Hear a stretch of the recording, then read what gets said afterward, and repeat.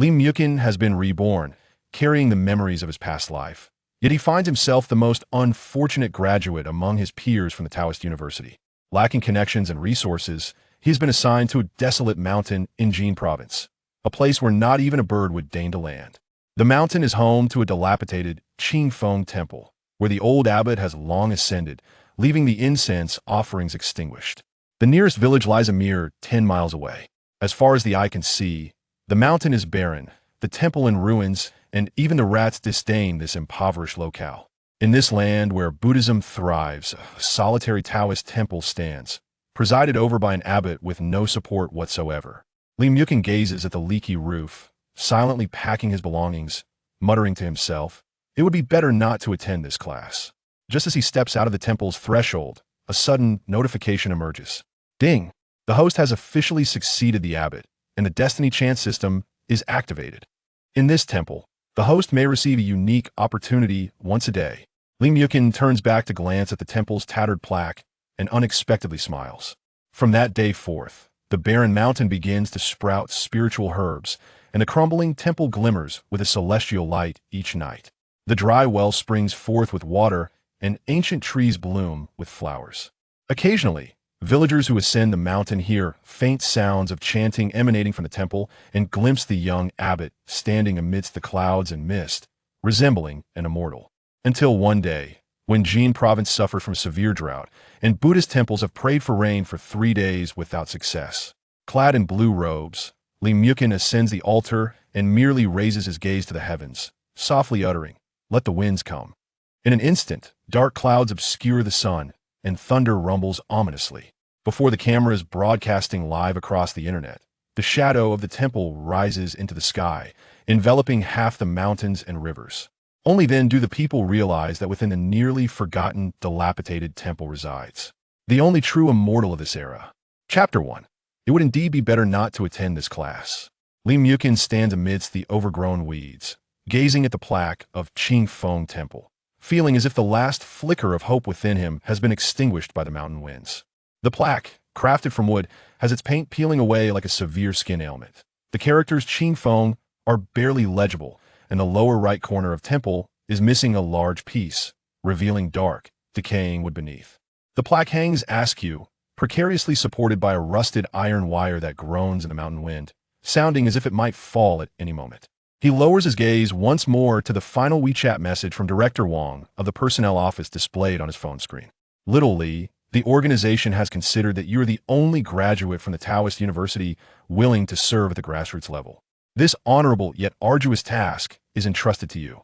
Qingfeng Temple at Yuntai Mountain in Jin Province offers a legitimate career position. Do your best." Following the text is a cartoon emoji giving a thumbs up. Honorable? Arduous? Li Muchen raises his eyes, his gaze passing over the dilapidated mountain gate and peering inside. The 3 main halls are in disrepair. Half the roof tiles are missing, exposing darkened rafters, with several beams, already broken, jutting skyward at odd angles. One of the side halls has completely collapsed, and the door of the other has vanished, resembling a monstrous creature with a gaping, dark maw. In the courtyard, weeds grow taller than his knees, and a dusty wild rabbit, startled by his footsteps, swiftly darts into the ruins of the collapsed side hall, disappearing from sight. The nearest village lies at the foot of the mountain, 10 miles away. Here, apart from the wind's mournful passage through the broken tiles and walls, and the faint calls of crows, there is no other sound. Indeed, it is a place where not even a bird would deign to land. Li Muchen murmurs, his voice dry. He recalls the rudimentary graduation assignment meeting at the Taoist University 3 days prior. "Brother Liu, you are assigned to the Tianxia Mansion at Longhu Mountain for further studies. Congratulations. Sister Zhang, you are appointed to the Secretariat of the Taoist Association at Qingqing Mountain. A promising future awaits. Brother Wang, you are assigned to the Cultural Exchange Center at Baiyun Temple in Beijing." Impressive. As the names were read aloud, the classmates either excitedly or reservedly accepted their assignments, exchanging congratulations with one another. Although Taoist universities are somewhat obscure, they are prestigious institutions, and positions at renowned mountains and temples, or those with a rich history, can indeed be considered respectable employment, even offering some hidden benefits. Among them, there was only him, Li Muchen, whose name was left for last. The homeroom teacher held the final assignment slip, his expression somewhat complex, and after a gentle cough, announced, "Student Li Muchen, you are assigned to Qingfeng Temple at Yuntai Mountain in Xianxi Province as the head. Well, you will be independently responsible, and such opportunities for growth are rare." A moment of silence enveloped the classroom, soon broken by a stifled yet audible snicker. Yuntai Mountain? I've never heard of temple there. Qingfeng Temple? The name sounds quite elegant. Where is it located? In Xianxi Province. It seems that Buddhist temples are more prosperous there. Ed, sounds impressive. Surely he won't be the only one. Amidst the mixed gazes of sympathy, pity, and schadenfreude, Li Muchen ascended the stage and accepted the flimsy paper. The homeroom teacher patted his shoulder, murmuring softly, "Just endure for a while. There may be opportunities for reassignment." Endure? Li Muchen tugged at the corners of his mouth, revealing a hint of bitter amusement. In his previous life, he was an ordinary office worker, toiling away late nights to save some money. Yet before he could save her life, he was abruptly sent here by a truck that ran a red light. He had thought that with a second chance at life and the memories of his past, he could surely manage to fare better than in his previous existence, at least as a legitimate undergraduate degree holder. Yet what was the reality? After 4 years at the Taoist University, he had come to understand that within this circle, family background, mentorship, and connections were far more important than genuine talent and learning. He lacked connections, had no influential background, and his family was merely an ordinary working-class household, which had struggled to afford his attendance at this obscure university. Thus, upon graduation, he naturally became the one assigned to the remote frontier. Before arriving, he had clung to a glimmer of hope. Yuntai Mountain, the name sounded promising, didn't it? Qingfeng Temple might be a serene place for contemplation. Reality dealt him a harsh blow. This was no place for meditation. It was exile. He dragged his suitcase, a somewhat worn canvas bag with one wheel already broken, producing a dissonant clatter as it traversed the uneven mountain path, struggling through the overgrown grass and into the courtyard. The main hall's door was ajar. With a push, it creaked loudly, the hinge snapping and half the door collapsing, sending up a cloud of dust. Li Muchen covered his mouth and nose, and when the dust settled, he finally discerned the scene within the hall. At the center stood a clay statue of a deity, its paint long faded and chipped, rendering the original identity of the god unrecognizable. The statue's head was missing half, and one arm had fallen away, revealing a skeletal structure of straw and wooden sticks within. The offering table was askew, covered in bird droppings and a thick layer of dust. In the corner hung a massive spider web, glinting faintly in the beam of light filtering through the dilapidated roof. A pungent odor of mildew and dust assaulted his senses. Li Muchen's heart sank completely. He placed his suitcase on the relatively cleaner threshold and walked over to the side hall, the only room that hadn't completely collapsed. Inside was a pile of debris, a cracked earthen jar, a rusty hoe, several bundles of decaying firewood, and a rickety wooden bed, its straw matting already reduced to fluff. Was this to be his future abode? Was this to be his glorious and arduous endeavor? Ed, he mused with self-deprecating laughter. A mere figurehead would be more accurate. His stomach growled audibly. After a long journey by bus to the county, followed by a rickety minibus to the town, and finally hitching a ride on a tractor to the foot of the mountain, it was now past 3 in the afternoon. He had already drained his water bottle and felt both hungry and thirsty. He approached the still relatively intact water tank and lifted the broken wooden lid. The bottom held only a murky layer of muddy water, with a few wilted leaves and the remains of some unknown insects floating within. His last shred of patience evaporated. Li Muchen turned back to the entrance of the main hall, lifting the suitcase with the broken wheel. The suitcase was not heavy. It contained only a few sets of clothing, a set of toiletries, several professional books, along with his diploma and registration certificate. The mountain breeze blew through, causing the sign to emit a piercing creak, as if mocking his futile efforts. He gazed at the precarious sign, the dilapidated main hall, the overgrown courtyard, and the distant, similarly desolate bald mountains. In his previous life, the 996 work culture at least offered a salary, a rental apartment, and takeout. And what about this life? To guard a crumbling temple, serving as a head, with possibly no access to water or electricity, waiting for that elusive reassignment opportunity? To hell with it. This class I could do without. I quit. A surge of intense emotion welled up within him, mingling the frustration accumulated since his rebirth, despair for his future, and anger at this unfair arrangement. Rather than languish here, it will be better to turn back while there's still time. Even working in the city, delivering takeout, would be preferable to this cursed place. He hesitated no longer, grasped his suitcase, turned, and strode purposefully back toward the mountain gate from whence he came. His footsteps crunched on the overgrown grass and gravel, producing a rustling sound. The mountain wind seemed to pick up, pressing his thin shirt tightly against his body. Step by step, 1, 2, 3, just as his left foot was about to cross the threshold of the half-collapsed mountain gate, with the sole of his shoe merely an inch away from the uneven path outside. A clear, cold, and utterly emotionless mechanical voice suddenly resonated within the depths of his mind. Detection complete. The host has officially succeeded to the position of the master of Qingfeng Temple, meeting the binding conditions. Destiny Opportunity System. Activation successful. Muchen abruptly froze, his lifted left foot suspended in midair, his entire being seemingly ensnared by an immobilizing spell. Wait, what? A hallucination? Or perhaps tinnitus caused by low blood sugar? He instinctively turned back. The dilapidated plaque of Qingfeng Temple continued to groan in the wind. The collapsed halls remained silently standing. The wild grass still swayed in the breeze. Everything was as it had been moments ago. No, something seemed amiss. In that fleeting moment, as he glanced deeper into the temple, it felt as though his gaze penetrated the decaying facade, faintly seeing a glimmer of an extremely weak, nearly illusory light. That light was not visible to the naked eye. It resembled a sensation emanating from the temple's very core, a warm and ancient aura that subtly connected with him. In this temple, an exclusive opportunity may be obtained once daily. The type of opportunity is random and related to the host's state of mind, location, and actions. Continuous sign-ins will accumulate opportunities and unlock further possibilities. Beginner's guidance initiated. Please complete today's first sign-in. The mechanical voice resounded again, this time more distinct, imbued with an undeniable quality. A system? Muchen's heart raced, momentarily skipping a beat, then surged wildly, blood rushing to his head, his eardrums buzzing. As a former corporate worker and a graduate steeped in Taoist culture during an age of information overload, he fully comprehended the implications of the term system. A golden finger, an external aid, an opportunity to alter his fate. Countless scenarios from novels and films flashed through his mind. Could it be that his rebirth held genuine fortune here, within this seemingly crumbling temple?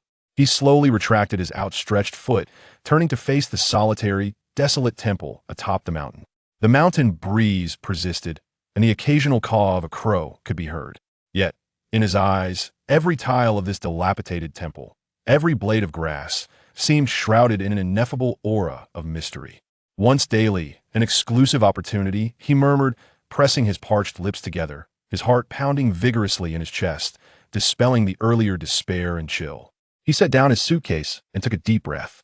The air was still thick with dust and mildew, but at that moment, he felt as though he could detect a faint, almost non-existent freshness. How does one sign in? He tentatively probed his mind for answers. Simply think sign in quietly. Today's sign-in locations. Anywhere within the confines of Qingfeng Temple. Recommended location. Inside the Sanqing Hall, main hall, where the quality of the opportunity may be enhanced. Additional location bonuses? Muchen promptly grasped the suitcase and retraced his steps to the fallen door of the main hall. Crossing the threshold, he stood before the dust-laden idol. As he gazed upon the dilapidated, nameless statue, an unexpected tranquility enveloped his heart.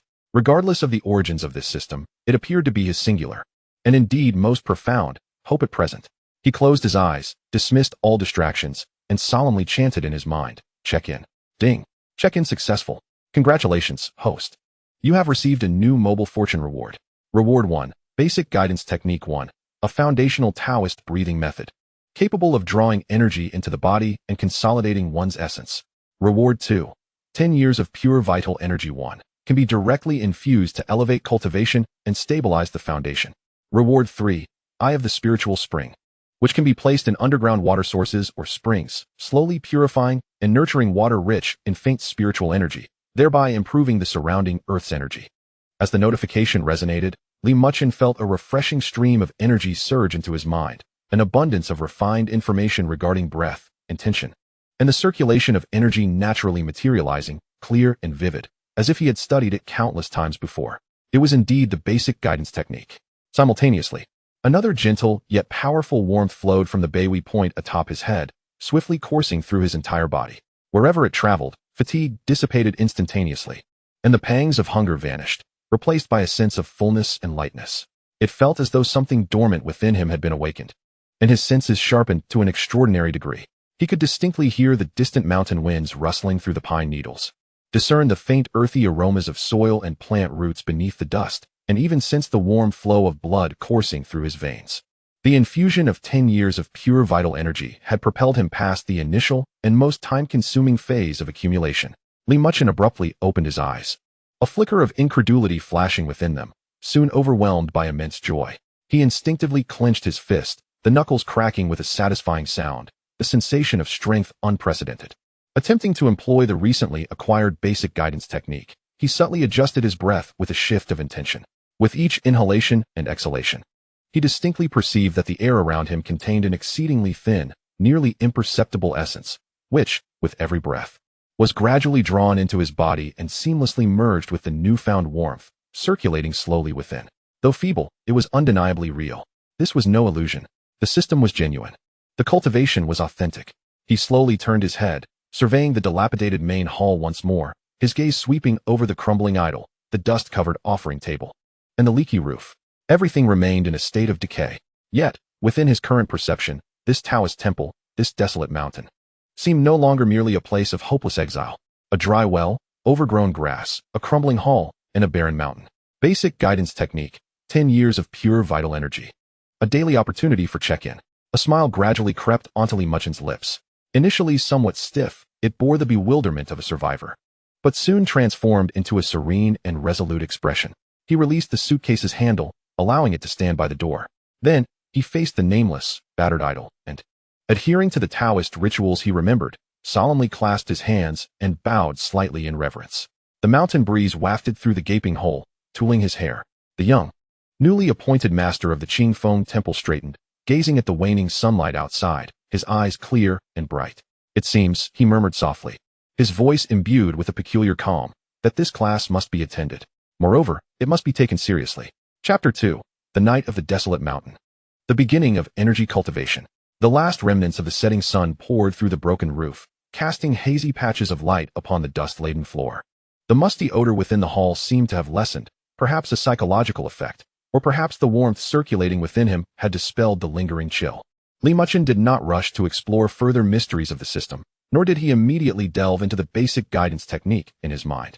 The pressing matter at hand was to find a place to spend the night. He carried the suitcase back to the relatively intact side hall. The dust was equally thick, but at least the roof remained intact and the walls had not collapsed.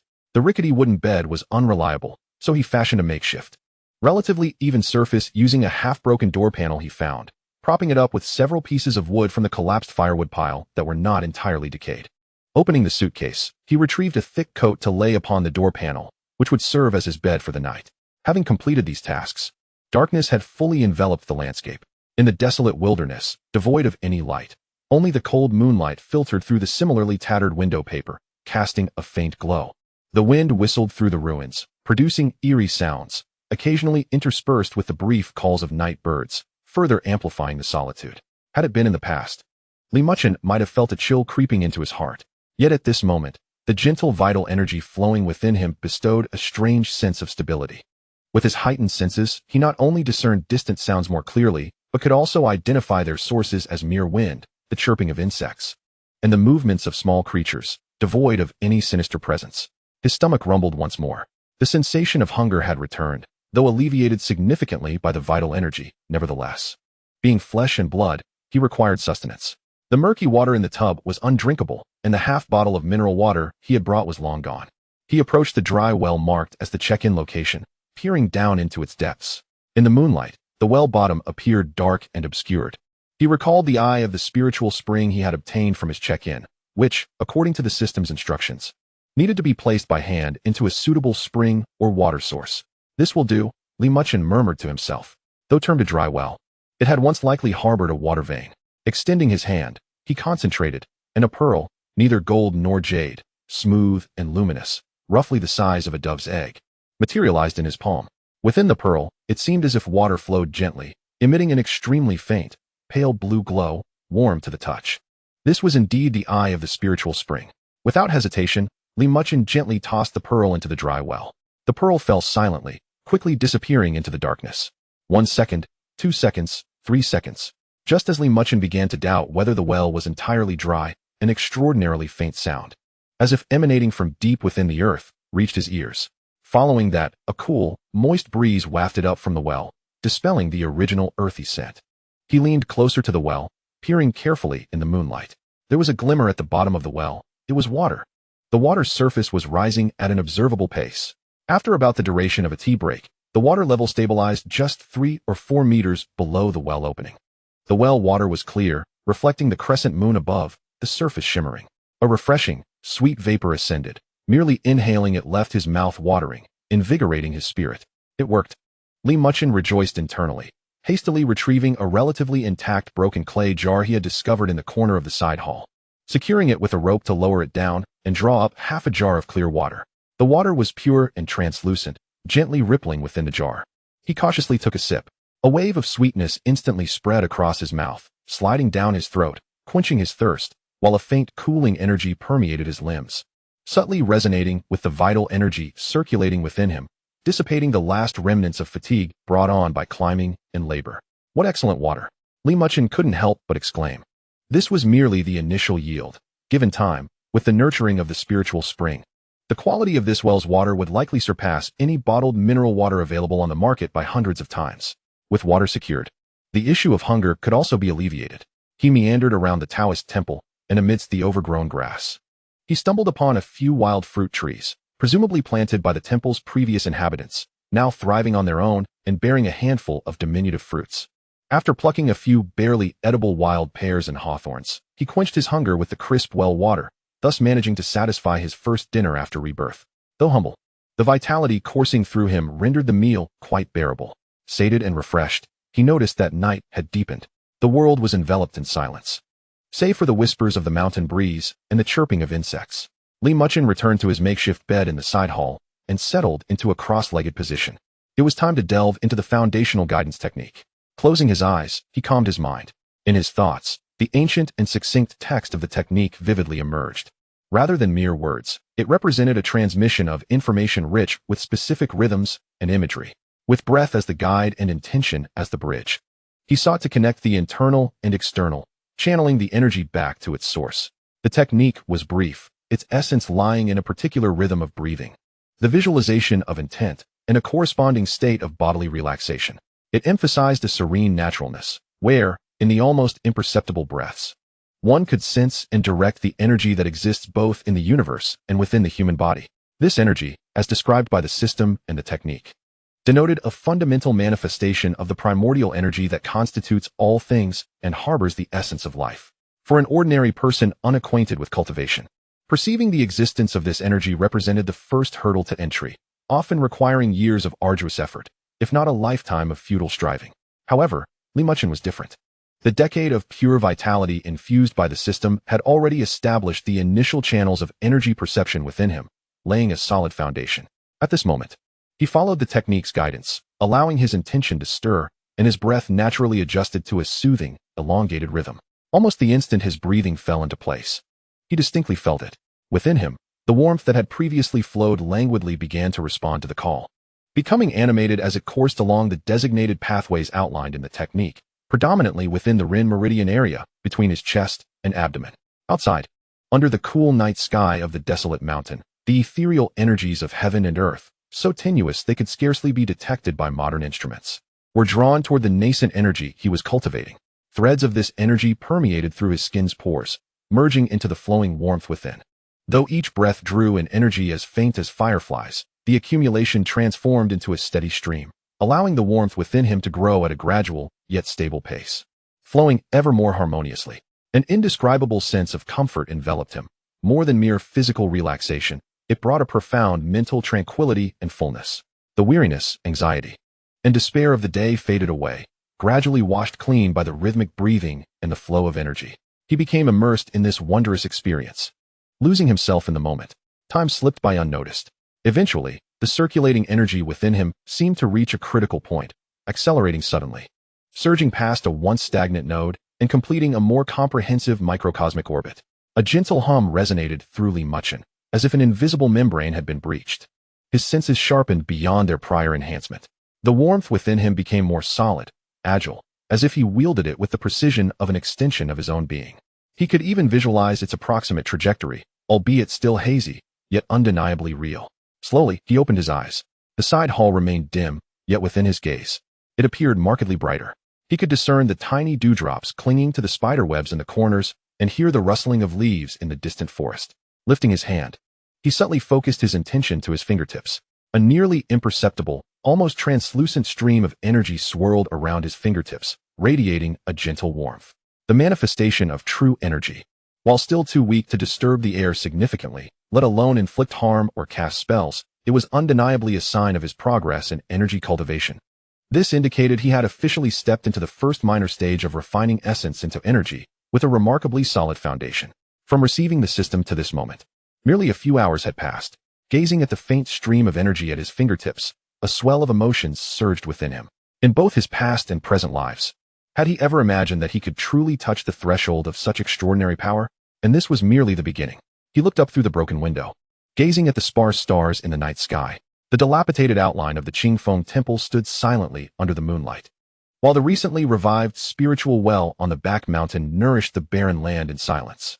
The system, the sign-in, the opportunities, and the cultivation, an unprecedented path unfurled slowly beneath his feet amidst the desolate mountain and crumbling temple. The true energy within him flowed steadily, imparting a continuous warmth. His spirit soared, leaving him entirely awake. Muchen resolved to rise and stepped into the courtyard. The moonlight, like water, cast a cold silver sheen upon the temple's broken walls. Approaching the main hall, he gazed at the shattered plaque and then at his fingertips, which had just begun to manipulate the faint true energy. Reconstructing the hall, tidying the overgrown garden, diverting water for cultivation, even recruiting disciples. Countless thoughts flitted through his mind, yet ultimately settled. One must eat one bite at a time and traverse the path step by step. The immediate priority was to make the best use of the system, steadily enhance his strength, and firmly establish himself upon this desolate mountain. Tomorrow, he murmured softly, turning back toward the side hall, eager to see what opportunities the daily sign-in might bring. The night deepened, and the mountain wind continued to blow. Yet within this long-abandoned Qingfeng temple, a barely perceptible but undeniably real vitality had quietly begun to sprout. The young temple master returned to his modest bed, once more settling into a cross-legged position, continuing to guide the newly awakened true energy within him, engaging in his first formal cultivation since arriving in this world. The first light of dawn was poised to illuminate the forgotten mountains. Chapter 3. The Old Cypress and New Shoots. As the first grayish-white rays of dawn tore through the clouds in the east, casting light upon the crumbling eaves of the main hall of Qingfeng Temple, Muchen gently exhaled a long breath. The breath coalesced into a slender white line in the crisp morning air, extending a foot away before gradually dissipating. He opened his eyes, his gaze radiant and clear, devoid of the fatigue and confusion he had felt upon his arrival. A night of quiet meditation and guidance had not only alleviated any soreness in his waist and legs, but had invigorated him, filling him with the vitality of a restful sleep. The true energy within him had become increasingly lively and substantial, flowing along the pathways recorded in the foundational guidance technique, constantly nourishing his meridians and blood. This, indeed, was the benefit of cultivation, even at its most rudimentary stage. Rising, he stretched his limbs, the joints emitting faint cracking sounds. Brimming with a sense of strength, he stepped into the courtyard, where the once dry well now deserved to be called a spiritual well, its surface reflecting the light of the sky, crystal clear to the bottom. The water drawn from the well was icy and refreshing, and as he drank, a wave of clarity surged through his entire being, more invigorating than the previous night's meal. After a simple wash with the well water, the cold liquid invigorated his skin, heightening his awareness. His stomach then growled, signaling that the wild fruits from last night had been thoroughly digested by the ample vitality. Approaching the few wild fruit trees in the corner of the courtyard, he discovered that the ripe fruits were nearly gone. This, after all, was not a sustainable solution. Sign in. Muchen stood still, silently reciting in his heart. According to the system's prompt, today's sign-in location was within the temple's vicinity. He chose the stone steps in front of the main hall. Ding. Sign-in successful. Congratulations, host. You have received a new mobile opportunity reward. Reward, Spirit Plant Seed, Tranquil Heart Grass X10, resilient in vitality, can be cultivated in spirit soil or areas rich in spiritual energy. Upon maturation, it emits a subtle fragrance, possessing calming and meditative properties. Spirit Plant Seeds? Li Muchen gazed at the 10 seeds that had materialized in his palm, each the size of a grain of rice, adorned in a pale azure hue with intricate cloud-like patterns on their surface, and felt a stirring in his heart. Although these seeds were not meant for immediate consumption, their long-term value could very well surpass that of mere sustenance. Aiding in meditation, they were indeed a boon for cultivation. Yet spirit soil, areas rich in spiritual energy, he surveyed his surroundings, where wild grass thrived amidst barren soil. Only near the spirit well did the ground appear somewhat moist, likely due to the influence of the spiritual spring, with the wild grass there displaying a slightly deeper hue of green compared to the rest. Perhaps it was worth a try. He approached the spirit well, selecting a patch of dry soil that received sunlight but would not be directly drenched by the well's water. He uprooted the wild grass and roughly turned over a small section of the earth with his hands. The soil remained a commonplace yellow-brown, slightly hardened. Hesitating for a moment, he attempted to condense a wisp of feeble true energy at his fingertips, slowly infusing it into the turned soil. The true energy sank in, yet the surface of the soil showed no apparent change. However, Li Muchen perceptibly sensed a fleeting surge of vitality in that small area before it subsided, as if the wisp of true energy had been absorbed and diluted by the earth. Better than nothing, he mused, shaking his head as he evenly scattered the 10 tranquil heartgrass seeds, covering them with a thin layer of soil, and then carefully watered them with water drawn from the spirit while using a broken pottery jar.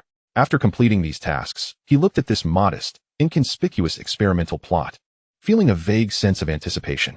With the water issue addressed and an attempt at cultivation made, the next challenge was finding suitable lodging. The dilapidated bed in the side hall was no longer an option, and the main hall appeared even less suitable for habitation. He recalled that the system had mentioned upgrading the temple could unlock advanced sign-in areas during yesterday's check-in. Restoring the temple must be part of that upgrade, right? The workload was immense. Alone, with only his 2 hands, lacking materials, tools, and funds, it seemed insurmountable. Returning to the main hall, he cast his gaze over the shattered idols, the dust-laden offering table, and the leaky ceiling. Perhaps he could start with the simplest task of cleaning. Rolling up his sleeves, he approached the offering table. The dust on the surface and beneath it was at least half an inch thick, mixed with bird droppings and withered leaves. Taking a deep breath, he focused his intent, circulating the true energy within him, and, employing the rudimentary techniques he had grasped the previous night, slowly raised his right hand. Dust removal technique. This was one of the basic methods he had studied alongside the fundamental guidance technique. The principle was to create a gentle vortex of true energy that would lift and carry away dust and grime. It sounded simple, but the precise control of true energy required was no small feat. He cupped his palm, releasing true energy that formed an invisible mini vortex about a foot in front of him. Go. The vortex slowly advanced towards the surface of the offering table. The effect was rather underwhelming. A basin-sized area at the center of the table had its thick layer of dust stirred up, creating a cloud of debris. However, the vortex was unstable, failing to address the edges, and his control was lacking, nearly sending a splinter of wood, already on the verge of falling, flying off the table. Hastily withdrawing his true energy, the dust cascaded down, most returning to its original place, with some settling on his head and face. Coughing, he waved his hand to disperse the dust, glancing at the nearly unchanged offering table, and smiled wryly. Indeed, theory and practice are 2 different matters. A decade of pure vitality had granted him a head start, but the application of true energy still required extensive practice and exploration. He ceased attempting shortcuts, opting instead to search for tools among the ruins of the side hall. Ultimately, he found only a battered broom with a few stiff bristles and a half-collapsed wooden basin. Using the basin to draw water from the well, he soaked the hem of his tattered robe to use as a cloth, beginning the manual cleaning process. It was a tedious and slow endeavor. The dust was so thick that he had to frequently step outside for fresh air. The collapsed door panels were too heavy. When he tried to use true energy to assist, he found it made things considerably easier, yet it drained his mental focus. After several attempts, he felt his spirit wane, with more than half of his true energy expended. After toiling for over an hour, he managed to clear a semblance of space in front of the idol and the offering table, though he dared not disturb the thick dust on the idol itself, fearing it would crumble under his touch. Standing upright, gazing at the still dilapidated yet somewhat cleaner main hall, Li Muchen wiped the sweat from his brow, feeling an odd sense of satisfaction. This was a tangible sense of having altered his environment with his own hands, a stark contrast to the instant enhancements provided by the system. His stomach rumbled once more, this time particularly loudly. He walked beneath the wild fruit trees and picked the last few edible fruits. Observing the sparse branches, he realized the issue of food must be addressed urgently. The village at the foot of the mountain might offer some grain in exchange, but he was currently without a penny to his name. What could he offer in return? The spirit well water? That would be hard to explain for now. He needed to devise a way to procure food. Hunting? He had no skills in that regard. Foraging for wild vegetables? On this barren mountain, apart from those few wild fruit trees and the pervasive wild grass, he had yet to discover any other edible plants. Perhaps he could experiment with true energy once more? He walked outside the temple gate to a small patch of relatively flat wasteland that might have once been a vegetable garden, now overgrown with resilient reed grass. He attempted to condense true energy at his fingertips, transforming it into an ultra-thin blade of energy, and sliced toward the base of a clump of reed grass. With a soft sound, the reed grass snapped cleanly at the cut. Effective. Although the efficiency was low and it consumed true energy, at least it provided a means to acquire tools. Using this cumbersome method, he spent nearly half an hour clearing a patch of earth the size of a table. Panting heavily, with his true energy nearly depleted, just as he leaned against his knees to rest, his gaze inadvertently swept over the ancient cypress tree that had been watered with spirit spring water yesterday.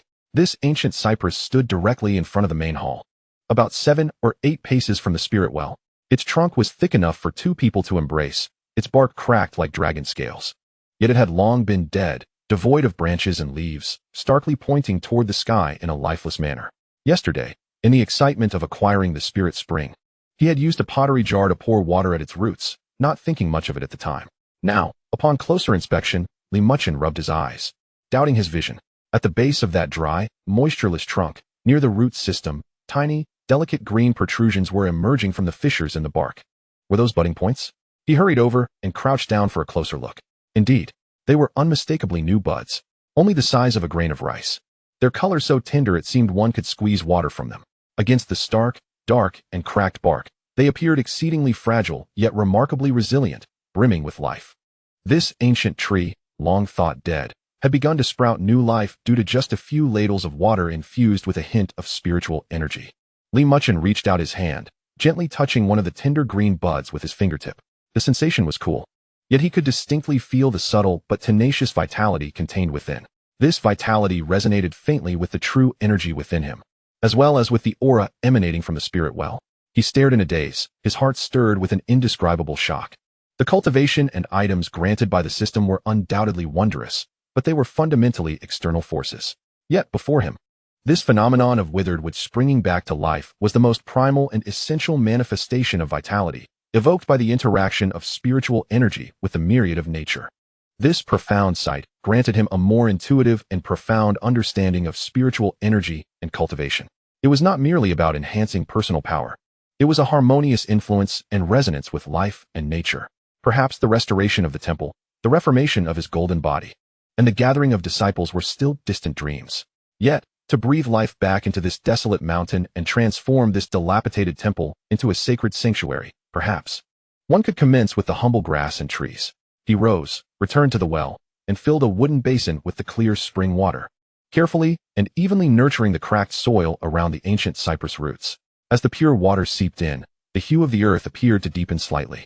Having accomplished this, he stepped back a few paces and observed quietly. The morning light grew brighter, and the mountain mist thinned. The Qingfeng temple remained in ruins, with daylight pouring through the gaping holes in the main hall's roof, while the remnants of the side hall continued to be an eyesore. Yet, at the base of the withered cypress, several new green shoots defiantly proclaimed the promise of rebirth. Within Muchen's dantian, the substantial amount of vital energy consumed during a night of cultivation, coupled with his recent endeavors, was gradually being replenished with each tranquil breath. He drew in the thin yet omnipresent spiritual essence from the direction of the well, from the very ground beneath his feet, and from the surrounding air, steadily restoring and augmenting his internal energy. He turned to gaze upon the small experimental plot he had cleared yesterday, the few wild fruits remaining in his hand, and the roof and courtyard walls in need of repair. The path ahead was long, with a multitude of tasks awaiting attention. But with last night's initiation into the way, the new sprouts of this morning, the ceaseless flow of vital energy within him, and the daily opportunity for fortune, hope had emerged. Akin to the new shoots of the ancient cypress breaking through the soil, Muchen approached the well once more and took a sip of the refreshing water. Feeling the invigorating essence disperse within him, he then picked up the battered broom, now only possessing stiff bristles, and began to diligently sweep the leaves and dust from the stone steps in front of the main hall. The sound of the broom sweeping against the ground echoed in the stillness of the desolate mountain, slow yet resolute. As the mountain breeze passed, the tender green shoots on the ancient cypress quivered gently in the morning light. Chapter 4. An unexpected visitor in the mountains as the sun ascended higher. The mist in the mountains dissipated, revealing a clear blue sky. The desolate mountain remained quiet, yet there was a subtle change both inside and outside the Qingfeng temple.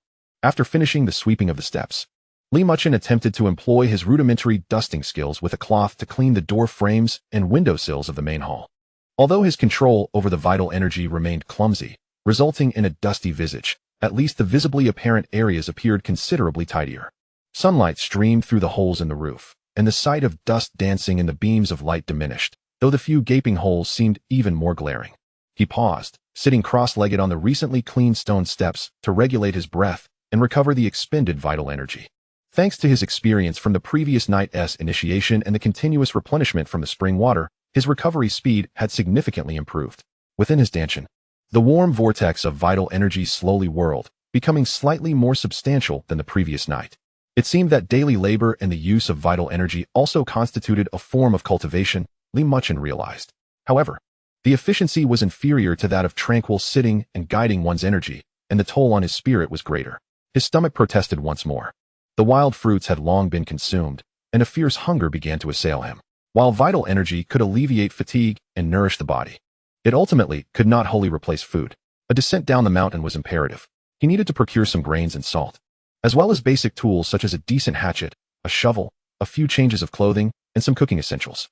If possible, it would be best to acquire some tiles and wood to cover the most critical holes in the main hall. Otherwise, a heavy rain could render his efforts futile. Yet, he was utterly penniless. He glanced at himself and then at the temple. Perhaps the water from the well could be tested? But how to explain the water's extraordinary qualities? Could he claim it was mountain spring water? However, this mountain had been notoriously water scarce in the past. As he pondered, a faint sound, distinct from the rustling of wind and birds, arose from the foot of the mountain. It was the sound of voices, accompanied by footsteps crunching on gravel and dry twigs. They were approaching the temple. A shiver ran through Muchen, and he immediately rose, allowing his vital energy to flow naturally, sharpening his senses. There were multiple individuals, their footsteps somewhat chaotic, with heavy panting accompanying them. Who could they be? Local villagers? Or perhaps lost wanderers like himself from yesterday? He moved to the collapsed mountain gate, taking cover behind a half-collapsed earthen wall, peering towards the path. Before long, a few figures appeared around the bend of the mountain path. Leading them was an elderly man with graying hair, thin in stature, carrying a large bamboo basket, dressed like a mountain dweller. Following closely were two young men and a woman, clad in brightly colored jackets and hiking boots, their bulging backpacks suggesting a standard outdoor enthusiast ensemble. One tall young man supported a shorter, stockier companion, who limped painfully, a grimace of discomfort on his face. "Old man, how much further?" the tall young man gasped, his tone filled with urgency. "Wang Hao can barely hold on. Almost there, just around this bend. There's a dilapidated temple where you can rest." The old mountain dweller pointed ahead, his voice hoarse but steady. "It's been deserted for ages, but at least it has 4 walls to shield from the wind." "The temple?" the young woman queried, holding her phone as if checking a map. "It doesn't even show a temple here? It's been abandoned for decades. How could it still be on the map?" The old mountain dweller shook his head. "In my youth, I even met the old abbot. He was quite capable, but alas." As they conversed, they drew closer. Muchen no longer concealed himself, stepping out from behind the mountain gate. The sudden appearance startled the 4 visitors. The old man instinctively took a half-step back, squinting to scrutinize him. The 3 young ones were particularly tense, especially the injured one, who nearly cried out in alarm. "Who are you?" the old man inquired warily, his hand subtly reaching for the handle of his hatchet. Muchen's appearance was indeed peculiar. Clad in an old, faded robe that was caked in dust, with his sleeves rolled up and remnants of dirt still smudged on his face. He stood before the collapsed mountain gate and the dilapidated temple, resembling a disheveled mountain guardian or a vagabond rather than a proper Taoist priest. Composing himself, Muchen endeavored to appear calm, raising one palm to his chest in a gesture of respect, bowing slightly. "Blessings of infinite longevity, I am Muchen, the newly appointed abbot of this Qingfeng temple." "Abbot?" The old mountain dweller was taken aback, scrutinizing Muchen once more before glancing at the barely discernible temple plaque behind him, disbelief etched on his face. "This dilapidated temple has an abbot? Is the government sending help?" "Sort of," Muchen replied vaguely, his gaze landing on the shorter young man leaning on his companion. The boy's right ankle was distinctly swollen. Part of his pant leg rolled up to reveal purple bruising. What happened to him? "He fell, slipped down that slope over there, and twisted his ankle. It looks pretty serious. He can't move," the tall young man explained urgently, his eyes pleading for assistance. The old mountain dweller also turned his attention to Muchen, his wariness slightly easing, replaced by scrutiny and curiosity. "Young abbot, do you have a place where we can rest temporarily and tend to his injury? This boy is in considerable pain and needs to be seen to swiftly." "Yes, please follow me." Muchen gestured aside, leading them through the overgrown courtyard. Upon entering the yard, the dilapidated sight prompted another round of gasps from the three young visitors. The collapsed side hall, the leaky main hall, and the overgrown weeds rendered the temple even more decrepit than they had imagined. The old mountain dweller, however, seemed less surprised, pausing momentarily as his gaze swept over the well. The damp marks around the well's edge and the broken clay pot suggested that this well had indeed been utilized. Muchen guided them into the main hall, which he had cleaned the previous night, although still barren and worn. At least the floor and the area around the offering table were relatively clean, devoid of accumulated dust and bird droppings. "The conditions are humble. Please have a seat." Muchen pointed to the relatively clean ground in front of the offering table. The tall boy and girl cautiously helped their injured companion to sit down. As soon as the injured party touched the ground, he winced in pain, his face contorting as beads of cold sweat formed on his forehead. The old mountaineer set down his basket, crouched down, and examined the young man's ankle. His rough fingers gently pressed on the swollen area, causing the injured boy to gasp sharply. The injury appeared serious, the ligaments might be affected, and the condition of the bones remained uncertain. The old mountaineer shook his head, realizing they needed to descend the mountains swiftly to find a doctor. The longer they delayed, the more troublesome it would become. However, he was acutely aware that he could not navigate the mountain path in his current state. The girl cried out anxiously, "It's far too dangerous to carry him down such a steep path." The tall boy wore a frown of concern. "Our first aid kit only contains a bit of iodine and bandages. The painkillers we took are ineffective." The old mountaineer frowned, turning his gaze towards Muchen. "Master, do you possess any local remedies or herbs that could temporarily alleviate the pain? I can at least provide basic treatment to stabilize the injury before we find a way to get him down the mountain." Muchen shook his head. "There are no herbs within the temple." He paused, observing the agony etched on the injured boy's face, and a thought stirred within him. Perhaps he could attempt to use his qi. Among the few minor techniques included in the basic guidance technique, there existed one that facilitates the flow of qi and unblocks meridians, originally designed to ease the occasional stagnation encountered during self-cultivation. The principle involved gently guiding qi to alleviate blockages and promote the circulation of blood and energy. Theoretically, applying this technique to the swollen area could invigorate blood flow, disperse stagnation, and relieve pain. However, he had never attempted it on another person, and controlling qi outside of his body was already a challenge. A misstep could potentially exacerbate the injury. Yet, witnessing the increasingly pallid complexion of the injured boy and hearing his muffled groans of pain, Muchen understood he could not remain a passive observer. Moreover, this presented an opportunity to engage with the outside world, validate his learning, and perhaps forge benevolent connections. "I possess some knowledge of massage and guidance techniques. It may be worth trying to alleviate the pain and promote blood flow," Muchen spoke, his tone calm, yet imbued with a reassuring gravity that compelled trust. This subtle transformation in his demeanor could very well stem from the nurturing effects of his qi. The old mountaineer and the three young individuals paused momentarily, taken aback. "Massage? Here?" The girl questioned skeptically. "Let's treat it as a last resort. It's certainly better than enduring the pain," the old mountaineer replied, his curiosity about the temple and its young master piqued. "Master, how should I assist?" "Have him relax and expose the injured area," Muchen instructed as he approached the injured boy. The young man named Wang Hao looked at him with a hint of apprehension. "You might experience some swelling and discomfort. Just bear with it," Muchen added before extending his right hand, hovering it about an inch above the swollen ankle. He closed his eyes, centering his focus. As he began to mobilize his qi, employing the technique for guiding and unblocking meridians. This time, he was particularly cautious, releasing only the faintest wisp of qi from his palm.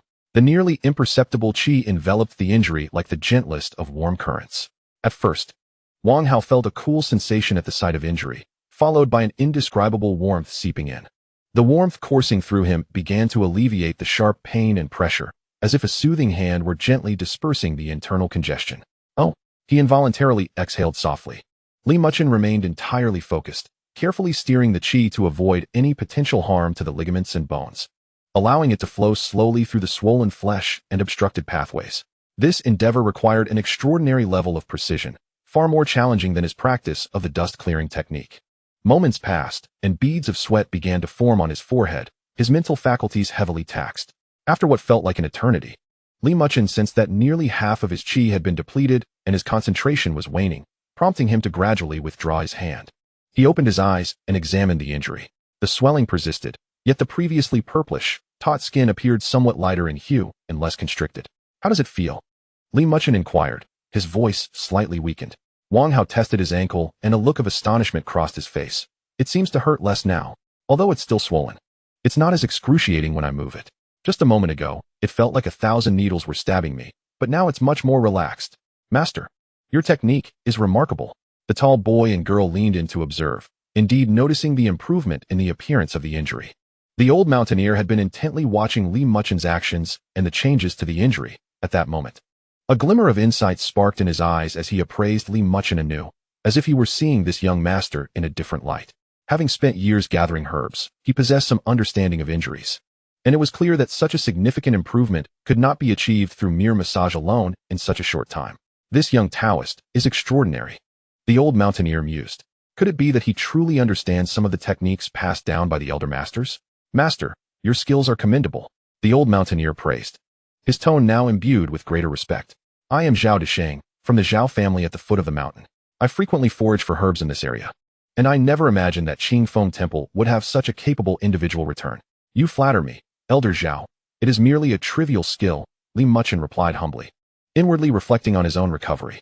The recent application of his qi had provided him with newfound insights into its intricate control, and despite the substantial energy expenditure, the rewards were considerable. This is no trivial skill, Zhao Desheng countered, then glanced at the sky. Master, the boy's injury is temporarily stabilized, but he must still descend for proper medical treatment. We should prepare to depart. Thank you for your assistance today. The three young individuals promptly expressed their gratitude, especially Wang Hao, whose appreciation was palpable. The tall boy rummaged through his backpack, producing a few 100 yuan notes, somewhat sheepishly presenting them to Li Muchen. Master, just a small token of gratitude for your help, and to contribute to the temple. They perceived the dilapidated state of the temple and felt compelled to offer their support. Li Muchen regarded the crumpled bills, a thought stirring within him. This was precisely what he needed. However, after a brief moment of contemplation, he refrained from accepting them immediately. You are overly polite. Assisting others is my duty. There is no need for such gestures, he declined, though his gaze subtly drifted toward the herbs in Zhao Desheng's basket and the bulging backpacks of the three young individuals. If you are willing. The temple is just beginning to establish itself and is in need of some daily supplies. Zhao Desheng, seasoned and perceptive, immediately grasped Li Muchen's intention. The master was not averse to wealth, but rather in greater need of practical items. You speak wisely, Zhao Desheng exclaimed, slapping his thigh. Offering money is so vulgar. Xiaozhong, do you have any extra food, water, or tools in your pack? The old mountaineer continued. I also have some freshly gathered herbs in my basket. A few varieties that promote blood circulation and dissipate stagnation. They would be perfect for the master. The three young individuals nodded in agreement. Recognizing the validity of Zhao Desheng's suggestion, they had come prepared for their trek and had ample supplies. The tall boy, Xiaozhong, promptly opened his backpack, extracting several packets of compressed biscuits, a few energy bars, 2 unopened bottles of mineral water, and a multi-tool knife. The girl contributed a pack of unopened wet wipes and a small bottle of medical alcohol, while Wang Hao insisted on emptying his wallet of the remaining change, amounting to several dozen yuan. Zhao Desheng also selected several dried herbs from his basket, carefully wrapping them in oil paper before handing them to Li Muchen. This is sancai and safflower, when crushed and applied externally. It is excellent for invigorating blood flow and dispelling stagnation. This time, Li Muchen did not decline and solemnly accepted the offering. Thank you, esteemed friends. These provisions will indeed alleviate my immediate concerns. He opted not to accept the money, instead receiving only the tangible items. This approach resolved his pressing needs for food and tools while appearing less mercenary, forging a bond of goodwill rather than a mere transaction. Seeing this, Zhao Desheng's evaluation of Li Muchen rose another notch. This young master exhibited a balanced approach to matters, displaying a sophistication that belied his youth. After a brief respite, Wang Hao's foot, having benefited from Li Muchen's qi guidance, experienced a notable reduction in pain, allowing him to be supported as he ambled along slowly. Familiar with the mountain trails, Zhao Desheng decided to lead them down a slightly gentler, albeit longer, route. Before departing, Zhao Desheng stood at the entrance of the mountain gate, casting a lingering glance back at the Taoist temple and then at Li Muchen. He hesitated, as if words were on the tip of his tongue, but ultimately settled upon a simple farewell. Master of the temple, this mountain and this temple are likely to become lively in the future. Please take care. When time permits, This old man shall return to visit you. May the infinite celestial sovereign bless you. Uncle Xiao, esteemed practitioners, travel safely, Li Muchen replied, bowing in respectful farewell. He watched as the four of them assisted one another, gradually disappearing into the rugged path at the mountain's end. Turning back, his gaze fell upon the collection of provisions in his arms: food, water, a knife, medicinal supplies, and herbs. Though meager, they provided him with a sense of grounding amidst the desolation of the mountains. He returned to the courtyard, his eyes sweeping over the ancient cypress sprouting new buds, the spiritual well, and the patch of earth where he had sown the seeds of the clear heart grass. The passage of time in the mountains seemed less solitary now. Unbeknownst to him, word of a remarkable young Taoist priest arriving at the abandoned temple on Yuntai Mountain had begun to circulate quietly among the villagers of Xianxiaaudiobooks and the trio of adventurers. Chapter 5. The well's gentle ripples with the supplies acquired from the adventurers. Li Muchen's days improved significantly. Although the compressed biscuits were hard and dry, they sufficed to stave off hunger. The water from the spiritual well was sweet enough to quench his thirst, and the multifunctional army knife resolved many issues, making it easier to clear weeds and cut various items. He continued his daily practice, engaging in morning exercises to absorb the faint purple energy that accompanied the dawn. While in the late morning and afternoon, he balanced physical labor with honing his control over vital energy. From initially stirring up dust to the point of becoming covered in grime, he had progressed to a stable ability to lift dust the size of a tabletop. With a significantly reduced consumption of vital energy, his unwavering commitment to daily sign-ins provided him with a persistent source of hope and surprise. On the third day, he received Basic Talismans Illustrated 1, which detailed the simplest talismans drawings and their effects, such as the Purification Talisman and the Calming Talisman, requiring cinnabar, yellow paper, and a brush imbued with spiritual energy. Lacking the necessary materials, he could only memorize the information for now. On the fourth day, he received 3 low-grade spirit stones, each the size of a pigeon's egg, crystal clear and warm to the touch, with a milky white mist swirling inside. The system explained that they contained pure spiritual energy, suitable for assisting in cultivation, setting up simple formations, or replenishing energy. When Li Muchen attempted to cultivate while holding one of the spirit stones, he indeed experienced a slight increase in the speed of energy absorption, albeit still slow. It was a rare aid. He was reluctant to use them excessively, opting instead to hold one during his daily practices. On the 5th day, he obtained a small bag of spirit soil, weighing about 5 pounds, with a dark brown hue, finely textured and evenly distributed, emitting a faint, fresh scent reminiscent of earth after rain, and subtly pulsating with spiritual energy. Immediately, he mixed this small bag of spirit soil into the patch of earth where he had previously sown the clear heart grass seeds. The spirit soil integrated into the ordinary soil, not altering its quality immediately, but Li Muchen could sense that the area had indeed become more vibrant. The changes in the ancient cypress were even more pronounced. Daily watered with the spiritual well's water, the few tender buds had unfurled into tiny, emerald green leaves the size of fingernails, defiantly standing upright on the withered black branches, akin to emeralds set upon a lifeless wood, though the entire cypress still appeared desiccated. The bark near the roots seemed to have gained a measure of moisture, no longer cracking as if it would shatter at a mere touch. The temple remained in disrepair. Yet the well water remained consistently clear, new buds sprouted, and each day brought fresh opportunities. Li Muchen's state of mind grew increasingly serene. He even began to plan for a time when he could gather more supplies to trade for food, seeds, and essential building materials in the village below. However, tranquility was shattered on the afternoon of the 6th day. At that moment, Li Muchen was inside the main hall, carefully using vital energy in conjunction with an old chisel he had found, scrupulously cleaning the stubborn grime from the crevices of the statue's pedestal. Suddenly, a clamor erupted from the mountain below, growing louder as it approached, suggesting a considerable number of people. He paused his task and stepped outside. There, along the mountain path, Zhao Desheng was leading 7 or 8 villagers toward the temple. The villagers, both men and women of considerable age, wore simple attire, their faces displaying curiosity, reverence, and a hint of trepidation. They carried various items. Some held baskets filled with eggs and vegetables, others bore cloth bags that seemed to contain grain, and one middle-aged man carried a small bundle of gray tiles tied with straw rope. Zhao Desheng walked at the forefront, and upon seeing Li Muchen standing before the hall, called out from a distance, "Masterly." His voice boomed with familiarity and an undercurrent of respect. Li Muchen was taken aback, but quickly approached. "Uncle Xiao, esteemed practitioners. May the infinite celestial sovereign bless you. What brings you all to the mountain today?"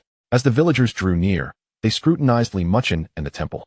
Observing the new leaves on the cypress, the cleaned courtyard, and the main hall, their eyes shone with astonishment. Particularly striking was the well, its rim pristine. A water jar resting beside it, the clear water reflecting the sky, an utter contrast to the desolate, dry state they had remembered. Master, these are all folks from Zhejiaka. Zhao Desheng introduced, gesturing to the man carrying the tiles. This is Zhao Taizu, the finest tiler in the village. Word has spread that you are restoring the temple, and everyone remembers the kindness of the old master. We gathered a few things to see if we could offer any assistance. Li Muchen understood immediately. After descending the mountain, Zhao Desheng must have conveyed the changes in the temple and the remarkable young master's feats. These villagers, whether motivated by nostalgia, curiosity, or some hope, had come to witness for themselves and to extend goodwill. Thank you all for your concern, Li Muchen replied, bowing respectfully, his mind racing with calculations. This was both an opportunity and a potential source of unwarranted attention. The temple is rather humble. Please, come inside.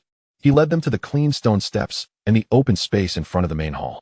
The villagers set down their offerings, standing or squatting awkwardly, their gazes occasionally darting toward the dilapidated statue and the leaky roof.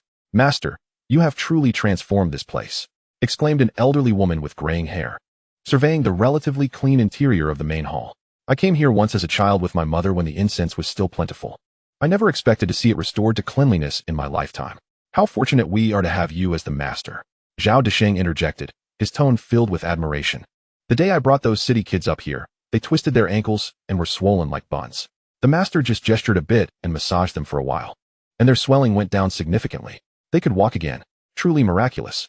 The villagers immediately began to murmur among themselves, their gazes toward Li Muchen filled with even greater reverence. Li Muchen quickly deflected the praise. Uncle Zhao is exaggerating. It was merely some ancestral massage techniques, just a coincidence. He wished to avoid being regarded as overly mystical. Don't be so modest, master, Zhao Taizu chuckled heartily, pointing to the tiles he carried. The grandson of Aunt Li from the village was crying all night not long ago, saying he saw shadows.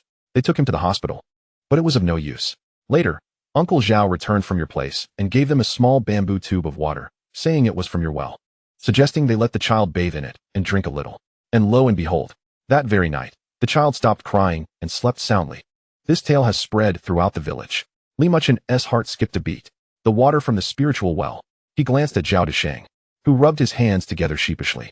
Master, I noticed how exceptionally clear your well water was that day. I took the liberty of filling a bamboo tube with some, thinking the spring water might be good for the child. I never expected it to work. I apologize for not consulting you first.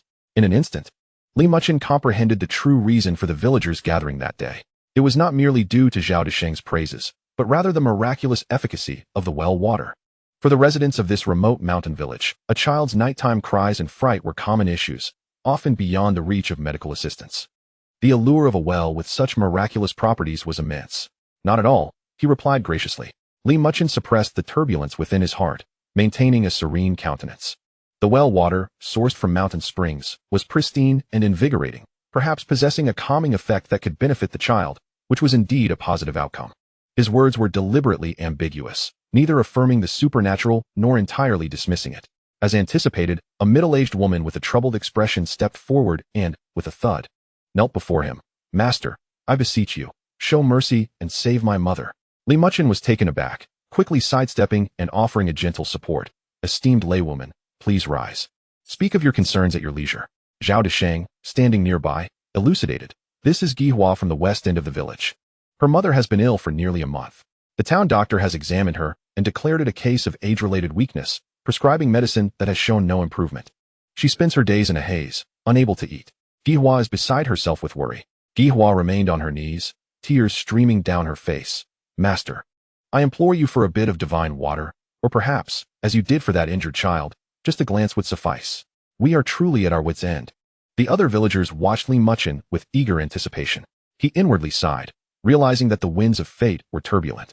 He was no healer. His abilities were limited to guiding qi to alleviate sprains and bruises, and even that exacted a considerable toll.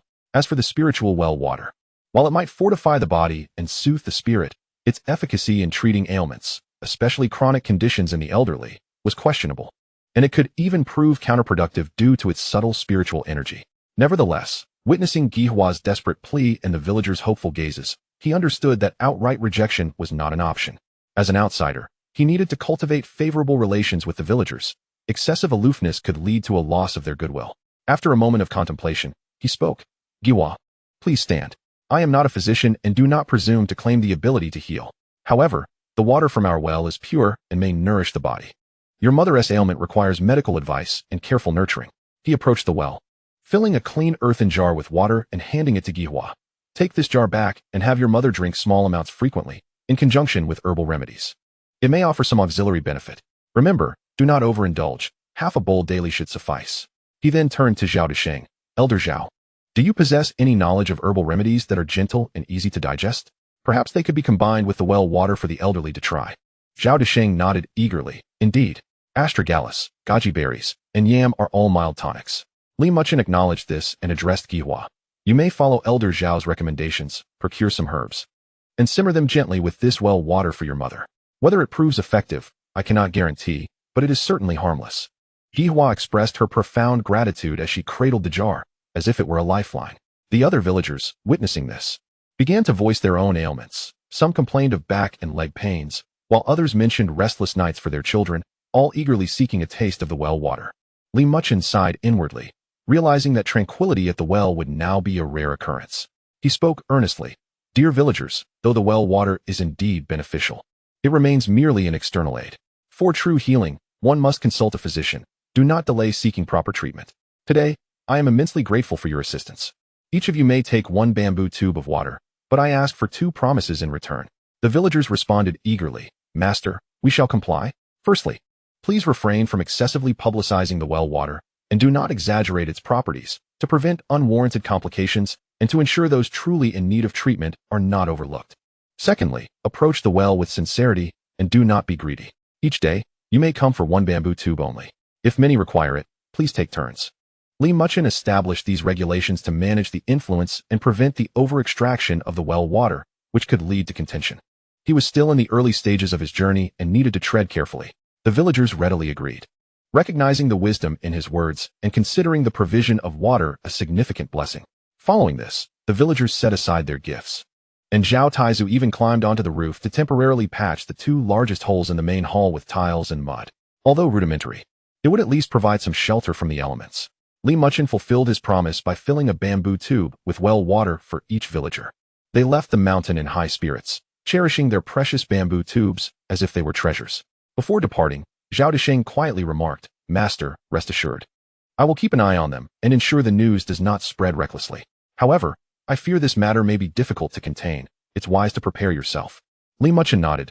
Thank you, Elder Zhao. As he watched the villagers disappear along the winding mountain path, Li Muchen stood at the entrance of the temple, gazing at the now quiet abode and the well, which was destined to be anything but tranquil. The ancient cypress swayed gently in the breeze. He understood that from this day forth, Qingfeng Temple would truly connect to the world below. The initial ripples had begun, gradually expanding into waves. Whether this was a blessing or a curse remained uncertain. He turned his gaze to the dilapidated statue in the main hall, silently reciting, Sign in. Ding. Sign in successful. Congratulations. Host, you have received a new mobile phone fate reward. Reward, Basic Spirit Gathering Array Diagram 1. Can gather and purify spiritual energy in a small area. Requires spirit stones or spiritual energy nodes for activation. Li Muchen's eyes brightened. A spirit gathering array. This was precisely what he needed. He required a swifter enhancement of his strength. Only by becoming sufficiently powerful could he face the impending, unknown challenges with composure. Chapter 6. The Formation of the Spirit Gathering Array.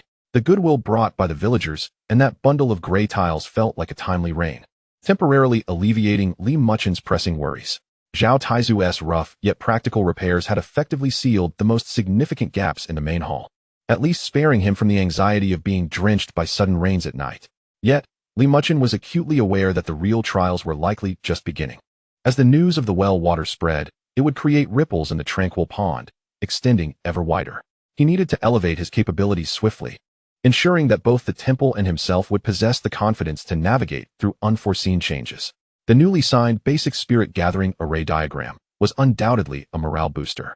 The diagram was transmitted into his mind in a manner akin to a spiritual imprint, rather than existing on paper or as a physical object.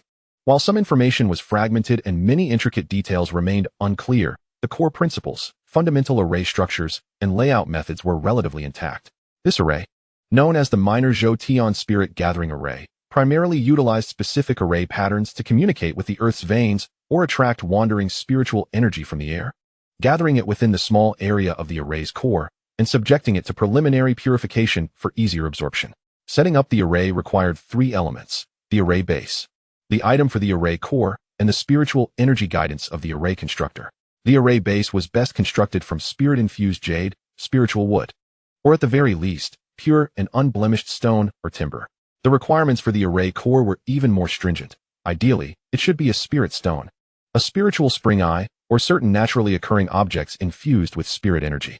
Muchen happened to possess 3 low-grade spirit stones. One could serve as the array core, while the other 2, upon inspection, could barely function as part of the auxiliary array base. However, this was still insufficient. His first thought turned to the spiritual well. The well contained a spiritual spring eye, a natural energy node, and its gentle and sustained spiritual energy made it more suitable as a long-term array core than spirit stones. However, the well was located in the courtyard, a relatively fixed position, and if he were to set up the array there, the gathering range would be limited. Perhaps he could establish the core within the well while locating the spirit gathering zone inside the main hall where he usually practiced? Muchen pondered. The array diagram was incomplete, lacking explicit details about the maximum distance and orientation limits between the array core and the gathering area, necessitating experimentation. The materials for the array base posed a significant challenge. Within and around the temple, aside from a few shattered bluestone slabs and decayed wood, there seemed to be nothing else.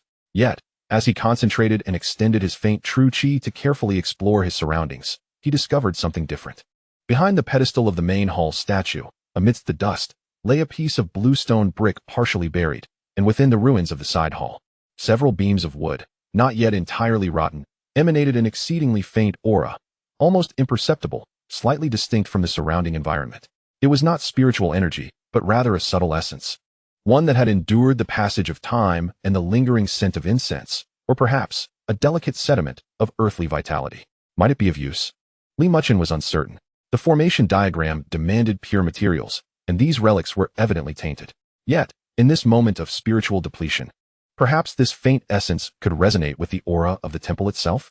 Lacking better options, he resolved to take a risk. For the next 2 days, Muchen temporarily halted extensive cleaning efforts, dedicating all his energy to studying the formation diagram and preparing materials. He first employed a multifunctional military knife to carefully excavate the bluestone brick behind the statue. Measuring approximately a foot square, its surface was rough, riddled with cracks and stains.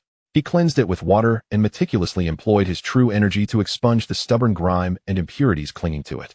This process was exceedingly taxing, requiring him to transform his true energy into fine threads that delved into the minute crevices of the brick, painstakingly extracting layers of accumulated dirt. After a considerable part of the day, the stone finally revealed its original bluish-gray hue. Though still marked by the passage of time, it was at least clean, and the faint essence appeared somewhat clearer. Next came the beams of wood. He selected 3 relatively intact pieces, their structure not yet completely decayed, and similarly undertook their cleansing and purification with true energy. The wood proved more challenging to handle. A moment's carelessness could compromise its integrity. Once the 3 pieces were processed, Muchen felt nearly exhausted, having depleted a significant portion of his true energy, compelling him to meditate with the last piece of inferior spirit stone to recover. After a night's rest, he began attempting to inscribe the array patterns the following morning. According to the diagram, the core glyphs of the minor Zhou Tian gathering spirit array consisted of 36 lines, which needed to be etched onto the foundational materials using spiritual power as a pen. The spiritual energy had to flow evenly, coherently, and embody the specific intent of the array creator. Any misstep or interruption in the energy could render the formation ineffective or even result in backlash. Taking a deep breath, Muchen sat cross-legged before the prepared bluestone brick. He placed the spirit stone intended for the array eye into the reserved groove at the center of the brick, then extended his right index finger, concentrating a thread of pure true energy at its tip. The energy separated from him, transforming into a faint, nearly invisible glimmer that landed upon the hard bluestone surface. With a soft sound, a fine dust was disturbed as the true energy struggled to leave an imprint. Its depth barely half a millimeter, and its edges ragged. Sweat immediately beaded on Muchen's forehead. This was far more difficult than he had anticipated. The true energy had to maintain a stable output while controlling its sharpness for etching and constantly infusing the intent of gathering spirit. Merely inscribing the initial 3 inches of the first glyph drained him mentally, and his true energy dissipated rapidly. He had to pause, adjust his breathing to recover, and carefully reflect on the sensations he had just experienced. Failure, adjustment, and further attempts filled the morning hours as he wrestled with that first glyph. When the sun began to set, he finally managed to etch a crooked yet complete first pattern upon the blue stone brick. The lines varied in depth, and the infusion of spiritual energy fluctuated, leaving him uncertain of its efficacy. Yet, there was no turning back. The following day, he persisted. With the experience of the first glyph, the second was accomplished slightly faster, yet it still consumed half the day. By the third and fourth days, inscribing the glyphs became an essential part of his daily regimen. When his true energy was exhausted, he would grasp the spirit stone to recuperate. When his mind grew weary, he would sit in silence to meditate and visualize the formation diagram. Throughout this process, his control over true energy refined at an astonishing pace. From initially being able to merely stir up dust, he had progressed to wielding his true energy with the precision of a needle-like carving tool. This advancement was tangible, and his mental acuity sharpened through sustained focus. On the seventh day, as the final glyph was inscribed upon the third beam of wood, Muchen was momentarily enveloped in darkness, nearly fainting. The culmination of 7 days of relentless effort had not only drained his true energy and spirit, but had also tested his will. Yet, he persevered. The 3 bases of the array were positioned: the blue stone brick at the center of the main hall, the 2 wooden beams at the eastern and western corners, and the third beam placed within the inner side of the spiritual well. Each base was inscribed with intricate and ancient patterns. Though the craftsmanship was crude and the lines dim, it was finally complete. The next crucial step awaited: connecting the bases and activating the formation. He needed to draw upon his own spiritual energy to sequentially illuminate the core glyphs on each base, establishing their connections, ultimately designating the eye of the spiritual well as the array eye to drive the entire minor Zhoutian cycle. This demanded an even finer control of spiritual energy and a robust instantaneous output. Muchen spent an entire day and night in meditation, optimizing his state. His true energy surged within him, far more robust and substantial than before he began inscribing the glyphs. This continuous high-intensity application itself served as the finest training. At the stroke of midnight, amidst the profound silence, under the silvery moonlight, Muchen sat cross-legged before the blue stone array base in the center of the main hall, fully aware of the locations of the other 3 bases. Forming a simple qi drawing hand seal, he gently closed his eyes, his spiritual platform clear. His consciousness sank into his danshan, where the whirlpool of true energy began to quicken. "Rise," he silently commanded, shifting his hand seal.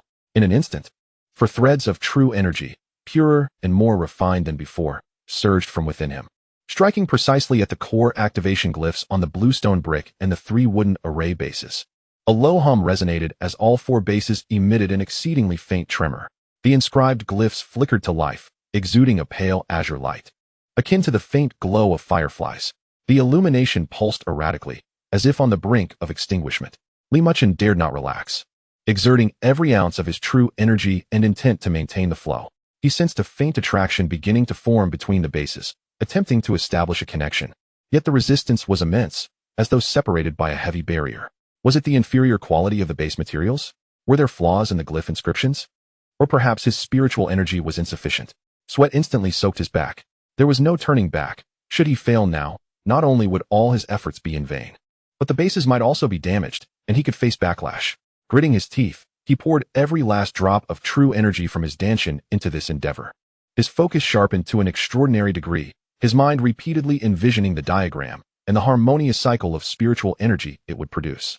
Just as he felt his true energy nearing depletion and his concentration wavering, a soft pop, reminiscent of a bubble bursting, pierced the stillness of the night. The previously flickering and disparate pale azure lights on the bases suddenly stabilized, connecting along an arcane trajectory.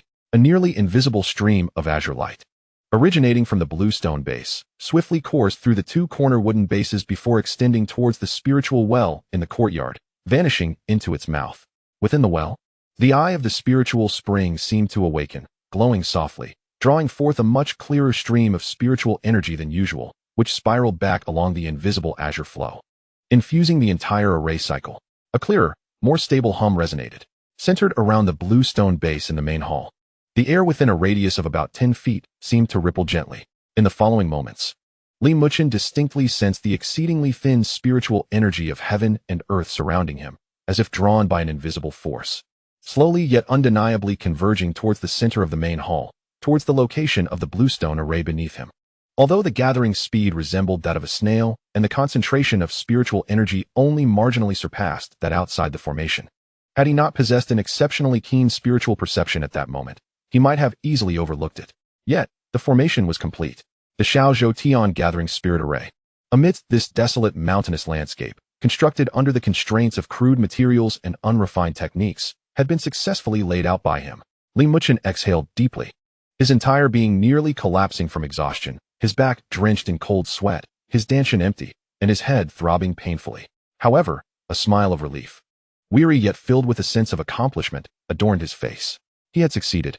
Struggling, he arranged himself in a cross-legged position, even neglecting to grasp a spirit stone, and began to operate the basic guidance technique with the meager, yet palpable influx of spiritual energy that had just coalesced through the array.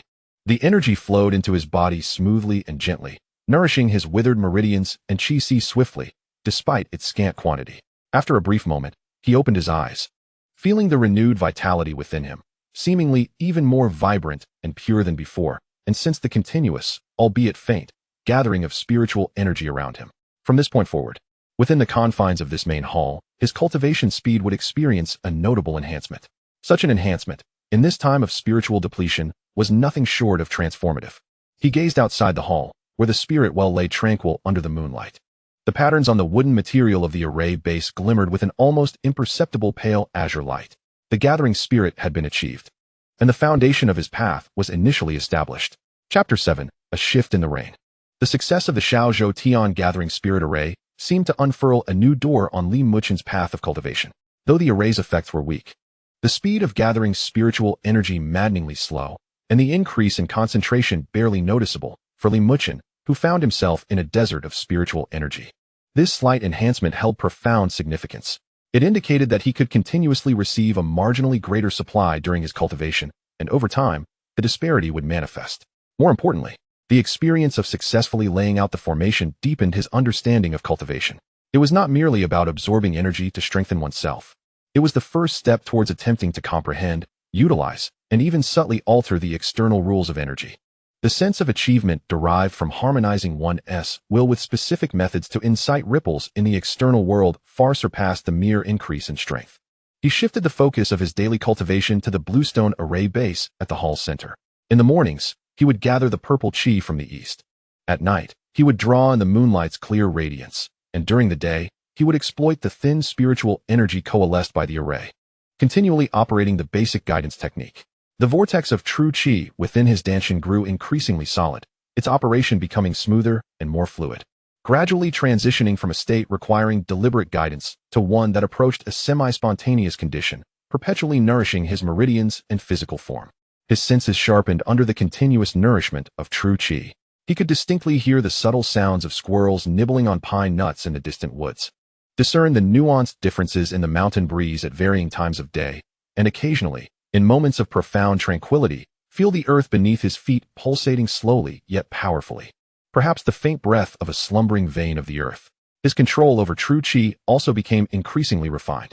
The dust cleansing technique could now consistently cover an area the size of an 8 immortals table while effectively controlling the gathering of dust. The methods of guiding qi through the meridians became more proficient, and although he still hesitated to employ complex techniques on others, he felt confident he could handle sprains and bruises more adeptly. The ancient cypress showed no signs of stagnation either. Daily nourished by the spirit spring and subtly influenced by the gathering spirit array, several new tender leaves had unfurled, now the size of a baby's palm, glistening with a vibrant green, bringing life to the withered black trunk. The bark at the base of the trunk seemed to regain a measure of vitality. It no longer felt dry and prickly to the touch, but instead possessed a slight, warm resilience. Muchen could even faintly sense a thread of exceedingly weak, yet remarkably tenacious life force within the ancient tree, slowly awakening and strengthening. The patch of experimental land where he had sown the seeds of the King's grass, enriched with spiritual soil and watered daily with the spirit well's water, had also begun to stir. Just 2 days prior, several delicate, pale green shoots had broken through the soil, albeit only an inch tall, yet they exuded an exceedingly faint, ethereal fragrance. Muchen leaned closer to inhale, feeling his mind clear and distractions diminish. The King's grass indeed lived up to its name and could thrive in such an environment. In terms of daily life, with his daily check-ins, he had acquired some miscellaneous materials, a few low-quality spirit stones, and a book titled Basic Herbal Identification Guide, along with occasional food offerings from villagers, alleviating his concerns for survival. He even used the exchanged millet to cultivate 2 small vegetable plots beside the spirit well, sowing seeds for cabbage and radishes in an attempt at planting. Everything seemed to be progressing positively. The Qingfeng temple remained dilapidated, yet the well water flowed clear. New greens sprouted, and the young temple master engaged daily in cultivation and labor, leading a peaceful and fulfilling life. However, it appeared that heaven did not intend for this desolate mountain to remain tranquil for long. That afternoon, as Li Muchen was in the main hall, clutching a low-quality spirit stone, immersed in deep cultivation within the gathering spirit array, a sudden rumble of thunder rolled across the distant sky. He opened his eyes and stepped outside the hall. To the southeast, vast banks of leaden gray clouds were rapidly accumulating, spreading towards him, and the daylight dimmed at a visible pace. The mountain breeze grew brisk and humid, carrying the scent of earth and impending rain. It was about to rain. Li Muchen furrowed his brow. Zhao Taizu's repairs to the roof could withstand light rain, but judging by the thickness of the clouds and their approach, it seemed a significant thunderstorm was imminent.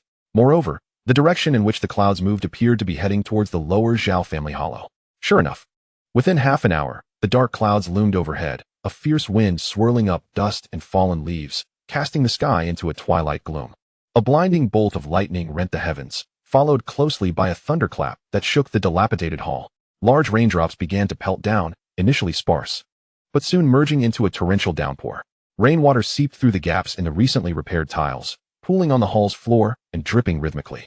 More rain cascaded through the unpatched holes, prompting Li Muchen to hastily move his bedding and belongings to a relatively dry corner. He stood at the entrance of the main hall, gazing out at the white curtain of rain. The rain hammered against the tiles, the ground, and the wild grass, producing a deafening roar. The mountain path quickly turned muddy. Low-lying areas began to accumulate water, and the mouth of the spirit well filled rapidly, with overflowing water mingling with mud flowing downhill. What a torrential downpour, Li Muchen murmured to himself. This rain might be a blessing for the long-parched mountains and forests. But what of the village below? He recalled Zhao Desheng mentioning that Zhao Family Hollow was situated at a lower elevation, with a seasonal stream nearby that typically ran dry. But during heavy rains, the upstream waters could easily overflow the rudimentary embankments, inundating the lowest-lying households and some farmland. Such events occurred once or twice each summer and autumn. Sure enough, after about an hour of relentless rain, its intensity showed no sign of abating. Rather, it grew increasingly fierce.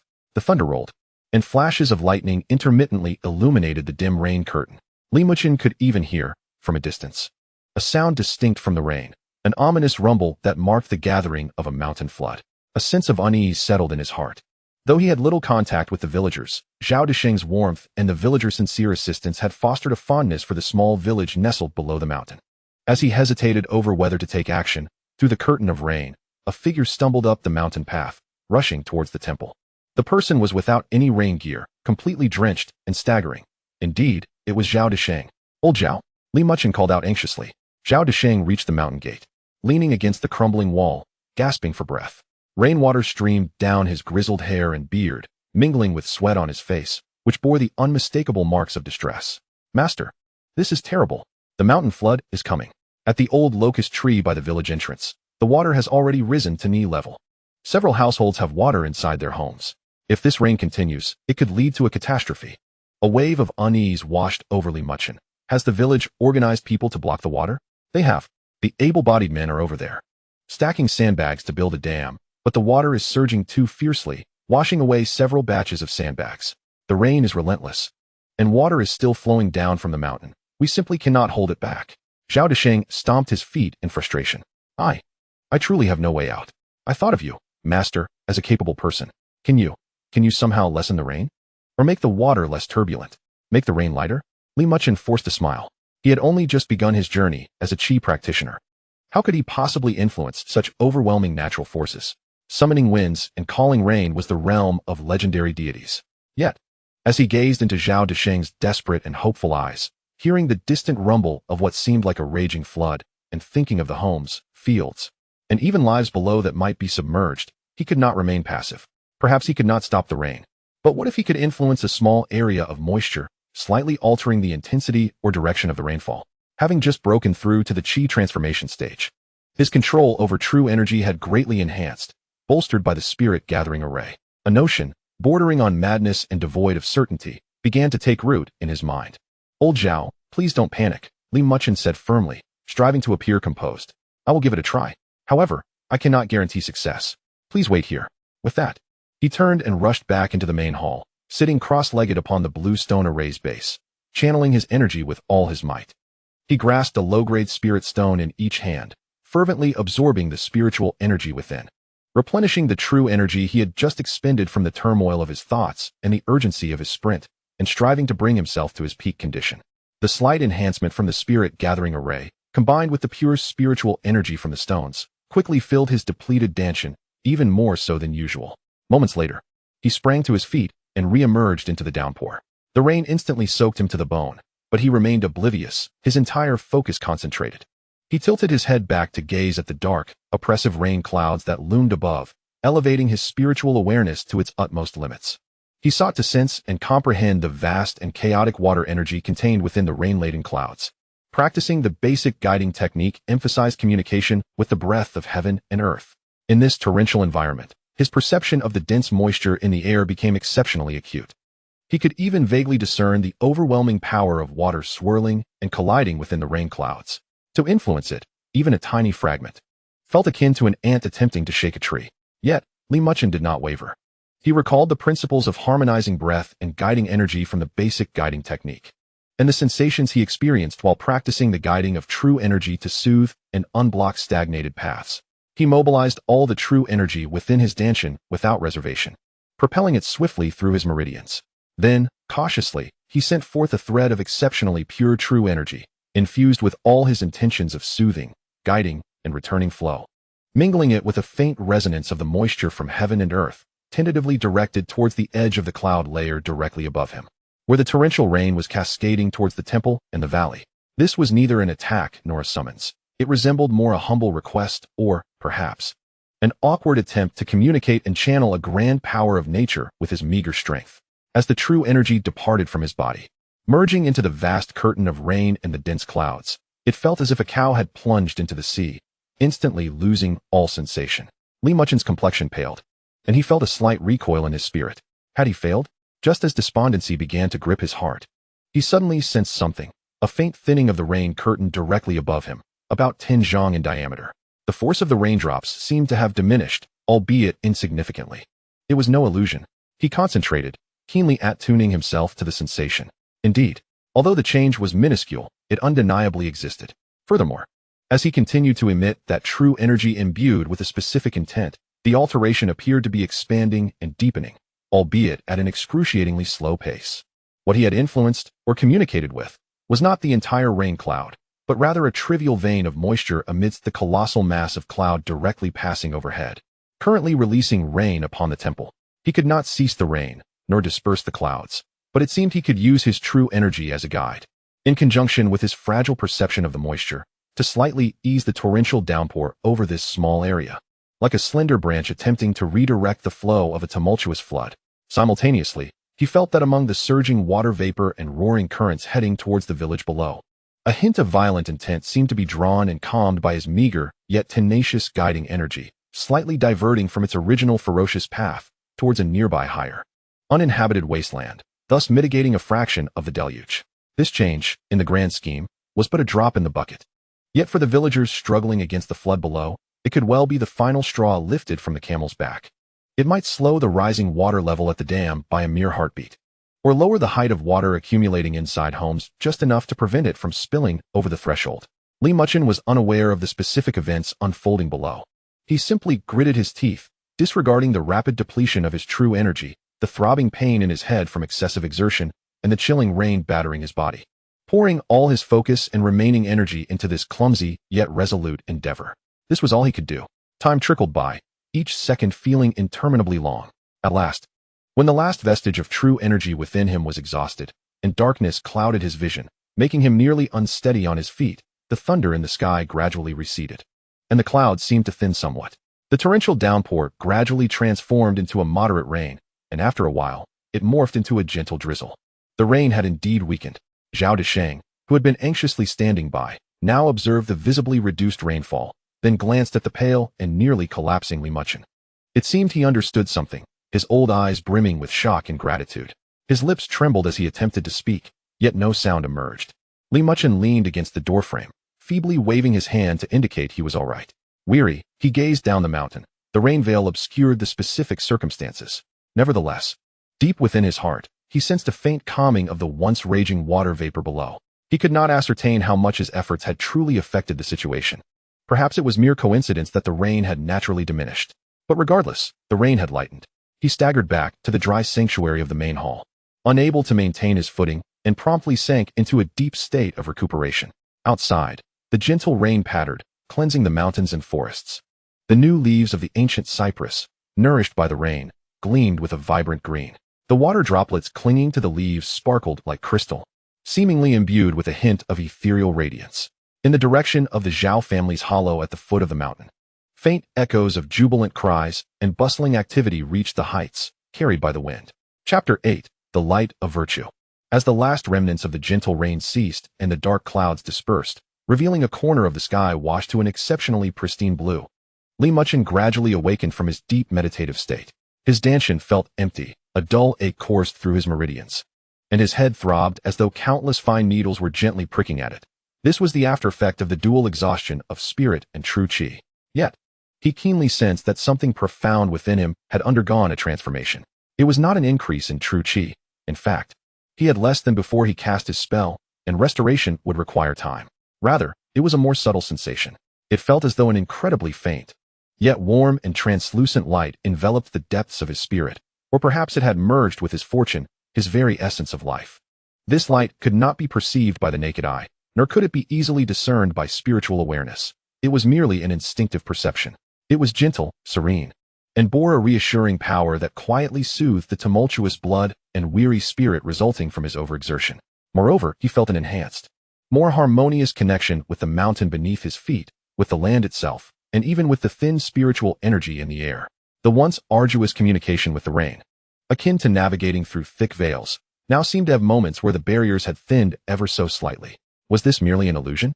Or was it a subtle insight born from the force of forcibly connecting with the heavens and earth? Li Muchen was perplexed. He only knew that this adventurous endeavor had come at a great cost, yet it appeared to have yielded unexpected rewards. Outside the hall, cautious footsteps could be heard. Zhao Desheng entered quietly, cradling a rough ceramic bowl, and upon seeing Li Muchen's eyes open, his face instantly filled with a complex expression of gratitude and reverence. "Master, you have awakened," he exclaimed, placing the bowl on the clean offering table. Inside was steaming hot, golden millet porridge accompanied by 2 boiled eggs. "Please eat something to replenish your strength. You have truly exhausted yourself." Li Muchen nodded, not wishing to be polite. He was indeed weak and in need of sustenance. Lifting the warm porridge to his lips, a wave of warmth flowed down his throat, dispelling the chill lingering within. "How is it down the mountain?" he inquired. All is well. All is well," Zhao Desheng exclaimed, his excitement palpable as he gesticulated. After the rain subsided, the mountain torrents weakened significantly. The sandbag dam at the village entrance held firm, and the waters are gradually receding. Although a few households by the river were flooded, and some water entered their homes. Everyone is safe, and the crop losses are minimal. Truly, it is the heavens' protection. No, it is your protection, master. Li Muchen shook his head, replying calmly. The rain's reduction is a natural occurrence, unrelated to me. Old Zhao, do not say such things. He did not wish to claim credit for this, both due to a lack of certainty and a desire to avoid unnecessary troubles. However, Zhao Desheng clearly held a different view. He had witnessed Li Muchen standing resolutely in the downpour, drenched yet focused, and then saw the rain visibly diminish. In his simple understanding, this was no coincidence. Yet, seeing Li Muchen's denial, he dared not elaborate further, his respect for him deepening. "Rest assured, master, I understand the gravity of the situation." Zhao Desheng lowered his voice. "The villagers say the rain simply stopped on its own, attributing it to good fortune. Only a few who were at the dam found it peculiar, but no one can articulate it clearly. As for me, I understand in my heart." Li Muchen glanced at him, recognizing that the old man had already made up his mind, and chose not to elaborate further. Some matters, the more one speaks, the more convoluted they become. After finishing the porridge and eggs, feeling a bit revitalized, Zhao Desheng diligently fetched water from the well to wash Li Muchen's face and clear the accumulated water from the hall. "Master, this time we owe it all to you. Although no one in the village has explicitly stated it, everyone remembers the good of the temple," he remarked as he worked. "Once the roads are dry and everything is in order, there will surely be people coming up to express their gratitude. The well water from your temple has become, in everyone's eyes, truly divine water." Li Muchen furrowed his brow slightly. This was precisely what he feared, the reputation of the well water. coupled with the subtle associations from this rainstorm incident, would likely hasten Qingfeng Temple's emergence as a focal point. The well water was merely an ordinary mountain spring, possessing slight nourishing properties. He reiterated, if anyone needs it, they may draw from it as per the previous rules. Do not overly deify it. Indeed, Master speaks rightly. Zhao Desheng nodded repeatedly, yet his expression revealed that he had not fully absorbed the message. After bidding farewell to the grateful Zhao Desheng, Li Muchen sat alone in the hall, attuned to the peculiar warmth of the faint light within him, lost in contemplation. What exactly was this? He attempted introspection, his consciousness descending into the sea of qi. The true qi was thin, gradually regenerating. Yet at the center of that swirling true qi, there seemed to be an exceedingly faint, pale golden dot of light, flickering like a candle in the wind, yet stubbornly undying. It was this very point of light that radiated the warmth and tranquility he had sensed. Virtue. The term suddenly leapt to his mind. In the Taoist texts he had perused in his past life, and in stories from the Buddhist tradition, the concept of virtue frequently emerged. Engaging in good deeds and accumulating merit could yield blessings, even aiding in cultivation, alleviating calamities. Had he inadvertently averted a crisis of flooding for the village below, thus invoking some unseen rules and receiving a measure of virtue in return? What purpose did this light of virtue serve? As his thoughts stirred, he attempted to guide the pale golden dot. The dot remained still, simply radiating warmth, nourishing his spirit and body, seemingly hastening his recovery. Concurrently, he sensed a slight enhancement in his affinity with the external spiritual energy. Previously, when cultivating, he had to exert effort to attract the wandering spiritual energy. Now, it felt as though the energy was more inclined to draw closer to him. Though the change was minuscule, it was indeed present. Ah, I see, Li Muchen mused. Virtue did not directly augment strength. Rather, it seemed akin to an enhancement and fortification of one's fortune and foundation. It elevated one's luck, deepened the affinity with nature, nurtured the spirit, and perhaps bore many other undiscovered benefits. Engaging in good deeds and accumulating virtue truly possessed such miraculous effects? In this age where spiritual energy was depleted and Taoist practices were obscure, the rules of virtue seemed to continue operating silently. This revelation provided Li Muchen with a new insight and direction. Cultivation was not merely about secluding oneself and absorbing spiritual energy. Engaging with the world and accumulating merit might also be a significant path, potentially even fostering one's cultivation and understanding of the heavens and earth. Of course, he would not deliberately seek virtue for its own sake. Yet, if it were within his capacity to assist others and benefit himself, why not embrace it? Having come to this understanding, the faint gloom that had settled in his heart due to his limited power and uncertain future seemed to dissipate somewhat in the warmth of the light of virtue. In the following days, Li Muchen focused on his recovery. The presence of the light of virtue allowed his exhausted spirit to recuperate far more swiftly than he had anticipated. With the aid of the gathering spirit formation and spiritual stones, his true qi steadily returned to its original levels, and it seemed even more refined and concentrated, with much less stagnation during its circulation. He took the time to inspect the 2 small patches of vegetables. The torrential rain had left the soil muddy, but the seeds had not been washed away.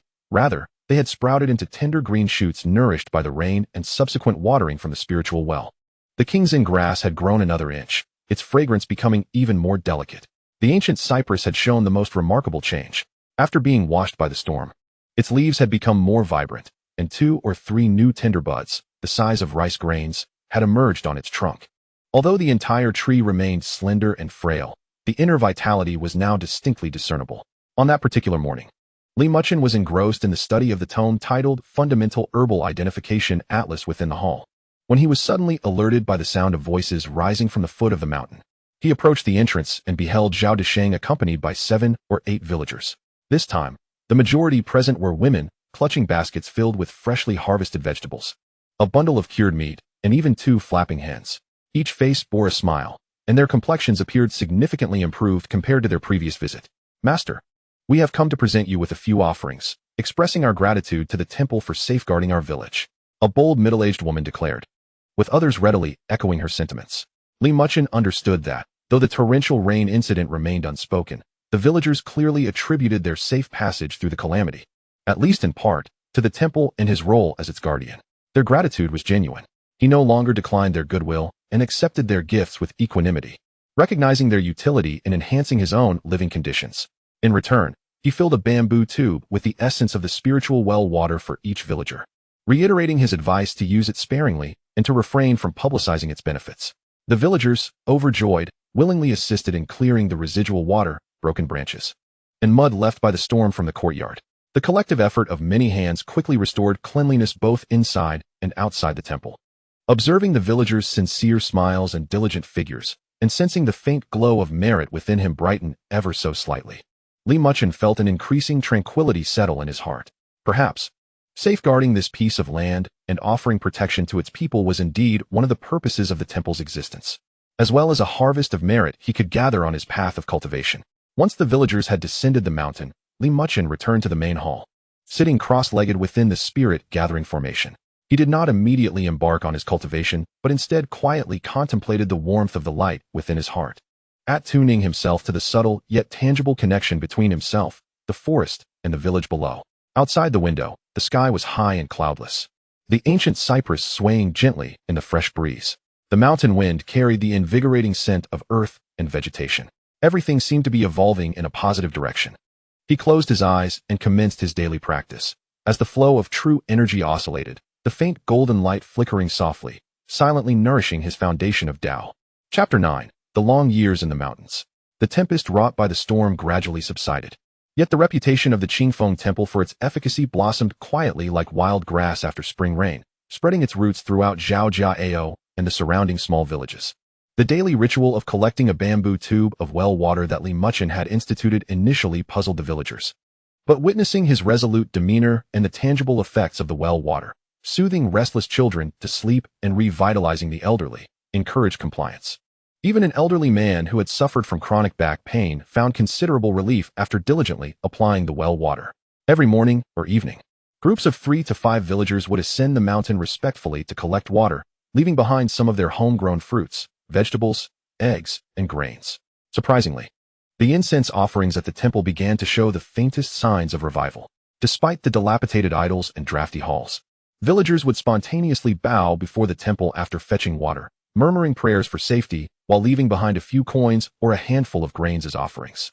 Muchen carefully collected these items. Though they bore little monetary value, they represented the initial offerings after the temple's revival, holding profound significance.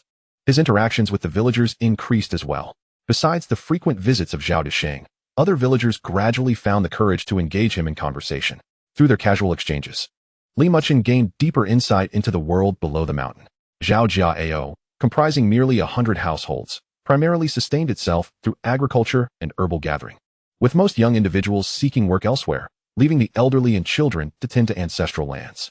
Nearby, 2 even smaller villages shared a similar plight. The town further away, however, was much more prosperous, boasting markets, schools, and hospitals. Life flowed at a languid pace. Each morning, Muchen would inhale the morning's purple aura within the spirit-gathering formation. During the day, he would either study the texts and diagrams he had acquired. In addition to talismans and herbs, he had also obtained a book on basic formation principles, which perfectly complemented his spirit-gathering formation. Nurture the increasingly vibrant vegetables and clear heart grass, or continue the repairs and maintenance of the temple. Though his tools remained rudimentary, his mastery over true energy had notably improved, and with the occasional assistance from villagers bearing simple implements, his progress was significantly swifter than in the beginning. The main hall had been patched in 2 places, and the ruins of the side hall had been cleared to reveal a patch of open ground. The ancient cypress had become an object of daily attention for Muchen.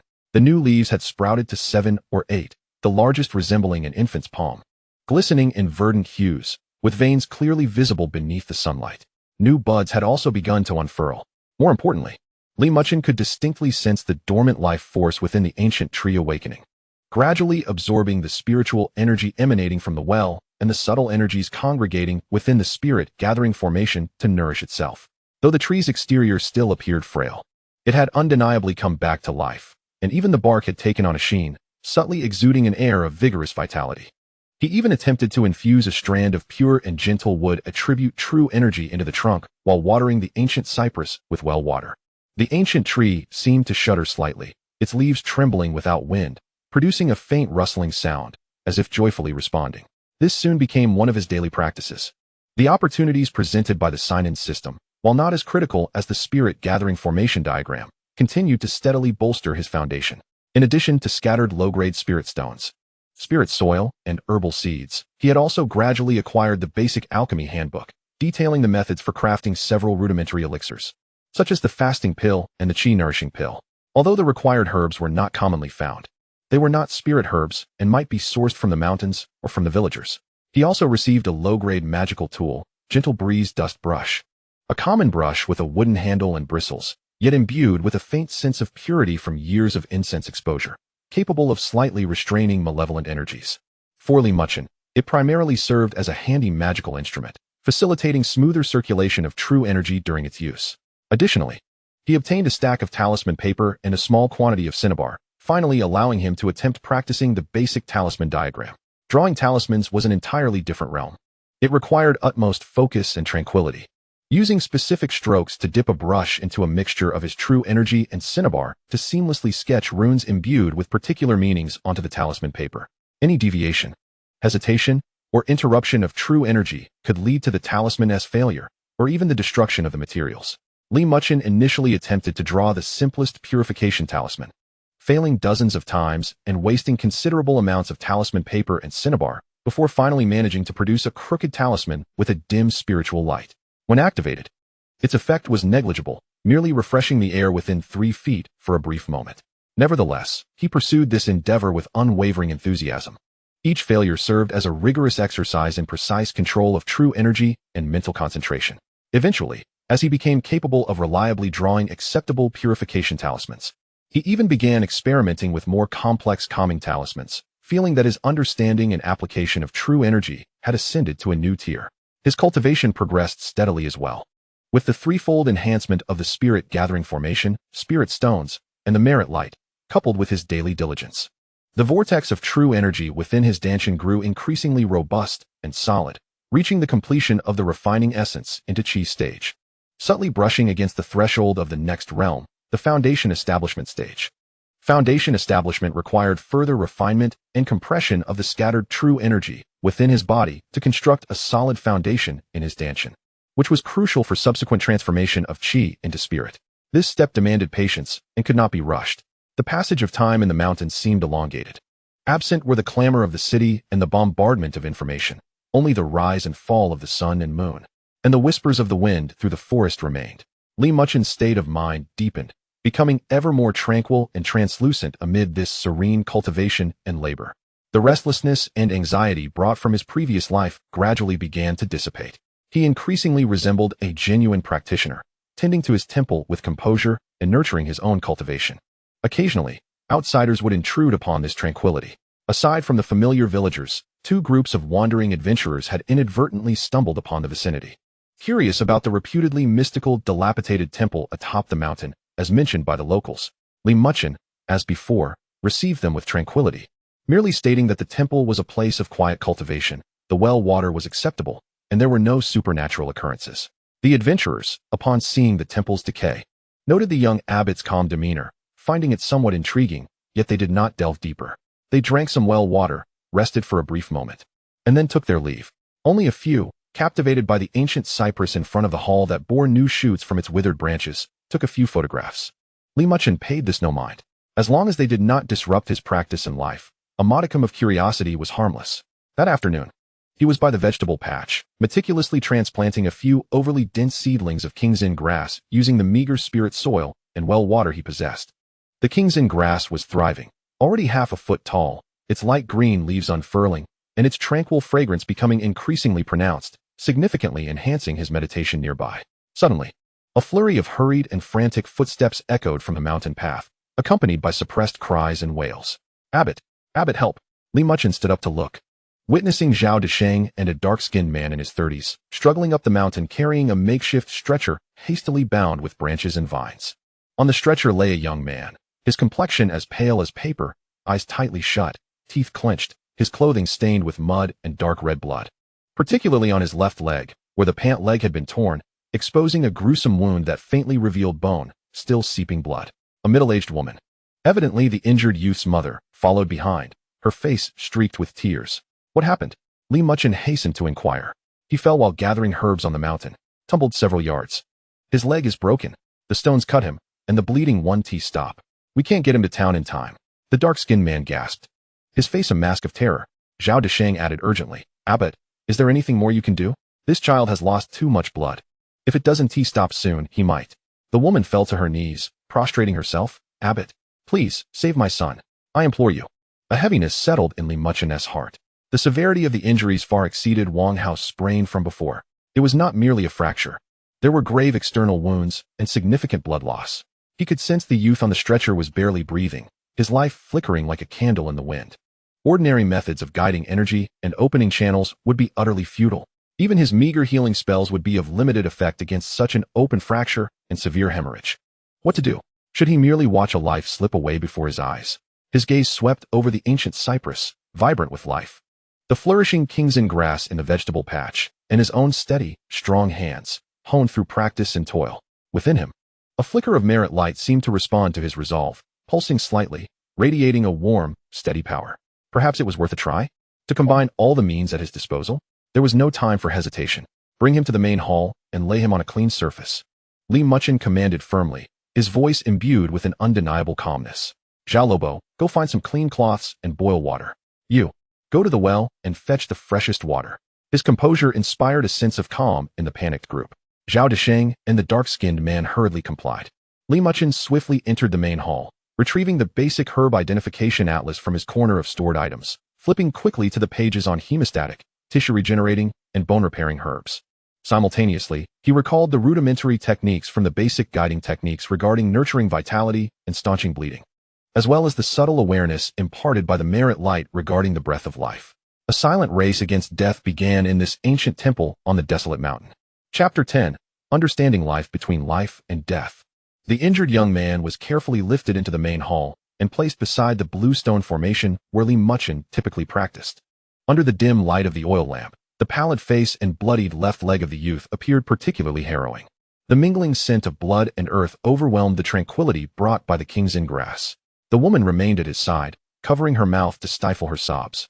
Her eyes fixed on her son, filled with despair. Zhao Desheng quickly returned with a few relatively clean scraps of cloth and went to the side hall to start a fire for boiling water. The dark-skinned man, the father of the injured youth, trembled as he fetched a jar of cold well water. Li Muchen took a deep breath, suppressing the tumult within. He first placed his hand on the young man's right wrist to feel for a pulse. It was weak, rapid, and erratic, like a thread of breath barely hanging on. The blood loss, coupled with excruciating pain and shock, was swiftly draining his vitality. There was no time to wait. "Hold him down."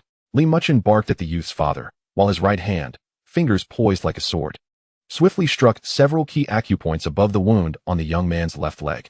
Vital energy surged forth through his fingertips, imbued with the intent to seal, stabilize, and coagulate, forcibly interrupting the major blood flow around the wound, thereby slowing the bleeding. This technique, derived from his understanding of guiding energy and the basic guiding techniques, had never been applied to such severe injuries before, relying solely on sheer determination and his increasingly adept control over his vital energy. The injured youth's body convulsed violently, emitting a muffled groan of pain from his throat, but the bleeding visibly slowed.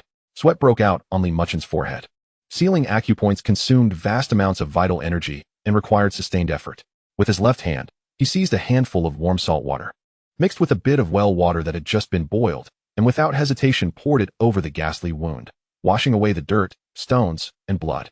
The saline solution stung the wound, causing the unconscious youth to convulse again.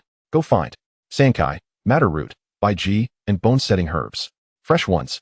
The sooner, the better." Li Muchen shouted at Zhao Desheng without lifting his head.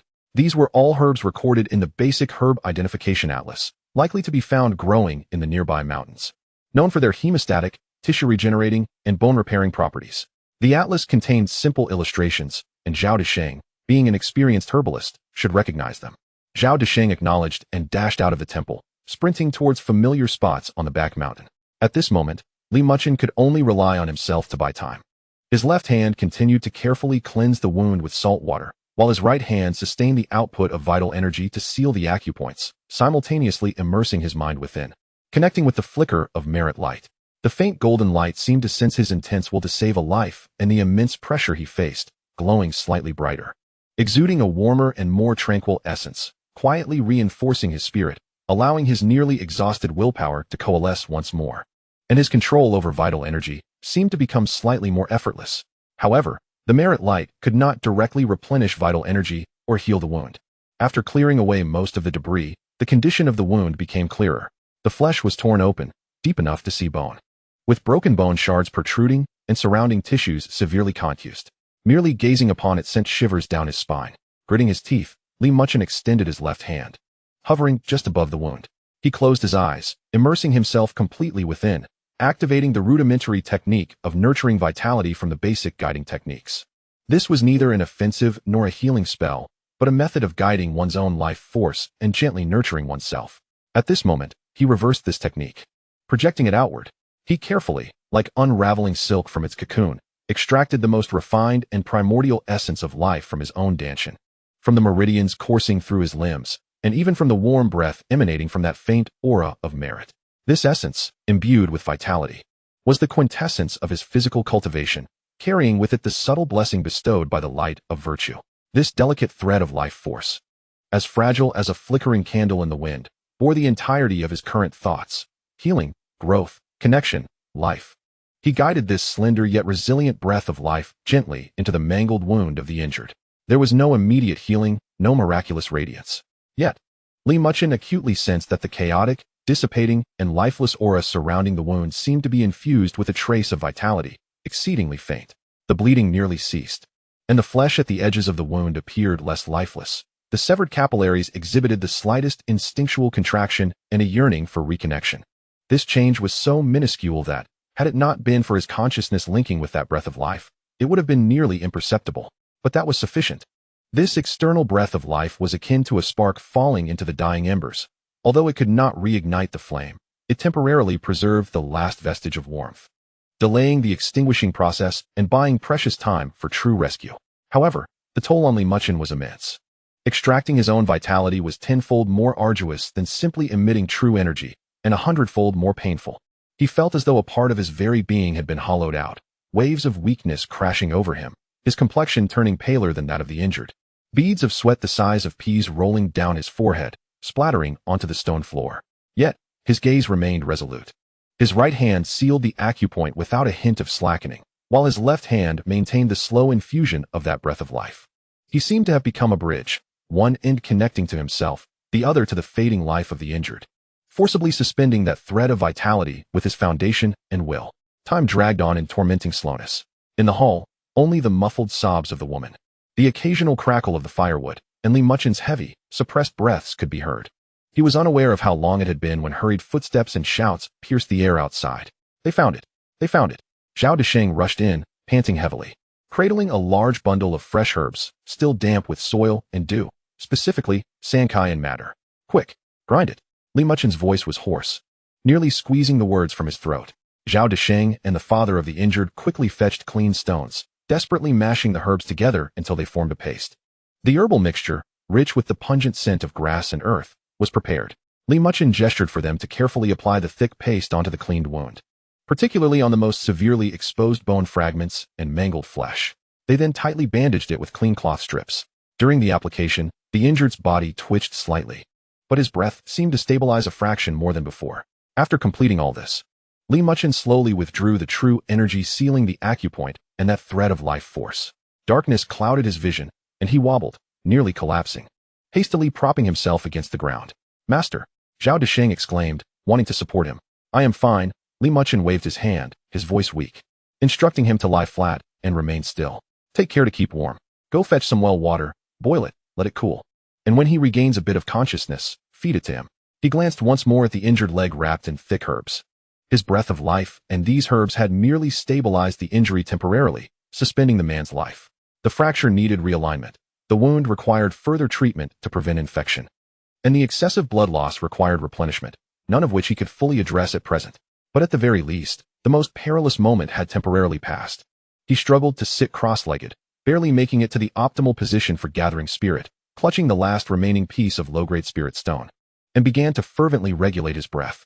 This depletion far surpassed any previous instance, not only in terms of true energy, but also in the draining of his very essence of life. Although the light of virtue warmed his weary spirit, it could not compensate for this profound deficit. As night deepened, Xiao Desheng and the injured man's parents took turns tending to him, offering water and checking the wound.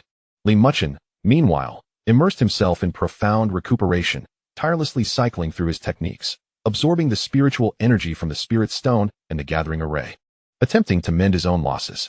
It was not until dawn broke with the first light that Muchen slowly opened his eyes. His true energy had somewhat recovered. Yet the lingering sensation of being stripped of his life essence still shadowed him, likely requiring a long time to replenish. In a miraculous turn of events, the injured man awakened at dawn. Though still weak, pale, and with dazed eyes, he was undeniably conscious.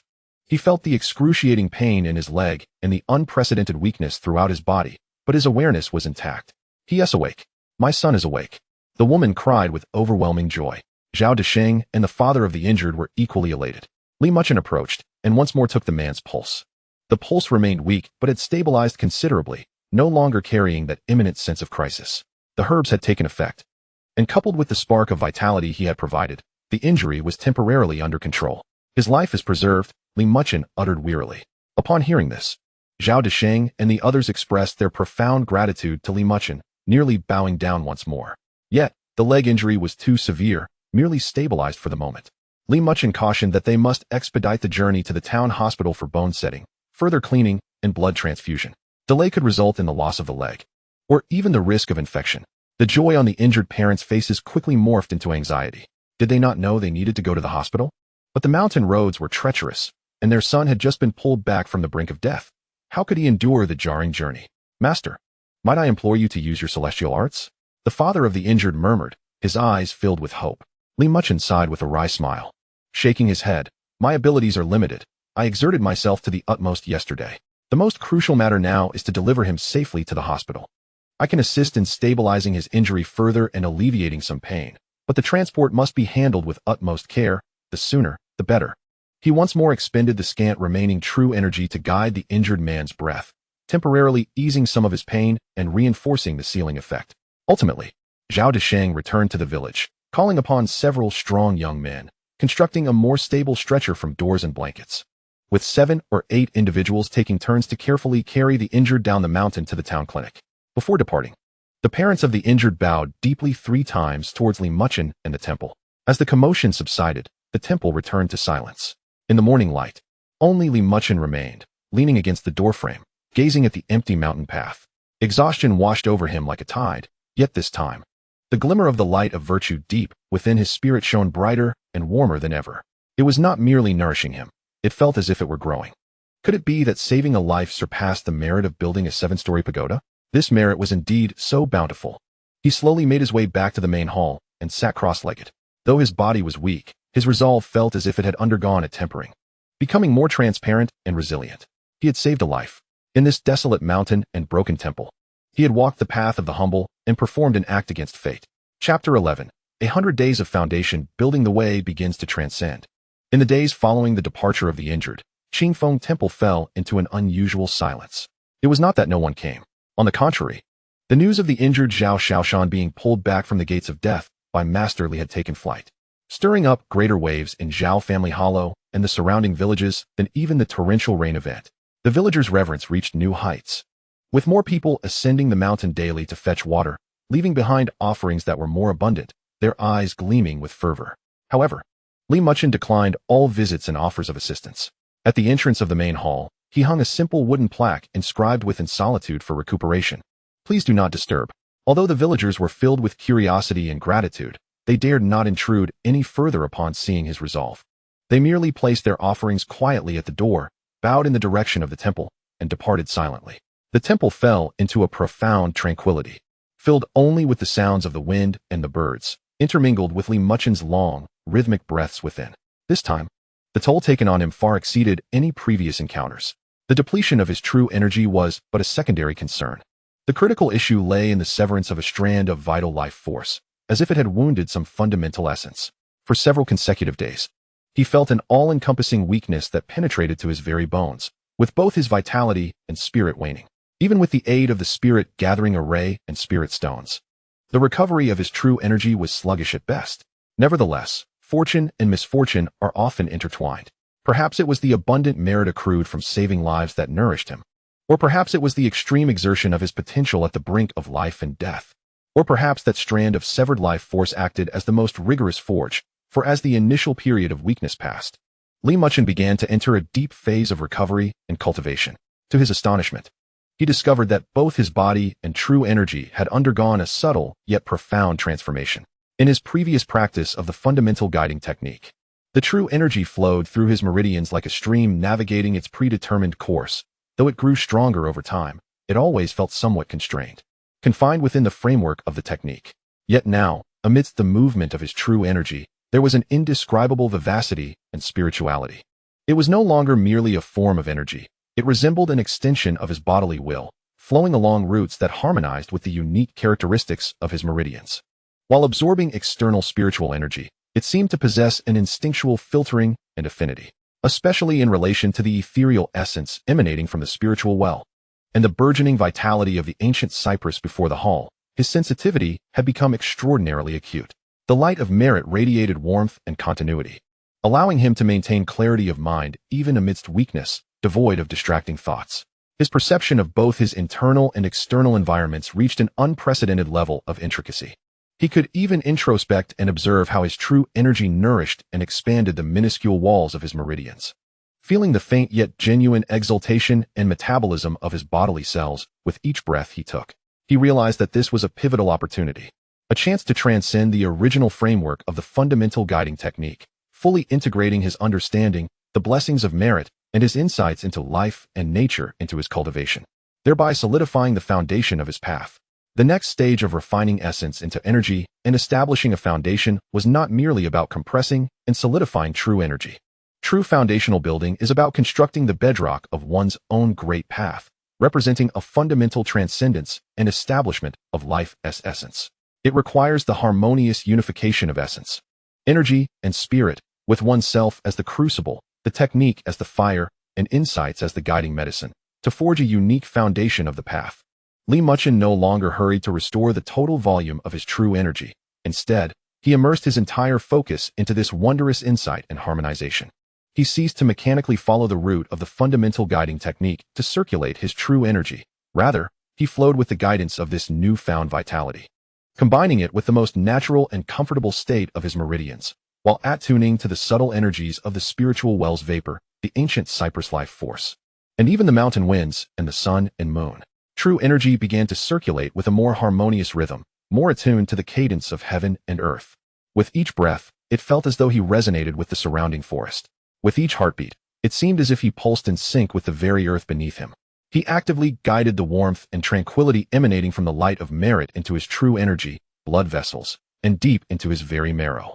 This light of merit appeared as the finest adhesive and the purest fuel, harmonizing the slight deficiencies in his bodily essence caused by the severance of life force, nurturing his weary yet increasingly translucent spirit, allowing his essence, energy, and spirit, in their gradual recovery, to embark towards an unprecedented harmony and unity.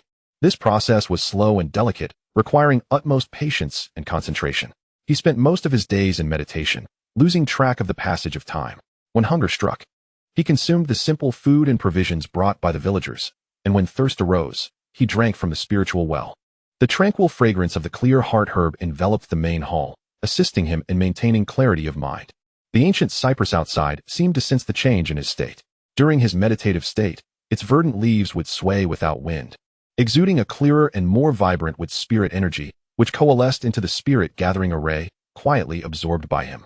The vapor from the spiritual well also became particularly ethereal. Time slipped away in the mountains unbeknownst, and soon 100 days had passed.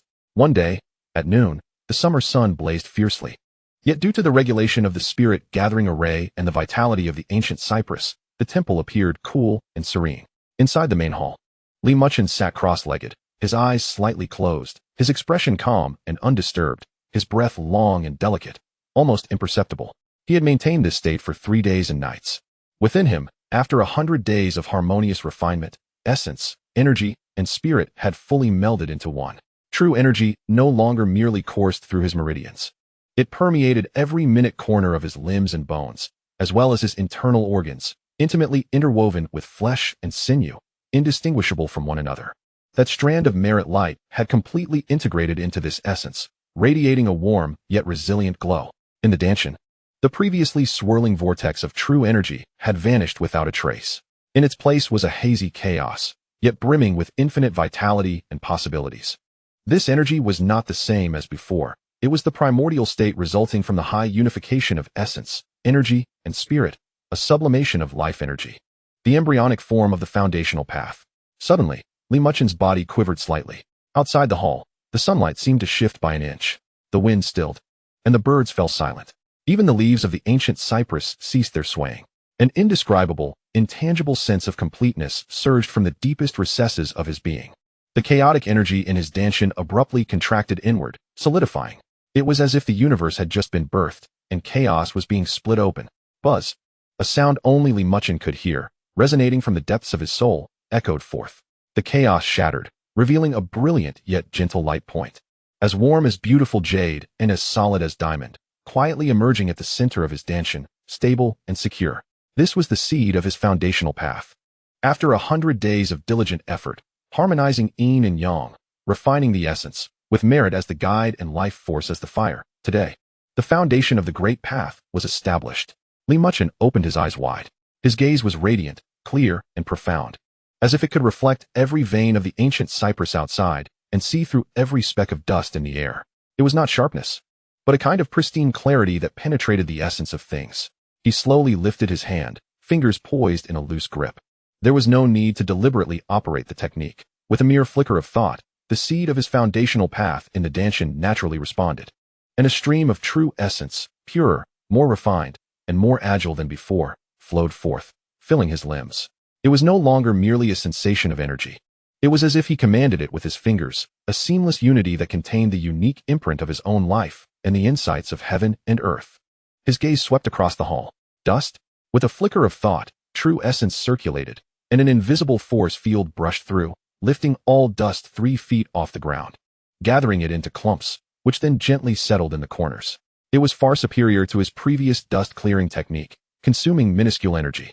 Next, he turned his attention to the ancient cypress outside. He could even see clearly within the ancient tree, where a vitality, resonating subtly with his own wood attribute true essence, was thriving robustly. With another thought, he sent a strand of nourishing, growth-infused wood attribute true essence across the distance. The ancient cypress trembled slightly, all its leaves swaying without wind, rustling melodically, as if they were singing in jubilation. Not only did the existing leaves appear more verdant, but several patches of old bark on the trunk also shed, revealing fresh, tender bark beneath, and new buds sprang forth like bamboo shoots after a spring rain. With every gesture and movement, true essence naturally arises. Observing the subtle, one perceives the profound, sensing the cosmos. This marks the true beginning of the extraordinary. It signifies a leap in the realm of existence. After 100 days of foundational cultivation, success is achieved. Muchen rose and stepped outside the hall. Sunlight bathed him, warm and gentle. The mountain breeze swept by, carrying the scent of distant flora. Every nuance of fragrance was discernible at this moment. He gazed towards the village below, the mountains beyond, and the limitless blue sky above. The world appeared unchanged, yet to his eyes, it was irrevocably different. His internal foundation was solid, true essence flowed ceaselessly, and the light of virtue nourished his spirit. Though merely at the nascent stage of foundation establishment, the path ahead was long, yet he had truly embarked upon the extraordinary journey of seeking the Tao. Qingfeng Temple still stood atop the desolate mountain, its dilapidation imbued with an indescribable vitality. The young Taoist within had undergone a profound transformation. Time in the mountains stretched long, and the Tao began to reveal its extraordinary nature. Muchen stood with his hands clasped behind him, his robes fluttering gently in the wind, his gaze tranquil and distant. Chapter 12. The Purple Mansion opens, thunder in the palm. The feeling brought about by the successful foundation establishment and the leap in the essence of life was entirely novel. Muchen stood in the courtyard, effortlessly channeling energy, as the seed of the Tao foundation within his dantian transformed continuously, generating pure true essence. As true essence flowed, it spontaneously nourished his meridians, flesh, and bones, even subtly permeating deeper organs and consciousness, imparting an unprecedented sense of fulfillment, lightness, and control. His senses had been elevated to an inhuman degree. He could hear the gentle babbling of streams several miles away, distinguish the delicate scents carried by the wind from various plants, and even perceive the faint spiritual light points in the air, previously only vaguely sensed. Now converging slowly yet surely towards the temple, especially towards himself. This was the natural attraction his Tao foundation exerted upon the spiritual energy of the universe. His control over his body had reached an exquisite level. With but a thought, true essence could flow to his fingertips and soles in an instant, or coalesce into a thin membrane upon his skin. He attempted a gentle leap, and his body floated like a feather, rising a foot above the ground, landing soundlessly. The externalization of true essence was now at his whim, and its power far exceeded that of before. With a flick of his finger, a wisp of light blue true essence shot forth, and a stubborn boulder 3 yards away cracked with a resounding echo, its fracture smooth as a mirror. This was merely the initial stage of foundation establishment, the most rudimentary application of true essence. Muchen felt a surge of exhilaration, yet he did not indulge in the newfound power. Foundation establishment was merely the beginning. A solid groundwork had been laid. But the construction of towering edifices required more sophisticated techniques for guidance. The basic guidance technique, as an introductory practice, had fulfilled its mission and could no longer support the cultivation of the foundation stage. He was in urgent need of a higher-level inheritance. While he pondered this, the familiar, cold notification sound of the system resonated in his mind during his first moment of tranquility after achieving foundation establishment. Ding! Detection of host DAO foundation establishment. Leap in life level, conditions for hidden rewards met. 100 days of foundation establishment, merit fully accomplished, special commendation granted. Congratulations, host, on receiving the new Mobile Destiny reward, Foundation Establishment Gift. Reward 1. Upper Clear Purple Mansion Return to Origin True Solution, Refining Essence into Chi Chapter, an Ancient Upper Clear Sex Entry-Level True Transmission. Directly pointing to the supreme foundation methods of the Golden Elixir Path, containing the secrets of refining Chi, nourishing spirit, and cultivating the elixir. To be practiced only during the foundation stage. Reward 2. Divine Ability Jade Talisman, Palm Thunder, a one-time inheritance Jade Talisman, containing the essence of the Palm Thunder divine ability and foundational application methods. Once activated, the basic Thunder method can be mastered, embodying utmost rigidity and solar energy, capable of vanquishing evils and dispelling malevolence. Here it comes. Muchen's heart skipped a beat. The first sign-in after foundation establishment yielded such abundant rewards. Moreover, they were incredibly pertinent, precisely the cultivation methods and offensive techniques he presently required. He promptly focused his mind and accepted the rewards. The first to flood his consciousness was the Upper Clear Purple Mansion Return to Origin True Solution, Refining Essence into Chi Chapter. Unlike the foundational information flow of the basic guidance technique, this transmission was more vast and profound, as if a magnificent scroll were slowly unfurling before him.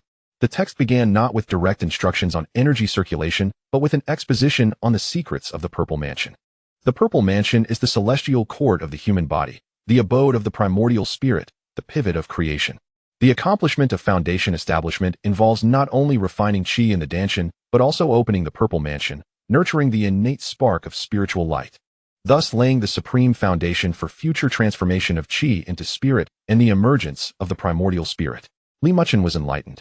It turned out that the true superior method of foundation establishment required not only the consolidation of the Danshan Dao Foundation, but also the opening of the Upper Danshan Purple Mansion, simultaneously nourishing the spirit and soul.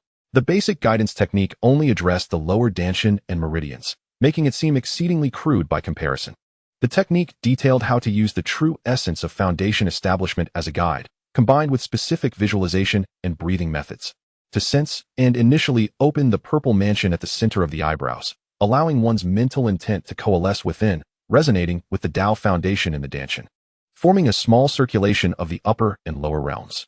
Once the Purple Mansion was opened, one could practice the recorded return to origin refining Chi method, absorbing spiritual energy that not only nourishes the physical true essence, but also partially transforms into divine essence to nourish the Purple Mansion and cultivate the spirit of perception. With prolonged practice, as the spirit of perception grows stronger, one could achieve inner insight into the minutiae, external perceptiveness, and even begin to influence the external world. This marked the spiritual cultivation at the refining essence into Chi stage. The method also included several rudimentary techniques for utilizing spiritual perception, such as spirit vision and Chi discrimination. Finally, it was noted that when both the true essence in the Danshan and the divine essence in the Purple Mansion are cultivated to perfection, harmonizing yin and yang, one may attempt to unify the essence, coalesce the embryonic form of the Golden Elixir, and knock upon the door of the Golden Elixir path. Profound. Esoteric. This is the true orthodox transmission of Taoism. Muchen felt as if he had discovered a treasure, his heart brimming with indescribable excitement. With this method, his path of cultivation had truly entered the right trajectory, and the future appeared brilliantly promising. He restrained the impulse to begin practicing immediately and turned his focus to the second reward. The jade talisman of divine ability, palm thunder, transformed into a streak of purple lightning, merging into his sea of consciousness. In that instant, he felt as if he were amidst a thundercloud. The sound of rolling thunder resonating in his ears and blinding flashes of lightning before his eyes. Countless mysterious truths regarding the generation, condensation, explosion, and control of lightning, accompanied by an indomitable will to vanquish evil and dispel demonic forces, were deeply imprinted within his soul. After a moment, the illusion dissipated, and Muchen had initially grasped the foundational lightning method of this divine ability. Palm thunder did not summon the profound thunder of the nine heavens, but used his own true essence as a base to simulate the essence of thunder, compressing it instantaneously in his palm, ionizing the air to generate powerful currents and explosive energy, which could then be unleashed upon enemies. Depending on the amount of infused true essence and the finesse of control, its power could vary greatly, small enough to intimidate spirits and dispel malevolence, or great enough to shatter stone and break boulders, exhibiting formidable strength. More importantly, the lightning method is one of the strongest defensive arts among myriad techniques. One of the most righteous and sunlit, possessing a potent restraining effect on evil spirits and unclean entities. Mastering this method, Muchen finally possessed a genuine offensive capability, rather than merely auxiliary and healing arts. Taking a deep breath, he moved to an open area in the courtyard. With a thought, following the method he had just comprehended, he slowly raised his right hand, palm facing upwards. The seed of the Tao foundation in his dantian trembled slightly, and a wisp of pure true essence swiftly coursed into his right arm. As it flowed through specific meridians, it began to compress and transform in a high-frequency, vibrating manner. At the same time, Muchen concentrated his spirit, visualizing the essence of thunder, infusing a sense of breaking evil, righteousness, and explosive intent into it. In his palm, the air began to crackle with faint popping sounds, and wisps of light blue electric sparks appeared out of thin air, swirling and leaping, emitting a faint scent of ozone. As the true essence continued to flow and his mental focus intensified, the electric sparks multiplied rapidly, thickening and converging in the palm to form a fist-sized orb of pale blue electricity, flickering and twisting incessantly. Within the orb, delicate arcs of electricity darted about, producing a disquieting crackling sound, while a searing and tumultuous wave of energy radiated outward. Muchen could sense that this energy was exceedingly unstable, harboring immense destructive potential, akin to clasping a bomb poised to detonate. He had to firmly restrain it with his mental power, his gaze fixed upon a large stone 10 paces away, the one he had shattered with a mere flick of true essence the previous day. Go! With a mental command, he thrust his palm forward. Boom! A sound that was not particularly loud, yet remarkably crisp and jarring, echoed. The orb of electricity transformed into a dazzling bolt of pale blue lightning, swiftly traversing the 10 paces and striking down upon the stubborn stone. Bang! Fragments of stone erupted, and a cloud of dust enveloped the area. As the dust settled, what was once merely a cracked stone now bore a gaping hole the size of a rice bowl at its center. The edges charred black and emitting wisps of greenish smoke, the stone taking on a vitreous appearance as it melted under high temperatures and then rapidly cooled. The surrounding cracks spread like a spider's web, leaving the entire stone nearly obliterated. Its power far exceeded that of mere external true essence. Muchen examined his palm, noting a slight redness and warmth in the skin, a mild indication of backlash from the lightning energy, yet it posed no significant concern. This initial attempt had consumed approximately 20% of his true essence and quite a bit of mental energy, but the outcome left him exceedingly satisfied. This was merely a preliminary grasp, with a modest infusion of true essence. Should he exert himself fully, or deepen his cultivation in the future, the might of this palm thunder would undoubtedly be astonishing. He dissipated the residual electric intent from his palm, feeling the true essence within him begin to circulate more efficiently under the automatic guidance of the supreme clarity purple mansion, returning to essence true solution. Accompanying this, a subtle warm tingling sensation emanated from the area above his dantian at the center of his brow, a sign of the impending opening of the purple mansion. Having successfully established his foundation, he had been granted the true method to command thunder. Above the Qingfeng temple, it seemed as though a fleeting light of clarity had vanished. The young temple master stood in the courtyard, the mountain breeze rustling his robe, his gaze calm, yet imbued with an unprecedented radiance and power. From this day forth, he had truly taken a firm and vigorous first step on the path of transcendence. Though the journey ahead was long, a clear road had already appeared. Chapter 13. The Birth of Spiritual Awareness. Having mastered the supreme clarity purple mansion, returning to essence true solution and the palm thunder technique, Muchen did not hasten to achieve immediate results, instead opting for rigorous training. His foundational cultivation was newly established, and though solid, his true essence required time to thoroughly stabilize and replenish. Hastily pursuing more advanced techniques could lead to overreaching and damage to his roots. While the palm thunder was powerful, it also demanded considerable energy and placed a significant burden on both his meridians and spirit, necessitating a gradual and methodical practice. He devoted his primary focus to studying and comprehending the profound meanings of the supreme clarity purple mansion, returning to essence true solution, particularly regarding the opening of the purple mansion and the nurturing of spiritual awareness. According to the teachings, the purple mansion resided deep within the brow, also known as the upper dantian or the palace of the mud pill, serving as the repository of the spirit and soul, the place where they converge and transcend. For ordinary individuals, the purple mansion remains in a state of chaos throughout their lives, with their spirit dissipating. When cultivators establish their foundation, their true energy becomes abundant. Their vitality flourishes, and their spirit grows stronger, granting them the qualifications to sense and initially open the purple mansion. The key to opening the purple mansion lies in visualization and perception. Every day, Muchen sat in the spirit gathering array, clearing his mind of distractions, allowing his spirit to descend, and guiding his true essence along the intricate pathways documented in the supreme clarity purple mansion, returning to essence true solution, which were several times more complex and exquisite than those of the basic guidance technique. After circulating his true essence for several cycles until it became lively and his mind was clear, he concentrated all his thoughts on the ancestral aperture at the center of his brow. He visualized a chaotic and unformed primordial space within his brow, dark and profound, silent and still. Then, using the clarity of his spirit, newly purified by his foundational cultivation, he cautiously shed light upon that chaos. Initially, there was no response. Beyond the slight swelling sensation induced by his concentrated thoughts at the brow, there was nothing else. Muchen remained undeterred. He understood that cultivating at the spiritual level was far more challenging than honing physical true energy, requiring diligent effort and the right opportunities for comprehension. He persisted daily, sometimes at dawn as the sun rose, with purple energy flowing in from the east, at night when the moonlight was serene and all was still, or at noon when the sunlight blazed fiercely and the yang energy peaked. He attuned to the subtle influences of the celestial energies at different times of the day on his spirit. The radiance of virtue continuously radiated warmth and tranquility, safeguarding his mind, allowing him to avoid restlessness and fatigue during prolonged focus. Days passed, and on this particular night, with the moon obscured and stars sparse, a cool mountain breeze stirred. Muchen, as usual, entered a meditative state upon the foundation of the main hall's blue stone array. His true essence flowed within him like a gentle stream, steadily and resolutely circulating along the new pathways of his technique.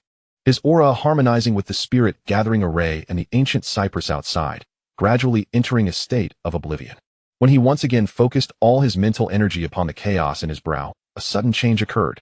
Perhaps it was the exceptional clarity of his mind that night, or the culmination of his efforts over the days, or perhaps the nurturing influence of the virtue light had reached a critical point in the depths of that envisioned chaos. He saw a faint yet undeniably real glimmer of light. This light was not physical, but rather a sensation, an existence, minuscule as a mustard seed, yet imbued with an ineffable clarity, purity, and vibrancy, as if it were the most pristine manifestation of his own spiritual essence. The moment he perceived that light, boom. It was not a sound, but a tremor originating from the depths of his soul.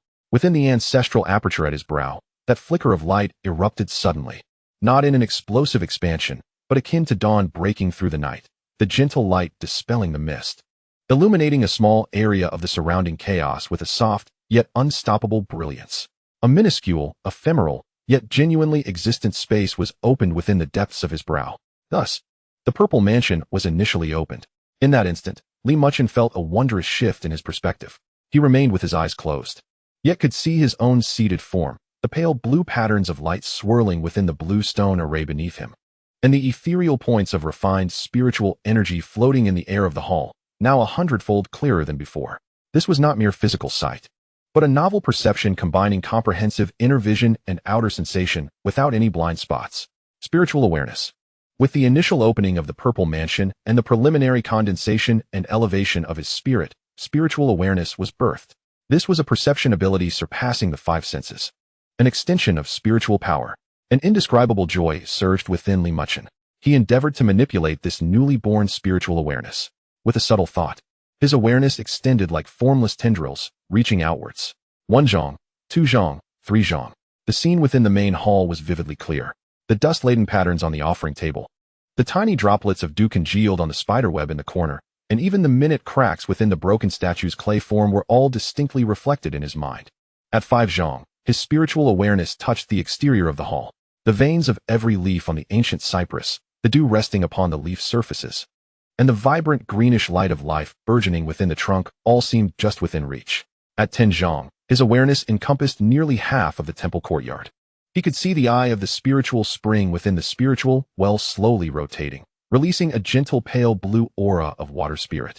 He could perceive the invisible energy field of the spirit gathering array, drawing in faint spiritual energy from the well and the surrounding heavens and earth, converging within the main hall. Amidst the vegetable patch, one could perceive the tranquil azure aura emanating from the clear heart herb. Faintly, one might even discern the subtle movements of earthworms 3 feet below the surface, as they languidly wriggled through the soil while the plant roots absorbed moisture and nutrients, producing delicate ripples. The 15 zhang spiritual awareness began to feel sluggish and hazy, akin to viewing through a layer of frosted glass. This was the current limit of his spiritual projection, approximately 50 meters. Li Muchen retracted his spiritual awareness and slowly opened his eyes. Although he had merely begun to cultivate his purple mansion, with his spiritual awareness still feeble and limited in range, and the prolonged projection consuming considerable mental effort, this undoubtedly marked a significant milestone on his path of cultivation. With his spiritual awareness, he could not only introspect with greater precision and master his training, but he could also perceive the external world with an insight far surpassing that of ordinary individuals. Whether it was for locating medicinal herbs, surveying terrain, or confronting potential dangers, he now possessed a substantial advantage. He endeavored to apply the rudimentary techniques recorded in the Supreme Clarity Purple Mansion Returning Essence True Solution. With the enhancement of the spiritual eye technique, his vision became acutely sharp under the assistance of his spiritual awareness, enabling him to see in the darkness as if it were broad daylight, even allowing him to faintly perceive the ethereal flows of non-physical energies. The Qi discrimination technique heightened his sensitivity to various auras. He could distinctly discern the purity of the spiritual spring's vapor, the vibrant life force of the ancient cypress, the calming essence of the clear heart herb, the mixed spiritual energy gathered by the spirit gathering formation, and even a faint yet profoundly dense earth energy emanating from deep within the ground beneath his feet. This was merely the beginning. As the purple mansion continued to expand and his spiritual awareness grew stronger, it was conceivable that one day he could truly achieve divine awareness scanning, manipulate objects from a distance, and receive premonitory warnings with boundless applications. Li Muchen suppressed his excitement and focused on solidifying this nascent purple mansion. Following the True Solutions teachings, he guided a thread of true essence upward, merging it into the purple mansion space, intertwining it with the flicker of primordial spiritual light, nurturing and strengthening it. Concurrently, he transformed a portion of the absorbed spiritual energy into divine essence to nourish his spiritual awareness. In the days that followed, Li Muchen's cultivation entered a new phase. By day, he continued to dedicate part of his time to physical labor, tending to the vegetable patch, repairing the temple, practicing precise control over his true essence, and cautiously honing his palm thunder technique, primarily focusing on controlling its power and reducing consumption, with the target shifted to more resilient mountain rocks or unoccupied open grounds. By night and in the early mornings, he remained steadfast in meditation and cultivation. The efficiency of the returning essence refining Qi method from the Supreme Clarity Purple Mansion Returning Essence True Solution was far superior to before. Coupled with the spirit gathering formation and spiritual stones, both the true essence in his Danshan and the divine essence in his Purple Mansion were steadily increasing. Notably, the Purple Mansion, that diminutive space, was gradually becoming more solid and luminous under the continuous nourishment of divine essence, with the strength and perceptual range of his spiritual awareness subtly enhancing. Time passed serenely in the mountains. The ancient cypress in front of the temple transformed almost daily. New leaves sprouted in layers, and the withered black trunk bore fresh bark that had fused into patches. Though the tree maintained its weathered appearance, its inner vitality surpassed that of ordinary trees. Li Muchen nourished it daily with wood attribute true essence, fostering an increasingly profound connection with the ancient tree, to the extent that he could vaguely sense the simple emotional fluctuations of joy and reliance emanating from it. The vegetables in the patch thrived, lush and verdant. The clear heart herb flourished even more, its pale azure aura coalescing into a unified glow, while its tranquil fragrance wafted through the main hall, greatly benefiting Li Muchen in nurturing his purple mansion and refining his spiritual awareness. Though the temple remained modest, the well water was perpetually clear, the flora thrived, and the atmosphere was vibrant, creating a stark contrast to the desolate and lifeless scene from months prior. One day, as Li Muchen meticulously observed the leaf structure of a clear heart herb, attempting to comprehend the principle behind its tranquil aura, he suddenly sensed a slight movement at the periphery of his spiritual awareness. He saw Xiao Desheng accompanying two individuals as they approached the temple. One was Xiao Desheng, while the other was an unfamiliar middle-aged man, dressed in a respectable yet not overly extravagant shirt and trousers, sporting glasses, and holding a notebook. Engaged in conversation with Xiao Desheng while occasionally surveying the surrounding mountains and the vaguely visible outline of the temple, his expression marked by scrutiny and curiosity. Li Muchen's heart stirred, and he retracted his spiritual awareness. What was meant to come would eventually arrive. The tranquil passage of time in the mountains seemed poised to be disrupted once more. Chapter 14. Visitors from Beyond the Mountains. As Xiao Desheng led the middle-aged man to the mountain gate, Li Muchen stood on the stone steps in front of the hall, awaiting their arrival. His prior perception through spiritual awareness had prepared him for this moment. His expression remained tranquil, and his gaze serene as he regarded the newcomers. Upon seeing Li Muchen, Xiao Desheng's face instantly brightened with a smile, tinged with a subtle respect, as he hastened a few steps forward. Master, I apologize for interrupting your quiet cultivation. This is Mr. Liu from the cultural station in town. He heard about the long history of our Clear Wind Temple and your esteemed self, and he particularly came to pay a visit. Mr. Liu, this is our Master Li from the Clear Wind Temple, Xiao Desheng introduced the middle-aged man. Mr. Liu appeared to be in his early 40s, wearing gold-rimmed glasses, with fair skin and a slightly plump physique, embodying the appearance of an intellectual. He scrutinized Li Muchen closely, surprise flickering in his eyes. This young Taoist, clad in a faded, worn-out robe, standing before the dilapidated temple, ought to have seemed impoverished, yet his demeanor was calm, and his gaze clear and profound, exuding an aura that harmoniously melded with the surrounding environment, evoking a subtle sense of respect that made one hesitant to underestimate him. Masterly greetings. Mr. Liu retracted his scrutinizing gaze, replacing it with a courteous smile as he extended his hand. I am Liu Ming from the cultural station of Yuntai Town, a subordinate of the County Cultural Bureau, primarily responsible for local cultural history and heritage preservation work. I apologize for my audacity in visiting. I wish to learn about the history and current status of the Clear Wind Temple. Li Muchen reached out to shake his hand gently, feeling a warm grip, neither subservient nor overbearing. Blessings of boundless heaven. Mr. Liu, you have traveled far. The temple is humble. Please, come inside. He gestured for the two to enter the main hall. Although the interior remained empty and dilapidated, the floor was clean. The offering table had been wiped down, and the air was filled with the delicate and serene fragrance brought by the clear heart herb, starkly contrasting the cobweb-laden, dust-filled image one might expect of a crumbling temple. Particularly, the ancient cypress in front of the hall, which had seemingly come back to life, with its new leaves glistening, added an extra touch of magic to the scene. Mr. Liu's gaze swept through the hall, pausing momentarily on the broken deity statue and several patched areas of the roof, before he produced his notebook and pen, beginning to inquire. The questions were quite standard: the year the temple was founded, its historical evolution, the lineage of past masters, the current condition of the structures, property ownership, and current management status, among others. Li Muchen responded truthfully. Some of this information came from the fragmented notes left by the previous master, some from the oral histories of longtime villagers like Xiao Desheng, while much was simply met with an admission of ignorance. When asked how he became the master, he merely stated that he was a graduate of a Taoist university and had complied with assignments. So, Master Li is formally trained and has taken it upon himself to revive this remote temple? Mr. Liu adjusted his glasses, his tone inquisitive. Reviving it is too grand a term. I am merely doing my best, Li Muchen replied in a neutral tone. Master is too modest, Mr. Liu chuckled lightly. Shifting the conversation, in addition to gathering information, I have come because I recently heard some rumors concerning the Clear Wind Temple. For instance, the water from this well seems rather special. There are also claims that you possess some medical knowledge and have saved a seriously injured villager. It had come. Li Muchen understood. The well's water and the matter of saving Zhao Xiaoshan had indeed attracted the attention of the authorities.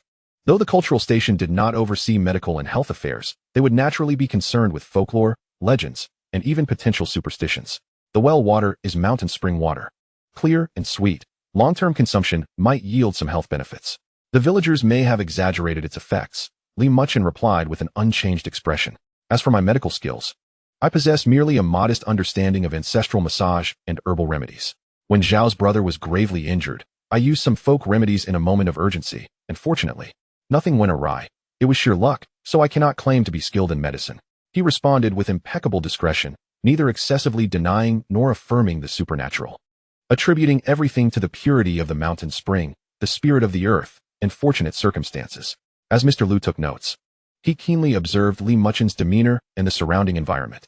As a cultural officer, he had encountered numerous folk temples and so-called extraordinary individuals, most of whom indulged in mystique or ignorant superstition. However, the young master of this temple exhibited a calm demeanor and clear gaze, devoid of any worldly pretense. Despite the dilapidated state of the temple, it was well-maintained and vibrant, particularly the ancient cypress with its fresh greenery and the overall elegance that permeated the courtyard, which indeed felt somewhat exceptional. His suspicions lingered, but the work at hand still needed to be addressed. So it is, Mr. Lu concluded, closing his notebook.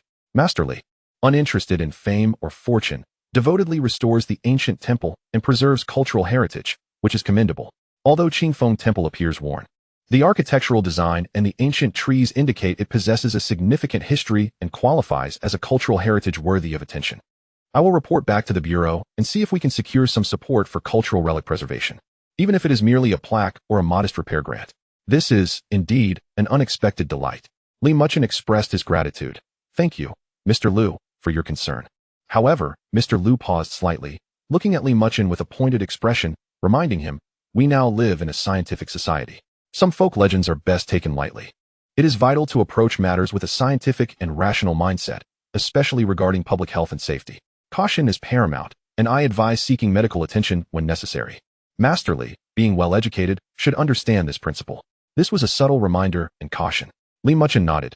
You speak truly, Mr. Lu. I shall heed your advice. Mr.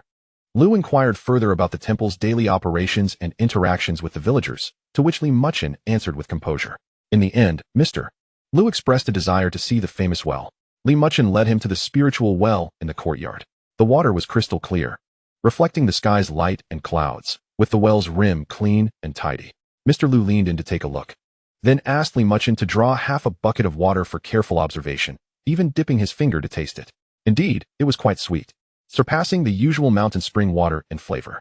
Mr. Lu nodded, though he did not display much astonishment. He had encountered many sources of good water. While this well's water was excellent, it did not reach the level of divine water. Perhaps it was simply high-quality water, combined with a psychological effect. After the visit, Mr. Lu prepared to descend the mountain. Before leaving, he glanced once more at the temple, particularly the ancient cypress, and remarked to Li Muchen, Master Li, this temple's serene environment and the rejuvenated ancient tree indeed make it an excellent place for self-cultivation. Rest assured here. Should any difficulties arise, or if you uncover new insights regarding the temple's history, feel free to visit me at the cultural station in town. Here is my business card. He handed over a simple paper card, bearing the words, Blessed be the infinite celestial sovereign. Mr. Lu departed leisurely. Li Muchen accepted the card and respectfully saw him off. Zhao Desheng accompanied Mr. Lu down the mountain. The temple returned to its tranquil state. Li Muchen stood at the mountain gate, gazing at the retreating figures of the two men, his expression slightly pensive. Mr. Lu's visit, though anticipated, served as a signal. The authorities had taken note of Qingfeng Temple and his presence. Although this initial contact from the cultural department was merely a preliminary inquiry regarding cultural relic protection and folk customs, and the attitude was courteous, the underlying scrutiny and admonition were palpable. The matters concerning the well's water and the healing of Zhao Xiaoshan had likely been registered with the authorities. For now, however, there was no evidence of any supernatural occurrences or threats to society, thus it remained a standard observation. This implied that he could no longer remain entirely concealed in the mountains as he had before. Any unusual aspects regarding himself or Qingfeng Temple could be scrutinized under a magnifying glass. Whether this would be a blessing or a curse remained uncertain. Nonetheless, Li Muchen felt little pressure. With his foundational skills solidified, the Purple Mansion opening, and mastery over the heart lightning technique, he was no longer the aimless graduate lacking strength and clarity about the future. With power came confidence. As long as he refrained from revealing his extraordinary abilities, did not interfere with the secular order, and did not overstep the boundaries, it was highly probable that the authorities would not intervene excessively, perhaps even offering nominal support, as Mr. Lu suggested. Such a development could prove beneficial. A degree of official attention and acknowledgement might deter unnecessary troubles. Upon returning to the main hall, Li Muchen sat cross-legged, gently extending his spiritual awareness to encompass both the interior and exterior of the temple. Everything appeared as usual. The ancient cypress thrived, the tranquil heart grass grew peacefully, and the spirit-gathering formation operated subtly. He needed to elevate his strength more rapidly. Mr. Lu's arrival reminded him that external scrutiny was converging. Only by becoming sufficiently powerful could he gracefully navigate all uncertainties. The cultivation of the xianxiaaudiobooks true solution required perseverance. The practice of the heart-lightening technique could not be neglected either. Perhaps he could also experiment with the basic alchemy handbook, successfully concocting the simplest of pills, such as the fasting pill or the qi-nourishing pill, would significantly aid his cultivation. He could ask Zhao Desheng to keep an eye out for medicinal herbs, or venture into the mountains to seek them himself. Now equipped with spiritual awareness, locating specific herbs would be much easier. With these thoughts in mind, Li Muchen began to formulate a plan. The winds of the outside world had begun to seep into the mountains. He could not remain solely focused on cultivation. He also needed to consciously manage the temple, accumulate resources, and make modest preparations for a potential future inheritance of the Dao lineage. He retrieved the business card given by Mr. Lu, examined it, and gently set it aside. Then, he closed his eyes, his mind sinking into the purple mansion, commencing his practice for the day. Outside the temple, the sky was high and clear, with the mountain breeze gently blowing. The new leaves of the ancient cypress swayed lightly in the sunlight, shimmering with a vibrant luster. Chapter 15. The initial attempt at alchemy. Mr. Lu's visit was akin to a small stone thrown into a tranquil lake. The ripples faded quickly, returning the surface to its former serenity. At least, it appeared so. The villagers continued their daily treks up the mountain to fetch water, leaving behind fruits and grains. Their reverence for Li Muchen undiminished. Yet, perhaps due to Mr. Lu's assessment or the increasingly tranquil aura surrounding Li Muchen, the villagers ceased to mention terms like divine water or celestial techniques, merely expressing silent gratitude and behaving more decorously. Li Muchen was pleased by this development. He devoted more of his time to cultivation and the exploration of his newly acquired abilities. The practice of the xianxiaaudiobooks true solution had entered a steady rhythm. His true essence in the Danshan grew increasingly robust and pure, while the space of the purple mansion slowly but steadily expanded and solidified under the continuous nourishment of divine essence. His mastery of spiritual awareness became more adept. He could now maintain coverage over the entire temple courtyard with relative ease, and the duration had significantly increased. He even began to experiment with another rudimentary technique recorded in the true solution, the breath concealment technique, which could diminish his presence and blend with his spiritual awareness, allowing him to move stealthily. His practice of heart lightning had shifted to a more secluded area of the back mountain, where he had honed his ability to control the power and form of the lightning. He could now condense a small spark of electrical fire at his fingertips for ignition, or form a fist-sized lightning ball powerful enough to shatter stone. Yet, the full exertion still consumed considerable energy and placed a heavy burden on his meridians, limiting the frequency of his practice each day. Recently, he had also directed some of his energy towards studying the basic alchemy handbook. Alchemy holds a prestigious position within Taoist tradition, and external alchemy was once regarded as a crucial pathway to ascension. Although later generations demonstrated the limitations and dangers of external alchemy, the ability to concoct auxiliary pills for cultivation or healing remains an indispensable skill for practitioners. The handbook, albeit incomplete, detailed the methods for crafting 3 basic pills: the fasting pill, the qi-nourishing pill, and the blood-stopping powder. The first 2 aspects are particularly significant for Li Muchen. The pill of abstinence, upon consumption, can replace regular meals, providing the essential energy and a modicum of vital essence required by the body. It effectively saves time and helps avoid the postnatal turbid qi generated by a mixed diet, greatly benefiting those in the early stages of seclusion or spiritual refinement. The qi-nourishing pill, on the other hand, serves as an auxiliary for cultivation, accelerating the recovery of true essence, which is precisely what Li Muchen urgently requires at present. Although there are spirit stones and a gathering spirit array, their efficiency ultimately remains limited. The process of alchemy hinges primarily on the furnace, the fire, and the materials. The alchemical furnace, as per the notes, should ideally be a copper furnace imbued with spiritual energy or a jade cauldron. At the very least, it must be a uniform, high-temperature resistant ceramic pot. Lacking a proper alchemical furnace, Li Muchen discovered a heavy ceramic pot, half buried and caked in mud, in the ruins of a side hall. After cleaning it, he found the pot to be substantial and relatively fine in texture, free of cracks. With slight modifications, it could be made usable.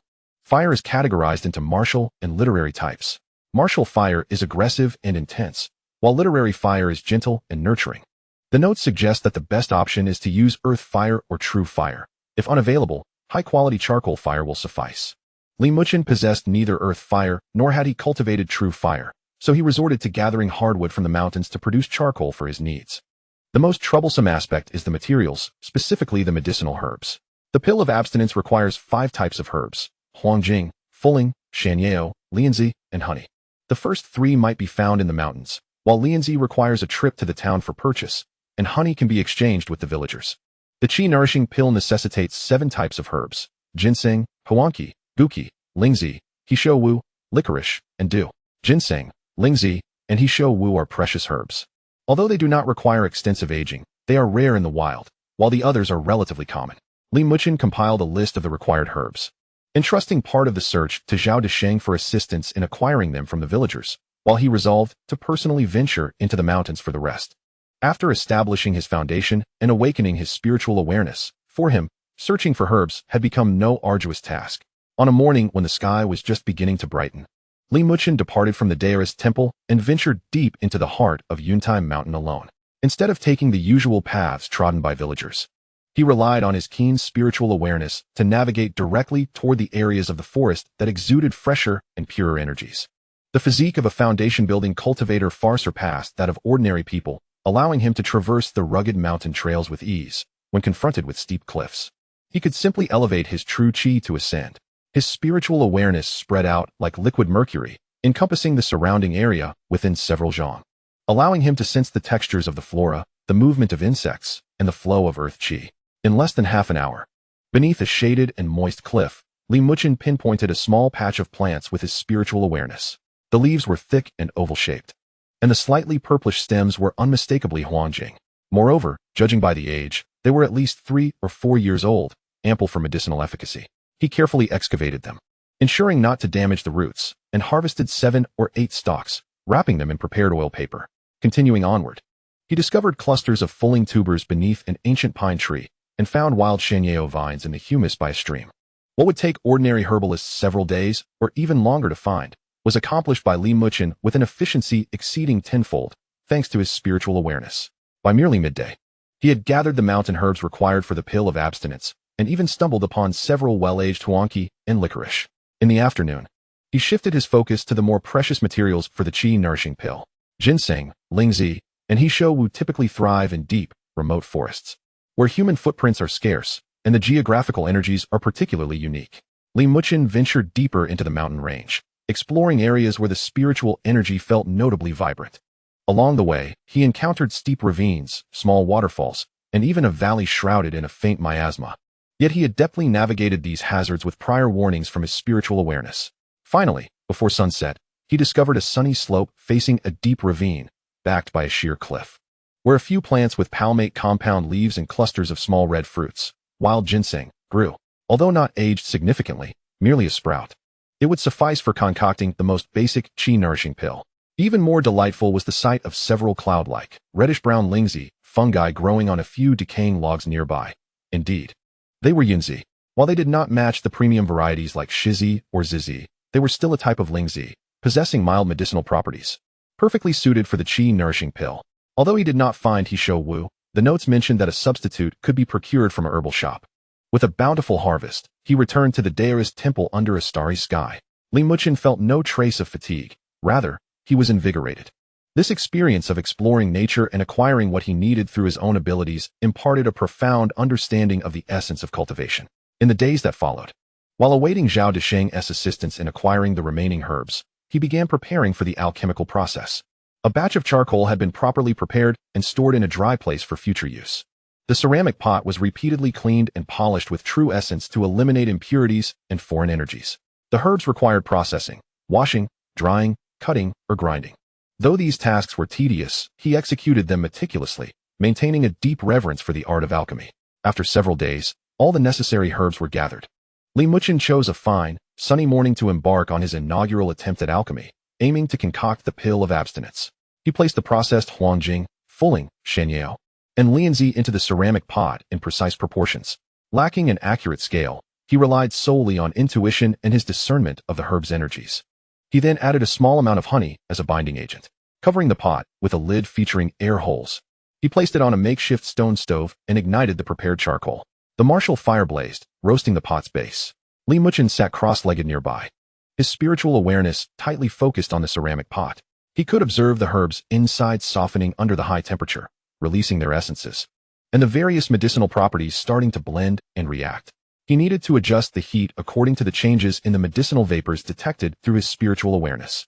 Initially, he employed the martial fire to extract the medicinal properties, causing the temperature within the pot to rise sharply, steam billowing forth and carrying a rich medicinal aroma through the air. When the fragrance peaked and began to take on a charred scent, Li Muchen swiftly reduced the amount of charcoal, transitioning to a literary fire. The gentle simmer allowed the medicinal properties to fully integrate and coalesce. This process demanded immense patience and precise control. Too much heat would damage the properties or even burn them, while too little would prevent complete extraction and fusion. Time gradually passed. Li Muchen remained intensely focused, his spiritual awareness continuously monitoring every subtle change within the pot, while he subtly guided the blending of the medicinal vapors with his own true essence. The tranquil aura emitted by the light of virtue enabled him to maintain this heightened concentration for an extended period without feeling fatigued. After 2 full hours of simmering, the sun had passed its zenith. The medicinal vapors within the pot finally reached a harmonious, compact balance. The aroma mellowed, emanating a faint yet peculiar essence that hinted at satiety. Now was the moment. Li Muchen executed a simple collection technique, channeling a faint stream of true essence into the pot's air hole. Simultaneously, he removed all the charcoal. With a soft hiss, the pot emitted a gentle sound as the white vapor condensed. Li Muchen patiently awaited the pot to cool before carefully lifting the lid. At the bottom of the pot lay more than 20 herbal pellets, each the size of a longan, yellowish-brown in color, with a slightly rough surface, exuding a faint medicinal fragrance. It worked. Li Muchen picked up one pellet, scrutinizing it closely. The pellet contained a moderately potent yet sufficiently pure essence of grass and grain, exactly the qualities that the pill of abstinence was meant to possess. Although the appearance was average, the surface not entirely smooth, and the potency likely inferior to that produced by a traditional alchemical furnace, it was undeniably a usable pill of abstinence. In his first attempt, there had been no furnace explosion or wasteful failure. He had achieved success. While the meticulous documentation in the notes and the proper handling of medicinal herbs undoubtedly contributed to his success, it was his keen spiritual perception and precise control over true essence and timing that were truly pivotal. For ordinary novices, the absence of spiritual assistance coupled with reliance solely on experience and intuition results in a significantly high failure rate. Li Muchen felt a surge of joy within. He retrieved a pill of the fasting elixir and swallowed it. The pill dissolved instantly upon contact, releasing a gentle warmth that cascaded through his abdomen and swiftly spread throughout his entire being. The sensation of hunger vanished in an instant, replaced by a mild sense of satiety and invigorating energy. A subtle essence of herbal vitality wove into his meridians, absorbed naturally by his true essence. The effects were impressive. This single pill was sufficient to sustain him for an entire day without food or drink, while also providing a small amount of energy necessary for cultivation. Observing the remaining 20 or so pills in the jar, Li Muchen's confidence soared. With this successful experience, the prospect of refining more complex vitality pills seemed increasingly attainable. Once the vitality pills were successfully concocted, his cultivation speed would undoubtedly ascend to a new level. Chapter 16. Fame and Intrusion. The successful refinement of the fasting elixir held profound significance for Li Muchen. It not only meant the addition of an efficient sustenance option, saving precious time spent foraging and cooking, but it also signified his initial grasp of the fundamentals of alchemy and laid the groundwork for his exploration of alchemical pathways and the crafting of higher-tier pills. After a brief processing of the remaining herbs, he successfully refined a second batch of fasting elixirs, achieving both enhanced quality and quantity compared to the first. Following this practice, he began preparations for the more crucial vitality pills.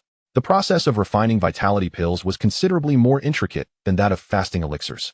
A wider variety of herbs was required, and the combinations of monarch, minister, assistant, and messenger herbs demanded greater caution. The transitions in heat were also far more complex, particularly when involving relatively precious herbs like ginseng and reishi, which necessitated meticulous handling.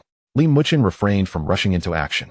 He meticulously re-examined and processed all the herbs, repeatedly studying every detail regarding the refinement of vitality pills outlined in his notes, mentally simulating the entire process several times until he felt a solid grasp of about 70 to 80%. Only then, on a night illuminated by a clear moon, did he officially commence the refinement. Once again, he utilized the same earthen pot for alchemy, with the same charcoal fire. The difference this time was the need for heightened concentration. His spiritual awareness was almost entirely externalized, intently monitoring the transformations of the 7 herbs within the pot at varying temperatures, the extraction of their medicinal properties, and the intricate reactions as they fused together. The fire's intensity fluctuated, alternating between vigorous and gentle, occasionally requiring quenching to activate specific medicinal properties of certain herbs. Throughout the process, Muchen maintained a state of intense focus, beads of sweat forming on his forehead. The soothing tranquility brought by the light of merit sustained him, enabling him to overcome the fatigue induced by prolonged, intense concentration. After nearly 3 hours, as the eastern horizon began to glow with the faint light of dawn, the medicinal vapors within the pot finally achieved a delicate balance, the various medicinal powers intertwining and permeating until they coalesced into a warm, mellow, and spiritually rich essence. Muchen skillfully executed the pill consolidating technique, lightly tapping with his true essence. As he lifted the lid, he beheld 9 pills, each the size of a longan. A pale azure hue adorned with delicate cloud-like patterns, emanating a captivating medicinal fragrance. The aroma was less potent than that of the fasting elixirs, yet possessed a more profound and enduring quality, invigorating his spirit and seemingly enlivening the true essence within him. The vitality pills were a success. Moreover, their appearance surpassed that of the fasting elixirs by a significant margin. Muchen took one and swallowed it. The pill dissolved rapidly within his abdomen, unleashing a torrent of medicinal power far purer and more gentle than that of the fasting elixirs, surging instantly through his limbs and merging with his meridians, converging in his danshan. The seed of his foundational Tao within the danshan seemed to bask in nourishing rain, vibrating slightly as it accelerated its rotation, absorbing and transforming the medicinal power at a pace far exceeding his usual cultivation. In mere moments, he had replenished a significant portion of the true essence and mental focus expended during the alchemical process, even experiencing a barely perceptible increase in his total true essence. What an extraordinary elixir! A glimmer of surprise shone in Muchen's eyes. The efficacy of this vitality pill exceeded his expectations. Although it could not compare to the legendary miraculous elixirs, it served as an exceptional aid for his current level of cultivation. One such pill equated to several days of arduous practice, and it would play a crucial role in restoring true essence and overcoming minor bottlenecks. The successful refinement of vitality pills immensely augmented Muchen's cultivation resources. After calculating, he realized that with his current stock of herbs, he could produce approximately 2 more batches. He resolved to regulate their usage, reserving them for moments of stagnation in his cultivation or when rapid recovery was needed, while continuing to rely primarily on the spirit-gathering formation and spirit stones to avoid dependency. Life returned to a tranquil and fulfilling rhythm. During the day, he tended to the temple, nurtured the flora, and studied alchemical formulas and talismans, while at night, he consumed vitality pills and immersed himself in the spirit-gathering formation, diligently cultivating the supreme purity purple mansion, returning to origin true solution, solidifying his purple mansion and gradually enhancing his spiritual awareness. The reputation of Qingfeng Temple, following initial word of mouth and official examinations, seemed to have entered a relatively stable phase. Villagers routinely fetched water and offered incense, and occasionally, they sought assistance for minor ailments, to which Muchen would either administer a massage or provide simple herbal remedies, yielding satisfactory results while remaining within reasonable limits. However, the trees may wish for stillness, but the winds do not cease. The names of Qingfeng Temple and Muchen inevitably reached farther afield, drawing diverse attention. One afternoon, as Muchen scanned the growth of a newly transplanted Xianxiaaudiobooks seedling with his spiritual awareness, he sensed a subtle shift at the periphery of his awareness. Someone was ascending the mountain, and not just one individual. The newcomers were not villagers. Their footsteps were steady and rhythmic, their breathing deep and elongated, indicative of considerable stamina. And they carried an almost trained demeanor. More notably, one individual's aura, though faint, was distinctly different from anyone he had previously encountered. Imbued with a vague sharpness and restlessness, neither malevolent nor entirely tranquil. A flicker of thought crossed his mind as he quietly restrained his own aura, employing the breath-concealing technique, merging his presence with the surrounding environment and minimizing his existence. Simultaneously, his spiritual awareness extended like an invisible tendril, silently reaching out. On the mountain path, 3 individuals were approaching. The foremost among them was unmistakably Zhao Desheng, wearing a look of resignation and apprehension, turning back to converse with the 2 following him. The latter, a young man and woman, appeared to be around 25 or 26 years of age. The man sported a crew cut, his physique robust, and clad in black athletic attire, with sharp eyes scanning the environment with evident scrutiny and vigilance. The woman, with her hair tied back in a ponytail, possessed a fair countenance. Dressed in light gray outdoor gear and carrying a professional camera bag, her expression a mix of curiosity and inquiry. Old Zhao, rest assured. We have come merely out of admiration, wishing to visit Master Li and capture some images of the ancient temple's charm. We won't impose for long. The young woman spoke with a clear voice and polite tone. Zhao Desheng rubbed his hands together. Reporter Lu, Mr. Han. It's not that I don't want to bring you, but the master prefers solitude. He paused, lowering his voice. The master is genuinely capable and dislikes ostentation. Last time, it was merely a routine visit from Director Lu from the town. You two being journalists, and all we understand the protocols. Interjected the man with the crew cut, his voice deep and resonant. We are simply curious. There have been numerous rumors about the Qingfeng Temple and its young master. Our xianxia Geography magazine is preparing a feature on ancient temples in the mountains, and we felt this place had a compelling narrative, hence our visit. If the master is unwilling, we can take a few exterior photos and gather historical information before departing. We will not press. Xianxia Geography magazine. Journalists? Li Muchen's thoughts stirred. He had heard of this publication in his previous life, recognized as a reputable source for popular science and geography. If they were indeed journalists, it would not be unusual. Yet, the man named Han did not strike him as an ordinary journalist or photographer. That aura, he meticulously scanned the Han surname man with his spiritual awareness. At his waist and cuffs, in places hard to detect, he sensed the chilling touch of metal and the faint signals of some miniature electronic devices. Though subtle and deliberately concealed, under Li Muchen's now keen perception, certain clues began to surface. This man was not an ordinary journalist, or rather, not entirely so. Li Muchen harbored a few conjectures in his mind, but chose not to voice them. He retracted his aura-concealing technique, returned to his normal state, and approached the main hall's entrance. At that moment, Zhao Desheng and the others arrived at the mountain gate. Master Guan, Zhao Desheng exclaimed upon spotting Li Muchen, hastening a few steps with an apologetic expression. These two are comrades from xianxia Geography magazine, journalist Lu and photographer Han. They wish to interview our temple. Li Muchen's gaze passed calmly over the two individuals, lingering for a moment on the Han surname man, before shifting to the journalist Lu, extending a courteous gesture. Blessings of the infinite, celestial venerable. It must have been arduous for you both to come from afar. Upon seeing Li Muchen, journalist Lu's eyes glimmered with surprise and curiosity. The young master of the temple before her was even more remarkable than she had anticipated. His handsome visage was secondary to an aura of serene detachment, as if he were one with the mountain, the temple, and the ancient trees, rendering him otherworldly in presence. Greetings, Master Guan. I apologize for the intrusion. Lu replied promptly, her smile radiant. I am Lu Qing, a reporter from xianxia Geography, and this is my colleague Han Gang. Our magazine is preparing a special issue on the unique ancient temple architecture across China. We have heard that Qingfeng Temple at Yuntai Mountain boasts a rich history, distinctive architecture, and the remarkable sight of ancient trees in bloom. We have come to inquire about its history and capture some photographs, if that would be convenient. Her words mirrored what she had conveyed to Zhao Desheng earlier, and her demeanor was earnest. Li Muchen pondered briefly before responding. The temple is rather modest, and much of its historical records have been lost, which may disappoint you both. As for photographs, the statues within the hall are damaged and not suitable for capturing. However, if you do not mind, you may take pictures of the ancient cypress trees and the mountain scenery in the courtyard. Just know that I prefer tranquility and may not be able to accompany you for long. His stance was clear. He did not decline the interview, but maintained a distance, eschewing in-depth discussion and cooperation.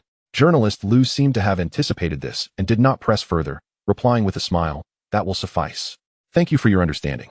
Master Guan, we will explore the courtyard and take a few pictures of the ancient cypress and the exterior of the architecture, if that is acceptable. Please do. Li Muchen replied, stepping aside to allow them entry. As Lu and Han Gang entered the courtyard, Lu was instantly captivated by the vibrant ancient cypress tree before the hall, exclaiming in wonder as she took photographs from various angles.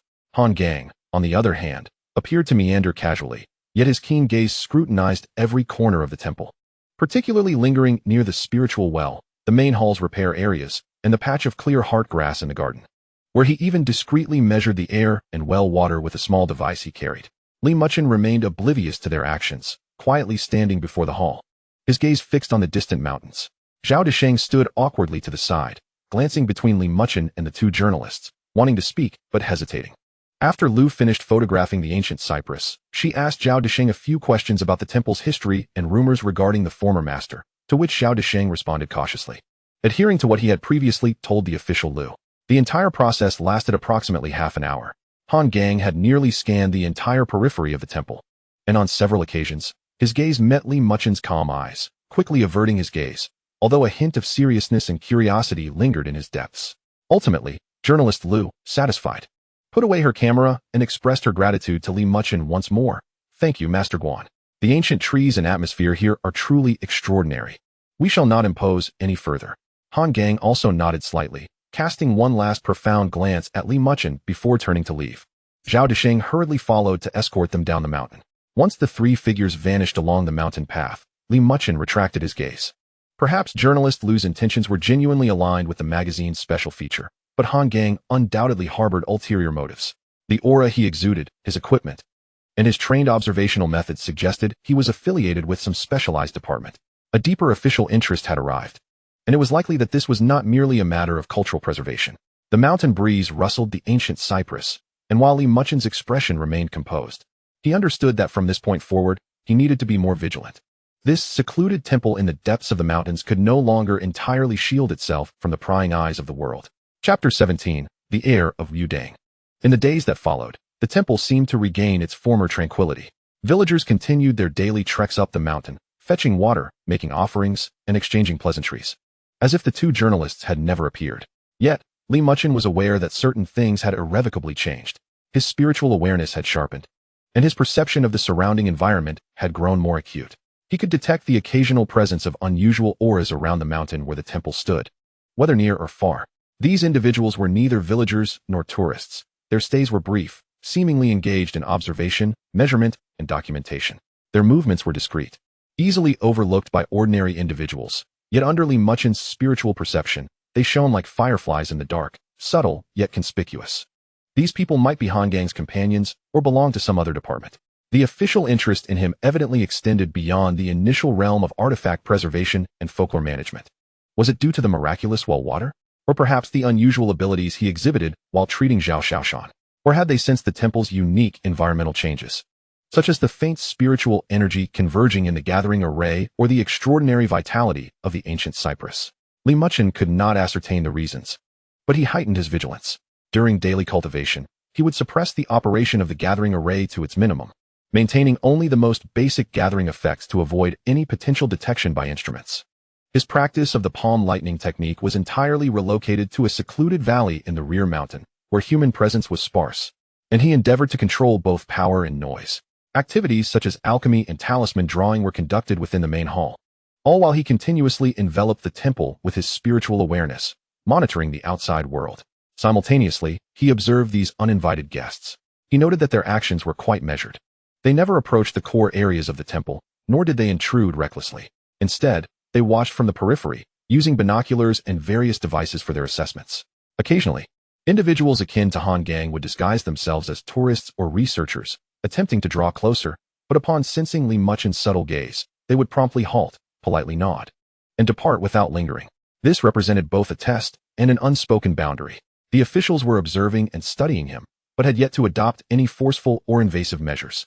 Perhaps they lacked sufficient evidence, or perhaps it stemmed from a certain caution or higher-level considerations. Li Muchen was content to maintain this delicate balance. As long as they did not overstep their bounds or disrupt his cultivation and life, he could feign ignorance. He devoted more energy to his own advancement. The auxiliary effects of the qi-nourishing pill were significant, and combined with the gathering array and the Shangqing Purple Mansion returning to origin true solution, his cultivation steadily progressed. The true essence in his danshan grew increasingly robust. The space of the Purple Mansion solidified and expanded, and the strength and range of his spiritual awareness gradually increased.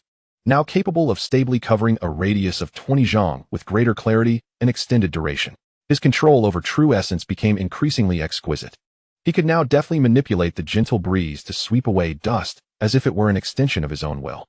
The dusting not only removing impurities but also creating a subtle stream of pure air to disperse mosquitoes and foul odors. He even experimented with infusing true essence into the bristles of the dusting tool, rendering them as hard as steel needles, capable of piercing through wooden boards, thus marking the creation of a rudimentary magical artifact. He had not slackened in his practice of the palm lightning technique either. Now he could instantaneously condense lightning balls. With a controllable range of power, from delicate sparks at his fingertips to powerful lightning spheres with a punch, achieving a shorter pre-casting motion and reducing the burden on his meridians. He endeavored to integrate the essence of the thunder palm into the sweeping motions of his whisk. Although he could not unleash thunderous bolts, the whisk would emit faint sparks of electricity and exude a protective aura, potentially proving effective against malevolent entities. In terms of alchemy, his proficiency in concocting the abstinence elixir and the vitality pill had markedly improved, with both the yield and quality experiencing a significant enhancement. Drawing upon the basic herbal identification atlas and notes, he attempted to formulate a new and simpler elixir, the tranquility powder. This consisted of the clear heart herb combined with several calming ingredients, not quite a true pill. Yet it provided a superior soothing effect compared to the sole use of the clear heart herb, greatly benefiting his cultivation of the purple mansion and the refinement of his spiritual awareness. He occasionally bestowed the surplus upon villagers plagued by anxiety and insomnia, yielding remarkable results. As the reputation of the temple spread, despite Li Muchen's efforts to downplay it, there were inevitably some who came seeking it out. In addition to official observers, there were also genuine devotees and curious souls. For those who sincerely offered incense with respect, Li Muchen did not turn them away. He merely maintained a respectful distance, offering a bowl of well water or a few words of comfort. However, for those who approached with evident curiosity and intentions to pry into secrets, he adopted a cool demeanor, dismissing them with but a few sentences. Thus, life continued in this state of relaxed vigilance and subdued activity for over a month. One morning, having just concluded a night of cultivation, Li Muchen habitually scanned the surroundings of the temple with his spiritual awareness. Suddenly, his brow furrowed. Someone was approaching the mountain path. This time, it was a solitary figure. The newcomer was a middle-aged man, dressed in an ordinary jacket and casual trousers, of average build and unremarkable appearance. The type one could easily lose in a crowd. Yet, Li Muchen's spiritual sense detected that this man possessed a steady and refined aura, his gait exhibiting an indescribable sense of coordination, and his vital energy was markedly robust, far exceeding that of an ordinary person, subtly radiating an air of restrained sharpness. This was not an ordinary individual, nor one of the previous peripheral observers. This man had martial prowess. Moreover, it was evident that he practiced a profound internal martial art. What drew Li Muchen's attention further was that this man bore no malice in his demeanor. His gaze was clear and focused, and his movements exuded a calmness that hinted at a transcendent quality. Unlike the trained sharpness of Han Gang, this man resembled a seasoned warrior or perhaps a practitioner of another tradition. Upon reaching the temple entrance, he did not intrude but paused to adjust his attire before respectfully cupping his fists and addressing the temple. I am Qin Jinghe, a lay disciple of Wudang Mountain. I have traveled through this blessed land and, having heard of the esteemed Taoist Master Li's profound teachings, have come to pay my respects. I kindly ask for your understanding of my presumptuous visit. His voice was not loud, yet it resonated clearly and steadily, echoing through the mountains. Wudang Mountain, a lay disciple? Li Muchen's heart stirred. Finally, it seemed not only official eyes, but also those from the realm of cultivation were seeking him out. He slowly rose and walked to the front of the hall. The man who identified himself as Qin Jing also caught sight of Li Muchen, and their gazes met in the air. A flicker of unmistakable surprise crossed Qin Jinghe's eyes, although he had heard of the young Taoist Master Li. Witnessing his serene and transcendent demeanor firsthand exceeded his expectations. More importantly, with his decades of experience in practicing Wudang's internal martial arts, he found himself utterly unable to perceive the depths of Li Muchen's abilities. The latter stood there, as if one with the surrounding environment. His aura faint, yet seemingly unfathomable, something no ordinary warrior or Taoist could possess. Instantly, the hint of arrogance and skepticism in Qin Jinghe's heart diminished significantly, replaced by genuine respect and curiosity. Li Muchen, too, observed his counterpart. This man exhibited abundant vitality and a contained essence, his footsteps firmly rooted, clearly having attained considerable mastery in both external and internal martial arts. Moreover, Li Muchen sensed a trace of extremely subtle, yet pure energy emanating from him, not true qi, but rather an inner strength refined through specific methods, subtly imbued with an essence of balance and tranquility, aligning with the traditions of Wudang's Tai Chi. It appeared that the world was not entirely devoid of extraordinary powers. Rather, many remained hidden among the populace or had embarked on alternative paths. May the infinite celestial sovereign bless you. Li Muchen offered a respectful greeting, his tone devoid of embellishment. Chen Xianxi, you are a guest from afar? Please, enter. He did not refuse, since the visitor had come respectfully and hailed from a prestigious lineage. It might be worthwhile to engage and understand the hidden existences beneath the surface of the world beyond himself.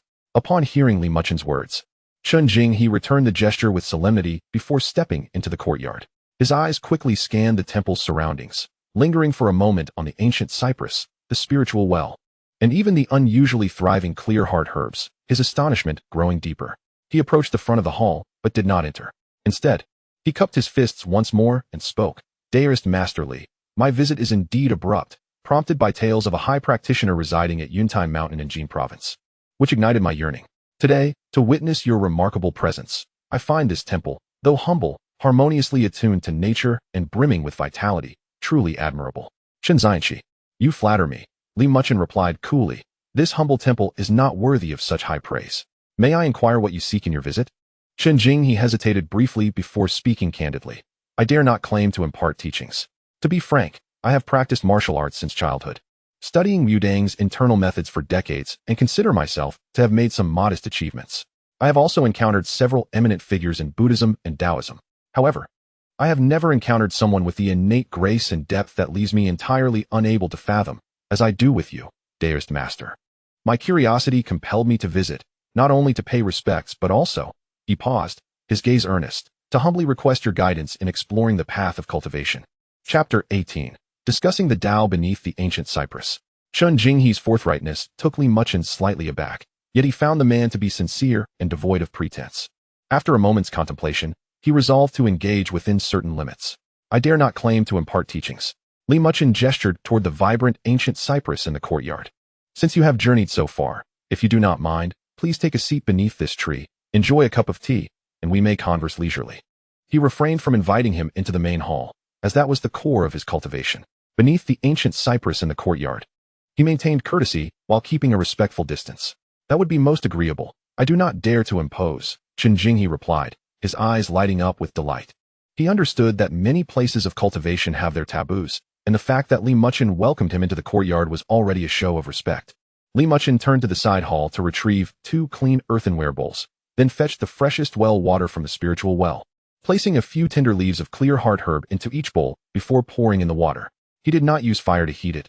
Instead, he cradled the bowls in his palms, quietly circulating his internal energy. As his true essence flowed, a faint yet pure fire attribute essence emanated from his hands, instantly warming the water to a temperature that was slightly hot to the touch. The clear heart herb leaves unfurled in the warm water, the pale green tea exuding an even more serene and tranquil fragrance, subtly infused with a hint of the gentle vitality of his true essence. Chen Jinghe watched intently as Li Muchen performed this act.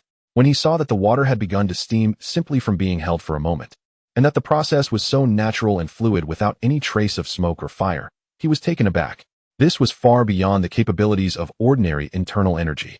While one might be able to heat water through internal strength, such an effortless and silent manipulation was a feat beyond reach. This Taoist Master Li indeed possessed extraordinary skills. Li Muchen presented a bowl of clear heart herb tea to Chen Jinghe, stating, "These are humble offerings from the mountains. Please partake, Xianxiaaudiobooks." Chen Jinghe accepted it with both hands, feeling the warmth of the bowl and inhaling the aromatic fragrance, which brought a sense of tranquility to his mind. He expressed his gratitude solemnly and took a careful sip. The tea was refreshingly pure and sweet. Upon entering the throat, a gentle warmth spread throughout, quenching thirst and invigorating the spirit. The fatigue from days of travel seemed to dissipate, and an inexplicable tranquility settled within. What an exquisite tea! Chen Jinghe exclaimed sincerely. This tea calms the heart and nourishes the spirit, far surpassing ordinary mountain spring or wild tea. What a masterful brew! Merely well water. Perhaps with a hint of the spirit of nature, Li Muchen replied nonchalantly, lifting his own bowl to sip slowly.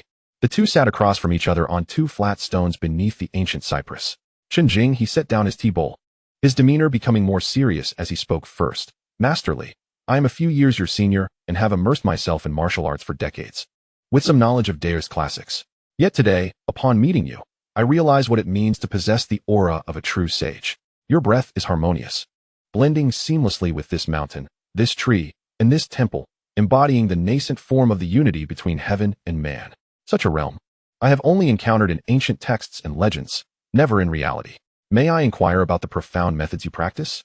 Is it an ancient and lost authentic school of the mysterious arts? He asked directly yet earnestly, positioning himself as a seeker of knowledge. Li Muchen placed his tea bowl down, gazing calmly at Chen Jinghe. You flatter me, Chen. What I practice is merely a rudimentary method of health cultivation and guidance. A fortunate inheritance from predecessors, a mere glimpse into the path, not exceptional techniques, nor any lost transmissions. As for my breath, it is simply the result of long dwelling in the mountains, free of distractions, in harmony with nature, allowing me to absorb some essence of the forest. He naturally refrained from disclosing the intricacies of the system and the Shangqing Zifu Giwenjinja. However, his words were not entirely disingenuous. He had indeed benefited from predecessors in this unique environment. Yet, Qinjing he shook his head and asserted, "Why must you be so humble? Although I am unworthy." The internal martial arts of Yudang emphasize the refinement of essence into qi, and qi into spirit, pursuing the resonance between heaven and man. Observing you, master, I see your essence deeply contained, your spiritual radiance resplendent, far beyond what ordinary health cultivation can achieve. Especially, he pointed to the ancient cypress beside him, a tree that had been dead for many years, now bursting forth with life, even hinting at a nascent spirit. If I am not mistaken, the revival of this tree is closely tied to your quiet cultivation here, is it not? His gaze was sharp, evidently observant, and acutely sensitive to the fluctuations of energy. Li Muchen felt a stir within. Indeed, Qinjing he was no ordinary person. He neither confirmed nor denied, merely stating lightly, plants possess spirits. In accordance with the time and place, they may rejuvenate. I have merely coincidentally encountered this opportunity and offered some care. Seeing that Li Muchen was reluctant to delve deeper into the fundamentals of his methods, Qinjing he shifted the conversation. Then how do you perceive the concept of cultivation? This question opened the door for exploration. Li Muchen pondered briefly before responding. A cultivator must refine the heart, cultivate the body, and nurture life. If the heart is not pure, the body cannot be healthy. If the body is not healthy, life cannot endure. If life is not stable, one cannot glimpse the great Tao. The three are inherently one, progressing in order. The heart's methods must be natural. The body must harmonize with heaven and earth. And the cultivation of both life and spirit is fundamental. His words encapsulated the essence of the Shangqing Zifu Giwenjinja and his own insights. Although he did not delve into specific techniques, he pointed directly to the core of cultivation. Qinjing he listened, deep in thought, murmuring, the heart's methods must be natural. The body harmonizes with heaven and earth, the dual cultivation of life and spirit. Well said. Our Wudang teachings also emphasize guiding qi with the heart and moving the body with qi, seamlessly continuous, yet not diligently applied, akin to what you express. However, times have changed. The true methods of refining qi have long been lost, leaving only exercises for strengthening the body and honing one's blood and qi. What is deemed inner strength is merely the aggregation of qi and blood, guided by intent, a mere shadow of the true qi and essence described in ancient texts. Vastly different.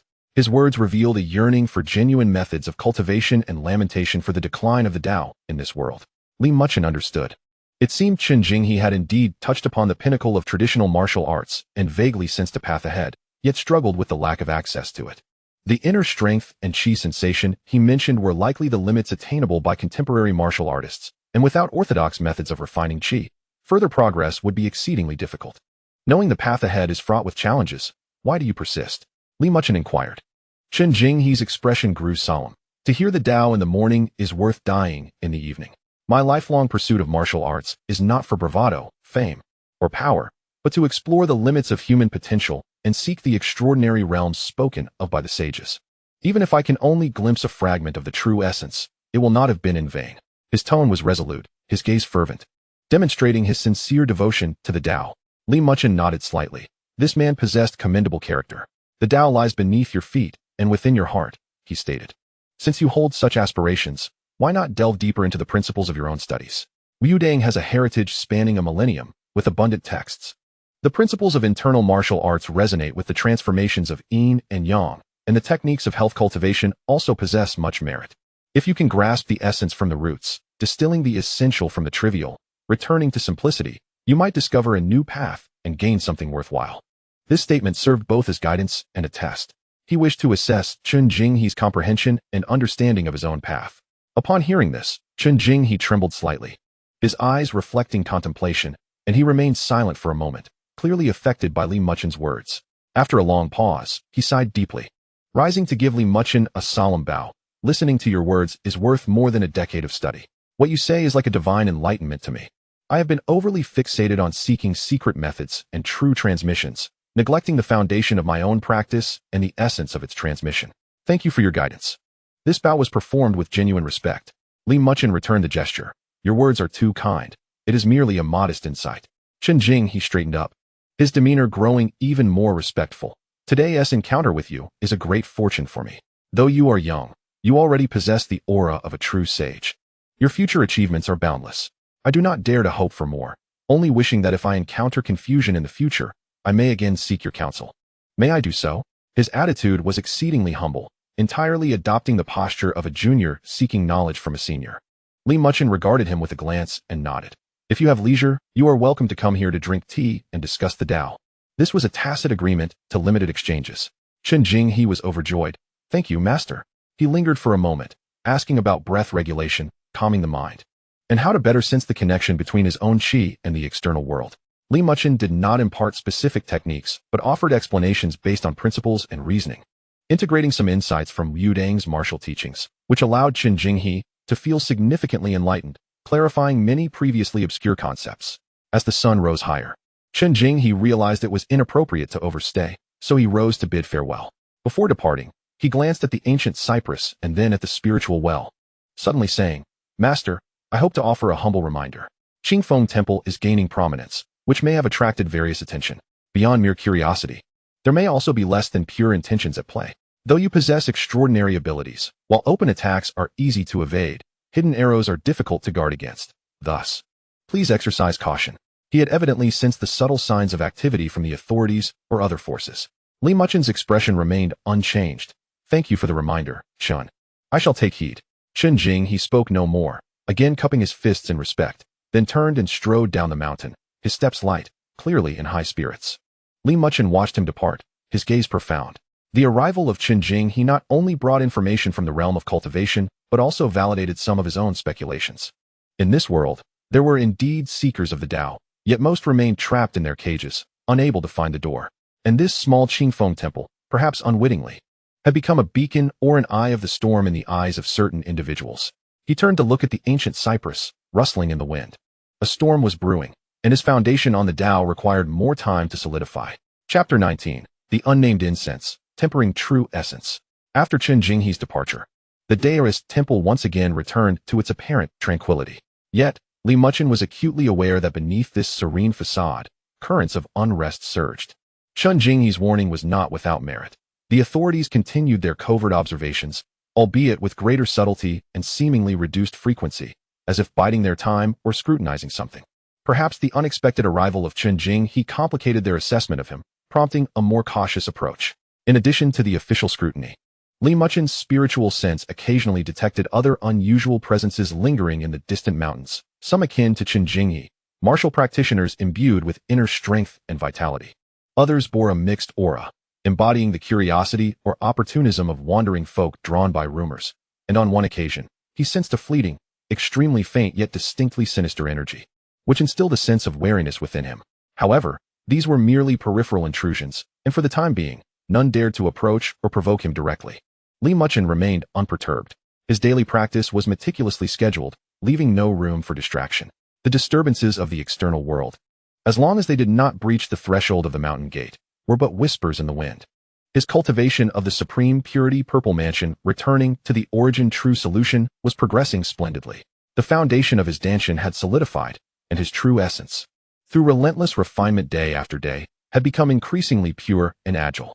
The space of the purple mansion expanded imperceptibly each day, its solidity increasing, while the strength and range of his spiritual sense steadily improved, now capable of covering a radius of 25 zhang, with heightened clarity and sensitivity to subtle energy fluctuations.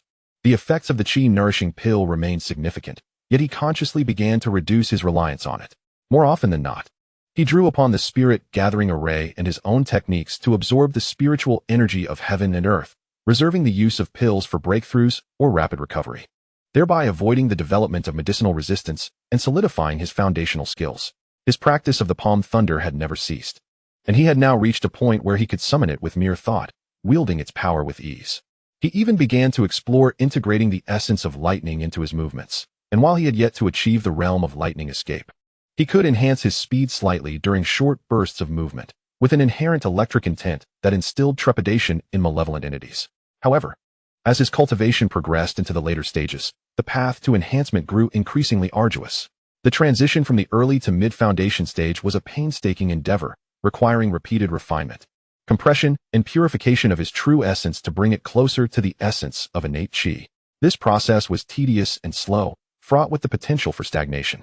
Muchen remained patient, following a methodical approach to his practice. He understood that cultivation was akin to rowing against the current. One could not rush. The radiance of merit continually warmed his spirit, allowing him to maintain a tranquil state of mind. On this particular morning, after concluding his early lessons, he found himself beside the heart-cleansing herb in the courtyard, delicately attuning his spiritual sense to the generation and flow of its tranquil energy, seeking to comprehend the natural rhythms of vegetation and the harmony of breath. Suddenly, a subtle stirring within him occurred, not a warning from his spiritual sense, but a more profound and vague sensation emanating from his foundational essence, connecting him to the land. It felt as though something was, in a faint yet persistent manner, merging into the fortunes of both him and the Taoist temple. This sensation was exceedingly elusive, not of tangible energy, but rather akin to an intangible will or aspiration. Imbued with complex emotions of gratitude, reverence, and hope, despite its weak and varied nature, it coalesced like a stream. Following this sensation, his spiritual sense quietly extended down the mountain. At the foot of the mountain, at the fork leading to the Taoist temple, the villagers had spontaneously constructed a modest shrine using several flat stones. The shrine held no idol, merely a crude incense burner with a few sticks of incense, some already burned down and others still smoldering. Scattered before the shrine were a few coins, a small handful of grains, and even a few vibrant wild fruits. At that moment, two villagers, having risen early to fetch water, paused at the shrine, retrieving incense from their pockets to light with the embers left by a fellow villager. Reverently placing it in the burner, they then clasped their hands together, murmuring wishes for the safety and well-being of their families and the healthy growth of their children before continuing their ascent up the mountain with their water buckets. Such scenes had likely unfolded numerous times over the past while. Muchen suddenly understood.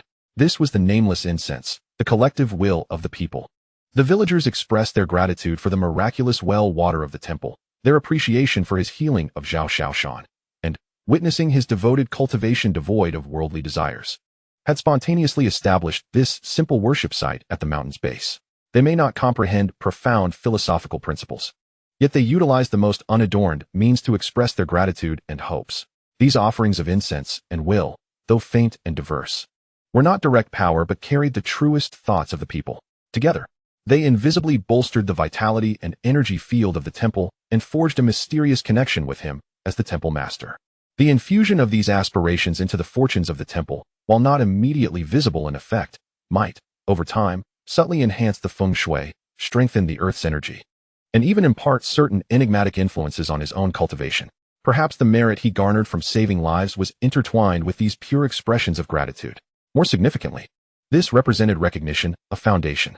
The temple was no longer merely a dilapidated building on the mountain, but had genuinely integrated into the lives and beliefs of the villagers below, establishing roots. A ripple of emotion stirred within Muchen. He had never sought offerings from the people, yet their spontaneous acts imbued him with a weighty sense of responsibility and connection. He retracted his spiritual sense and approached the temple's gate, gazing at the faintly visible shrine below, lingering in silence for a time. "Blessed be the infinite celestial sovereign," he whispered, clarity enveloping his heart. Having received this collective will of incense, he felt compelled to reciprocate.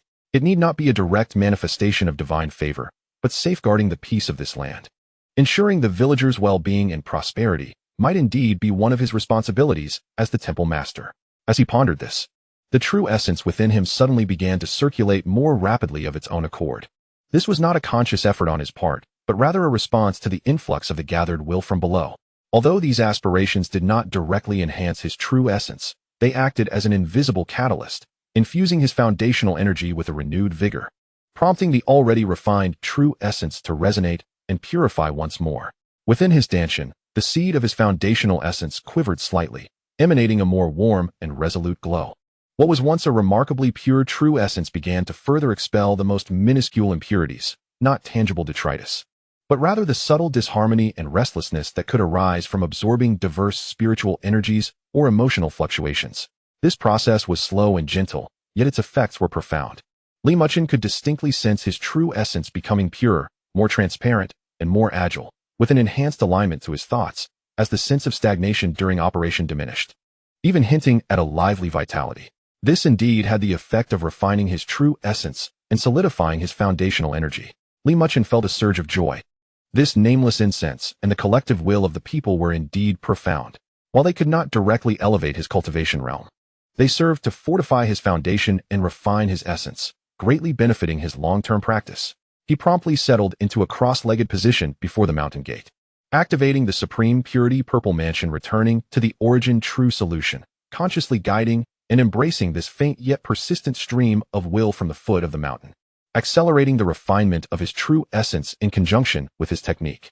As the sun rose higher and the mountain winds gently caressed him, the young temple master sat in serene meditation, his aura becoming increasingly dense and profound, resonating harmoniously with the entire mountain and the rising incense and will from below. In front of the ancient cypress, swaying gently without the caress of the wind, the rustling leaves seemed to share the gratitude and blessings bestowed by all sentient beings. On this ordinary morning at the Qingfeng Temple, in the silence, the foundational principles become ever more solid, and the flow of fortune subtly increases. The world below remains tumultuous, with undercurrents still surging. Yet this mountain, this temple, and the individuals within it grow ever more deeply rooted through the nurturing of collective will and their own relentless cultivation, patiently awaiting the shifting tides. Chapter 20. The refinement of qi as mercury, the true essence transformed into liquid. At the foot of the mountain, the gathering of nameless incense offerings flows like a gentle stream, continuously nourishing Muchen's foundational principles and fortune. This simple yet profound collective will, though not directly augmenting his cultivation, acts as the finest whetstone and purifier, ceaselessly tempering his true essence and cleansing the subtle dust of his mind. Each day, as he practices, he dedicates a fragment of his consciousness to actively sense and embrace this stream of will, integrating it into his own cycle of foundational cultivation. Initially, he passively accepted the effects of this tempering, but gradually, he began to guide it with his own rhythms, sifting through the mixed energies of gratitude and prayer, refining the positive intentions and merging them with the light of his own virtuous deeds, while quietly dissipating the faint negative thoughts rooted in fear, greed, or blind adoration through the practice of tranquility. This process serves not only to refine his true essence, but also to hone his character, providing him with a nascent understanding of the relationship between the Tao and sentient beings. Day after day, his true essence becomes increasingly pure and condensed, shifting from a pale azure hue to a more reserved essence like jade white, flowing like liquid mercury, both weighty and agile. Within his dantian, the seed of his foundational principles grows ever more resplendent and stable, resembling a miniature star that continuously exhales and transforms pure true essence. Under the sustained nourishment of his divine essence, the boundaries of his purple mansion space become clearer, and the inner spiritual light shines brighter. His spiritual awareness extends nearly 30 yards, with an enhanced sensitivity that allows him to faintly perceive the subtle inclinations of different attributes of spiritual energy in the air, as well as the flow trends of the earth's veins. The auxiliary effects of the qi-nourishing pill continue, yet as his true essence becomes increasingly refined, the enhancement from the same potency of the medicine gradually diminishes. Muchen realizes that both his body and true essence have developed a certain adaptability to the pills, indicating a need for higher quality elixirs or a more potent cultivation environment. He begins to revise the formula for the qi-nourishing pill, leveraging his increasingly formidable spiritual awareness and profound understanding of medicinal properties. He attempts to adjust the proportions of several auxiliary herbs, and even dares to incorporate a trace of pure wood spiritual energy, temporarily sealed by him through a special method, hoping to enhance the pill's efficacy. The process of refinement does not proceed smoothly. He faces several failures and wastes some precious herbs. However, Muchen remains undeterred, meticulously analyzing the reasons for each failure and adjusting his approach. Finally, after another exhausting round of alchemy, he succeeds in creating a batch of merely 3 pills, each exuding a more profound fragrance, their bodies displaying a light golden hue with cloud patterns faintly visible on the surface. He names this improved version the minor return pill, which proves to be nearly 50% more effective than the ordinary qi-nourishing pill, possessing gentler and longer-lasting medicinal properties with fewer impurities. The success of the minor return pill significantly boosts his confidence. However, the immense mental strain required to produce this pill and its low success rate prevent it from being a daily consumable. Rather, it serves as a reserve for breaking through bottlenecks or in critical moments. Before long, over a month has passed. The mountain air grows cooler, the autumn season becoming pronounced. The ancient cypress remains verdant, yet the flora surrounding the temple begins to don a golden hue. The tranquil heart grass enters its second flourishing season, its serene fragrance becoming increasingly rich. On this deep night, under the moonlight as gentle as water, all is silent. As usual, Muchen sits cross-legged at the center of the spirit-gathering array in the main hall. Within his dantian, his true essence flows like mercury, and within the purple mansion, the spiritual light sparkles brilliantly. His spiritual awareness envelopes the temple, resonating subtly with the vitality of the ancient cypress, the mist of the spirit spring, and the distant gathering of collective will from the world below. He consumes a carefully crafted minor return pill, preparing for an extended session of deep cultivation, aiming to break through the initial bottleneck of foundational establishment and advance toward the mid-stage of foundation establishment. As the pill enters his abdomen, it transforms into a torrent of potent yet gentle medicinal energy, rapidly diffusing throughout his being. Muchen immediately activates the Supreme Clarity Purple Mansion Returning Essence True Solution, guiding the medicinal power to merge with the spiritual energy gathered by the array, integrating it with his own pure true essence as it flows along increasingly intricate and refined meridian pathways. 1 cycle, 2 cycles. The true essence compresses and purifies at high speed, becoming denser and heavier. As the technique reaches its zenith, Muchen feels a slight swelling in his dantian. The mercury-like true essence begins to churn violently, and the seed of his foundational principles radiates a brilliant light, exuding a powerful attraction. It is time. He concentrates his thoughts, channeling all his mental energy into his dantian, following the method from his technique to break through the bottleneck, guiding the thick, mercury-like true essence toward the core of the foundational seed, compressing and consolidating it to the utmost. This is not merely an increase in the total volume of true essence. It is a qualitative transformation. He aims to further condense the gaseous, flowing true essence, transitioning it into a higher energy form, laying the most solid foundation for future transformations into spirit and the formation of the golden elixir. A low hum resonates from within the dantian. The vast true essence, under the strain of the technique and his will, violently resists, causing waves of discomfort. The spiritual awareness within the purple mansion is fully mobilized, exerting an invisible pressure to assist in the compression. The medicinal power of the minor return pill, the spiritual energy from the gathering array, the collective will flourishing from the mountain's base, and even the vitality emanating from the ancient cypress are all frantically absorbed, serving as fuel and a buffer for the compression process. The pressure mounts, and the resistance of the true essence intensifies.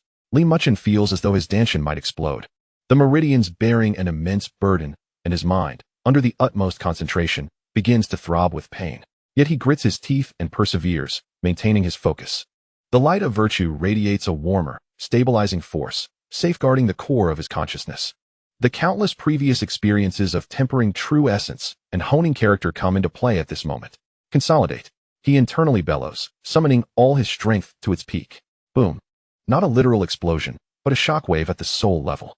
Within his dantian, the boiling mercury-like true essence, upon reaching a critical point, suddenly collapses inward. A minuscule droplet, radiating a blinding white light, quietly emerges at the core of the foundational seed. Soon after, a second droplet, a third droplet follows. Like a chain reaction, more and more true essence is attracted, compressed, and transformed into this more refined, purer form, containing terrifying energy. The mercury essence recedes, and the jade-like liquid is born anew. When the last trace of mercury essence completes its transformation, the once flowing true essence within his dantian vanishes, replaced by a small pool of clear, transparent liquid as pure as crystal, yet incredibly heavy, gently swirling within. The foundational seed now floats at the center of this jade liquid, resembling a stabilizing needle of the sea, its light more profound and extraordinary. The transformation of true essence into liquid at the mid-stage of foundation establishment is accomplished, almost instantaneously. As the transformation completes, the purple mansion space trembles, its boundaries expanding outward once more, the internal spiritual light shining even more brilliantly. The strength, range, and precision of his spiritual awareness surge, instantly breaking through the 30-yard threshold and stabilizing around 35 yards, enhancing his perception capabilities to new heights. Muchen slowly opens his eyes. The brilliance within his gaze flows momentarily before retreating, restoring calmness and depth. Yet, his entire demeanor has undergone a subtle transformation. If he was previously serene and ethereal, he now exudes a weighty depth and profoundness, akin to a tranquil pool, calm on the surface, but brimming with unfathomable power beneath. He gently raises his right hand, his thoughts stirring. A drop of rice grain-sized, crystalline essence of true energy seeped from his fingertips, suspended in midair. Though minuscule in size, it emanated a heart-stirring wave of energy that seemingly distorted the surrounding air. Compared to the previous essence, This droplet harbored a more concentrated, purer, and superior energy. He felt that merely dissolving this drop could instantaneously restore a significant portion of his true energy or unleash a devastating palm strike, far exceeding his prior full-force attack. This was the essence of true energy transmuted into liquid.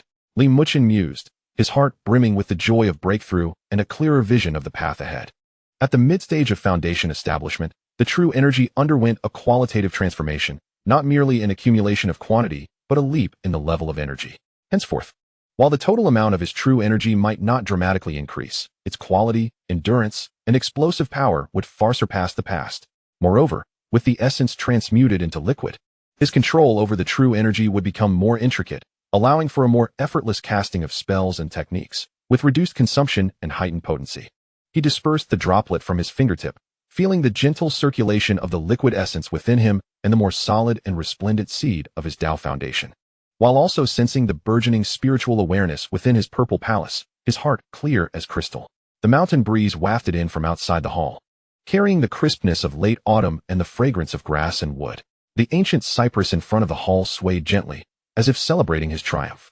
Below the mountain, in an unnamed shrine, fresh incense was lit, curling into the air, infused with the prayers of sentient beings, merging into the mountain, the temple, and the fortune of the cultivators. Muchen rose, stepping outside the hall to gaze upon the starry expanse. Though he had broken through a barrier in his cultivation, the road ahead remained long and arduous, yet each step was taken with unwavering resolve. Above the Qingfeng temple, a fleeting glimmer of pure light seemed to flicker by, harmonizing with the stars and moon. Chapter 21. The cold jade meditation cushion, quietly refining the Tao heart. Having broken through to the mid-stage of foundation establishment, with the essence of true energy transmuted into liquid and his spiritual awareness significantly heightened, Muchen could distinctly perceive the elevation of his strength. The small pool of essence in his danshan, though diminutive, contained a formidable reservoir of energy and purity far exceeding the previous mercury-like true energy. With a mere thought, the true energy flowed as effortlessly as an extension of his limbs, drastically reducing the consumption of spellcasting while amplifying its power.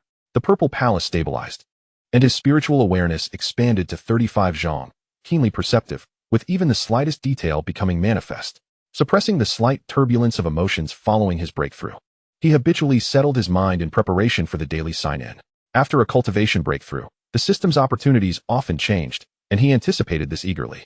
Indeed, as he silently recited the sign-in his mind, the notification tone in his consciousness seemed clearer than usual. Beep. Sign-in successful. Congratulations, host. On breaking through to the mid-stage of foundation establishment, opportunity level has increased. Received new opportunity reward. Low-grade magical item. Cold jade meditation cushion 1. As the notification concluded, a flicker of azure light appeared in the clearing beside the stone foundation of the main hall, materializing into an object. It was a meditation cushion approximately 2 feet square, its entire body a soft azure hue, resembling neither jade nor stone, with a texture smooth and delicate. Cool to the touch. The surface of the cushion bore naturally occurring, elegant patterns resembling flowing clouds and water, with a faint luminescence undulating. Remarkably, the cushion emanated a refreshing and tranquil aura, not a chill that pierced to the bone, but a soothing coolness that penetrated the mind, dispelling restlessness and clarifying thought. Muchen cradled it in his hands, feeling its pleasantly cool touch and moderate weight.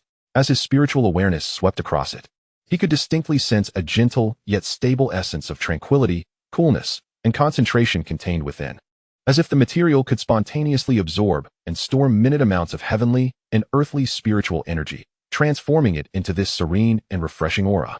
Cold jade meditation cushion, crafted primarily from low-grade cold jade, supplemented by calming herbs and focusing woods.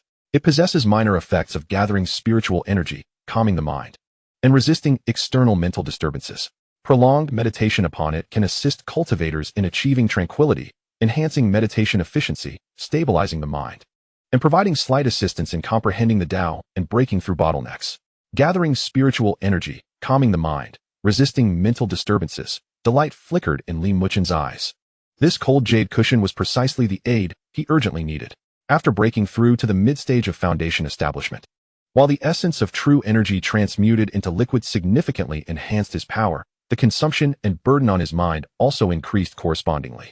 Cultivating the superior technique of the supreme clear purple palace return to origin true solution demanded a high level of mental fortitude.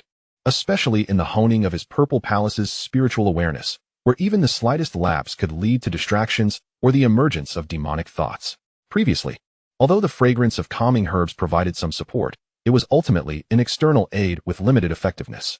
This cold jade cushion, with its innate aura of tranquility and coolness, could directly assist in stabilizing the mind from an environmental perspective. Moreover, its material's inherent ability to absorb and convert spiritual energy could slightly enhance the spiritual energy concentration in the meditation area. Though far inferior to a gathering spirit array, the combined effects would be greater. Especially noteworthy was its ability to resist mental disturbances. Although only slight, it was exceedingly precious. This implied that during crucial moments of cultivation or attempts to break through to higher realms, the cushion could offer an additional layer of protection for his mind. Furthermore, this was his second magical item acquired, clearly classified as a low-grade artifact, providing him with a clearer understanding of the system's rewards. He promptly placed the cushion at the core position of the main hall's gathering spirit array, atop the stone foundation.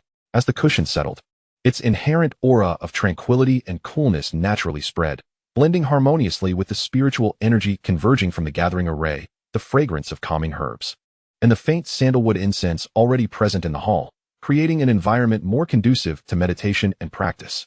Muchen sat cross-legged upon the cold jade cushion. The moment he settled, a wave of warm, cool energy surged from the cushion into him, swiftly coursing through his limbs and penetrating his Purple Palace's spiritual platform. Days of continuous practice, combined with the slight mental fatigue from the breakthrough and the subtle restlessness from the sudden surge of power, were instantly soothed. His mind felt as if it were immersed in a crystal-clear spring, becoming exceptionally lucid, serene, and focused. He attempted to circulate the supreme clear Purple Palace return to origin true solution. As soon as the technique was activated, the effects were immediately apparent. First was the speed of spiritual energy absorption.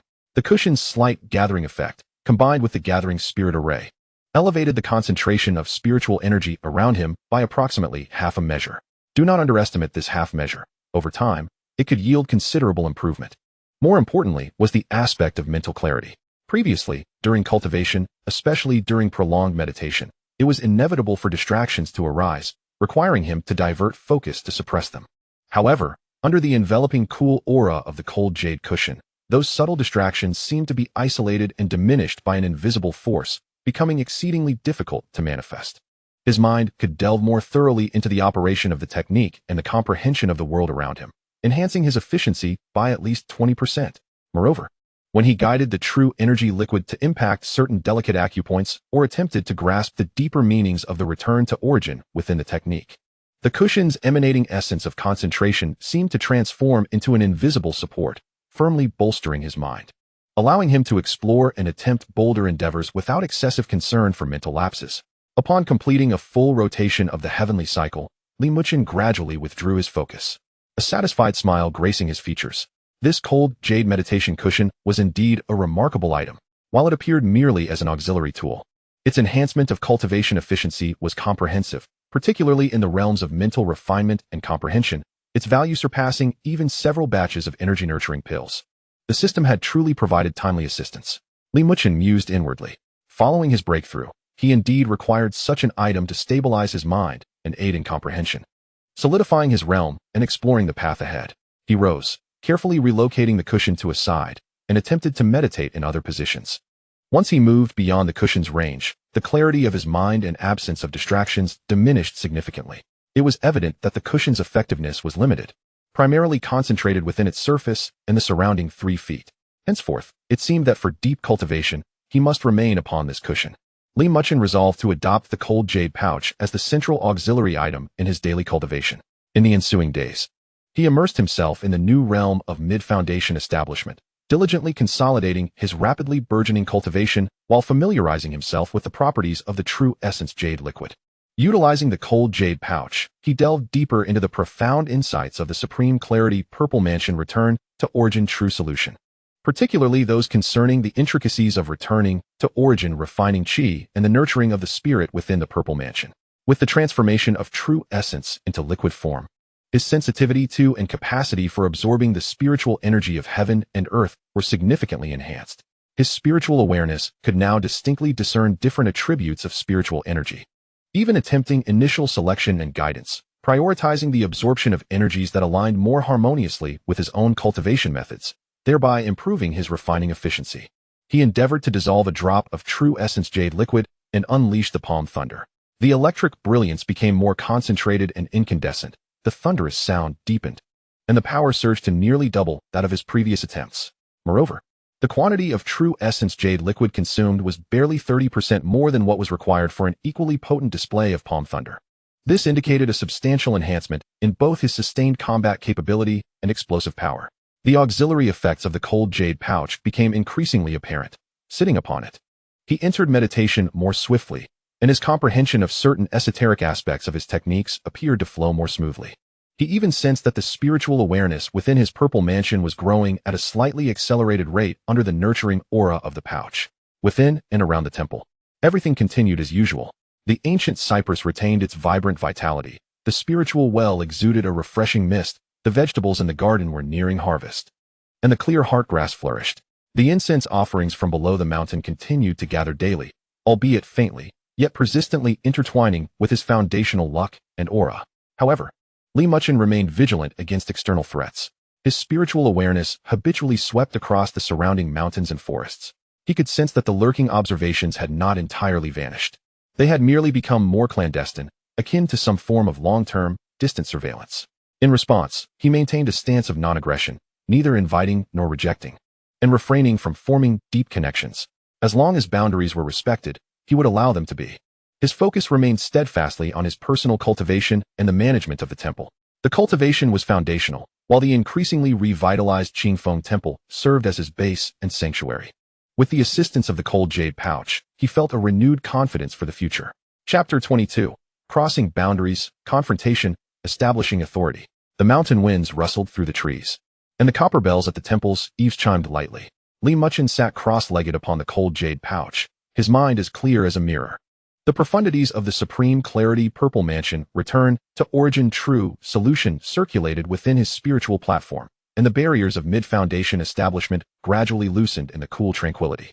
The spiritual awareness of his purple mansion could now encompass 35 xiang, with the true essence jade liquid flowing smoothly through his meridians, resembling the initial formation of a river. Yet beyond the temple, an invisible web was tightening. Following Chun Jinghe's visit, the scrutiny from special departments intensified.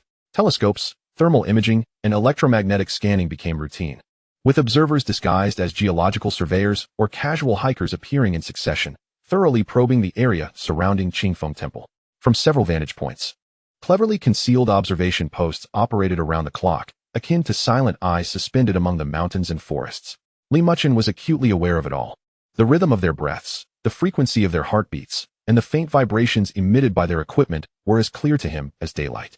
He remained silent, engaging in daily practices, cleaning, and receiving incense offerings, maintaining a routine as regular as the tolling of an ancient bell. This silence itself was a response.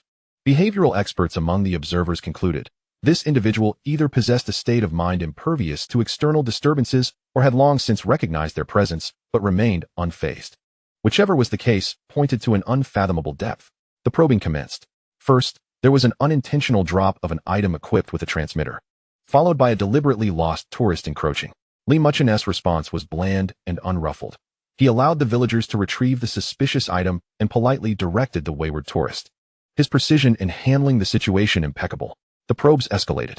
On an autumn evening, as the sun began to set, Muchen was circulating his energy within the hall when his spiritual awareness suddenly detected an unusual disturbance emanating from the underbrush on the temple's rear slope, where a miniature device had activated.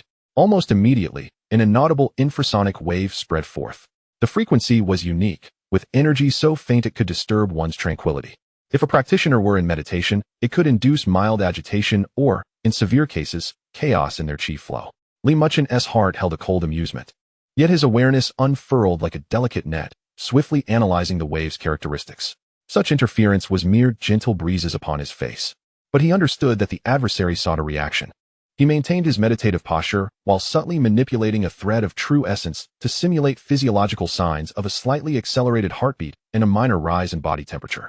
For an instant, his brow furrowed ever so slightly before quickly relaxing, as if momentarily disturbed by an inexplicable discomfort, which he soon overcame with composure. The entire process lasted less than 3 breaths. From a distance, the observation point received real-time data. The target's heart rate had instantaneously increased by 5 beats. Surface temperature rose by 0.1 degrees, normalizing after 2 seconds, with no defensive actions detected during the brief furrowing of the brow. Commander Xianxiang focused intently on the screen, his expression grim. Such extreme restraint in response was far more disconcerting than a fierce confrontation. He ordered the cessation of probing and continued observation. The device in the underbrush quietly self-destruct, leaving only electronic remnants. Within the hall, Muchen opened his eyes, a glimmer of understanding flashing within. This performance was perfectly executed. It indicated to the adversary that he was not entirely oblivious, while also showcasing his adherence to the rules. This silent confrontation communicated an unspoken accord. In the following days, the surroundings of the temple fell into a brief tranquility. Muchen reveled in the peace, daily refining medicine and meditating, steadily advancing toward the consummation of mid-foundation establishment. He had accumulated dozens of small returning pills, his true essence growing increasingly robust, and his control over the environment attained new heights. Yet the calm was destined to be shattered. Perhaps misunderstandings of Muchen's restraint led to blurred boundaries, or perhaps pressures from superiors compelled them. In the deep night a few days later, the observers undertook more aggressive action. Within the web of spiritual awareness, 3 expertly disguised figures crossed the outer perimeter, infiltrating the core area of the rear mountain. This location was a node of the spirit-gathering array, where Muchen practiced palm thunder and nurtured the variant clear heart grass, as well as an extension of the temple's spiritual vein. A chill flickered in Muchen's eyes. Earlier minor disturbances could be dismissed as probes. This time, they had crossed the line. The trio advanced in a triangular formation, their movements remarkably professional, almost evading all potential sources of noise. The leader held a square instrument, the screen flickering with data. Energy readings were 30% higher than the periphery, and vegetation activity appeared abnormal. Xianxiang personally led the team, whispering instructions to collect samples and deploy water droplet monitors upon reaching their coordinates. Just as they approached the valley entrance, calamity struck. The foremost team member stumbled, ensnared by a slippery root. Nearby, the underbrush stirred without wind, thorny branches viciously lashing against exposed skin, inflicting pain laced with numbness. The instrument flew from his grasp, landing upon a spot of humus that suddenly collapsed, swallowing him without a sound. Alert! Xianxiang barked, his tactical flashlight sweeping the area. Yet a thick fog had begun to rise, not the typical night mist of the forest, but a milky white fog surging simultaneously from the ground, bushes, and valley, reducing visibility to less than 2 xiang in an instant. The strong light was scattered and devoured, thermal imaging screens flickered with static, and communication signals were utterly disrupted amidst the cacophony of noise. The 3 found themselves isolated and helpless. Return the way we came. Xianxiang attempted to retrace their steps from memory, but the ground beneath seemed alive. Mud pits appeared on flat terrain, massive stones shifted inexplicably, and trees warped and twisted within the fog. They found themselves aimlessly turning in a confined space, their stamina and spirit rapidly waning. More bizarre sounds emerged from the mist. Low growls reminiscent of beasts, the rustling of branches, breaths brushing against their ears, and intermittent whispers. Just as the pressure on their minds approached its limit, 2 points of ghostly green light flickered to life in the depths of the fog, resembling the eyes of an ancient beast silently observing. Xianxiang's back was drenched in sweat. He harbored no doubt that if any intent lurked within that fog, their chances of survival were utterly non-existent. Just as his mind teetered on the brink of collapse, the green light extinguished. The dense mist dissipated at a visible pace, allowing the moonlight to pour back into the forest, restoring the terrain to its former state, with the path of return clearly discernible. Even the pit that had swallowed the instruments had settled, leaving only a few scattered leaves in its wake. Communication suddenly resumed, and the headset crackled with urgent calls. Eagle's nest calling. What has transpired? An unusually dense fog was observed for 15 minutes. The mountain eagle gasped, glancing at the 2 pale-faced team members, responding hoarsely. We encountered an unknown natural phenomenon. Mission failure, requesting immediate evacuation. Evacuation approved. The trio did not dare to search for the costly instrument. Instead, they retreated in disarray, relying on the restored positioning, their professional demeanor completely overtaken by panic. In the main hall of the temple, Muchen withdrew his spiritual awareness and true essence. The recent mist illusion was merely a manifestation of spiritual awareness manipulating the Earth's vapor, combined with terrain control and psychological guidance to create a mental predicament. The 2 points of green light were merely true essence glimmers that instilled a sense of intimidation. No one was harmed, no traces were left.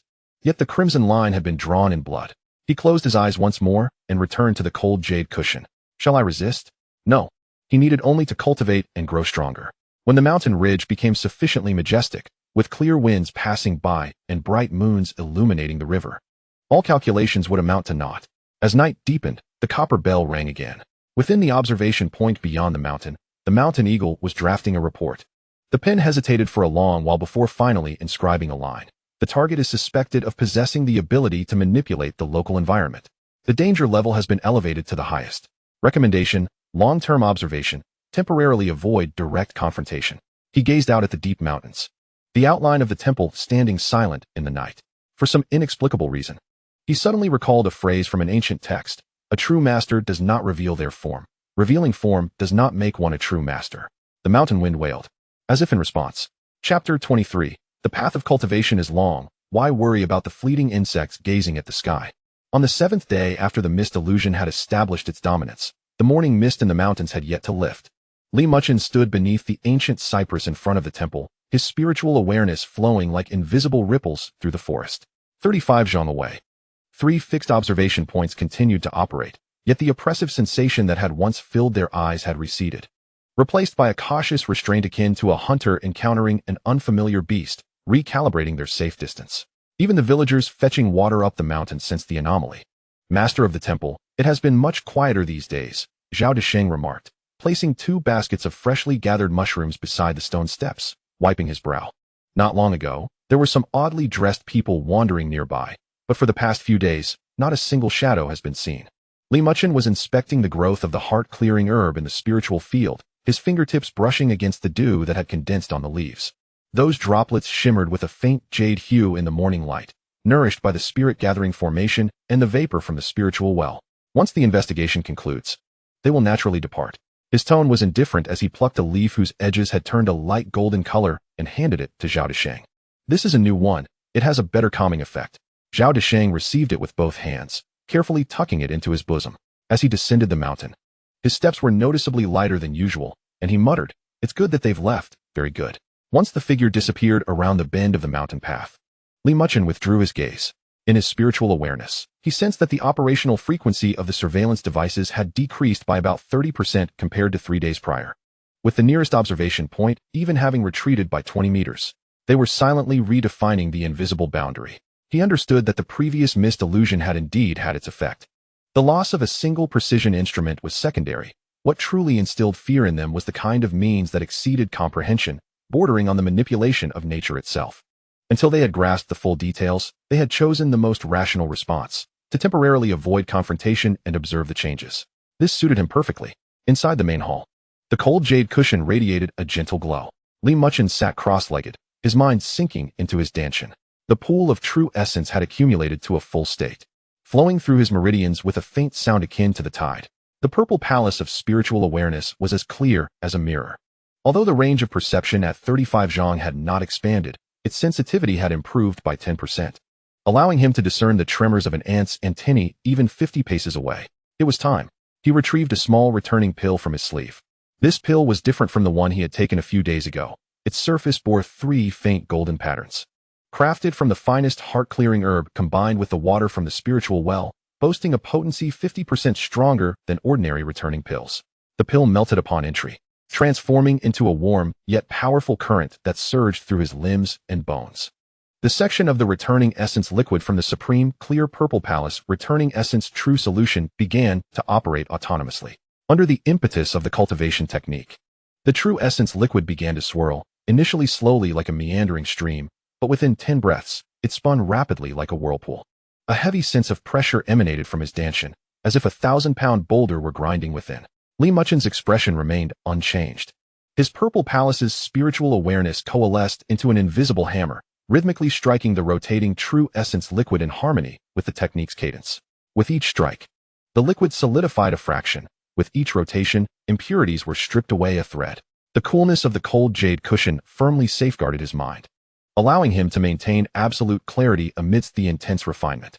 The spiritual energy gathered by the spirit-gathering formation, the fervent wishes wafting from the foot of the mountain, and the vitality exuded by the ancient cypress merged into an invisible stream, continuously flowing into his body, sustaining this long and perilous transformation. On the first day, the volume of the true essence liquid shrank by 30%, its hue shifting from white jade to light gold. On the second day, a brilliant golden speck the size of a grain of rice emerged at the center of the liquid, emitting a low hum as it spun. By the dusk of the third day, the last vestige of jade color had vanished completely. Boom! A thunderous sound akin to the splitting of heaven and earth echoed from deep within his dantian. The pool of true essence, having reached its pinnacle of rotation, suddenly collapsed, transforming into a drop of true essence golden liquid the size of a soybean, radiant with golden light. The golden liquid floated at the center of his dantian. Heavy as mercury, its brilliance restrained, yet exuding an unsettling pressure. The surrounding meridians glimmered faintly with a golden hue under the reflection of this drop of golden liquid. In the late stage of foundation establishment, the true essence had transformed into gold, success. Almost simultaneously, the purple palace expanded with a resounding crash. The originally 35 xiang range of spiritual awareness surged, instantaneously breaking through to 40 xiang, then 45 xiang, ultimately stabilizing at the edge of 50 xiang. The precision of perception underwent a qualitative transformation. Not only could he see the contraction of an earthworm's muscles writhing in the soil, but he could also hear the faint sound of dew condensing on the underside of leaves 30 xiang away. Even more wondrously, a vague sense of substance emerged within his spiritual awareness. Muchen's thoughts stirred gently, and a speck of dust 3 xiang away on the stone steps began to levitate slowly, tracing a crooked arc in the air under his mental guidance before finally returning to its original place. The initial threshold of spiritual awareness manifesting as thought had been crossed. A flicker of enlightenment crossed his eyes, although he could only move a speck of dust at this moment.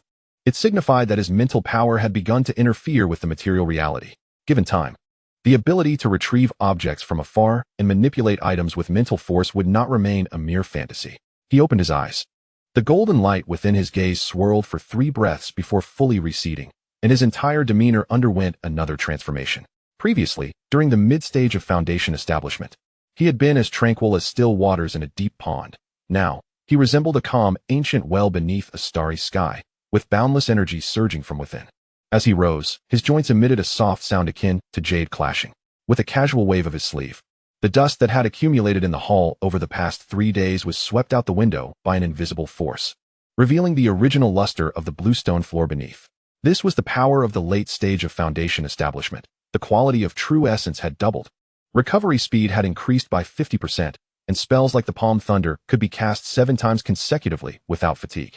If that drop of true essence golden liquid were to be liquefied, it would be sufficient to replenish all the consumption from the previous jade liquid state. Just then, familiar fluctuations emerged at the edge of his spiritual awareness.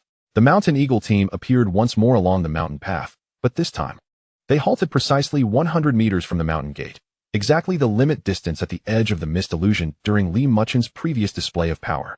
The middle-aged man at the forefront still donned a field combat uniform, holding a silver-gray instrument in his hand. He initially directed the instrument towards the direction of the Taoist temple, operating it for a brief moment, during which the device emitted an imperceptible laser that left a subtle energy mark on the ground 100 meters away. Having completed this task, he retracted the instrument and respectfully clasped his fists in a gesture of reverence towards the temple. His movements were executed with the precision of ancient rites, pausing for 3 seconds before turning away with his companions, not uttering a word nor stepping beyond his bounds. Muchen stood with hands clasped behind his back at the front of the hall, watching as the figures vanished into the forest. They were meticulously redefining the boundary. Beyond 100 meters lay the observation zone. Within that distance was the forbidden area. This restraint stemmed from a thorough rational assessment that, in the face of an overwhelming force, maintaining distance was the optimal solution. Quite astute, he murmured to himself. The mountain breeze rustled the ancient cypress branches, and astonishingly, new sprouts had begun to emerge from the charred scars on the tree trunk, delicate green points of life. Returning to the ancient cypress, he gently stroked its trunk. Where his palm made contact, he could distinctly feel the vigorous life force coursing within the tree, now more than double what it had been a fortnight prior. The subtle nurturing of the spirit-gathering formation, combined with the residual aura released during his recent cultivation breakthrough, had granted this ancient tree a remarkable transformation. We are companions on this journey. It is indeed fate, he thought, withdrawing his hand and gazing towards the eastern horizon where dawn was breaking. The deterrence had been established, and with the breakthrough in his realm, this was indeed a golden period for focused cultivation. Within the supreme clarity purple mansions returned to the origin true solution. There remained many profound mysteries yet to be comprehended. The refinement of his spiritual awareness and the tempering of his true essence into golden liquid required meticulous effort to achieve harmony and seamlessness. As for the eyes observing from outside the mountain, he turned and stepped into the main hall, where the luminous glow of the cold jade meditation cushion illuminated the room. As long as they did not overstep their boundaries, they were free to observe. The path of cultivation is long. Why concern oneself with ephemeral beings gazing at the heavens? The temple door gently closed, keeping the brightening morning light at bay. On the meditation cushion, the Taoist had once again entered a state of deep meditation. His breath synchronized with the mountain winds, his true essence flowing in harmony with the earth's veins. His 50 zhang, approximately 166 meters, spiritual awareness formed an invisible dome, enveloping the secluded Taoist temple. Beyond this dome, the instruments at the observation point flickered with data cascading like a waterfall. A voice reported softly, "The target's energy readings are stabilizing at an unusually high level. Recommendation: maintain the status quo for long-term observation." The report was carried away by the forest wind, vanishing without a trace. The mountain remained the same mountain, and the temple the same temple. Yet the realm of its inhabitants had transcended that of yesterday. Chapter 24. The Divine Manifestation in Winter. In the 12th lunar month, the biting winter wind sliced through the mountains of Jinzong. At the elevated heights of Yuntai Mountain, the common flora had long since withered, exposing the iron-gray rocks and frozen earth. The villagers of Xianxiaco bundled themselves tightly in their tattered cotton coats, their breath crystallizing into ice as it escaped their lips. The icicles hanging from the eaves extended 3 feet down, and the old well at the village entrance had frozen to the point where warm water was needed to loosen its crank. However, as the villagers trod upon the frost-hardened mountain path towards Qingfeng Temple, an extraordinary phenomenon began to unfold. A mere 200 steps from the temple, the sharpness of the mountain wind inexplicably diminished by a third. The frost flowers on the withered grass by the roadside no longer stung the eyes, and the dry chill that once scraped the throat had transformed into a refreshing coolness. After walking another 100 steps, the frozen ground beneath their feet seemed to exhibit a hint of elasticity. Remarkably, patches of vibrant green moss sprouted from the crevices of the rocks in this frigid, ice-breathing December mountain. Upon reaching the temple gate, the scene appeared as if it belonged to a different season entirely. The bluestone steps were devoid of any ice or snow, and delicate blades of unknown grass peeked out from between the stone crevices, their tips adorned with dew rather than ice crystals. The ancient cypress, seemingly awakened from its slumber, not only retained its leaves but appeared even more lush and vibrant than in the height of summer. Its gnarled branches spread out like a protective canopy, and the leaves shimmered with a glossy sheen in the winter sunlight, as if the entire tree were basking in its youth. The 2 vegetable patches in the courtyard presented a most extraordinary sight. The cabbage leaves were thick and emerald green, the radish tops stood tall and fresh, with not a trace of frost to be found.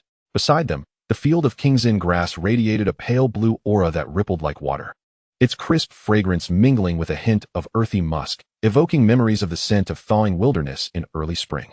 Most astonishing of all was the spirit well. The well's rim of bluestone felt warm to the touch, and the water drawn from it was soothingly cool, sweet, and refreshing. A far cry from the icy waters typical of December. Throughout the temple, the temperature was nearly 10 degrees higher than that outside.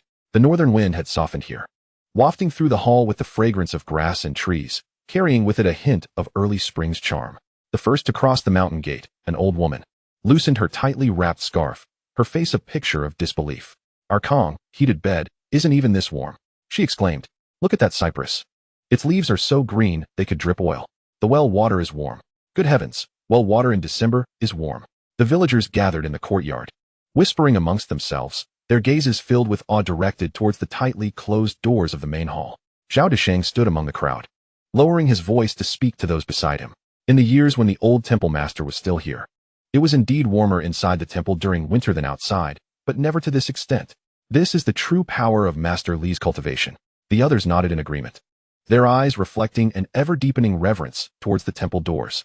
They were blissfully unaware that this winter's spring-like warmth was not a deliberate display of Li Muchen's abilities, but rather the natural convergence of 3 profound causes.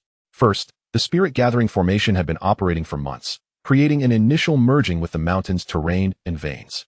The spiritual energy flowed like water, formless yet possessing the nurturing and harmonizing effect. During the cold winter months, the formation's focal point resembled a hot spring in a snowfield, with warm earth energy rising, naturally repelling the cold. Second, the ancient cypress had been nourished by the essence of true energy and spiritual spring for half a year. transcending the limits of ordinary wood.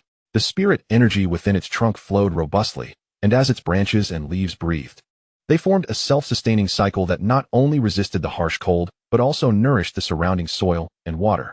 This living ancient tree was, in essence, a natural furnace of warmth. Third, and most crucially, was Muchen's cultivation, which had reached a new realm in the latter stages of foundation building. His true essence had transformed into golden liquid, and the dual cultivation of his life and spirit had attained a new level. The vitality within his physical body surged like an unquenchable furnace, exuding warmth in his daily breathing exercises. Moreover, his spiritual awareness had expanded to 50 zhang, resonating with the energies of the Taoist temple without conscious effort. He needed not to exert himself intentionally. The natural flow of his Taoist rhythm in all his movements sufficed to warm the surrounding environment like the sun at its zenith. The combination of these three factors culminated in the creation of this island of springtime amidst the depths of winter. Muchen refrained from elaborating on the villagers' astonishment, continuing his daily rituals of sweeping, chanting, and receiving visitors. The villagers' reverence deepened, and their offerings became increasingly diligent. The incense offerings at the nameless shrine at the foot of the mountain surged by 30% during this harsh winter, with villagers from neighboring areas even braving the snow to pay their respects with a few bows before the shrine. The threads of their collective aspirations, though meager and disparate, gradually coalesced, nurturing the foundation of their cultivation like spring rain nourishing the earth. Time in the mountains flowed quietly within this island of warmth until the middle of the 12th lunar month, when a true test arrived. One evening, the sky changed abruptly. Lead gray clouds swept in from the northern horizon, swiftly obscuring the setting sun. The mountain winds turned fierce, howling like a stampede of horses across the barren plains, snapping branches outside the mountain with relentless force. The air grew thick with moisture, cold to the bone, heralding the imminent arrival of heavy snow. Muchen stood at the front of the hall, gazing up at the sky. His spiritual awareness in the later stages of foundation building allowed him to clearly perceive the shifting energies of heaven and earth, deep within the cloud layer. Water spirits surged like a tide, clashing and merging with the cold, cutting energy of metal from the north, brewing a snowstorm that hadn't been seen in a decade. He looked towards the verdant courtyard. While the spirit-gathering formation and the ancient cypress could temper the microclimate, should such a blizzard occur, the accumulating snow would reach great depths, and the cold penetrating the ground would inevitably harm the vegetable patches and kingsing grass. A flicker of thought crossed his mind as he slowly raised his right hand. With his palm facing upwards, his fingers gently spread as if cradling an invisible chalice. A droplet of true essence gold liquid from his dantian separated into a fine, thread-like golden glow, ascending along his meridians to his palm. Simultaneously, his spiritual awareness connected with the ancient cypress's vast wood energy and the gentle water essence of the spirit well, allowing the three forces to quietly merge within his palm. There were no incantations, no talismans. Muchen simply infused this amalgam of golden liquid essence, plant vitality, and the warm energy of water into the circulating energies above the Taoist temple, guided by the natural rhythm of his Tao. His movements were as gentle as a feather, yet resonated harmoniously with the rhythms of heaven and earth. Energy dissipated into the void, failing to form a barrier, instead transforming into countless invisible whirlwinds, gently combing through the descending snow clouds like the spring breeze caressing the willows. It did not resist the wind and snow. Rather, it guided, alleviated, and harmonized. This allowed the dense snowflakes to disperse naturally upon touching the temple's zenith, softened the biting cold as it swept past the eaves, and facilitated the warmth from the depths of the earth to rise and diffuse more smoothly. This was not an earth-shattering miracle, but rather a subtle adjustment, akin to an old farmer covering young sprouts with a thin layer of grass on a snowy night, acting in accordance with nature while doing his utmost. Having completed this, Muchen withdrew to the hall, closing his eyes to sit in quietude as usual. When the night fully descended, the first snowflake finally fell. Initially, it was but a few scattered flakes, soon transforming into a flurry of goose feathers. The north wind howled with snow foam, quickly blanketing the mountains and fields in white. The sound of snow compressing the rafters echoed from the roof of Zhao Family Hollow, while the old well at the village entrance froze solid. Yet above Qingfeng Temple, the snowfall appeared remarkably different. The dense snow curtain seemed to have been combed by an invisible hand, becoming sparse and orderly. Snowflakes no longer plummeted straight down, but twirled gracefully as they fell. By the time they landed in the courtyard, they had transformed into fine snow foam, spreading evenly. The ancient cypress branches bore a delicate layer of silver, yet the vibrant green still peeked through the snow's crevices. The snow atop the patch of King's Inn herbs was less than an inch thick, soft as cotton, not weighing down the stems. The cold wind whistled through the courtyard, surprisingly gentle, swirling the snow foam beneath the corridor, lingering as if reluctant to settle. After a night of heavy snow, the accumulation outside the mountains reached a foot deep. Inside the temple courtyard, the snow barely reached the ankles. At dawn the following day, the snow had cleared and the clouds parted. As the first light of morning shone forth, the myriad mountains and valleys were cloaked in silver, the reflected light blindingly bright. The villagers of Zhao Family Hollow pushed open the half-buried wooden door, staring blankly at the world bathed in white light. When they trudged through knee-deep snow, struggling to reach Qingfeng Temple, the sight that met their eyes left them all frozen at the mountain gate, speechless for a long time. The bluestone steps had been swept clean, with only a thin line of snow along the edges as decoration. The courtyard snow lay evenly spread, the thickest parts barely 3 inches deep, soft and fluffy. The ancient cypress shook off its silver coat, revealing its emerald form, while birds chirped among its branches. The vegetable patch remained as green as ever, the king's inn herbs shimmering with a blue glow, and steam wafted from the well. Inside and outside the temple, winter and spring were starkly divided, a scene vividly picturesque. Did the snow avoid the temple? An elder asked tremulously. It did not avoid, Zhao Desheng replied, taking a deep breath and pointing to the even thin layer of snow in the courtyard. The snow fell here and melted by 7 or 8 parts on its own. As the crowd observed closely, they indeed noticed that the snow was thicker at the edges of the courtyard, while the center was comparatively shallow, as if an invisible heater warmed the ground beneath. It was unclear who knelt first, but soon the second and third followed suit. At the mountain gate, the villagers bowed deeply, their foreheads touching the warm bluestone ground, their hearts filled with reverence, as if before a deity.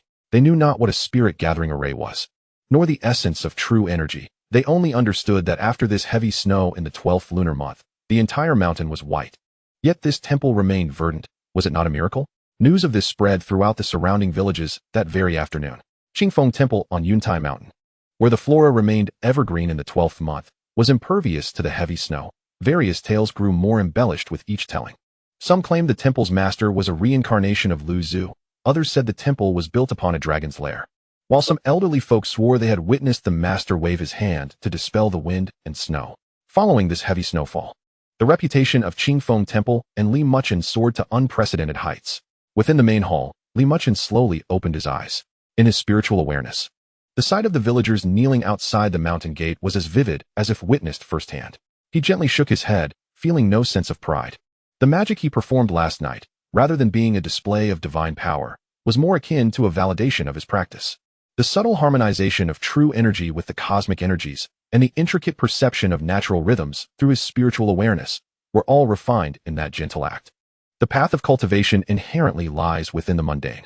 He rose and pushed open the door as the warm winter sunlight poured in, illuminating the dust within the hall like floating golden powder. The thin snow in the courtyard was quietly melting in the warmth, with snowmelt seeping into the crevices of the bluestone, nourishing the few unrecognized blades of grass therein. The ancient cypress branches swayed gently, shaking off the last few snowflakes, which sparkled with iridescence under the sunlight. The mountain wind carried with it the crisp breath of the distant snowy fields, as well as the ever-growing fervor of the incense offerings at the foot of the mountain. Li Muchen stood beneath the eaves, hands clasped behind his back, gazing at the vast, snowy mountains. Winter harbored life, patiently awaiting the arrival of spring. His path of cultivation, too, mirrored the silent temple in the mountains, listening for the thunder in silence, finding the profound within the ordinary. Chapter 25. Reshaping the divine image, harmonizing with the Tao. 3 days after the snowfall, the mountain path was woven with footprints. News of Qingfeng Temple's spring-like warmth in winter had spread like the wind through the mountains, reaching 100 miles around Yuntai town. It began with the astonishment of the villagers of Zhao Family Hollow, followed by the skepticism of those from neighboring villages. However, upon witnessing the winter-spring dichotomy inside and outside the mountain gate with their own eyes, the rumors solidified into a miracle.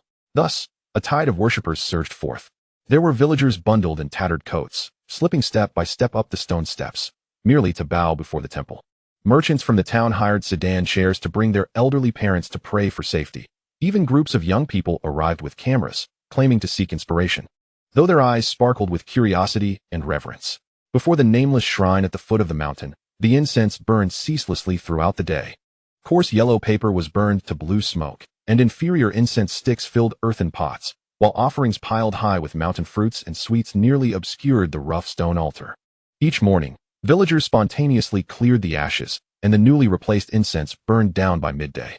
Inside the temple courtyard, the atmosphere was solemn, as if in the presence of the divine. No one spoke loudly, nor jostled one another.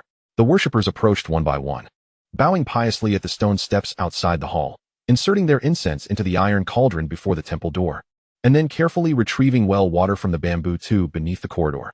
This water, warm to the touch, was said to cure minor ailments and dispel evil spirits. As they departed, passing by the ancient cypress and vegetable patch, they all walked softly, their gazes filled with reverence, as if beholding sacred relics.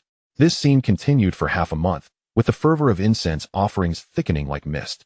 Every day, Muchen sat quietly in the hall, perceiving the tidal wave of desires flowing toward him through his spiritual awareness. Though there remained a mixture of greedy wishes for wealth, anxious prayers for safety, gratefulness for fulfilled vows, and pure curiosity from those drawn by reputation, the sheer volume was incomparable to days gone by. He needed to allocate a portion of his focus to refine these desires slowly through his foundational practices.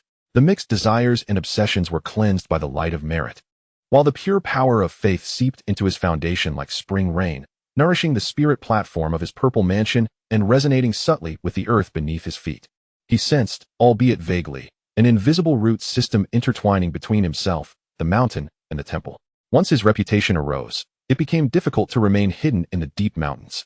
Muchen was clear in his heart. Rather than forcibly suppressing it, it was better to act in accordance with the situation. Since Qingfeng Temple had become a place of the Tao, it ought to embody the essence of such a place. The foundation of a temple lies in the harmony of form and spirit. The physical structure could be delayed due to the need for craftsmen and materials, as too much activity would draw attention. However, the spirit must be established. This spirit was the tattered statue within the hall. The paint had peeled like festering wounds. Half of the head was missing, and the broken arms revealed a core of withered grass and clay. Such a representation, receiving the incense offerings of the living, would not only be disrespectful but, over time, the mixed intentions would have nowhere to return, risking the emergence of impurities.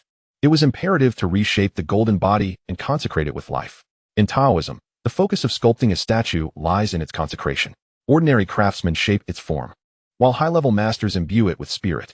By invoking the essence of the Tao or the thoughts of deities into the statue through incantations, one could allow the clay and wood effigy to embody faith and manifest power. Muchen contemplated that given the current state of Taoist practices, he might not be able to channel a specific deity. Yet, with his late-stage foundational cultivation, the transformation of true energy into gold, a robust spiritual awareness, and the backing of merit and incense offerings, he could perhaps attempt to channel a more essential resonance of the Tao, or even use his own foundational essence to sculpt the protective spirit that resonated with Qingfeng Temple.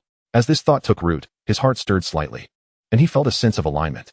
Having made his decision, he began to prepare. Without the assistance of external craftsmen, he resolved to undertake the task himself. This decision stemmed from a desire for meticulous control and to avoid unnecessary complications. The primary material chosen was a section of thunderstruck wood he had observed. This wood had been dead for many years, yet its fibers remained uncorrupted, dense as iron. What made it particularly remarkable was the faint resonance of heavenly thunder it harbored within, exuding a masculine energy that warded off evil, making it an excellent medium for the statue. He then ventured deep into the mountains to procure pure clay, extracting azure mud from the depths of a spiritual well, and meticulously sifting everyday incense ash to blend with powdered heart-cleansing grass. He prepared to labor for 7 days.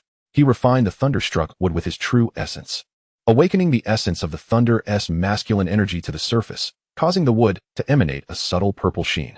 The clay, azure mud, and incense ash were mixed with water from the spiritual well, pounded repeatedly 9 times until the clay felt warm and emitted a faint, pure aura. On this day, as the morning light began to filter through, Muchen cleaned the main hall and set down a talisman array to calm the spirit and purify the surroundings. The talismans he had drawn could now invoke the energies of heaven and earth. Though their potency was still modest, it was incomparable to his previous efforts. He then seated himself on a cold jade mat, closed his eyes, and focused his mind. After half an hour, he opened his eyes and began to work. Without the aid of a carving knife, he employed his fingers as tools. His true essence concentrated at his fingertips, sharp enough to cut through gold and jade, yet gentle enough to smooth over slight marks. He first sculpted the rough outline from the thunderstruck wood, a figure seated upon a lotus pedestal, sleeves cascading down, with a visage reflecting antiquity. He did not seek to replicate the likeness of any deity, but rather to capture the dignified demeanor of a practitioner. As the wooden form took shape, he commenced applying the clay. The spiritual clay felt cool in his hands as he spread it with both palms, allowing his true essence to seep in. While shaping the features, he envisioned the image of the non-action of the Supreme Being as described in the Supreme Clarity Purple Mansion, returned to the origin true explanation, while forming the garments. His thoughts flowed like natural clouds and waters. He silently recited the scriptures, each phrase of truth merging with his true essence and flowing into the clay form. Within the hall, there was only the subtle sound of the clay taking shape, mingled with the barely audible resonance of the scriptures. The clay statue gradually took form. Standing approximately 3 feet tall, its visage was serene and solemn, devoid of sharpness, yet exuding a profound inclusiveness, the corners of its lips slightly raised as if harboring compassion. Yet there was a tranquil detachment that suggested an understanding of the cycle of life and death. The textures of the garments flowed like water, the folds appearing to be graced by a gentle breeze. The form was established, yet the spirit had not yet manifested. Muchen rose solemnly, stepping forward 3 paces before the clay statue and biting his left index finger, allowing a drop of his essence-rich blood to seep forth, glistening like gold amidst the crimson hue, embodying the life source and foundational essence of a cultivator. He used his blood as ink, sketching in the air. As his fingertips traced the space, faint golden runes materialized. The first rune settled at the center of the brow, opening the spiritual orifices, connecting to the mysteries. The second settled upon the eyes, igniting the wisdom eye, perceiving the myriad. The third settled at the heart, anchoring the true spirit, embracing the power of intention. The fourth settled at the dantian, solidifying the source, stabilizing the mountains and rivers. With the 4 primary runes established, he further elaborated with 8 auxiliary runes, imprinting them upon the statue's limbs and vital points. With each rune inscribed, the clay statue trembled lightly, its surface gleaming ever more brilliantly. The contained essence of the path beginning to awaken like seeds sprouting. He intoned, "Heaven and earth are natural, dispersing impurities in all directions. Grant me nature." The incantation was not loud, yet each word resonated like a hammer striking a bell, sending invisible ripples throughout the hall. As the final word was spoken, 12 runes illuminated simultaneously, intertwining into a net that merged into the very body of the clay statue. In an instant, silence ensued. Then, a deep hum resonated from within the statue, initially resembling the distant tolling of a mountain bell, gradually morphing into the rumble of spring thunder. The entire clay figure radiated a brilliant light, within which golden runes swirled like dragons. Despite the absence of wind in the hall, the practitioner's robes appeared to flutter gently. Beneath the lotus pedestal, a faint mist of cloud-like vapor began to rise. At the eyes of the clay statue, radiant light coalesced.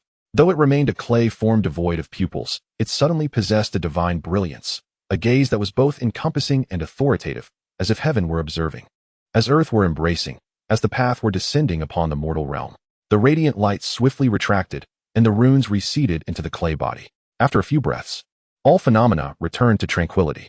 At first glance, it appeared to be the same clay statue, yet upon closer inspection, it was undeniably transformed. The wood felt smooth like ancient jade. The clay emanated a lustrous glow, and particularly, the eyes conveyed a serene peace that calmed the heart and dispelled distractions. A natural aura of balance and tranquility emanated, resonating with the spirit-gathering array outside the hall, harmonizing with the life force of the ancient cypress, and subtly intertwining with the vast aspirations of incense offerings from below the mountain. Almost simultaneously, Muchen's purple mansion resonated. His spiritual consciousness perceived a nearly imperceptible ripple spreading through the formless expanse above the clear wind temple, momentarily connecting with some grand existence, perhaps the heavenly path, or perhaps the primordial essence of the great Tao. A thread of pure Tao essence descended like a nourishing rain, merging with the clay statue, accompanied by a current that flowed back through the formless connection, nurturing his foundational essence.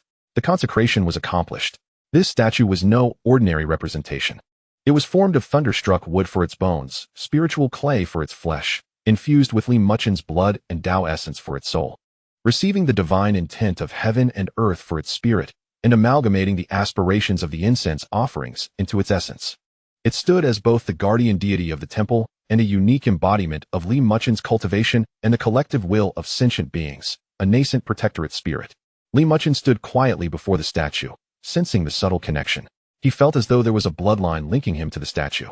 The statue appeared rooted to the earth, and the temple was entwined with the aspirations of the visitors. As if a formless web centered around the clear wind temple was slowly being woven. Suddenly, commotion arose outside the hall. It was a group of incense devotees who, upon entering the mountain gate, felt their spirits lifted and, upon seeing the newly sculpted statue within the hall, instinctively knelt. They could not articulate the reason but felt an undeniable reverence for the statue, as if it had been venerated for many years. News spread like wildfire. The master of the Clear Wind Temple, Li Guanzu, had personally sculpted the statue, which radiated light on the day of its consecration. Its mere presence instilled tranquility. Surely blessed by the true divine, they felt compelled to offer their respects, as it was said to be remarkably efficacious. The mountain path grew increasingly crowded with figures. Li Muchen turned to gaze upon the swirling snow outside the hall, his expression serene. With the golden body established, the temple began to take form. From this moment on, the Clear Wind Temple possessed a soul. Chapter 26. The clay figure glows with radiance. On the first day of the 12th lunar month, as dawn broke, Aunt Li from Zhao Family Hollow, carrying a bamboo basket, made her way up the mountain path, stepping carefully over the newly fallen snow and thin ice. Inside her basket were freshly steamed buckwheat buns and 6 red-skinned eggs, which she had saved over the past fortnight. The previous night had brought a layer of fresh snow, and the stone steps were still slick. She walked slowly, yet her heart was ablaze with warmth. Ever since her grandson had recovered from a fever after drinking the temple's well water last year, she had made it a point to come and offer incense every month, not for any particular reason, but to repay an inexplicable debt of gratitude. First, she placed 3 sticks of incense before the unnamed altar and then made her way towards the temple. As she pushed open the mountain gate, the sky was just beginning to brighten. The courtyard, with its snow now cleared to either side, revealed a pathway of azure stones. The ancient cypress hung with ice crystals refracted the morning light into a spectrum of colors. She glanced at the cypress as was her custom, silently wishing the old deity well, before turning towards the main hall. Upon turning, she froze in place. The hall doors were wide open, and the morning light poured in, illuminating the interior. The offering table was so clean it could reflect a shadow, the incense burner was empty and placed in the center, and the meditation cushion rested in the corner. These were all ordinary sights. What was extraordinary, however, was the absence of the dilapidated clay statue that had once stood behind the offering table. In its place was a brand new statue, standing approximately 3 feet tall. It was seated upon a lotus pedestal, its wide robes cascading down like flowing water. The details of its features were indistinct, yet it radiated a sense of calm and grace, with a slight smile that suggested compassion and detachment. The clay body, unadorned with paint, shimmered with a warm luster, reminiscent of ancient jade steeped in oil. The morning light cast a delicate halo upon it, creating an ethereal glow that captivated the eye. Aunt Lee's basket slipped from her grasp.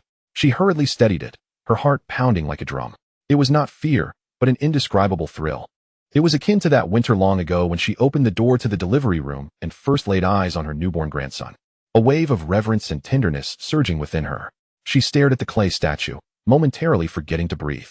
Suddenly, all her recent troubles, her daughter-in-law's complaints about her husband not returning home, her son's wages being delayed, and her own back and legs aching at night, vanished. Her heart felt both empty and full, like a mountain spring thawing beneath the melting snow, flowing crystal clear through her chest. She even entertained a ludicrous thought, to kneel down and pour out the words she had stifled for half a lifetime. This, she murmured to herself, her eyes unexpectedly brimming with warmth. Steeling herself, she set down the basket, adjusted her coarse cloth jacket, and tidied her graying hair before finally lifting the bamboo basket and stepping into the temple, one careful foot after another. Inside the temple was even cleaner than she had imagined. The air was imbued with the delicate fragrance of heart-cleansing herbs, intermingled with an indescribable scent reminiscent of a rain-soaked forest, or the aroma of ancient books being opened, evoking a profound sense of tranquility. The tiles before the altar were immaculate, and she hesitated to place her feet upon them. From the basket, she retrieved 3 sticks of sandalwood incense she had purchased in town, a steep price she had reluctantly paid, 3 times more than her usual offerings. Lighting them at the oil lamp, the blue smoke rose straight up and, as it dispersed, spiraled around the clay statue as if it had circled it 3 times before dissipating. Aunt Lee raised her hands, offering the incense high above her head, and bowed deeply before the clay statue. With the first bow, she wished for the safety of the Zhao family, young and old alike. With the second, she hoped for her son's success while away, and at the third bow, she paused, gazing up at the statue's face, and softly uttered, "May the divine also bless Master Li in his cultivation endeavors." The words were spoken softly, yet each was distinct and clear. After placing the incense in the burner, she stepped back 2 paces and respectfully bowed. The entire ritual flowed seamlessly. and even she was astonished at how a simple village woman could grasp such propriety. Exiting the temple, she filled a bucket with well water and set the steamed buns and eggs upon the stone platform. Just before descending the mountain, she turned back for a fleeting glance. In the morning light, the clay statue sat quietly, enveloped in a gentle glow. Suddenly, a thought struck her. It did not resemble a deity summoned from afar, but rather seemed to have sprouted from this very mountain. Word spread faster than the mountain breeze. First came Aunt Lee's disheartened visage upon returning to the village, followed by her peculiar remark about the statue seemingly emerging from the mountain. By noon, 7 or 8 villagers had banded together to ascend the mountain. Upon entering the temple, they stood in silence, offering incense, and then exited, each countenance grave. It was only on their descent that someone dared to speak. It really resembles. Resembles what? It was difficult to articulate. There was merely a sense that it ought to be so. When I knelt, my aching knees felt no pain. My heart was as tranquil as well water. In their simple words, a reverence took root. On the third day, the mountain path teemed with figures, an elderly man with a cane, a woman cradling an infant, and merchants from the town. All who entered the temple reacted similarly, first bewilderment, then solemnity, and finally, devoutly offering incense. The offerings evolved from simple steamed buns and eggs to fresh fruits and exquisite pastries, with some even bringing new red satin to drape over the statue. Muchen stood behind a window in the side hall, graciously declining all requests for adornments. The statue possesses its own radiance. It needs no external embellishments. This statement only added to the aura of mystery. The villagers firmly believed that Master Li must have performed some ritual, for the clay statue had indeed become a true divine presence. Subtle changes began to unfold. Previously, worshippers would merely bow outside the temple. Now, they felt compelled to enter and offer incense. Once, their prayers had been mostly self-serving. Now, many would quietly add a request for blessings upon the master. Formerly, the incense offerings had been chaotic and disorganized. Now, through the clay statue, they seemed to take on a semblance of order.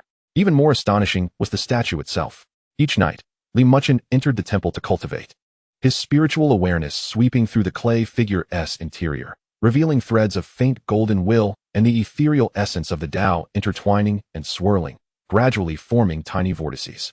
The tranquil aura emanating from the statue enveloped the entire temple, merging naturally with the ancient cypress's vitality and the spirit energy of the gathering formation, harmonizing the temple's atmosphere into a seamless whole, akin to the yin and yang.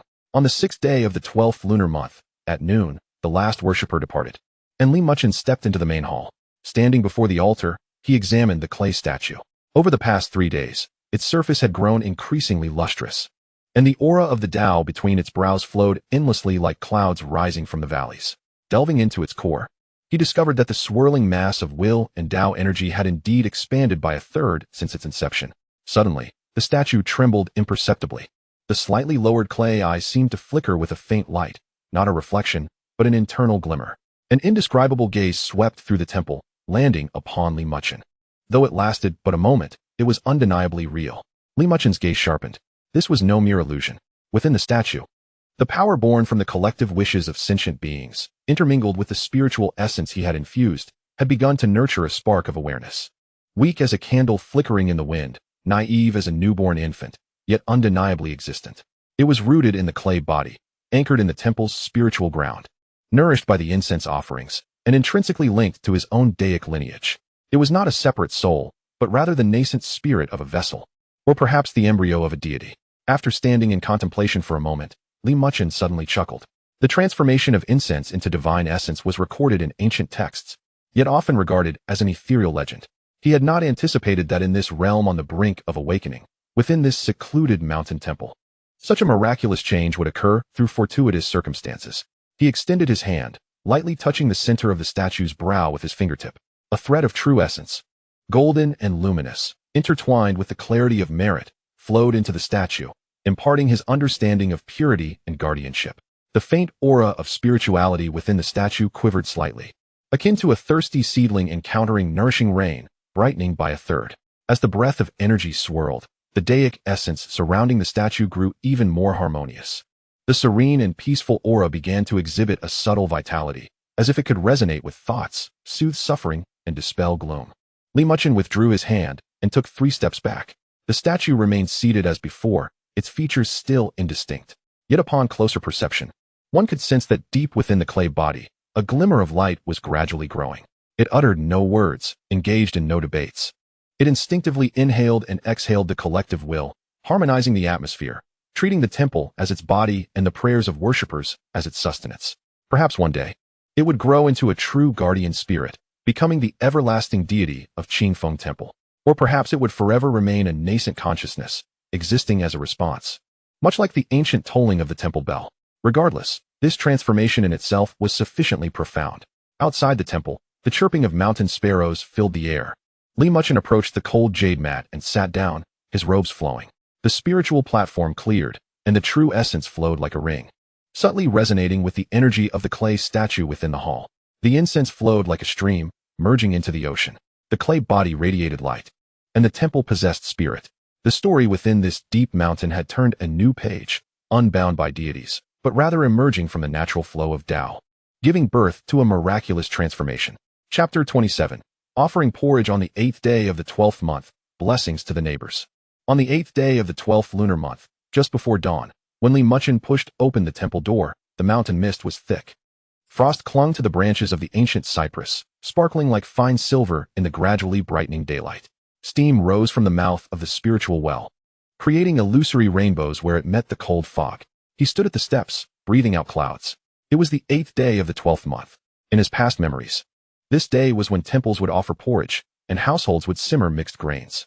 Now, in this secluded depth of Yuntai Mountain, 6 months had flown by, from the initial bewilderment upon arriving in the desolate mountains, through the steadfastness following the activation of the system, to the present establishment of a foundation. With the temple beginning to take shape, this path had been solitary, yet not entirely devoid of warmth. Down in Zhejiakou, those simple faces began to emerge: Zhao Desheng, who brought mountain goods; Aunt Li, who sought medicine for her grandson; and the villagers, who, though few in words, came to offer incense monthly. Their trust and offerings nourished him like streams watering parched land, allowing him to take root in this small temple. Cultivation emphasizes cause and effect, and also values worldly deeds. Having received their incense offerings, he felt compelled to give back. "Let me make a pot of 8 treasure porridge," he murmured to himself. "It will foster neighborly bonds and serve as an act of kindness." He would add a touch of spiritual essence to the porridge, subtly nurturing the villagers' health, resolving some karmic ties, and accumulating merit for the temple. After the morning prayers, he called upon Zhao Desheng. Upon hearing that the master intended to offer porridge, the simple man was taken aback, his eyes growing misty. "Master, how can this be? You have already bestowed so many blessings. How can you trouble yourself further?" "It is no trouble at all." Li Muchen waved his hand, declaring that the labo porridge was also a form of cultivation. However, the temple's grain supply was insufficient and needed the assistance of the villagers. "Rest assured," Zhao Desheng proclaimed, thumping his chest with a voice like thunder. "I shall hurry down the mountain to spread the word. I will ensure everyone brings forth their finest grains." With that, he turned and dashed off, nearly stumbling in his haste. The news traveled swiftly like a spring breeze. By midday, figures began to appear along the mountain path. The villagers from Zhejiakou and neighboring hamlets, upon hearing that the temple would distribute porridge, rummaged through their homes. "Quick, pack that bag of new millet. Mother, the red beans are at the bottom of the cabinet. And there's half a bag of peanuts. Dates. We still have a basket of dates. I have barley at home. I'll go to town and buy lotus seeds." Each household unearthed their treasured provisions: freshly harvested rice, aged beans, sun-dried red dates, and plump peanuts, although few in number, collectively formed a small mountain. Young men carried burlap sacks, women slung bamboo baskets, and children cradled ceramic jars, all making their way up the mountain in a continuous stream. In the temple courtyard, various grains piled into small mounds, covered with clean hemp cloth. Red beans glimmered like garnets, green beans shone like emeralds, while the round red dates and pure white lotus seeds, along with chestnuts, longan, barley, and glutinous rice, mingled together, radiating a gentle luster under the winter sun. The villagers, filled with enthusiasm, stayed to help. They brought the largest iron pot and stove from the village, setting them up in the open space before the temple. Water carriers, wood choppers, rice washers, and shellers moved with agility, their faces adorned with smiles. Normally reverent towards Li Muchen, the atmosphere now buzzed with excitement over this grand event, and whispers filled the air with anticipation. Li Muchen spoke little, yet maintained control over the critical aspects. The water for the porridge was drawn from the freshest layer of the spiritual well, crisp and sweet, subtly infused with spiritual energy. The grains and beans were meticulously washed 3 times by the most diligent women, ensuring each was distinct. He stood by the pot, waiting for the water to boil. And in accordance with the 5 elements, he added the ingredients in sequence. Beans first, then rice, hard ingredients before soft ones, aligning with the natural order of creation. The long-handled wooden ladle in his hand moved with the grace of a brushstroke, stirring with a natural rhythm. A faint trace of wood-like true essence mingled with the light of merit, quietly blending in as he stirred. The true essence acted as a catalyst, awakening the essence of the ingredients, while the merit served as a harmonizer, alleviating dryness and bringing forth blessings. Yet, this was not sufficient. Seizing a moment of distraction, he retrieved 3 special items from his sleeve, a small handful of low-grade spiritual rice, glistening like broken jade and imbued with a faint aura, a pinch of chi-enhancing herbal powder, mild and gentle as a spring breeze, and several tender leaves of calming grass, vibrant green and tranquil. The spiritual rice was mixed with the regular rice, while the herbal powder and tender leaves were added during stirring. The amounts were minuscule, diluted within the vast array of grains. Yet for the hard-working villagers burdened by hidden ailments, this bowl of porridge was akin to a gentle rain upon parched earth, silently nourishing their very foundation. The fire crackled, and the iron pot began to bubble. Initially, the sound of boiling water was heard, followed by the lively tumbling of beans and rice, gradually releasing a rich aroma. The fragrance of rice was robust, the scent of beans steady. The sweetness of dates was mellow, and the calming essence of the grass intertwined seamlessly. Steam rose, coalescing into white mist, which shimmered with a faint golden halo, a sign of the mingling of merit and spiritual energy. The assisting villagers paused their tasks, taking deep breaths. How delightful that aroma is. Just inhaling it makes one feel at ease. The porridge brewed by the temple master must surely taste divine. The porridge simmered for a full 3 hours, from the faint light of dawn until the sun reached its zenith. The mixture thickened, the rice grains blossomed like lotuses, the beans softened to a paste, and the red dates and longan melted into an amber-colored syrup. The essence of each ingredient fused together, the surface of the porridge gleaming with a warm sheen, the rich aroma wafting beyond the mountain gates. At this moment, a long line formed along the mountain path, with villagers supporting the elderly and carrying bowls and basins. Almost the entire village of Xianxiaaudiobooks turned out, along with many from neighboring hamlets. Each face was filled with hope, yet the atmosphere remained hushed and serene, akin to a meditative state. As the hour of noon approached, Muchen nodded. The auspicious time has arrived. Let us serve the porridge. Zhao Desheng and several young men carried the pot to the open space at the mountain gate. As the large pot settled down, a rush of heat emerged, intensifying the fragrance of the porridge. Muchen stood behind the pot, clad in simple white garments, his demeanor calm, as he lifted the first ladle of porridge. The morning light pierced through the clouds, illuminating the porridge in the ladle with a delicate golden hue. The first in line was an elderly man with a cane, his hands trembling as he held out a ceramic bowl. As the ladle filled his bowl, steam spiraled upwards. The old man looked down to find the porridge shimmering like amber, with grains, beans, dates, and chestnuts blending into a picturesque scene, with flecks of golden light dancing across the surface. For a moment, he stood stunned, tears streaming down his cheeks. Bless the infinite heavenly sovereign, Muchen murmured softly. May you enjoy good health, elder. The old man nodded repeatedly, retreating to the side, unable to immediately consume it, merely gazing down as his tears fell onto the porridge, creating tiny ripples. The distribution continued. Women cradled bowls of porridge to feed their infants. Men carefully carried their bowls home. Children held their bowls with both hands, sipping slowly, smiles blossoming on their faces. As the porridge entered their mouths, layers of flavor unfolded. Initially, there was the rich taste of grains, followed by the creaminess of beans, then the sweetness of dates and chestnuts, and finally a hint of refreshing aftertaste lingering in the throat. A warm sensation rose from their bellies, akin to a spring breeze thawing frozen soil, seeping into their limbs. The chronic aches of labor subsided significantly. Worries and anxieties dissipated like fog in sunlight. What a wonderful porridge. After drinking it, I feel completely warmed. My mind is as clear as if I've had a good sleep. Low murmurs of admiration echoed through the valley. Muchen ladled porridge, bowing respectfully to each villager. He saw the wrinkles on the faces of the elderly relax, the bright eyes of the children, and the long-lost ease return to the faces of the men.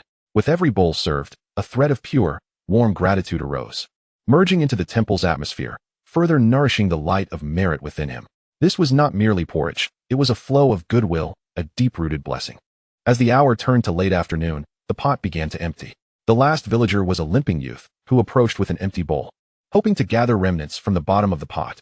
Muchen glanced at the pot and gently scraped the ladle along the pot's edge 3 times, revealing a small half bowl of thick porridge at the bottom, where the essence had gathered. The boy accepted it with both hands, bowing deeply, and as he turned to leave, his steps seemed steadier. The assisting villagers cleaned the pot and stove, returned the utensils, and tidied up the temple inside and out. Before departing, everyone bowed to Muchen in unison before descending the mountain as dusk approached. After a day of bustling activity, the temple returned to its tranquil state. The setting sun cast long shadows of ancient cypress trees. Muchen stood at the mountain gate, gazing at the lights beginning to twinkle below. Those lights scattered through the twilight like stars, warm and genuine. Within the spiritual platform, the light of merit glowed even brighter, warm and gentle as jade. The temple's atmosphere now bore a weighty kindness, a reflection of the villagers' most sincere gratitude, purer than incense offerings and more substantial than radiant merit. As the mountain breeze brushed past, carrying the lingering scent of porridge, he turned back towards the temple. Inside, the clay statues sat quietly in the twilight, their expressions seemingly imbued with gentle smiles.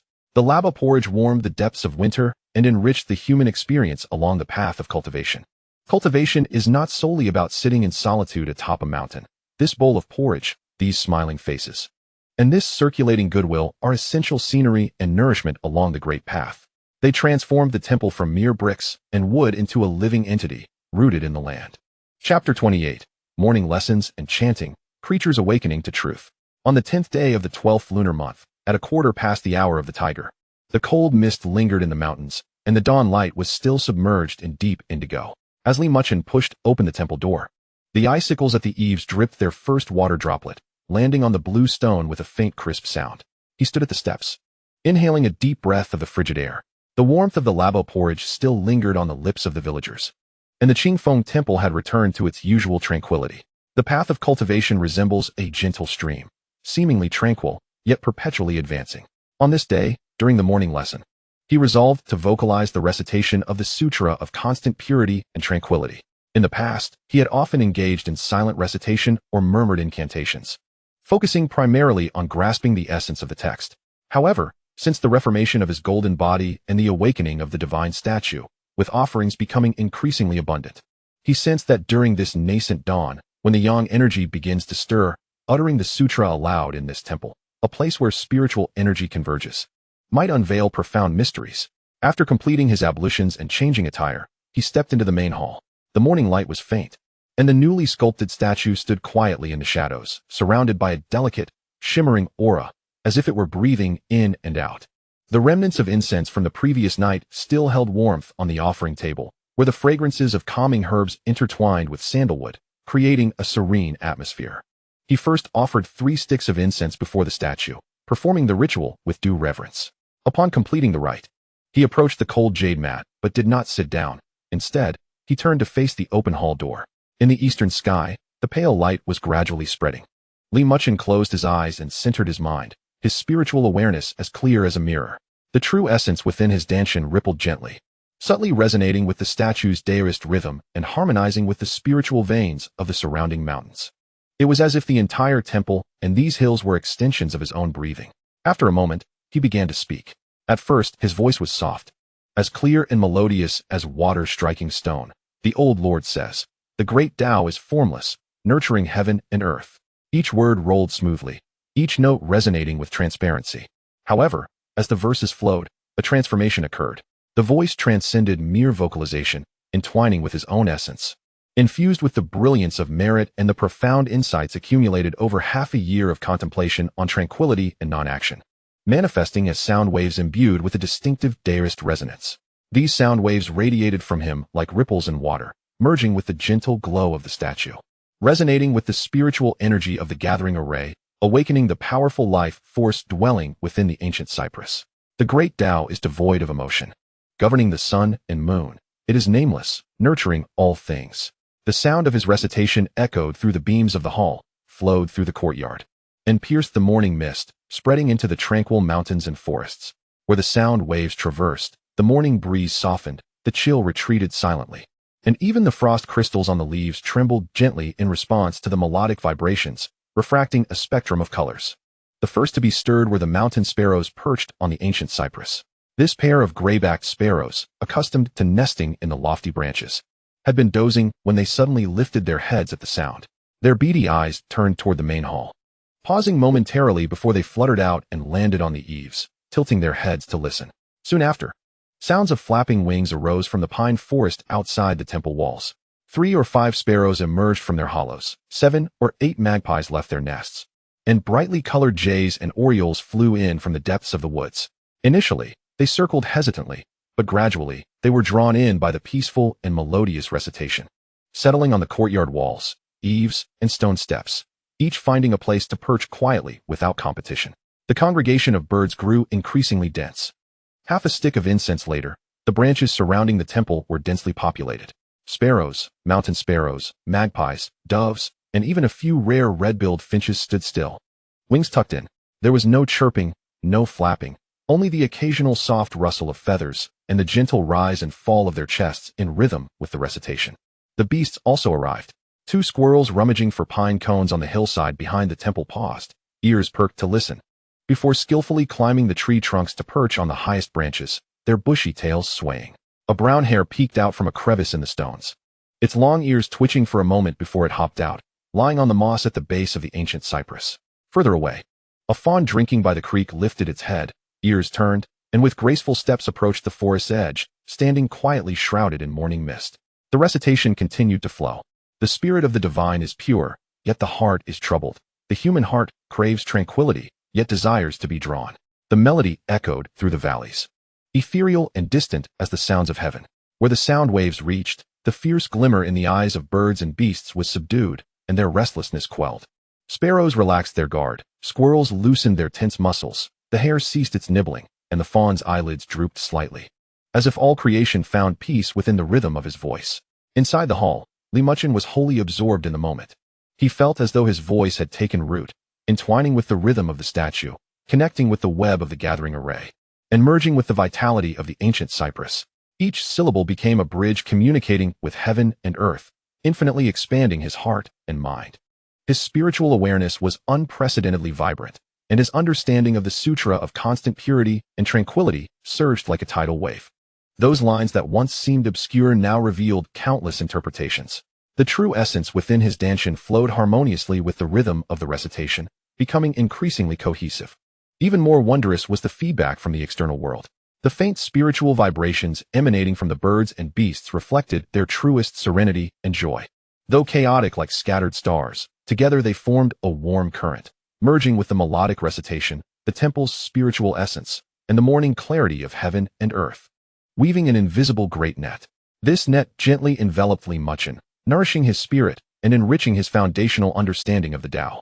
This was a state of cultivation he had never experienced before, not solitary practice, but a communion with the myriad beings, not mere acquisition, but a harvest through giving.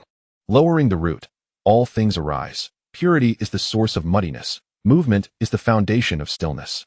If one can maintain constant purity and tranquility, then all of heaven and earth shall return to harmony. As the final verse of the sutra was uttered, the lingering sound spiraled 3 times through the hall before gradually dissipating. Muchen slowly opened his eyes.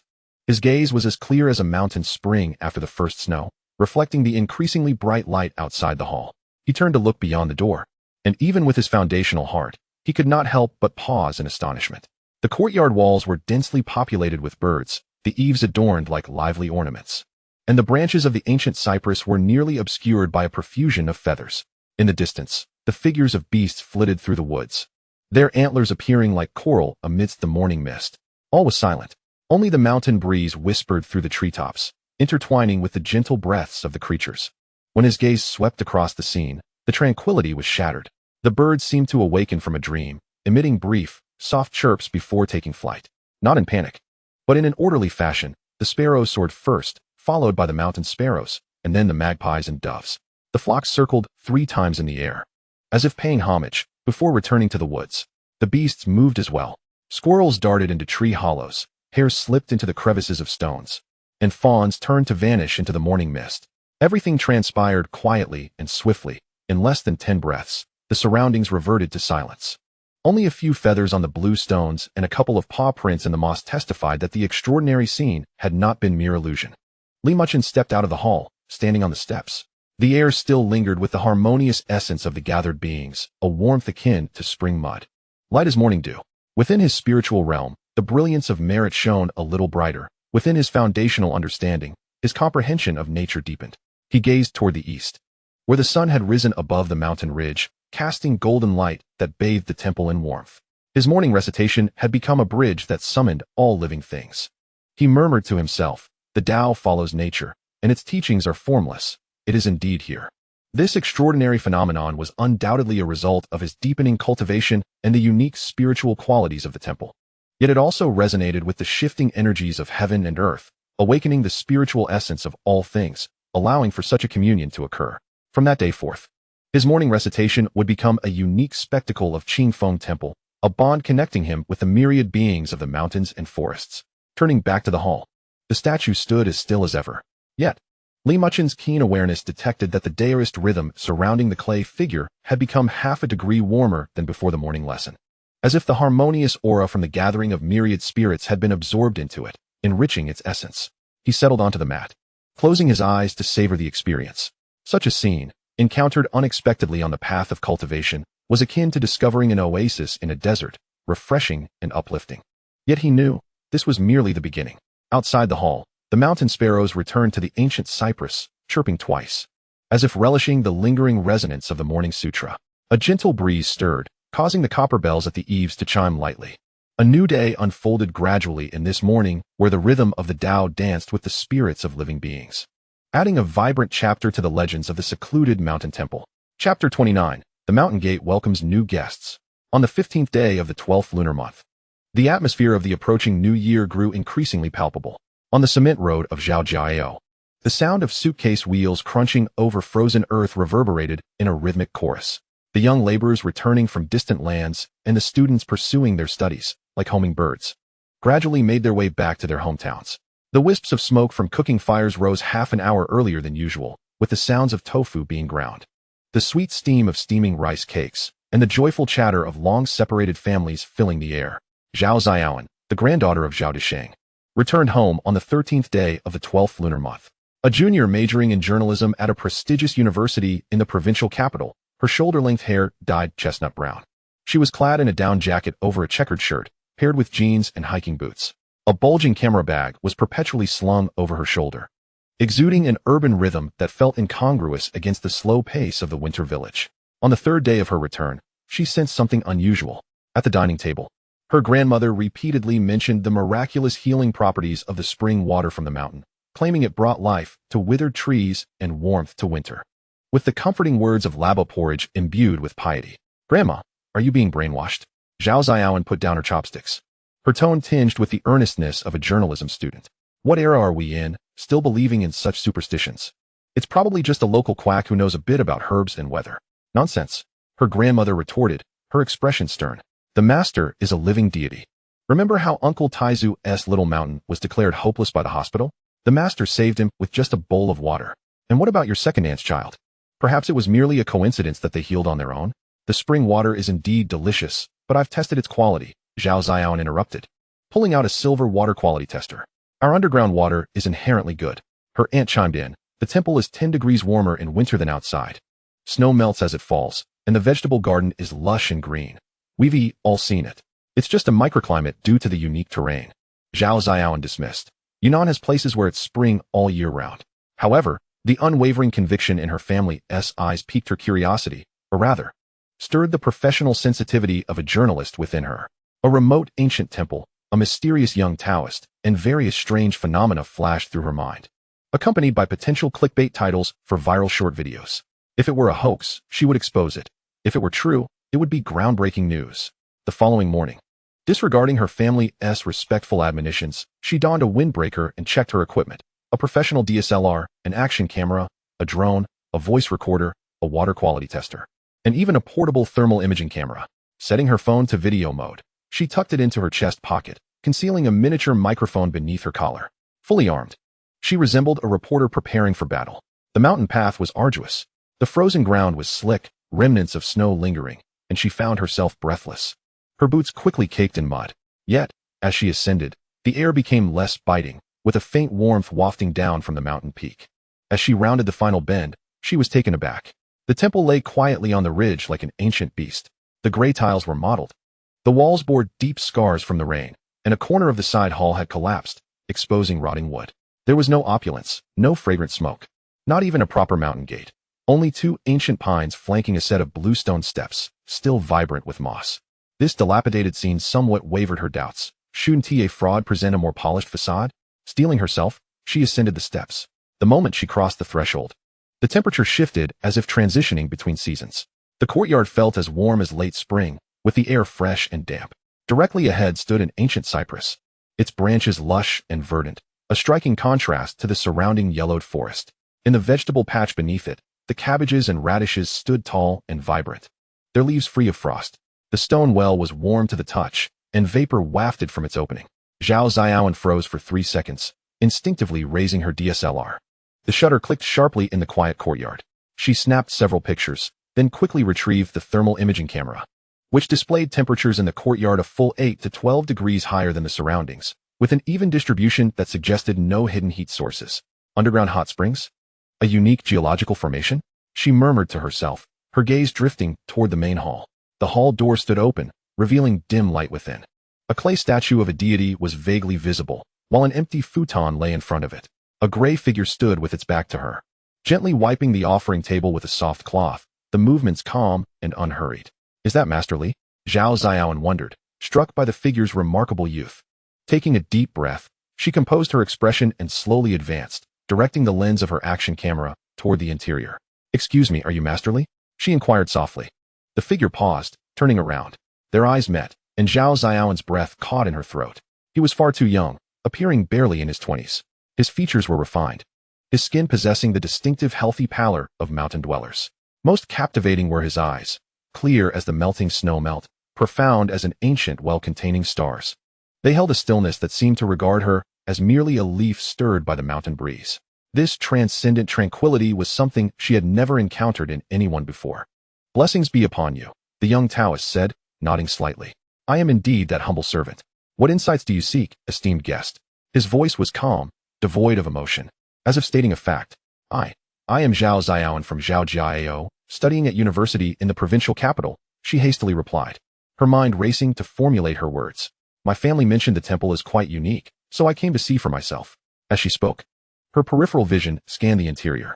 The furnishings were simple yet remarkably clean, the floor of blue bricks reflecting her shadow. When her gaze met the face of the clay statue, an inexplicable stillness enveloped her heart. The statue was unadorned and rustic, its clay body unpainted, features indistinct. Yet it emanated an ineffable aura. Especially striking was the position of its eyes. Though devoid of pupils, she felt as if she were being gently observed. And the anxiety of recent days, her probing curiosity, and even the smugness of potentially exposing a fraud all melted away like snow meeting the sun. The incisive questions she had prepared failed to materialize on her lips. The temple was unadorned, but suffused with tranquility. Please refrain from speaking loudly in the hall. And do not touch the sacred objects. Muchen's voice broke the silence, his tone calm, yet imbued with authority. Xianxiaaudiobooks nodded silently and stepped back outside. She wandered in the courtyard, testing the well water's pH and TDS values, confirming it was indeed high quality, mildly alkaline water, but not divine water. She photographed the ancient cypress in detail. The veins of its leaves were clear, vibrantly alive, inconsistent with the season. Finally, she unleashed the drone. The silver machine buzzed to life, its lens capturing the temple's entirety, weathered rooftops, a square courtyard, the ancient cypress resembling an umbrella, and the vegetable patch laid out like a chessboard. Everything appeared unusually normal. She maneuvered the drone higher, seeking to survey the surrounding terrain. Upon reaching 20 meters, the transmission suddenly flickered with static. Signal interference? She frowned, attempting to regain control. The drone, however, behaved like a kite severed from its string, wobbling precariously toward a nearby towering pine. Oh no, Xianxiaaudiobooks exclaimed, frantically pressing the remote, but to no avail. As disaster loomed, a slender hand reached out from the side, grasping the air as if it were a tangible object. The drone's descent halted abruptly, as though caught by an invisible hand, gently lowering it into the palm. Xianxiaaudiobooks' eyes widened, taking in the figure of Muchen, who had appeared at her side, cradling the drone with an expression as calm as ever.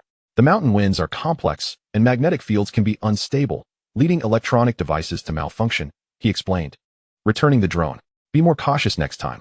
The explanation was reasonable. However, Xianxiaaudiobooks clearly witnessed that moment. No mere airflow or magnetic disturbance could account for it. Was that telekinesis? A supernatural force? She accepted the drone back, her hands trembling slightly. As she looked at Li Muchen again, her gaze transformed, filled with shock, confusion, disbelief, and a hint of awe she had not yet recognized in herself. "Thank you very much, Master," she managed, her voice dry. Li Muchen nodded slightly and turned, walking back into the hall. Zhao Xiaoan stood rooted in place for a long time. The drone in her hands remained unscathed, and the miraculous scene replayed in her mind. The warmth of the courtyard enveloped her, the ancient cypress stood as a vivid green, and the sensation of being watched by the deity within the hall lingered in her heart. All her doubts, all scientific explanations, crumbled to dust in that moment.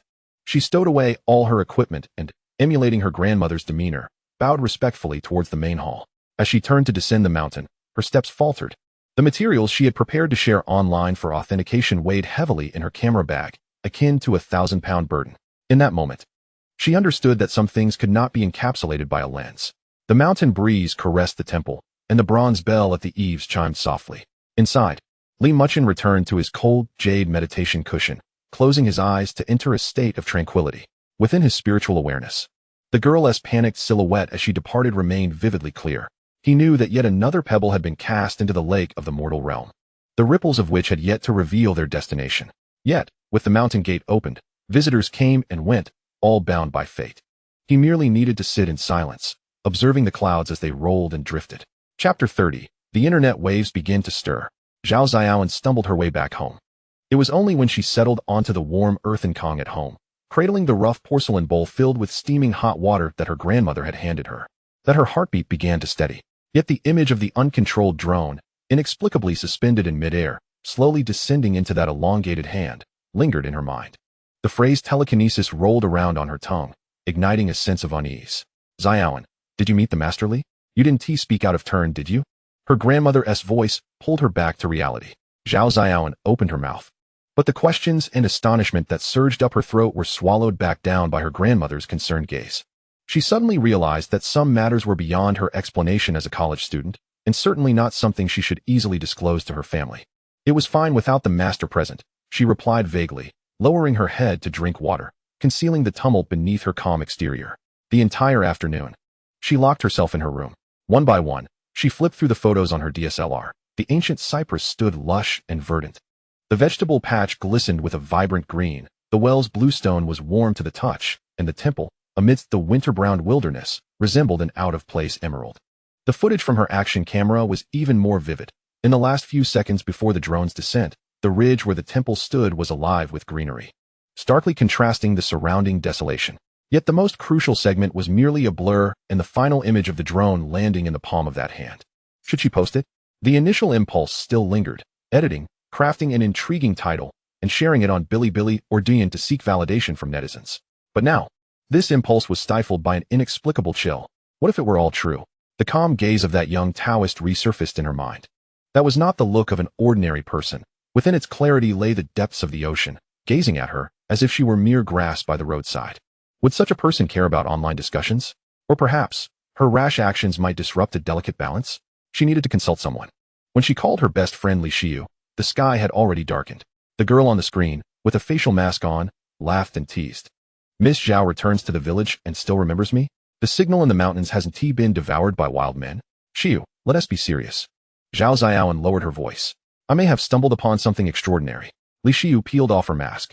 For the next 20 minutes, Zhao Xiaoan recounted the rumors surrounding the temple, her personal experience climbing the mountain, from the unusual cypress to the water testing, and finally, in a hushed tone, she shared.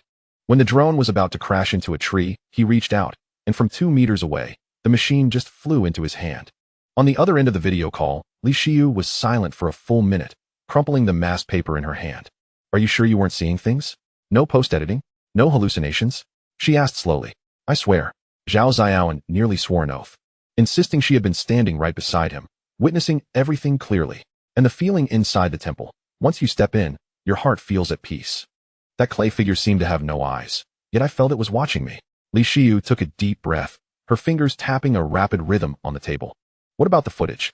I captured the environment, but the segment with the telekinesis isn't clear. I didn't dare film the Taoist's face. Not filming was wise." A spark of brilliance flickered in Li Xiu's eyes. "Xiaoan, you've either stumbled upon great fortune or brought great trouble upon yourself." "What do you mean? Think about it. If he is a fraud, He didn't want you to capture the miracles to promote him. But he displayed a skill in front of you, and didn't he stop you from filming? This suggests he might have already anticipated it. What does that imply? Zhao Xiaoan was taken aback. It suggests he doesn't care, or he is unafraid. Li Xiu articulated slowly, combined with those environmental anomalies. There's a 70% chance you've encountered a true master. Such figures, in novels, are either reclusive martial arts inheritors or endowed with supernatural abilities, or she paused. Cultivators. Cultivators. The mere mention of these words sent a ringing in Zhao Xiaoan's ears. Yet, recalling Li Muchen's transcendent aura and his extraordinary abilities, she began to wonder if it truly wasn't impossible. Regardless of the truth, he was certainly no ordinary person. Li Xiu composed herself. Thus, your footage must not be recklessly shared, especially anything involving him in that blurred segment. Absolutely not. Who knows what taboos such a master might have? A chill ran down Zhao Xiaoan's spine as she nodded repeatedly. However, Li Xiu's tone shifted. The environmental wonders can be shared. The ancient cypress, the vegetable patch, the warmth of winter, and the water testing. He didn't prevent you from filming those. It might even be a tacit approval. Or perhaps he intentionally wishes to let the outside world know about the temple's uniqueness. Are you suggesting he is fishing for attention? Zhao Xiaoan grasped the implication. Smart. Li Xiu's eyes lit up. So you can edit a short video first, with a mysterious title, focusing solely on the unusual environment, emphasizing that it's real footage, without mentioning any supernatural elements. Throw out a bait and see what ripples it creates. Zhao Xiaoan hesitated. Let us give it a try. Li Xiu encouraged her. After all, you didn't capture his face, nor did you mention the supernatural. It's merely showcasing the scenic wonders. What could go wrong? Plus, I'll be heading back to my grandmother's house in Jin province for the new year, not far from you. After the holidays, I must see it for myself. Her friend's words settled Zhao Xiaoan's mind somewhat. Sharing only the environmental aspects should pose no issue. She indeed needed an outlet to validate and share this extraordinary discovery. All right, I'll follow your advice. In the following 2 days, she secluded herself in her room. Editing the footage, she selected the clearest shots of the ancient cypress, its leaves shimmering under the winter sun, the vibrant vegetable patch, with cabbages and radishes standing tall like it was spring, contrasted the village's snowy landscape with her own captured greenery, inserted the water testing data, pH 7. 3. TDS 18. The background music was ethereal Gukin, and her narration was deliberately calm, merely stating observations without speculation. After much deliberation, the title was finally decided. Field Visit. A winter oasis emerges in the remote temple. Ancient trees reviving. Vegetable gardens unfrozen. A natural miracle or unknown mystery. After triple-checking to ensure no content could expose Li Muchen's identity or imply the supernatural, she took a deep breath and clicked upload. On Bilibili, Douyin, and xianxiu. She published simultaneously. After completing all this, she collapsed into her chair, feeling as though she had just run a marathon. Initially, the ripples were slight. Thanks to the platform's algorithm, the video was first seen by local users and enthusiasts of the peculiar. Comments were sparse, not bad. Special effects get 5 points. Just a local microclimate, right? However, as time passed, the authentic and clear visuals, along with the striking visual contrasts and restrained, calm narration, began to attract more attention. Likes, comments, and shares gradually climbed. Coordinates in Jinzong. Our mountains are all barren. How is this tree so green? Vegetables growing like this in winter? Seeking the address to go steal some. The water quality is good, but is it really that miraculous? Is there a hot spring underground? The drone footage is stable. Doesn't seem like special effects? Am I the only one who finds that temple itself eerie? There's an indescribable tranquility amidst the dilapidation. The discussion heated up. Keywords like Qingfeng Temple on Yuntai Mountain, winter oasis, and ancient trees encountering spring began to circulate quietly in the corners of the internet. Zhao Xiaoan stared at the backend data, her emotions complex. She read every comment. Some questioned her integrity, others analyzed the scientific principles, while some simply marveled at nature's wonders. Occasionally, comments like this place seems to be infused with spiritual energy. Could it be that a Taoist is cultivating here? Would make her heart skip a beat. Unbeknownst to her, this video had been detected by certain specialized algorithms. Within an encrypted chat group, a link was shared, anomalous ecological points discovered in the Yuntai mountain region of Jin province. The video has been preliminarily analyzed, showing no traces of special effects. It is recommended to be added to the observation list. The response was succinct, received. Marked as Qing Song 07, secondary observation protocol initiated. Beneath the surface, deeper currents were quietly surging within the vast ocean of the internet. Chapter 31, The Moonlight Robe, Taoist Rhythm. On the 17th day of the 12th lunar month, at the end of the hour, The fog in the mountains was dense, wrapping the Qingfeng temple in a milky cocoon. A sliver of crab-shell blue peeked from the eastern horizon, while the ancient cypress branches held the night dew, fracturing into myriad silver stars in the dim light. Inside the main hall, the morning session was nearing its conclusion. One could often restrain their desires, leading their hearts to tranquility by clarifying their minds. Their spirits would naturally become pure. The recitation of scriptures resonated clearly and peacefully, harmonizing with the ancient cypress outside, the subtle fluctuations of the spirit-collecting array, and the faint undercurrents of aspiration flowing from below, all reverberating together. The sound waves drifted through the morning mist, spreading into the tranquil mountain forest. On the eaves, the walls, and atop the cypress branches, birds perched like ink dots. Sparrows clustered into fluff balls. The mountain finch tilted its head to listen.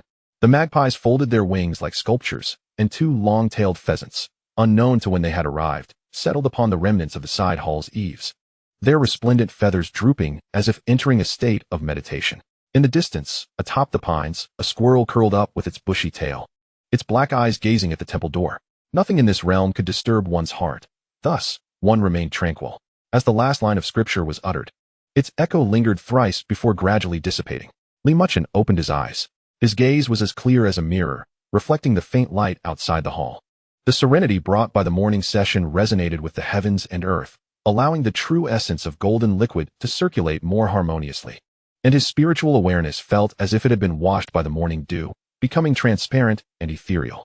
The birds chirped lightly at the eaves, preening their feathers.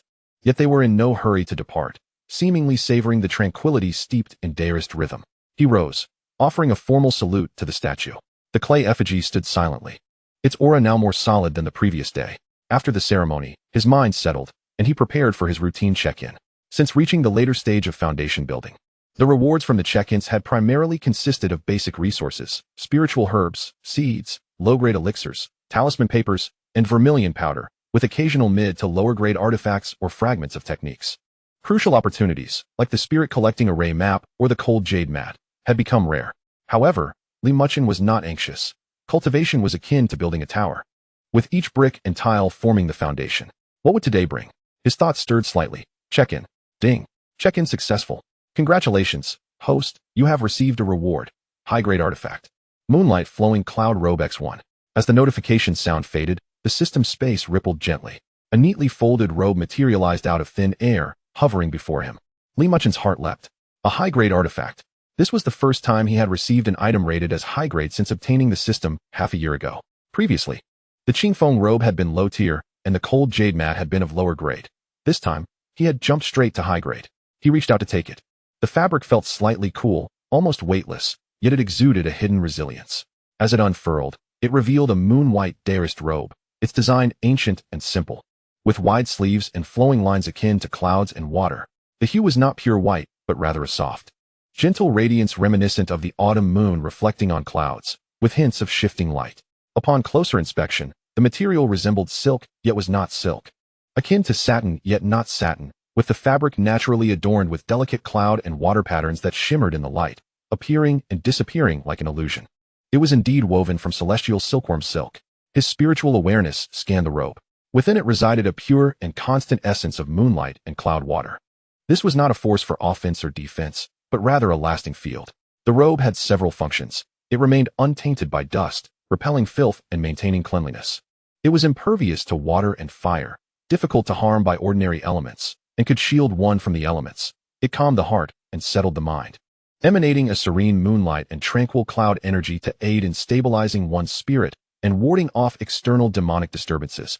It adjusted to fit comfortably and seamlessly. It concealed the wearer's aura, making it difficult for those with lesser spiritual awareness to detect, and it possessed minor self-healing abilities for light damage, along with a slight spirit-gathering effect. What an exquisite moonlight flowing cloud robe! Muchen silently praised.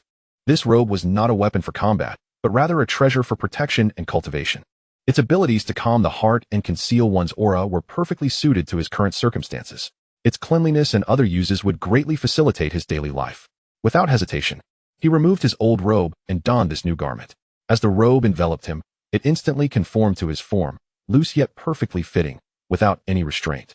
The moon-white fabric accentuated his complexion, rendering it even more radiant, adding an ethereal quality to his demeanor.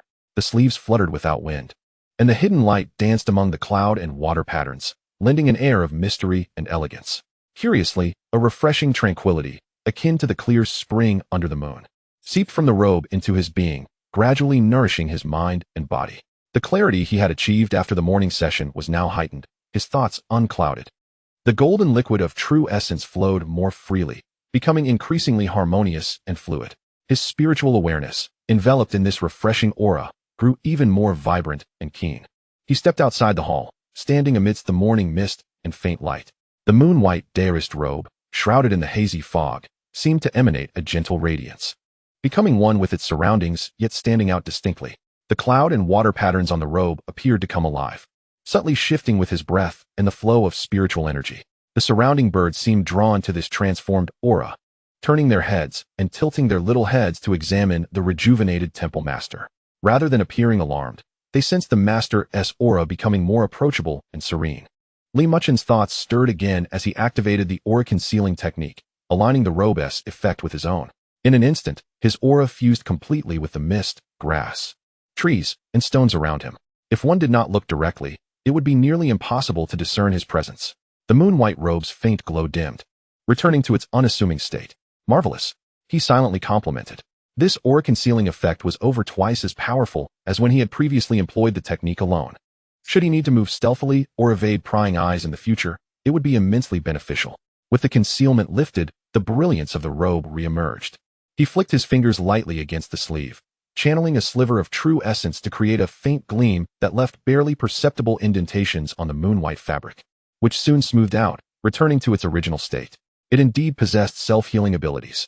Reaching the well, he cupped his hands to splash water onto the sleeves.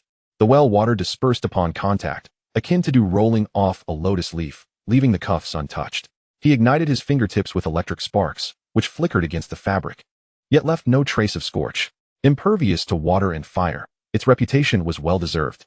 Muchen felt a sense of elation. The practicality of this robe, coupled with its benefits for cultivation, surpassed his expectations. A high-grade artifact was indeed an extraordinary item.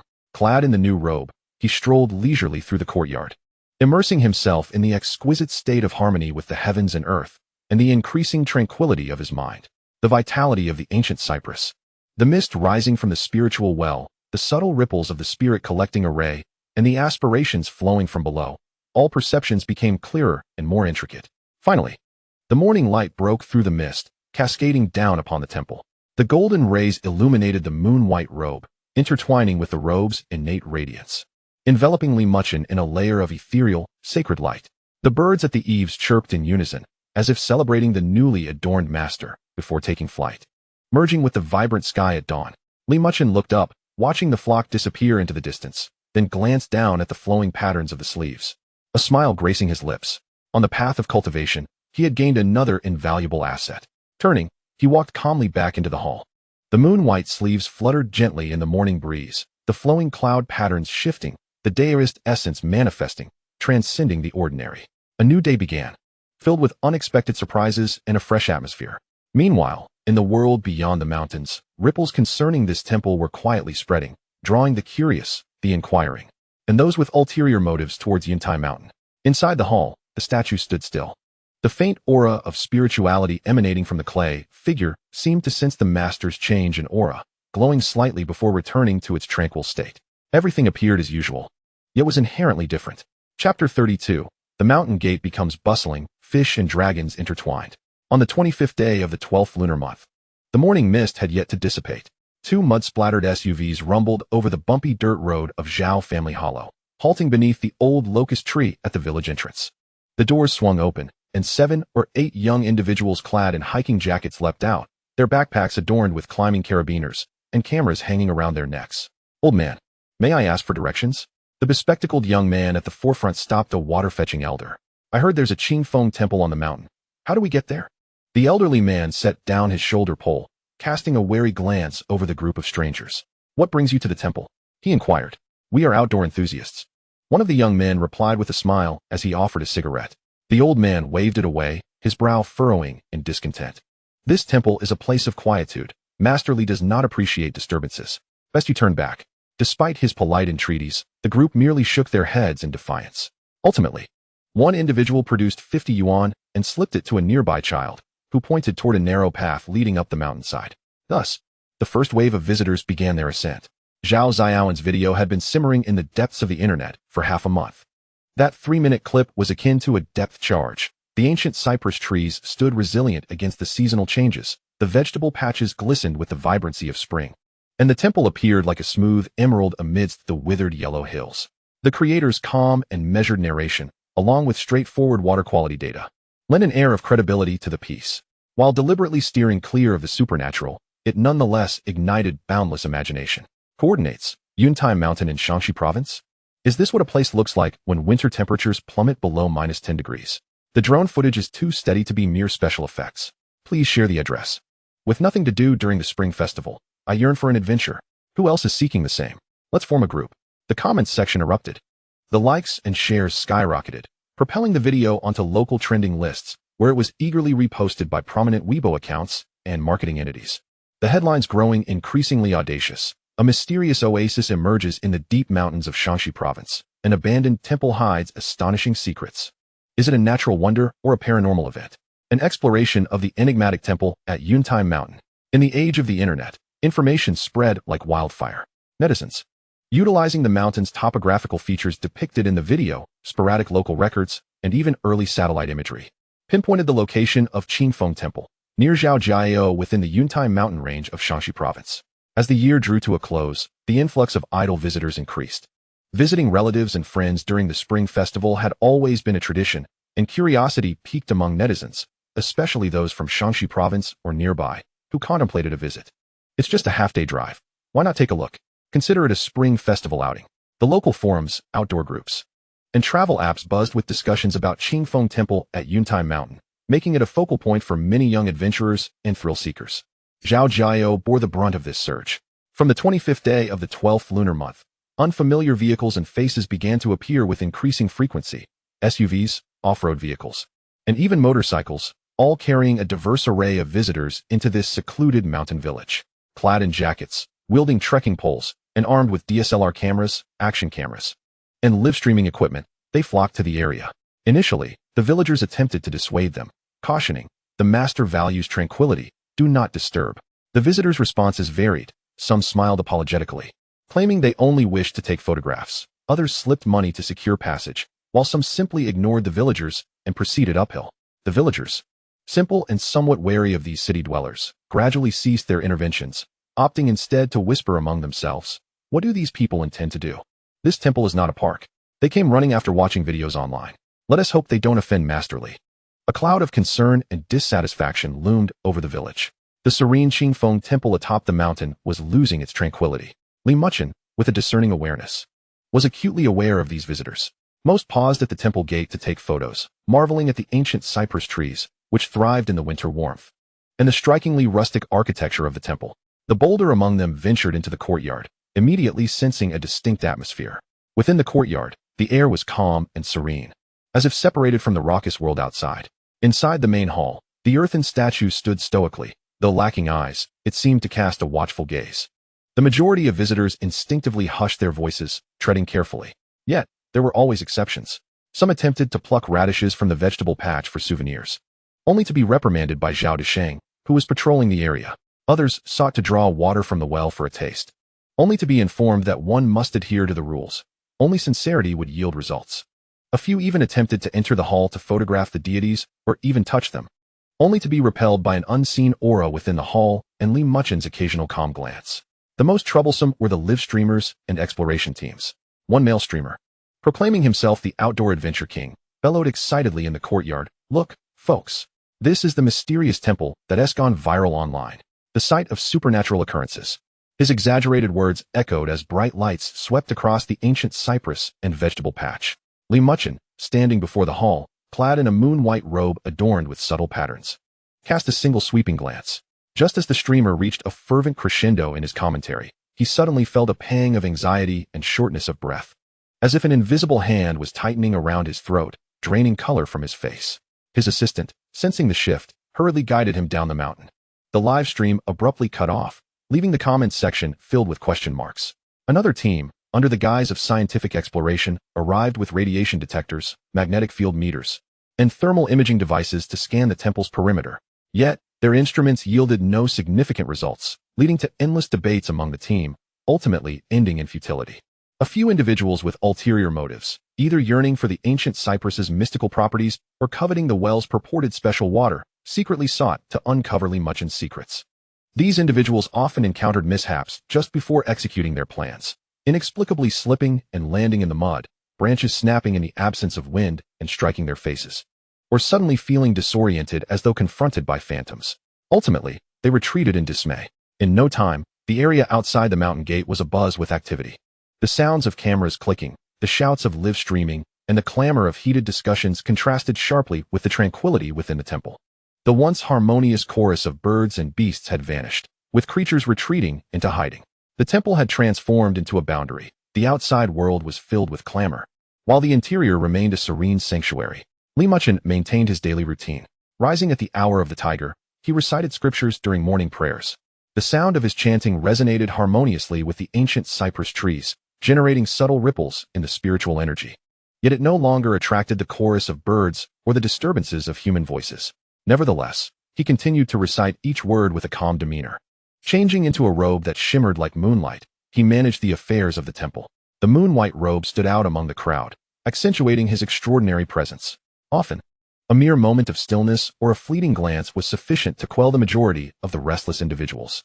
He understood that this was merely the beginning. The video's influence continued to proliferate. As the spring festival approached, the number and diversity of visitors would only increase. Yet, his heart remained undisturbed. Would he confront them when they arrived? No. It was as if bamboo would shield against the wind and tiles would protect against the rain. Bamboo might bend but would straighten itself, and broken tiles would be mended. The temple remained. The sacred ground persisted. Half a year of cultivation was no trifling matter. Should they merely seek to satisfy their curiosity, he could choose to ignore them. However, should they cross the line and disrupt the tranquility or infringe upon his boundaries, he would act. Beneath the flowing sleeves of his moon-white robe, his fingers gently brushed against the dust-clearing talisman at his waist. The talisman stirred without wind, subtly gleaming with a clear light. He did not mind allowing certain individuals to experience firsthand the true essence of the Tao and the inviolable power of the divine.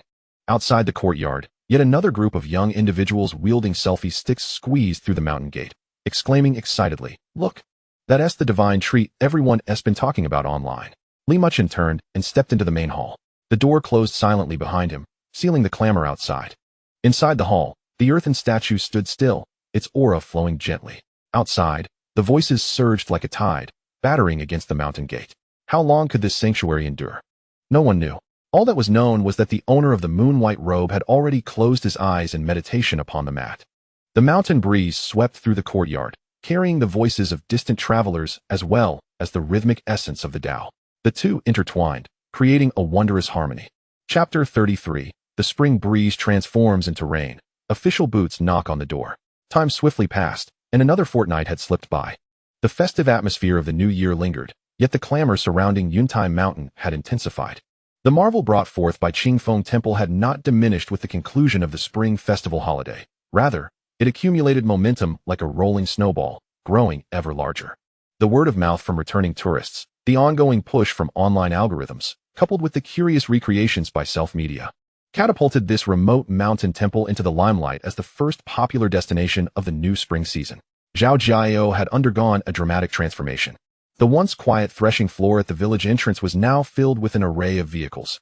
Xianxia's off-roaders jostling alongside Hebei BS tourist buses, while a Shanghai-registered RV was parked next to a business vehicle from Guangdong. The dirt roads, churned by the incessant passage of wheels, had turned into a quagmire, with mud from the melted snow reaching ankle-deep. Experienced drivers abandoned their vehicles 3 miles outside the village, opting to walk toward the already congested paths. Signs advertising local farm stays sprouted like mushrooms after rain. The courtyard of Zhao Laoxi's family was the first to display the illuminated sign for Yuntai Inn, cramming 8 guest rooms with 20 military-style beds, which still failed to meet the demand at 100 yuan per night. In the neighboring village, Widow Wang has established a rustic eatery, where a pot of free-range chicken stewed with mushrooms is sold for 300.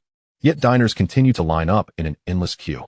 Along the village paths, dried mushrooms, grass-woven insoles, And even curious stones collected by children are adorned with price tags steeped in the aura of the local temple, their prices tripling in value. The mountain path leading to Qingfeng Temple has transformed into a meandering river of humanity.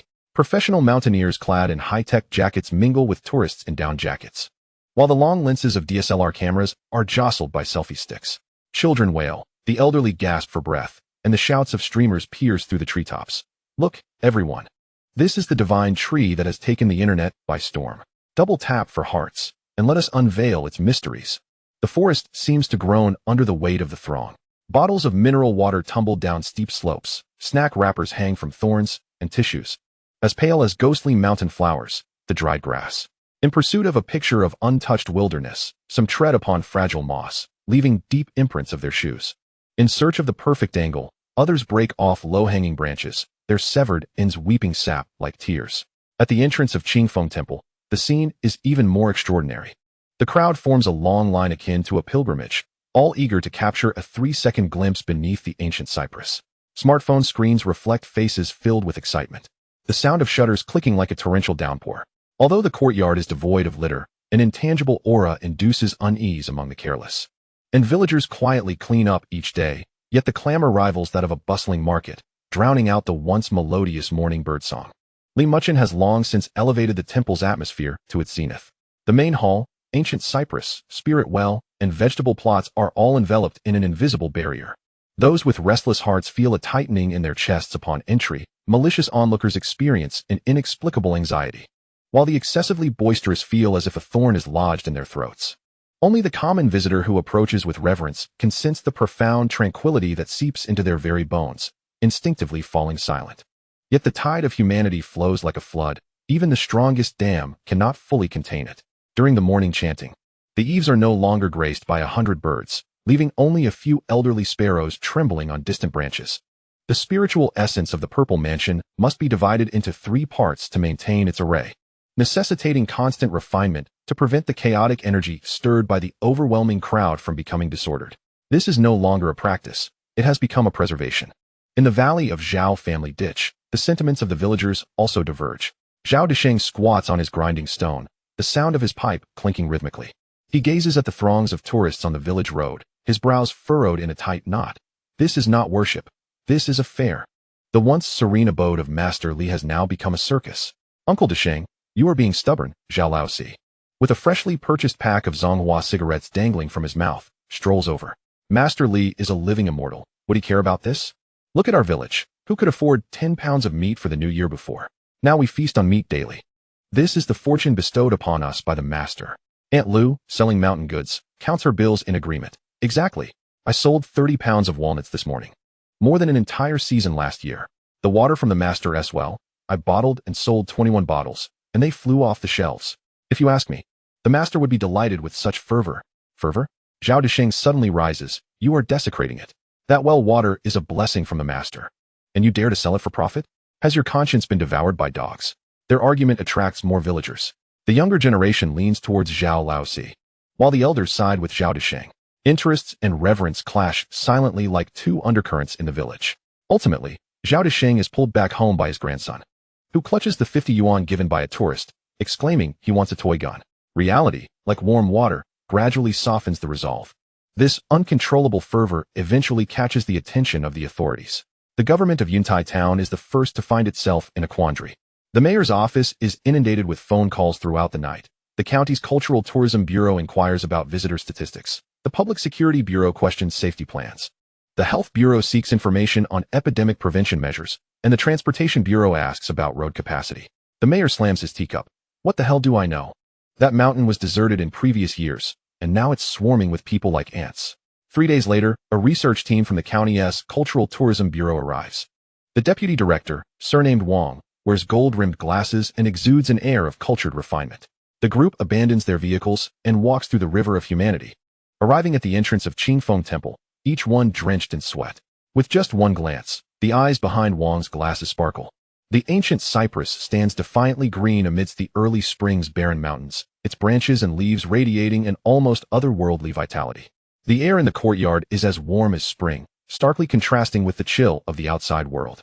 Although the visitors are numerous, they instinctively lower their voices. as an ineffable sense of authority permeates the atmosphere. His gaze sweeps over the crowd, landing on the main hall.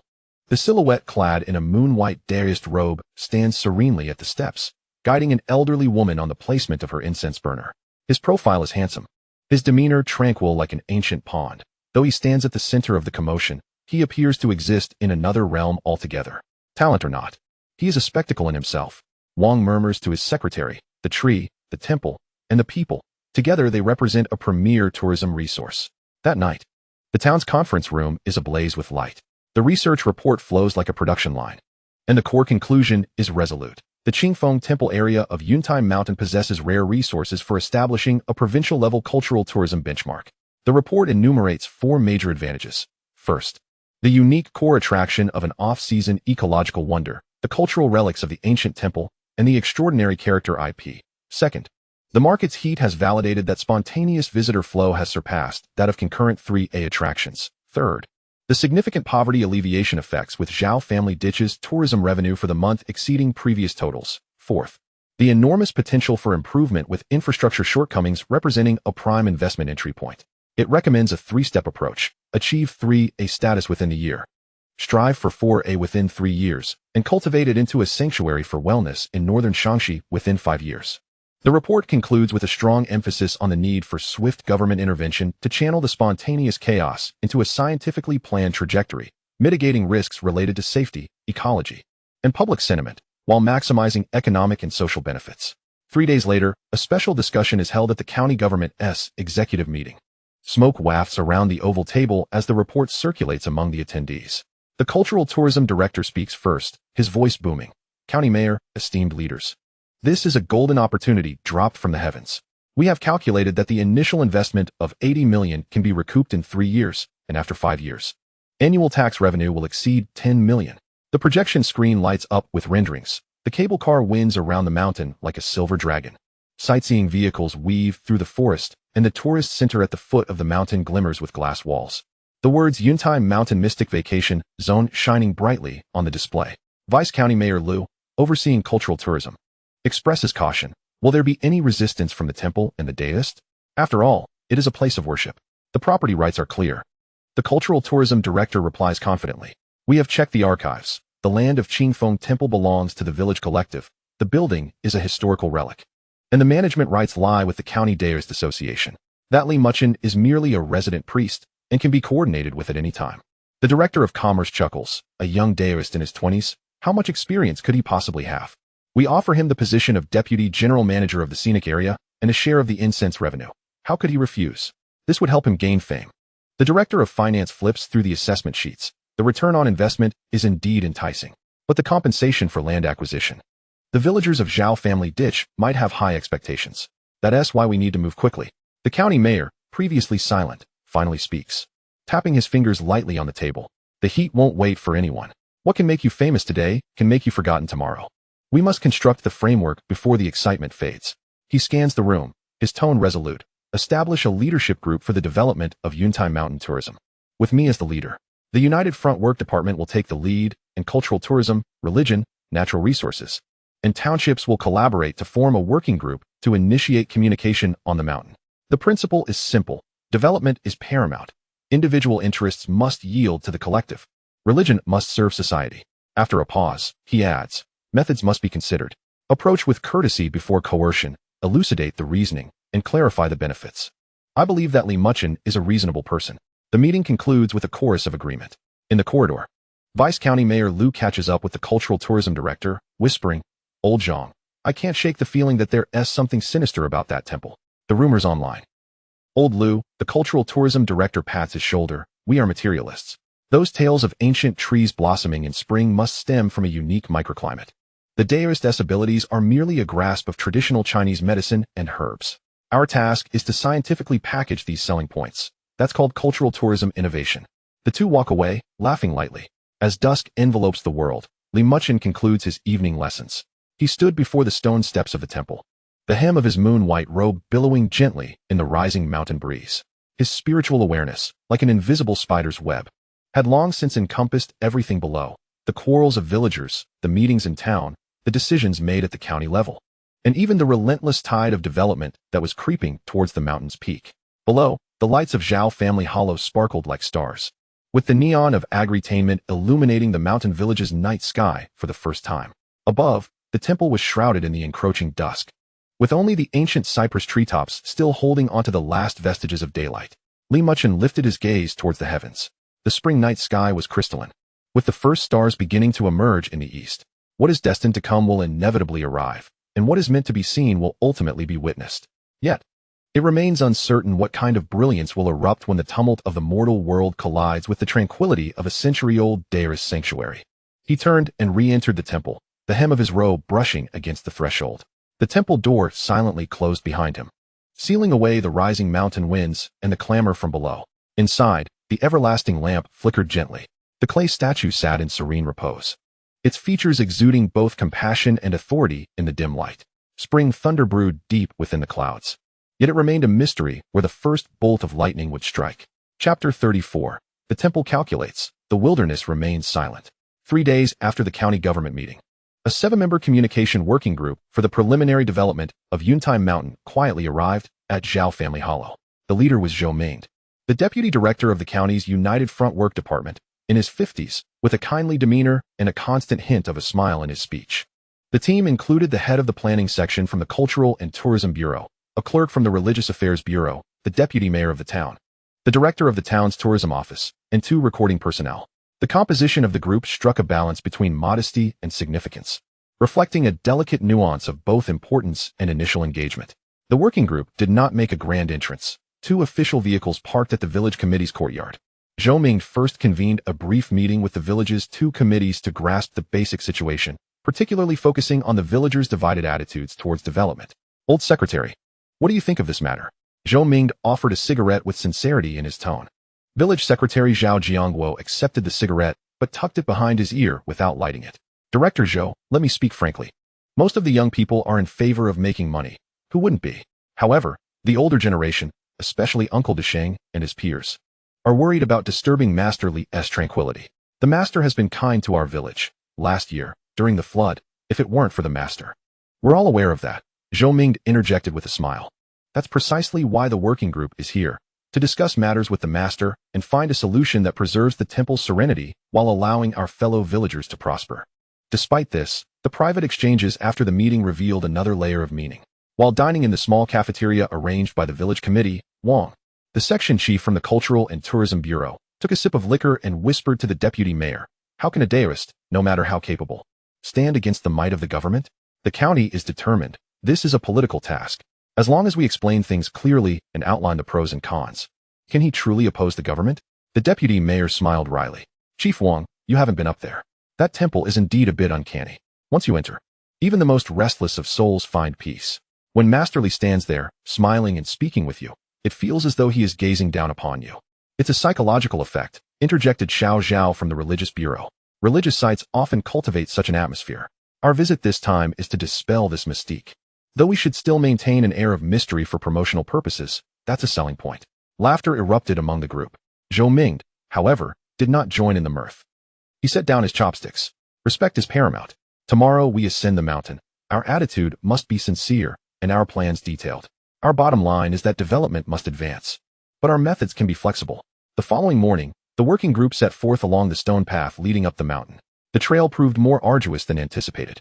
The thawed mud had yet to dry, mingled with rubbish discarded by tourists, and a murky scent pervaded the air. As they climbed higher, the throngs of people grew denser, the cacophony of various dialects creating an irksome background noise. This sanitation situation must be addressed, the town's tourism office director noted with a frown as he took notes. Upon reaching halfway up the mountain, they encountered the first group of tourists descending, several university students, animatedly discussing, "That tree is truly miraculous.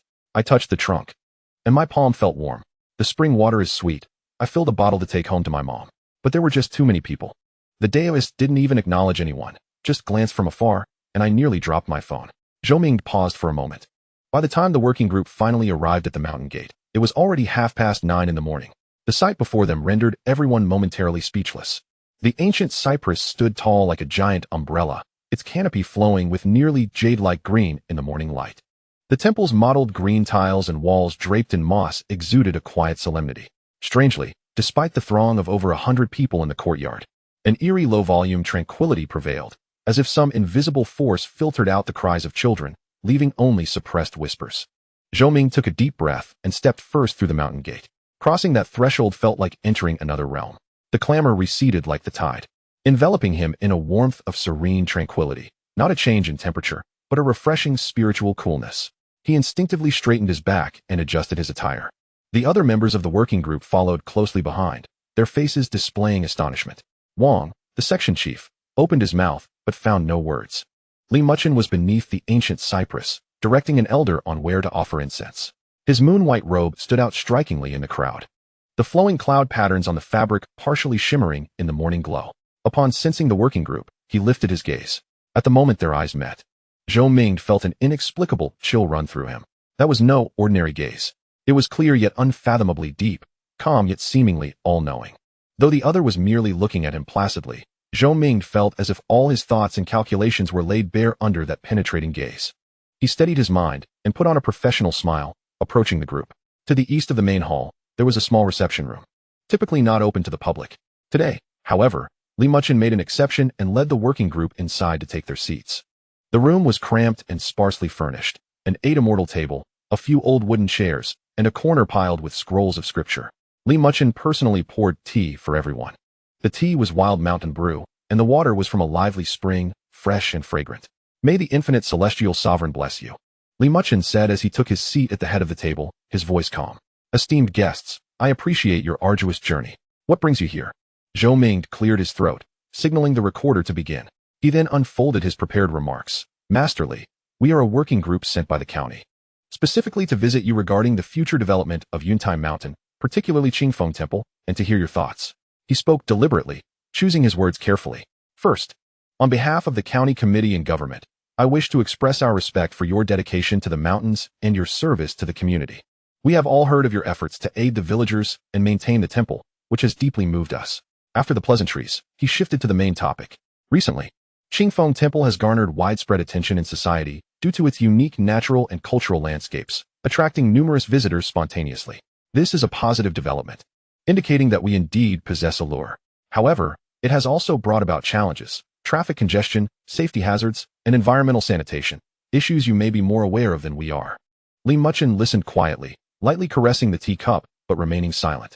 Zhou Ming continued. Thus, after deliberation, the county believes it is essential to undertake scientific planning for orderly development.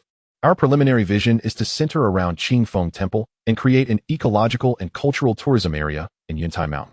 This is not about commercializing the temple. On the contrary, it aims to protect it better. He gestured for Chief Wang to unfold the planning sketch. The lines on the map were orderly, an ecological path to be constructed from the foot of the mountain to the temple, with 3 viewing platforms proposed. Zhao family hollow planned as a tourism service village with unified management of agritainment, a 50-meter core protection zone designated around the temple to limit foot traffic, and even a cable car scheme envisioned for the long term. Thus, Zhou Ming spoke with sincerity, addressing the current chaos while simultaneously enhancing the tourist experience. For the temple, the environment would be more serene as we would strictly regulate the daily visitor count and implement a reservation system. As for you personally, we have considered that as well. He paused momentarily, presenting a proposition. The Scenic Area Management Committee plans to establish a cultural advisor position, for which you would be appointed, enjoying the benefits of a deputy section-level position. The temple's renovation would be funded by the scenic area's special budget, with incense revenue shared proportionately. You see, this is a win-win situation. The room fell into a profound silence. The members of the working group turned their gaze toward Li Muchen, awaiting his response. Li Muchen set down his teacup, lifting his eyes to meet Zhou Ming's gaze, his expression as tranquil as an ancient well. Director Zhou, the goodwill of you and the esteemed practitioners is duly acknowledged. His tone was measured. However, Qingfeng Temple is a sanctuary for spiritual cultivation, not a site for tourism. Since time immemorial, the Tao has followed nature, valuing tranquility. Now, with an influx of visitors, the peace of the mountains has already been disrupted. Should we further engage in construction and ticket sales, it would be a reversal of priorities. Zhou Ming's smile faltered slightly. Master of the temple, times are changing. Temples must also progress with the times and serve society. The Tao has its own principles, Li Muchen replied, shaking his head. I am here to cultivate, not for fame or profit. What I seek is merely a space of tranquility and a few threads of Taoist affinity. As long as visitors come respectfully and adhere to the temple's rules, I do not oppose their presence. However, if the sacred space is transformed into a tourist attraction and spiritual cultivation is reduced to mere performance, I cannot comply. Xiao Zhao from the Religious Affairs Bureau could not refrain from interjecting. Master Li, the temple is a place for religious activities, and its management must comply with national laws and religious policies. Appropriate development is also a means to promote Taoist culture. Li Muchen cast a calm glance in his direction, which inexplicably unsettled Xiao Zhao, leading him to swallow the latter part of his statement. The transmission of the Tao lies in its teachings and practices, not in the clamor. Li Muchen gradually articulated. If one is truly sincere in seeking the Tao, they will traverse mountains and rivers to find it. If one is merely curious, then even a bustling entrance will bear no relation to the Tao. At this point, there was no room for negotiation. Zhou Ming's smile vanished entirely. After a moment of silence, he adopted a more official tone. Master Li, we understand your perspective. However, the development of Yuntai Mountain is a significant decision for the county, integral to the poverty alleviation and industrial upgrading of the entire region. We respect your personal wishes, but hope you can comprehend the larger picture. He rose to his feet, his tone firming. We will relay your opinions back to our superiors. However, before a formal decision is made, we hope the master can cooperate with our work and refrain from any extreme remarks or actions. After all, the healthy development of the temple also requires governmental support. Wouldn't you agree? This statement carried an implicit threat. Li Muchen also stood up, the pale blue robe cascading like flowing water, accentuating his upright stature. He met Zhou Ming's gaze, his voice remaining calm, yet imbued with an undeniable conviction. Qingfeng Temple has stood here for a century, grounded in tranquility and rooted in the Tao. My practice follows the will of heaven and the needs of the people, remaining true to my heart. Should esteemed practitioners insist on transforming the sanctuary into a hub of noise and profit, then let each follow their own path and accept their fate. With that, he inclined his head slightly. The tea has cooled. I shall not see you off. The working group descended the mountain in silence. Upon reaching the halfway point, Section Chief Wang could no longer contain himself. How arrogant. Does this Taoist truly consider himself a deity? Zhou Ming remained silent, his expression dark. Yet inwardly he pondered the earlier exchange. The sensation of being thoroughly seen, that intangible pressure. This was not the aura of an ordinary Taoist. Returning to the village committee, he immediately dialed the county chief's number. Chief, the communication was not smooth. The other party's stance is resolute, rejecting any form of cooperative development. I am choosing my words carefully, but this Master Li is indeed rather unusual. I suggest we proceed with greater caution in our next steps. After a moment of silence, the county chief's voice came through. Understood. Proceed according to the original plan and complete the necessary procedures. How much trouble can a mere Taoist cause? The call ended, and Zhou Ming held the still-warm phone, gazing out at the misty mountain peaks. The temple emerged faintly from the clouds, resembling a floating palace of the immortals. He suddenly recalled Li Muchen's parting words. Let each follow their own path and accept their fate, which sent an inexplicable shiver through him. The mountain wind swept through, carrying the chill of early spring. The small meeting of the working group continued, debating whether to apply pressure or adopt a softer approach. Meanwhile, within the temple atop the mountain, Li Muchen had returned beneath the ancient cypress, continuing to assist an elderly woman who had journeyed from afar with her divination. The oracle read, clouds obscure the path, making it difficult to traverse. If you endure, you shall see the moon emerge. The elderly woman, filled with worry, inquired, Taoist, what does this oracle mean? Li Muchen smiled gently. Dear elder, peace of mind is the true destination. The fog will eventually clear, and the moon shall shine bright. He lifted his gaze toward the mountain's base, his eyes piercing through the mist, as if he could see those who were plotting, scheming, and strategizing. The Taoist robe fluttered in the wind, the dark patterns of the flowing clouds rippling like water. The clamor below contrasted sharply with the tranquility above. The machinations of the court and the unspoken silence of the mountains. This game of chess had merely begun. Chapter 35. The Tide of Open Schemes and the Tumult of Human Hearts. 5 days after the working group's descent, a notice titled Regarding the Regulation of Tourist Order in the Yuntai Mountain Area was posted on the bulletin board of the Zhao Family Village Committee. The notice was composed with precision, jointly issued by the County Bureau of Culture and Tourism, the Public Security Bureau, the Market Supervision Administration, and the Yuntai Town Government. Its core content consisted of 3 points. 1. Effective immediately, a visitor reservation system will be implemented in the Yuntai Mountain Area, limiting daily visitors to 500. 2. The operation of farm stays must be regulated, requiring a business license, health permit, and fire safety inspection certificate. 3. Any unit or individual is prohibited from privately collecting incense, money, or merit donations. Contributions to religious sites must be transparent and public. At the bottom right corner of the notice, a series of bright red official seals lined up. Villagers gathered before the bulletin board, engaging in animated discussions. Limiting to 500? There are at least 2,000 to 3,000 visitors daily. Business licenses? Who cared about those permits before? Now, how much will it cost to obtain them? Prohibited from collecting money? What about our well water? Zhao Laozi pushed to the front. His face ashen. This is aimed directly at us. What regulation? It's simply cutting off our livelihood. Zhao Desheng squatted on a distant stone mill, silently smoking. He could not comprehend the legal jargon, but his instincts told him the winds were shifting. The day after the notice was posted, the first enforcement team entered Zhao family village. 3 enforcement vehicles and 12 uniformed personnel from market supervision, health, and fire safety were dispatched.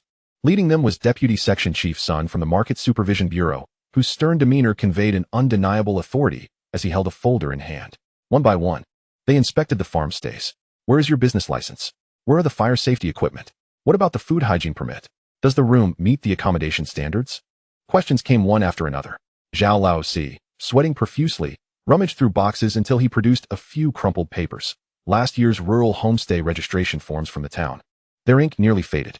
This is a registration, not a license. Deputy Chief Sun shook his head.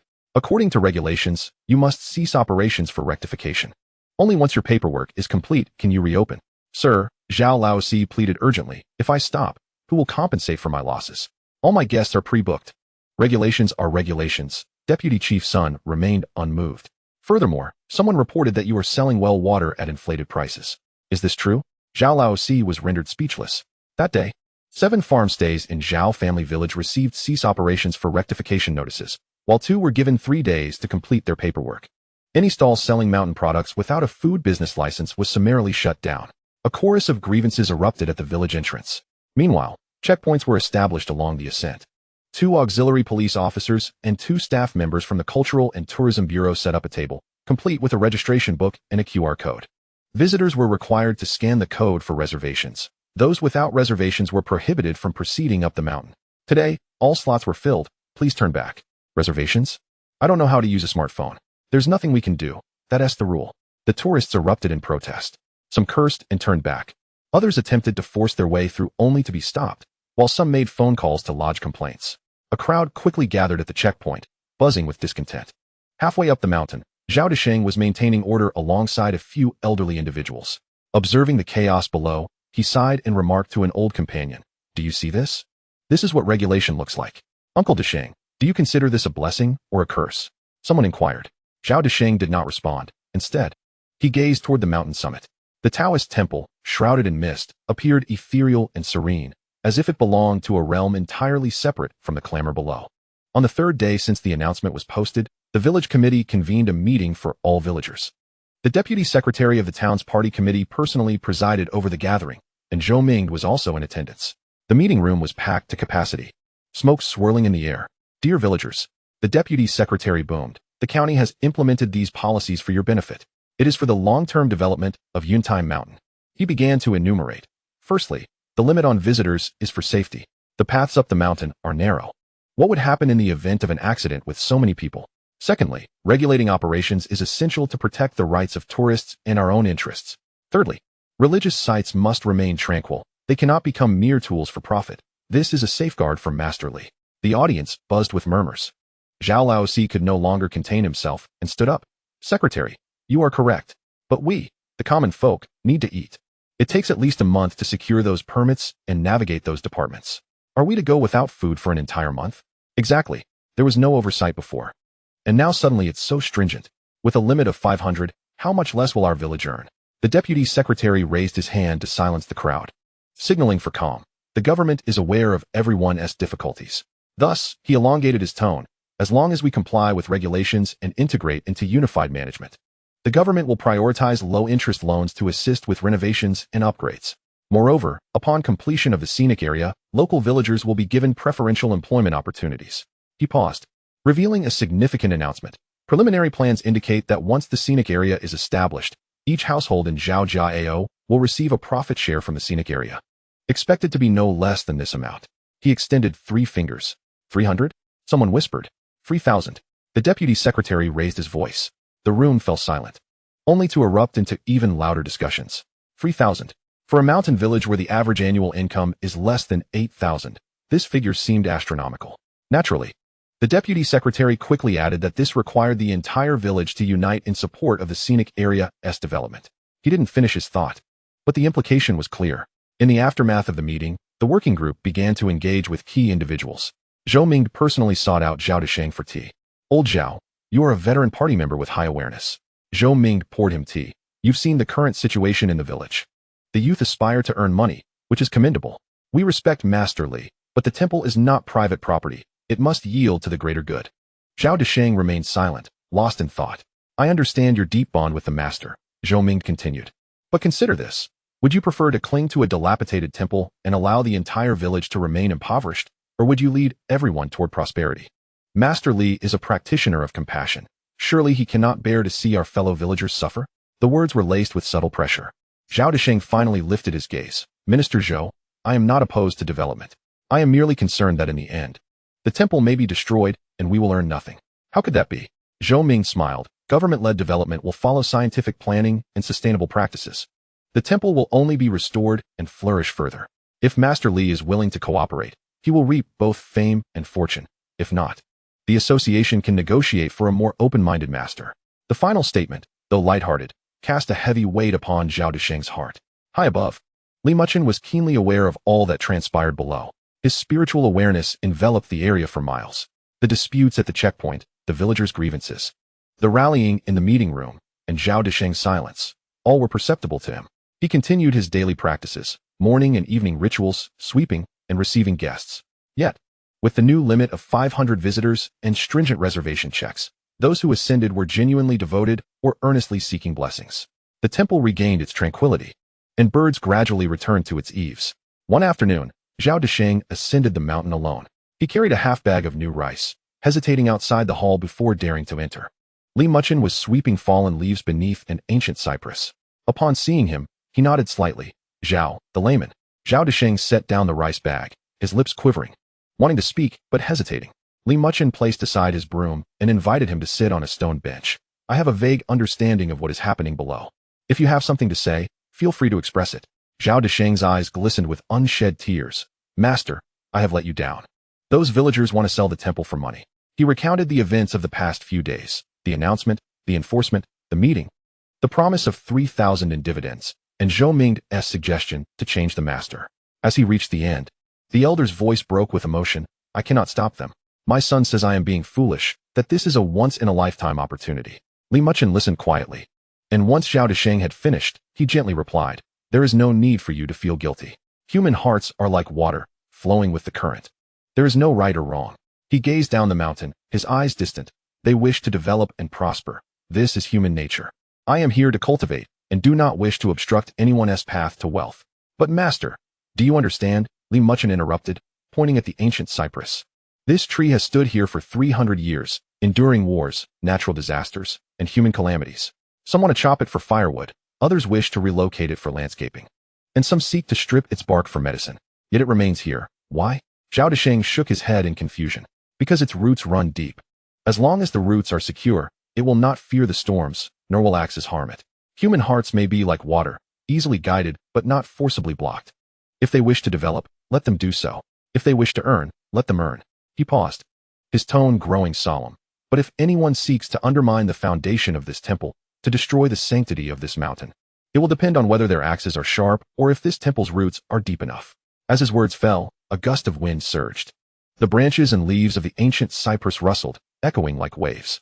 Zhao Desheng stared at Li Muchen, feeling as though the young master before him stood unwavering, like a mountain, impervious to all. He suddenly recalled a story told by his grandfather in his youth. In the mountains, there are true practitioners who, though they appear as ordinary people, reveal their divinity in times of need. Master, he murmured, you truly are. I am but a guardian of the temple. Li Muchen smiled, assisting him to rise. You may return now. Tell the villagers that the temple stands here, obstructing no one's path to wealth, and will not tolerate any form of excess. Each may find peace, and that is all that is needed.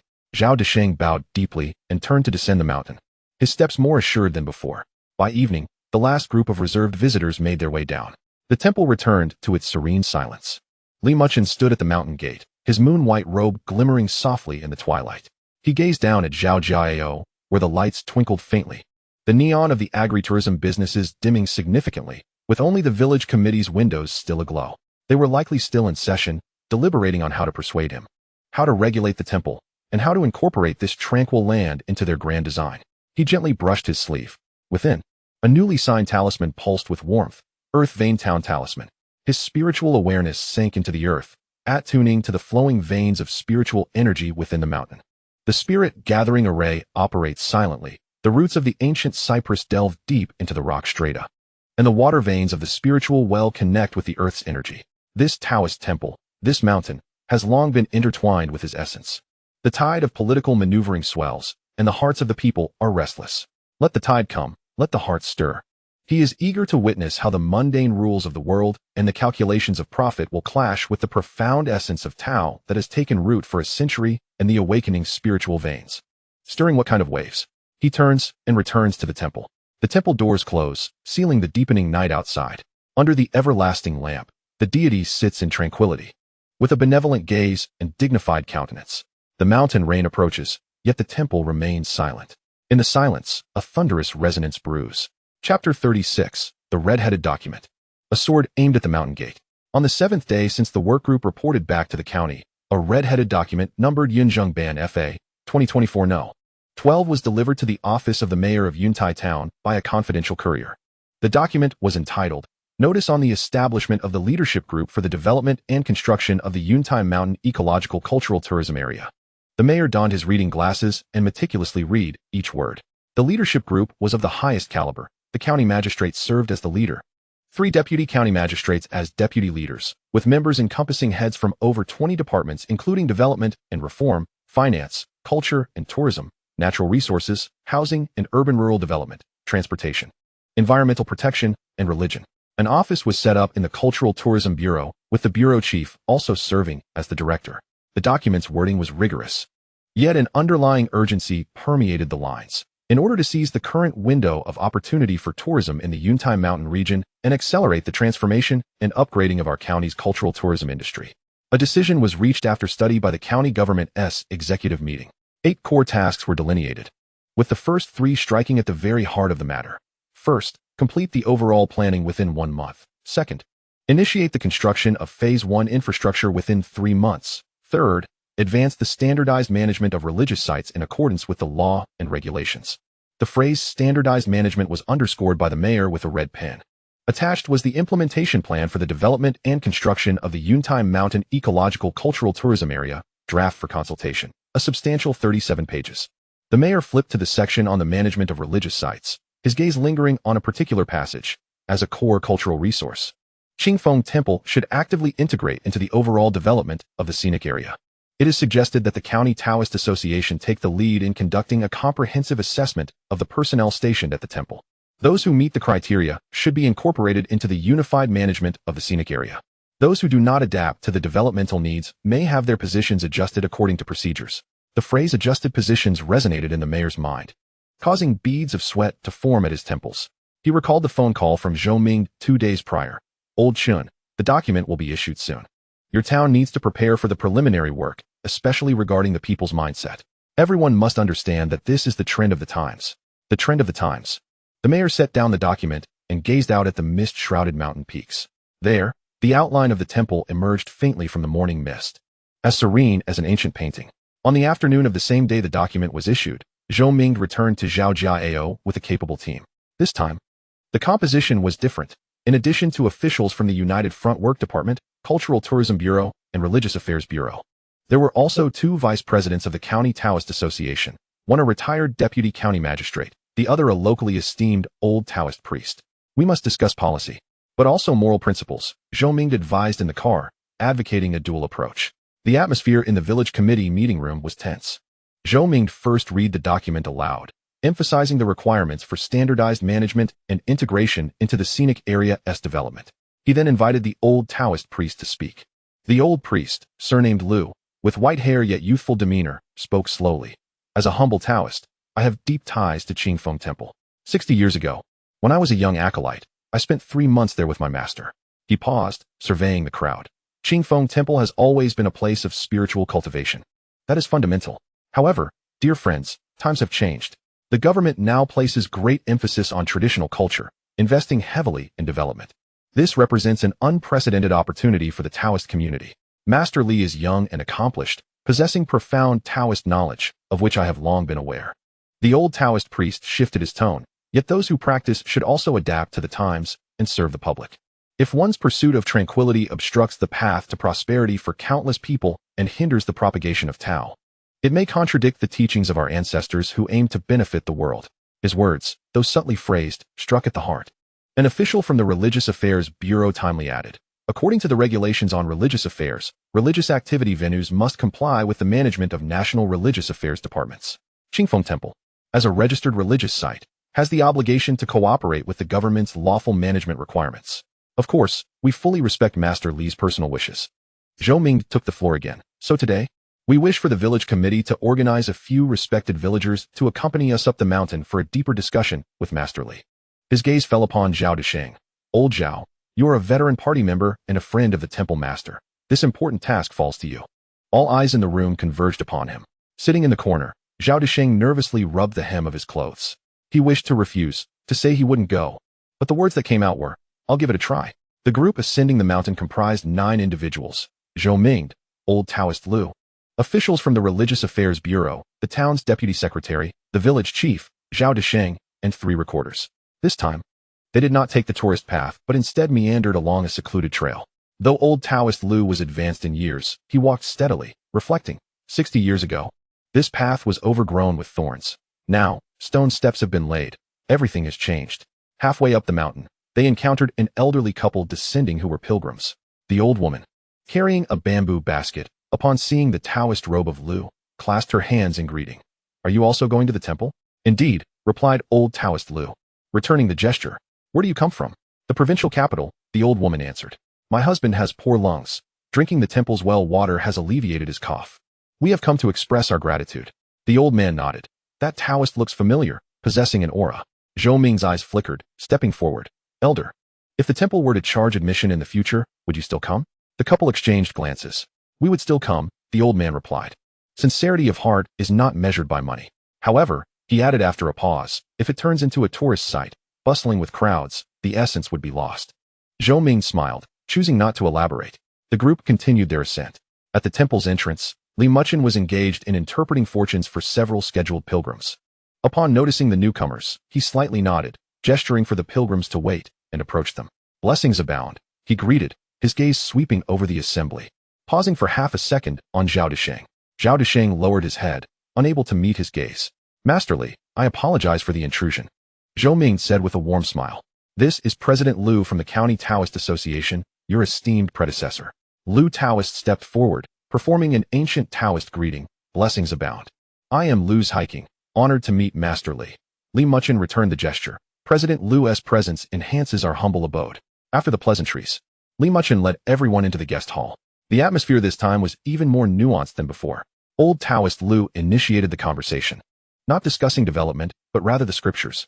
He spoke from the Tao Te Ching to the scripture of purity, from the Quanjin Longmen sect to the local Taoist lineage. His profound knowledge and references filled the hall with his aged yet serene voice. Li Muchen listened quietly, occasionally nodding or adding a succinct remark. The exchange between the elder and the younger, one drawing from ancient texts while the other spoke concisely, carried a semblance of philosophical discourse. Zhou Ming attempted to interject several times, but was silenced by a mere glance from Old Taoist Lu. Once a pot of tea was finished, Old Taoist Lu sighed. Master Li, though young, your depth of understanding in Taoism is remarkable, a rarity indeed. He then shifted the subject. However, I have a query I wish to pose to the master. Please, President Lu. The sage often remains unperturbed, aligning their heart with that of the people.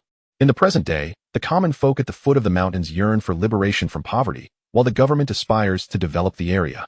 A sentiment shared by the people. Yet, the abbot, in his solitary pursuit of tranquility, seems somewhat fixated on his own perspective. The question posed is sharp, piercing the heart of the matter. All eyes turn towards Li Muchen. He sets down his teacup and gazes at Master Lu. His eyes clear as water. What President Lu states is indeed true. The Daoist ancestor also proclaimed, I act without action, and the people naturally transform. I cherish tranquility. And the people naturally correct themselves. He pauses, his tone deepening. The people's desire for wealth is inherent. The government's initiative to develop is a duty. I, a humble Taoist, have never obstructed this. Where then lies my fixation? However, this Qingfeng temple has enjoyed a century of serenity.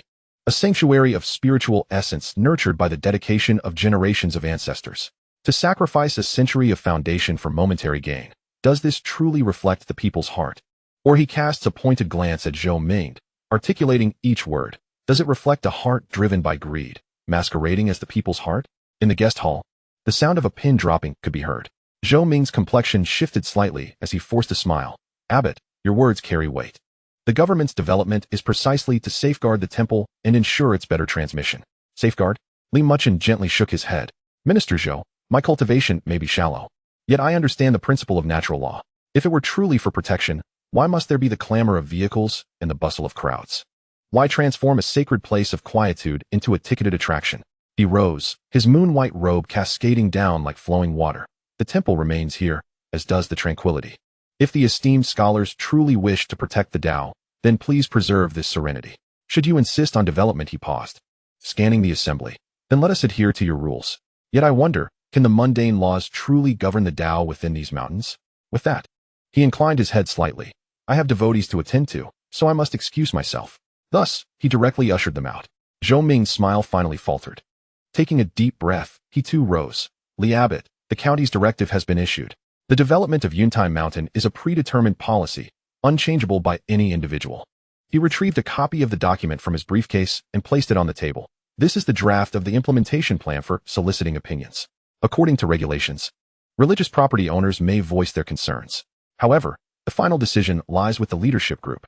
His tone turned resolute, devoid of any room for negotiation. Li Muchen did not even glance at the document, merely responding. Then let the leadership group decide. He turned and walked towards the door of the guest hall. Outside, the sunlight shone brilliantly. A few devotees sat quietly beneath the ancient cypress trees, meditating in serenity. The mountain breeze swept through the hall, rustling the pages of the red-headed document, making them flutter. Zhou Ming glared at Li Muchen's retreating figure, his hands clenched into fists beneath the table.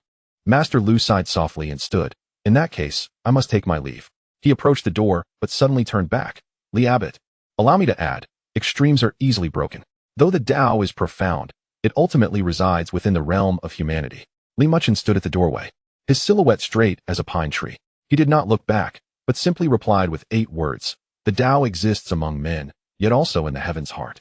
Master Lu was momentarily taken aback, then smiled wryly and shook his head, sweeping away as he departed. A group of individuals descended the mountain in silence. Upon reaching the mountainside, Zhou Ming abruptly halted, turning his gaze towards the mountain peak. The temple, bathed in the afternoon sun, appeared as tranquil as a riddle. Master Lu, he suddenly inquired, what do you think his final words meant? Master Lu remained silent for a long while before slowly articulating. He is informing us that some rules are not determined by humanity. Zhou Ming frowned. Do you also believe in such mysteries? The old Taoist did not respond, merely staring at the mountain summit, murmuring, a storm is brewing. The wind rustled through the mountain forest, an echoing sound akin to waves. Within that sound, it seemed as though something was awakening. Chapter 37. The pen as sharp as a blade, the law as a sword. 10 days following the issuance of the red-headed document, the first plenary session of the leadership group for the ecological and cultural tourism development of Yuntai Mountain convened in the executive meeting room of the county government. The meeting lasted from 9 in the morning until 3 in the afternoon. On the projection screen, images of the proposed designs flashed by: a visitor center with glass curtain walls, a winding sightseeing cable car, a brilliantly illuminated Taoist cultural experience center, each image annotated with investment estimates and return cycles. The director of the Cultural Tourism Bureau wielded a laser pointer, passionately presenting. Our calculations indicate that if Li Muchen is willing to cooperate, given his current status as an internet-famous Taoist, he can generate at least 3 million in direct traffic value for the scenic area annually. If he holds regular wellness lectures and prayer ceremonies, this figure could double. What if he refuses to cooperate? The deputy county head in charge of political and legal affairs inquired, rapping his fingers on the table. A momentary silence enveloped the meeting room. The director of the Religious Affairs Bureau took the floor. According to Article 23 of the Regulations on Religious Affairs, religious activity sites must establish sound management systems for personnel, finances, and safety. Should the resident personnel refuse to comply with management, the Taoist Association has the right to propose adjustment recommendations. He paused before adding, the land of Qingfeng Temple is classified as collectively constructed land, and the buildings are historical religious properties. Legally speaking, Li Abbot possesses only usage rights, not ownership. What are we waiting for then? The representative from the development company, a lean middle-aged man surnamed Qian, spoke with a Jiangsu accent, suggesting they follow protocol. First, we issue a written notice for rectification within a specified period. If there is no cooperation by the deadline, we will replace personnel and reclaim management rights as necessary. Mr. Qian spoke lightly. Minister Zhou Mingde forced a smile. That individual is no ordinary Taoist. The last time I ascended the mountain with Master Lu, he did not heed such tactics. Regardless of his skill, he is still a Taoist. The secretary of the political and legal committee tapped the ash from his cigarette. This is a society governed by law. As long as the procedures are legal, can he still defy the law? The county head, who had remained silent until now, finally spoke. Old Zhou, you lead the charge. Form a special team with the Religious Affairs Bureau, the Judicial Bureau, and legal advisors. Within 3 days, present a complete legal procedural plan. Remember, it must be legally sound and flawless. He surveyed the room, his tone growing serious. The development of Yuntai Mountain is the county's top project this year. It must succeed, not fail. If certain individuals truly do not recognize the greater picture, we shall proceed according to the law. Following the meeting, Zhou Mingde caught up with the director of the Religious Affairs Bureau in the corridor. Old Wu, I can't shake the feeling that something is amiss. The director patted his shoulder. Minister Zhou, you worry too much. We are acting in accordance with the law. He is merely a Taoist. What kind of storm could he possibly stir? Moreover, if it comes to legalities, doesn't he lack the complete paperwork for the temple?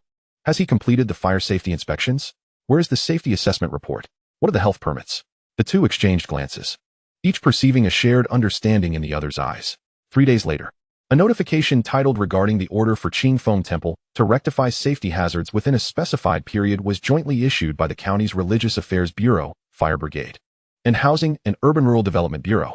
The document outlined 7 safety hazards. 1. The main hall structure is aging, posing a risk of collapse. 2. Fire safety equipment is lacking. No fire extinguishers are installed. 3. Electrical wiring is outdated and improperly connected. 4. Evacuation routes are obstructed by clutter. 5. No food safety management measures are in place, referring to tea served to devotees. 6. No health and epidemic prevention plan exists. 7. A safety inspection system has not been established. Rectification must be completed within 15 days. Failure to comply or inadequate rectification will result in further legal action. On the day the document was delivered, rain fell. 2 young officials from the Religious Affairs Bureau, umbrellas in hand, ascended the slippery mountain path to personally hand the document to Li Muchen. Li Abbot, this is an official document. Please sign for receipt. The lead young man was polite, yet spoke in a tone that brooked no refusal. Li Muchen accepted the document, glanced at it with a calm demeanor. Thank you, gentlemen. He did not sign nor inquire further, simply placing the document on the offering table and continuing to assist devotees with their divinations. The 2 officials stood frozen, unsure whether to leave or stay. Ultimately, they departed in frustration, reporting to their superiors. He neither signed nor expressed any position. 3 days elapsed before the second document arrived.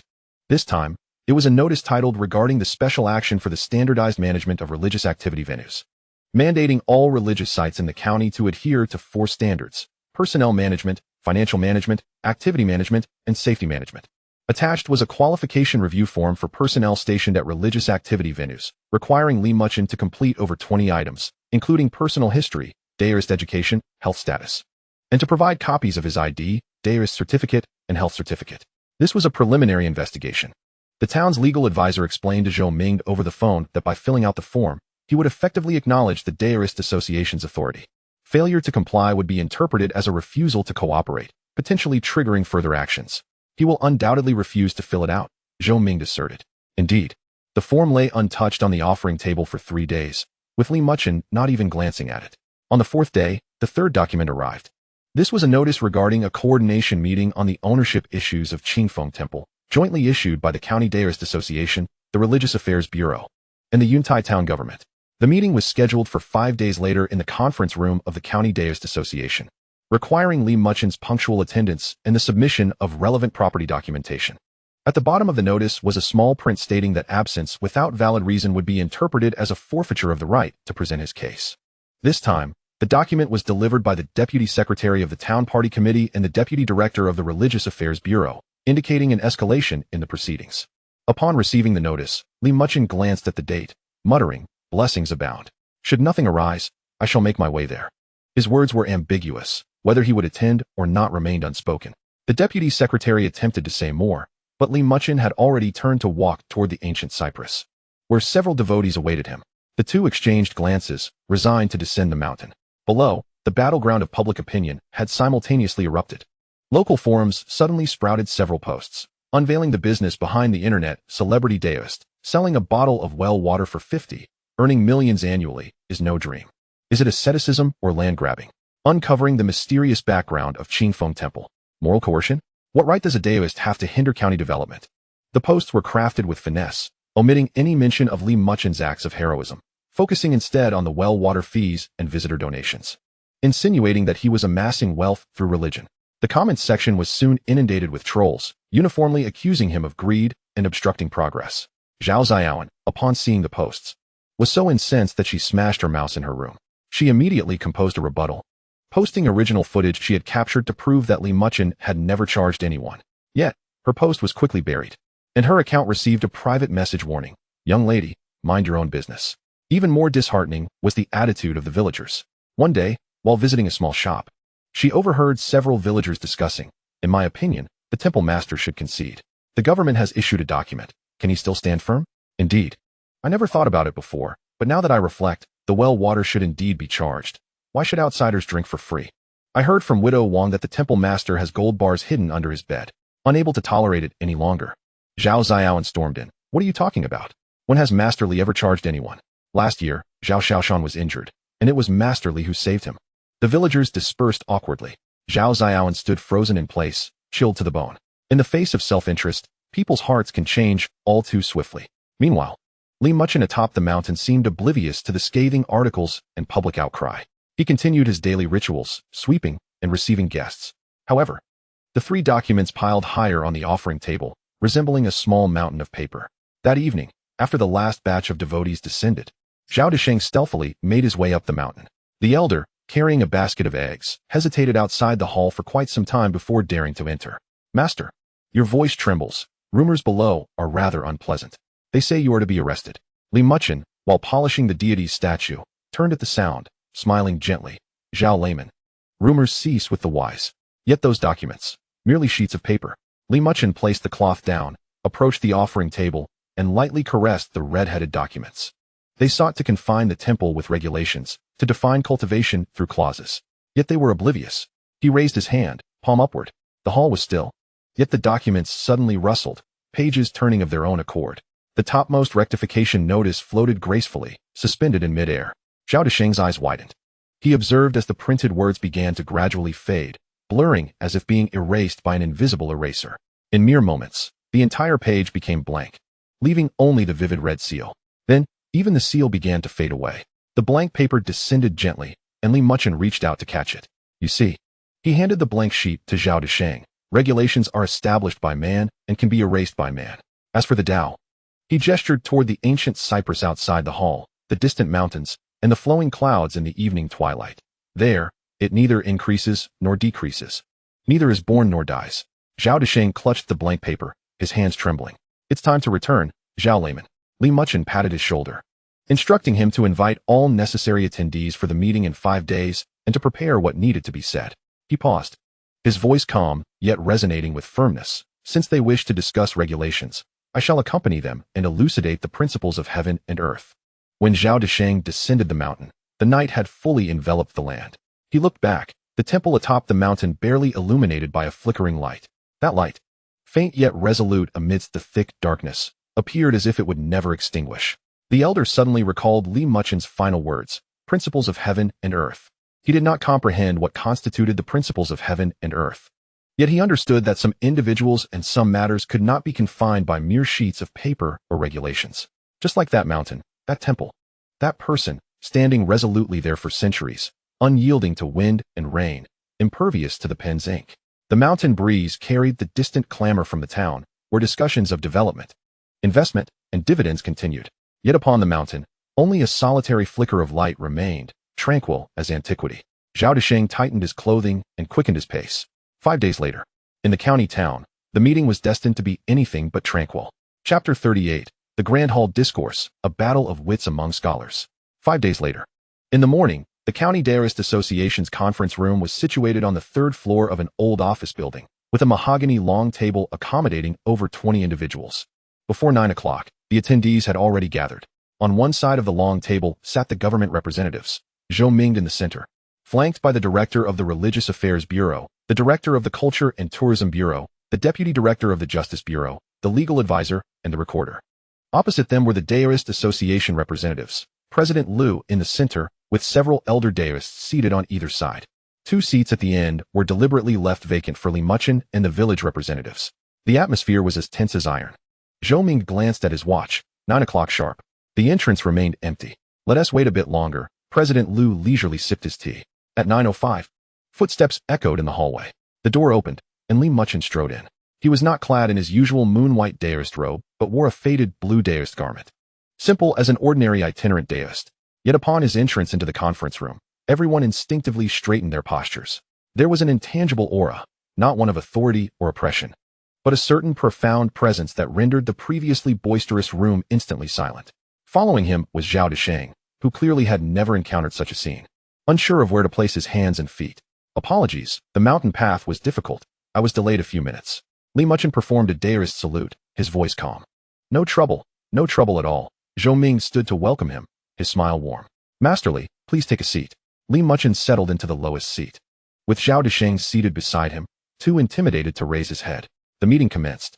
Zhou Ming delivered an address that spanned from national religious policies to local developmental strategies, traversing cultural heritage and poverty alleviation, eloquently expounding for 20 minutes. He eventually transitioned to the crux of the matter. Thus, the county has resolved to develop Yuntai Mountain, a venture beneficial to both the nation and its citizens. As a core cultural resource, Qingfeng Temple ought to be integrated into the broader development plans. We have invited Master Li today to hear your insights as we collectively devise a mutually beneficial proposal. Upon concluding, he turned his gaze towards Li Muchen, drawing the attention of the entire assembly. Li Muchen lifted his eyes, scanning the room before finally resting his gaze on Zhou Ming. Minister Zhou, I have received the documents. The rectification notice and qualification review, as well as today's meeting, all revolve around the principle of regulation. He paused momentarily. I inquire only about one matter. Is this regulation intended to safeguard the Tao, or to facilitate development? His question struck at the heart of the issue. Zhou Ming maintained his smile. Master Li, safeguarding the Tao and development are not mutually exclusive. Proper management aims to ensure the temple's enduring legacy, while development seeks to broaden the public's understanding of Taoist culture. Then let us first regulate the development, Li Muchen interjected. Yuntai Mountain spans an area of 30 miles, boasting 173 ancient trees, 42 rare medicinal herbs, and 7 ancient pathways over a century old. If development is to proceed, let it be made public. Will these trees be preserved? Will these herbs be retained? Will these ancient paths be restored? His tone was calm, yet every word resonated with clarity. If development entails the destruction of mountains, the felling of trees, and the construction of roads and bridges, is that regulation? If the intent is to safeguard the Tao, where is the need for an influx of tourists disrupting the tranquility when Taoism thrives in nature's embrace? The meeting room fell into a profound silence. The director of the Cultural and Tourism Bureau could no longer contain himself. Master Li, development necessitates certain sacrifices. Sacrifices? Li Muchen turned toward him. What is gained is economic profit, while what is lost is a century of tranquility. Have these sacrifices been discussed with the mountains, the trees, or the ancestors of generations past? The deputy director of the Judicial Bureau adjusted his glasses. Master Li, legally speaking, the land resources of Yuntai Mountain belong to the state, and development adheres to statutory procedures. Beyond legalities, there exists a natural order. Li Muchen replied. The Tao Te Ching states, man follows the earth follows heaven. Heaven follows the Tao, and the Tao follows nature. Should development contravene nature, it is an affront to the natural order. Those who defy the natural order, regardless of the multitude of legal stipulations, how long can they sustain their endeavors? His words carried weight. The legal advisor's expression darkened. Master Li, are you questioning the nation's laws? I would not dare. Li Muchen gently shook his head, merely reminding everyone. Laws are human constructs, amendable and reformable. The Tao is a celestial decree, unchanging since time immemorial. Today, you suppress the Tao with law. Tomorrow, when the Tao cycle returns, what then? The temperature in the conference room plummeted. Suddenly, President Liu cleared his throat. breaking the impasse. Master Li, your arguments are sound. However, there lies a pressing issue. The people at the foot of the mountain need to eat. While you uphold tranquility, have you considered those villagers yearning for relief from poverty? This statement struck a chord. All eyes turned back to Li Muchen. After a moment of silence, he spoke slowly. Do you know why Qingfeng Temple has endured for a century? Without waiting for a response, he continued. It thrives in symbiosis with the mountain, in harmony with the people. When difficulties arise within the temple, the villagers lend their aid. When calamity strikes the village, the temple provides assistance. This is true coexistence, not mutual destruction. He turned to Zhao Desheng. Zhao, last year when the village was flooded, did I ever collect a single penny when the temple's well overflowed? Zhao Desheng's eyes widened, reddening. No, never. In the past 6 months, when villagers sought medical help, have I ever charged a fee? No, never.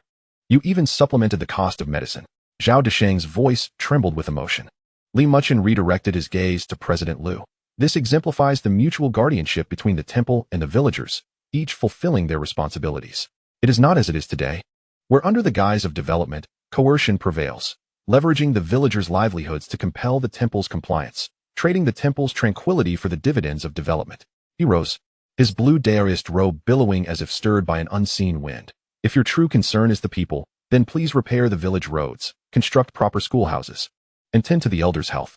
Do not turn a century-old sanctum into a cash cow, falsely labeling it a means to enrich the region. His voice was not loud, yet it reverberated through the meeting room. Zhou Ming's face turned ashen as he slammed his palm on the table. Li Muchen, you are openly defying government decisions. I do not oppose the government. Li Muchen met his glare. I oppose certain individuals exploiting public interests for personal gain, driven by a desire for quick profits. Zhou Ming's finger trembled with rage. Minister Zhou sought to quell the situation. President Liu once again attempted to mediate, turning to Li Muchen with a sincere tone. Master Li, your points are valid. However, given the prevailing circumstances, an individual cannot ultimately resist the tide of development. How about we each take a step back? You can continue to oversee the temple, but it should be incorporated into a unified management system for the scenic area, with you taking on an advisory role and enjoying the benefits. This way, both the temple and the people would be safeguarded. Wouldn't it be a win-win? The old Taoist's words were eloquent, yet they essentially coerced him into compromise. Li Muchen gazed at President Liu and suddenly smiled, a faint smile that emanated profound sorrow. President Liu, after 60 years of cultivating the Tao, do you still remember why you embarked on this path? President Liu was momentarily taken aback. If it were for fame and fortune, why not engage in commerce? If it were for power, why not pursue a political career? Li Muchen's voice deepened. Once one enters the Tao, one must maintain tranquility. Today, you urge me to compromise. Tomorrow, if everyone in the Tao yields, what then remains of the Tao? What of its teachings? President Liu opened his mouth, but no words came forth. The meeting room fell into a heavy silence, with only the clock on the wall ticking steadily. After a long pause, Li Muchen turned to face the assembly, articulating each word. Today's meeting has clarified your intentions to me. If you insist on proceeding with development, I shall not obstruct you. However, every tree, every herb, every brick and tile of Qingfeng Temple is integral to the transmission of the Tao. If anyone dares to disturb them, he paused, his gaze sharp as lightning, then they must step over my body, over this century-old temple, over the very spirit and veins of Yuntai Mountain. With that, he clasped his hands in salute. May blessings abound. I take my leave. He departed without waiting for the meeting to conclude, sweeping his sleeve as he exited. Zhao Desheng hurriedly rose to follow him. Inside the meeting room, over 20 individuals exchanged glances, none daring to intervene. In the corridor, the sound of footsteps gradually faded. Zhou Ming's complexion darkened, and he grasped his teacup with the intent to hurl it, yet restrained himself. How audacious! The director of the Cultural and Tourism Bureau slammed his palm on the table. A mere Taoist, so arrogant beyond measure. Youthful exuberance. President Liu sighed. Such potential wasted. The legal advisor adjusted his glasses. Minister Zhou, since communication has proven ineffective, we must proceed with the necessary protocols. I recommend immediately initiating the safety inspection and rectification process for religious sites. Should he refuse to comply, we will take legal measures. Zhou Ming inhaled deeply, gazing out the window. Below, Li Muchen and Zhao Desheng exited the courtyard, the blue-robed silhouette standing tall against the sunlight. Let us proceed with the protocols then. He retracted his gaze, his voice icy. Notify all departments to advance as originally planned. I shall see how long he can endure. After the meeting adjourned, the attendees departed one by one. President Liu was the last to rise, walking to the window. The street below was deserted, illuminated by blinding sunlight. The old Taoist gazed at the empty road, murmuring, a heart steadfast in the Tao. Is it a blessing or a curse? The wind stirred, lifting a few fallen leaves. The leaves twirled in the air, drifting aimlessly, unaware of where they would land. On the return journey to the mountain, Zhao Desheng remained silent. As they neared the foot of the mountain, he finally spoke. Master, you have offended them all today. Li Muchen did not slow his pace. If I do not offend them, will they cease their actions? They will not. The elder chuckled bitterly. But now there is no way back. Way back. Li Muchen halted, turning towards the mountain peak. The temple appeared shrouded in mist, elusive yet resilient. Zhao, the recluse. Do you understand why the temple is built atop the mountain? Zhao Desheng shook his head. For at the mountain's peak, there is no path to retreat. Li Muchen's voice resonated like an echo in the vastness. Before lies a precipice, behind a chasm. Only by resolutely moving forward can one reach the summit. Such is the nature of cultivation, and such is the path of safeguarding the way. He turned and continued his ascent. Since there is no path to retreat, then there is no need to retreat. Let them come, let the winds and rains arrive. I am eager to see whether the mundane blades of this world can sever the way within the mountains. The mountain wind rose abruptly, stirring the azure robe of the Taoist. That figure, on the steep mountain path, moved step by step, as steadfast as the mountain itself. Chapter 39. The law is as sharp as a blade, pressing inch by inch. On the third day following a discordant coordination meeting, a special task force for safety hazards at religious sites, jointly established by the county's Religious Affairs Bureau, Housing Bureau, and Fire Brigade, arrived at Zhejiang. This time, the atmosphere was entirely different. 3 law enforcement vehicles drove directly to the village entrance, from which emerged 12 uniformed officers, accompanied by 2 journalists wielding recording devices. The leader was the deputy chief of the fire brigade, surnamed Lei, a man whose actions and words were as swift and decisive as thunder. He announced to every household that today they would commence a safety inspection of Qingfeng Temple. Standing in the village committee courtyard, Captain Lei's voice boomed as he requested the village's 2 committees to assist in dispersing unrelated personnel. Village Secretary Zhao Jiangguo, with a smiling face, inquired, Captain Lei, shouldn't we inform Master Li first? Inform him. Captain Lei shot him a glance. We are conducting a lawful inspection. Is there a need to notify anyone? Secretary Zhao, please understand, we are enforcing the law, not negotiating. Zhao Jiangguo, abashed, fell silent. At 9 o'clock in the morning, the inspection team began their ascent. This time, they did not take the small paths, but directly proceeded along the tourist route. Although visitor numbers had been limited, dozens still queued. Upon spotting the uniformed group heading up the mountain, the crowd immediately stirred. What is happening? It seems they're here to inspect the temple. Quick, take pictures. Smartphones were raised in unison. As the inspection team reached halfway up the mountain, news came that the temple's gates were tightly shut. Closed? Captain Lei scoffed. Do you think closing the gate can obstruct our enforcement? Notify Li Muchen. He has 10 minutes to open the door for inspection. Or we will take compulsory measures according to the law. When the news reached the temple, Li Muchen was engaged in morning prayers within the main hall. Zhao Desheng hurriedly arrived, breathless. Master, they're here. They say they will conduct a forced inspection. Li Muchen slowly opened his eyes. The chanting ceased. The incense wafted gently, and the deities remained silent. I see, he uttered, rising to approach the mountain gate. Outside, the crowd had swelled. The inspection team, journalists, tourists, and villagers who had come upon hearing the news packed the small platform at the mountain gate to overflowing. Captain Lei stood at the forefront, loudly addressing the closed gate. Master Li, we are the county's special task force for safety hazards at religious sites, and we are here to inspect Qingfeng Temple. Please cooperate and open the door. Silence reigned from within. Captain Lei glanced at his watch. It is now 9:17. I will notify you one last time. If the door is not opened within 10 minutes, we will forcibly enter according to the law. Among the crowd, someone began recording. Zhao Xiaoan, who had come to capture material for her work, found herself amidst this scene. She squeezed to the front, raising her phone, aiming the camera at the mountain gate. Time ticked away.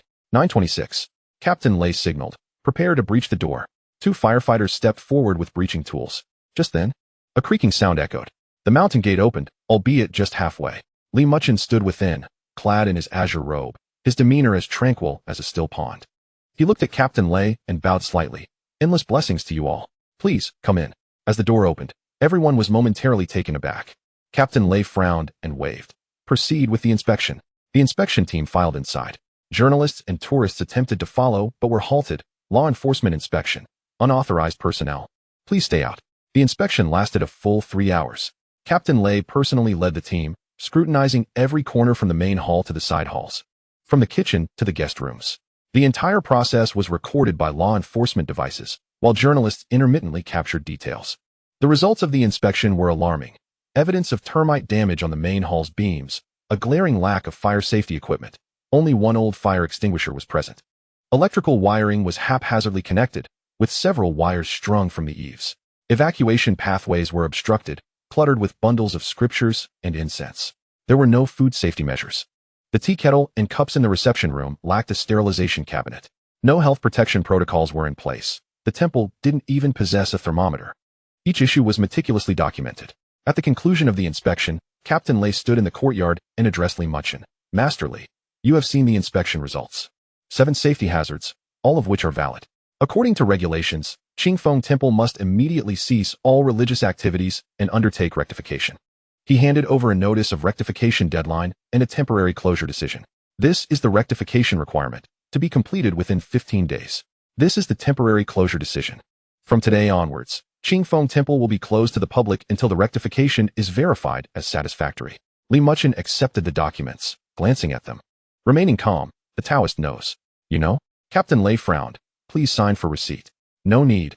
Muchen placed the documents on a nearby stone table. You have completed your inspection. You may take your leave. Surprised by his composure, Captain Lei retorted. Master Li, I remind you, if you refuse to comply, we will enforce the law, and you will bear the consequences. I am but a practitioner. I inquire only about cause and effect, not about consequences. Muchen regarded him. Captain Lei, do you know why this temple has stood for 100 years without faltering? Captain Lei was taken aback.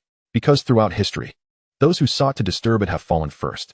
Muchen's voice was calm, yet resonated with clarity. Today you wield the law as a blade.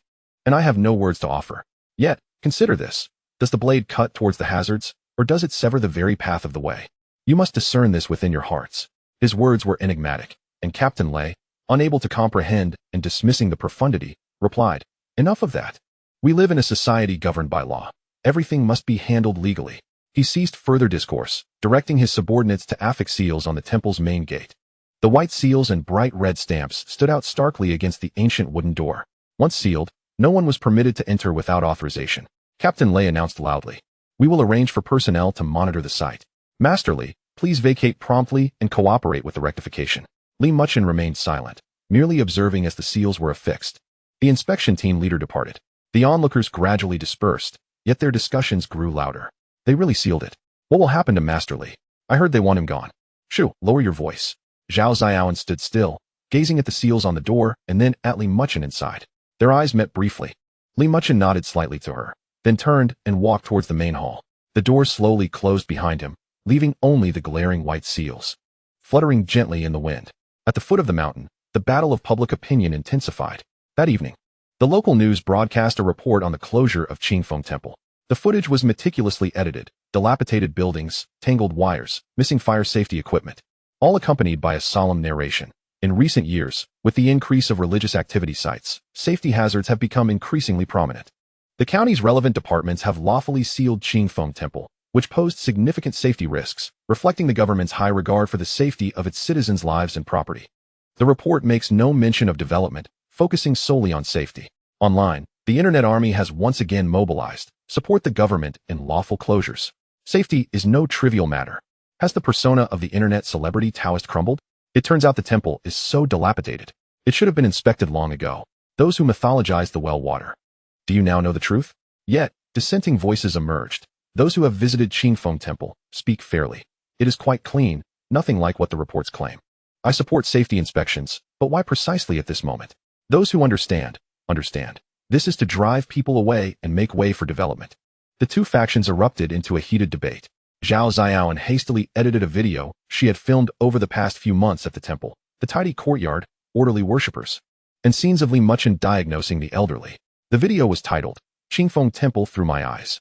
Within an hour of its release, it garnered over 100,000 views. And the comments section exploded. This is the true temple. Those who claim it is dirty and chaotic, do you not feel a pang of conscience? What does the government truly intend? However, the video was soon throttled, with notifications appearing in the comments indicating the video contained controversial content. Zhao Xiaoan received a private message from the platform. Your account has been warned for disseminating false information. Accumulating 3 warnings will result in account suspension. She trembled with rage, yet felt powerless. In the dead of night, within the temple, Li Muchen sat cross-legged on a cold jade cushion, his eyes gently closed. The hall was unlit, illuminated solely by the moonlight filtering through the window, casting a silvery glow. His spiritual awareness spread like water, observing the clamor below the mountain as well as the two young auxiliary police officers stationed outside, bundled in coats, stamping their feet against the cold wind. Occasionally glancing at the tightly shut mountain gate, their eyes reflecting both reverence and confusion. The moonlight shimmered on his flowing cloud-patterned robe, as if the intricate designs were slowly shifting. Li Muchen opened his eyes, directing his gaze towards the statue in the hall. The clay idol remained silent in the moonlight, its features radiating compassion. A century-old temple, now ensnared by a mere closure notice. He murmured softly, as if conversing with the statue, "Tell me, has the order of this world changed, or has the human heart transformed?" The statue remained mute. Only the moonlight shifted, illuminating the several documents on the offering table. The rectification notice, the closure decision, along with previous red-headed documents, piled together like a small mountain of paper. Li Muchen extended a finger, gently touching them. The top document, the closure decision, silently floated upwards, suspended in midair. The words on the paper began to twist, blur, and ultimately transformed into specks of light, dissipating into the air. Even the paper itself gradually became transparent, until it vanished without a trace. Next came the rectification notice, followed by the red-headed documents. One page after another, they melted away like snow. In a matter of moments, the offering table was left utterly bare. Only the moonlight remained, cool and clear. Li Muchen retracted his hand, gazing towards the door. The mountain wind howled, causing the door to creak. The two closure seals trembled in the wind, yet remained firmly affixed to the door, not by physical means, but by some legal endorsement, the collective force of countless human sentiments. He could erase the words on the paper, yet he could not eliminate the biases in people's hearts. He could dissolve the form of the documents, yet he could not alter the prevailing dynamics of this world. Very well, he sighed softly, choosing to close his eyes once more. Since you wish to adhere to your rules, then I shall abide by them too. It remains uncertain, however, what will transpire when your rules confront the rules of this mountain.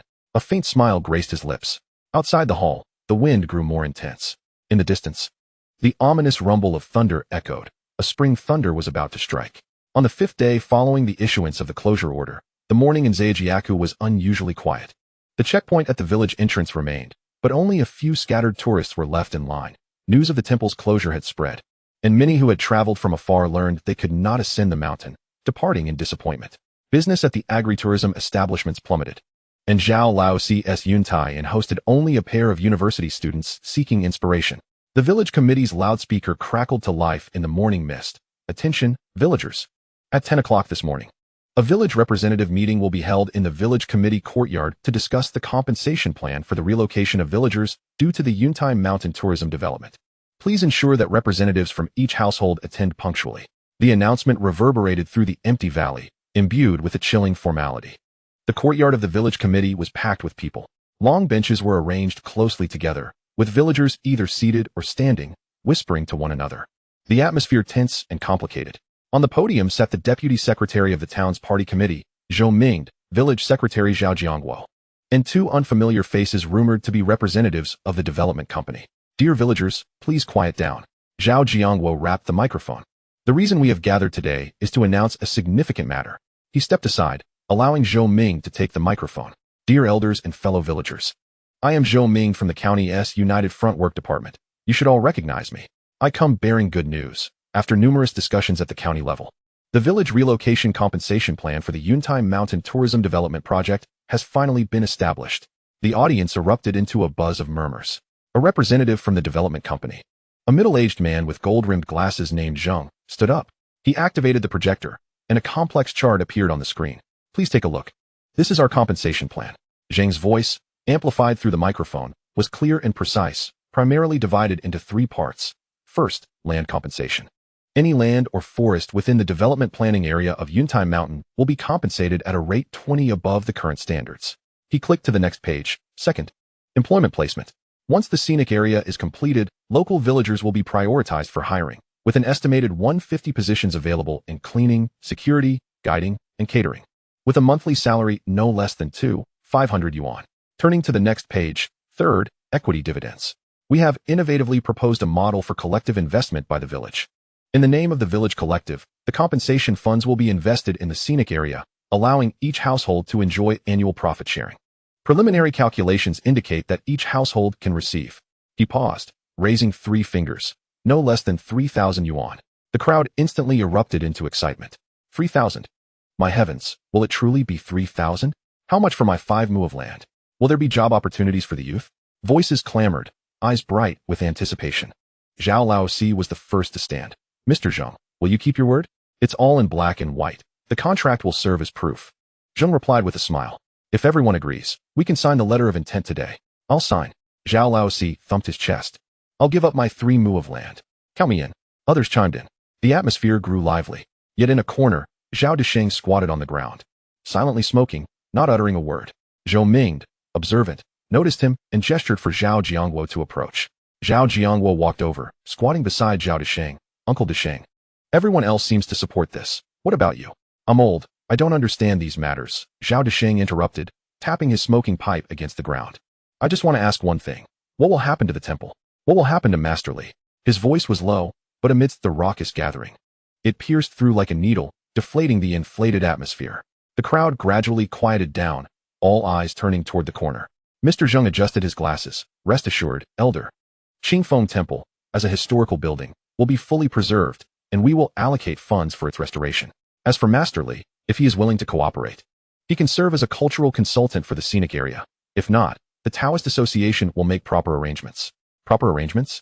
Zhao Desheng looked up, his eyes reddening. What sort of arrangements? To drive him away? To leave him homeless? Old Zhao, such words should not be uttered.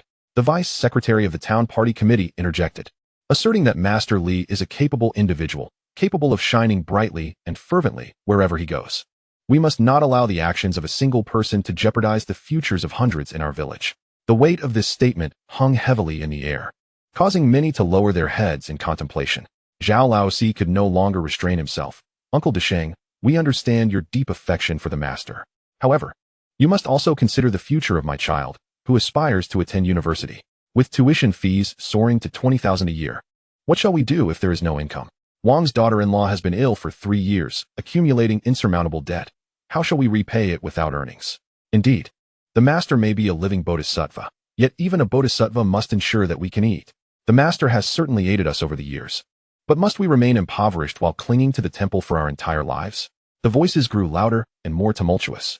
Zhao Desheng surveyed the familiar faces in the crowd, those who had once ascended the mountain together to deliver rice and vegetables, who had knelt in prayer before the temple. Yet now, their eyes reflected only a desperate yearning for 3,000 yuan and job opportunities. His heart sank gradually. Uncle Desheng, Zhao Jiangwo whispered, just give a nod. If you do not, the younger generation may hold grievances. It was both a threat and a plea. Zhao Desheng closed his eyes and, after a long pause, exhaled deeply. His smoking pipe fell to the ground, scattering embers. He unsteadily rose to his feet, gazing at the individuals on the podium, then at the villagers below. His lips moved for a long time, but ultimately, he uttered 3 words. I abstain. With that, he hunched over and slowly exited the venue. His silhouette, bathed in the morning light, appeared so frail and solitary. Meanwhile, the signing ceremony persisted. Intent forms were distributed, and villagers crowded around the tables, pressing their fingerprints and signing. For those who could not read, others signed on their behalf, leaving a red thumbprint beside their names. The red thumbprints clustered together, resembling splatters of blood. Zheng, the manager, beamed with satisfaction, nodding repeatedly. Excellent, excellent. Rest assured, once the intention forms are signed, the first compensation payment will be deposited into the village's collective account within 3 days. Zhou Mingde, seated at the podium, observed this scene with a heavy heart. He recalled the news received that morning. Li Muchen remained within the temple. It had been 5 days since the closure, and the young Taoist had not stepped outside. The guards reported that only cooking smoke rose each day, accompanied by the faint sound of chanting. Otherwise, all remained unchanged. This was far from normal. A typical person faced with a closure would either panic, express anger, or plead for mercy. But what of Li Muchen? His tranquility was unervingly profound. The unease within Zhou Mingde grew increasingly burdensome. On the mountain, within the temple, Li Muchen was watering the vegetable beds in the rear courtyard. With the cessation of tourists, the temple had returned to its quietude. The ancient cypress trees welcomed back the birds, and the morning was once again filled with their harmonious songs. The cabbage and radishes in the beds were flourishing and would be ready for harvest in just a few days. When Zhao Desheng ascended the mountain, he found Li Muchen crouched by the vegetable bed, plucking a leaf that had been gnawed by insects. The elderly master stood just outside the fence, His voice choked with emotion. Li Muchen looked up and saw the redness around his eyes, smiling in understanding. Zhao Zheshi has arrived. Perfect timing. The cabbage is nearly ripe. Take a few heads down the mountain. Master, I have failed you. Zhao Desheng knelt down, overwhelmed. The villagers have all signed. I could not stop them. Li Muchen set down the watering can and approached to assist him. Please rise. What are you doing? They say they want to force you out. The elderly man wept. 3,000 yuan, and they have sold their conscience. Zhao Zheshi. Li Muchen helped him sit, speaking gently. You have not sold your conscience. You simply lack the strength to resist. This is not your fault. He gazed at the distant mist-shrouded mountains, slowly stating, human hearts are like water.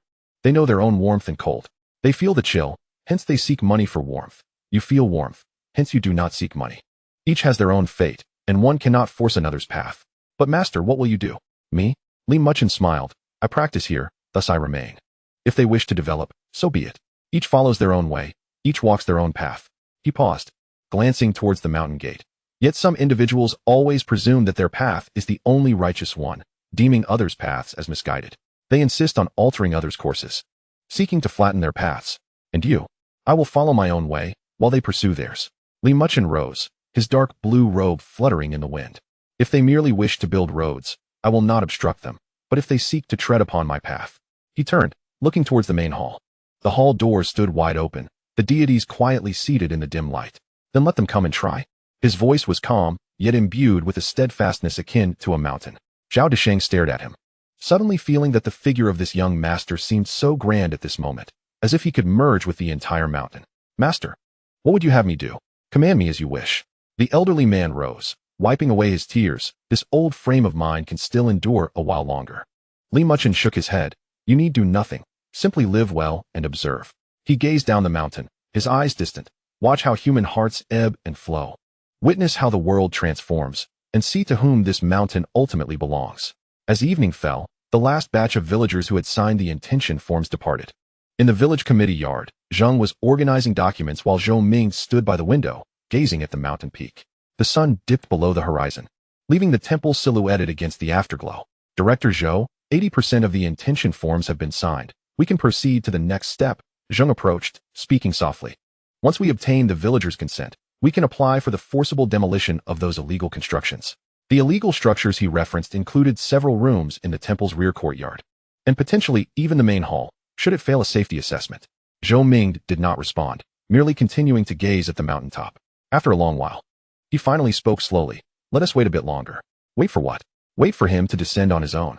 Zhou Ming turned, his expression obscured in the twilight. I do not wish to leave things irreparable. Zheng paused, then chuckled. Director Zhou, you possess a kind heart. Yet business is akin to warfare. If you do not act decisively, others will ensure that you are left with no recourse. Zhou Ming chose not to reply. Outside the window, night descended. The temple atop the mountain gradually faded into darkness. Only a single light flickered defiantly within the dense night, resembling an eye quietly observing the commotion and scheming below. Chapter 41. A nighttime intrusion at the mountain gate, shrouded in mist. 3 days after the signing of the intention forms, at 11 o'clock on a moonless night, Xianxiaaudiobooks had succumbed to slumber, with only a few scattered farmhouses still aglow. On the dirt road outside the village, 2 black SUVs approached silently, halting at the edge of the forest a mile away from the village. 7 individuals disembarked, clad in dark expedition jackets and carrying professional climbing backpacks.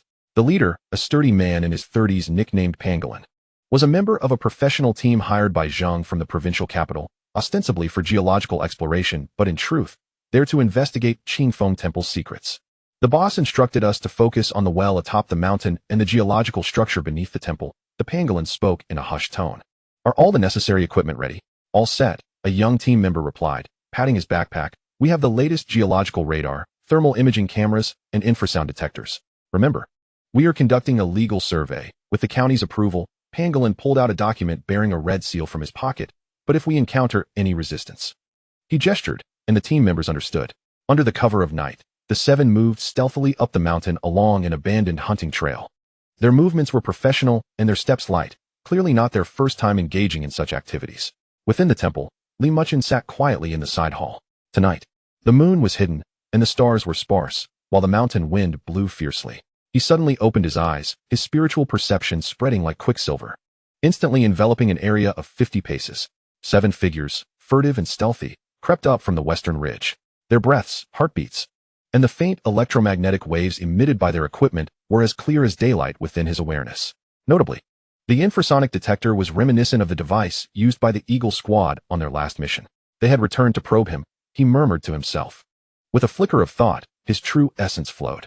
The Earth Vein Suppression Talisman, obtained from his previous sign-in, began to warm slightly in his sleeve, resonating with the spiritual veins of the mountain. Around the Daoist temple, the simple formations that usually lay hidden began to operate silently. The pangolin squad successfully approached the periphery of the temple. The ancient cypress stood like a slumbering beast in the night, and the temple structure appeared as a dark silhouette. With only a faint flicker of candlelight emanating from the main hall, the eternal lamp still burning, the target lay quiet and unattended. The young team member observed through night vision goggles, puzzled, wondering why there was still a light when it had been sealed off. Who cares?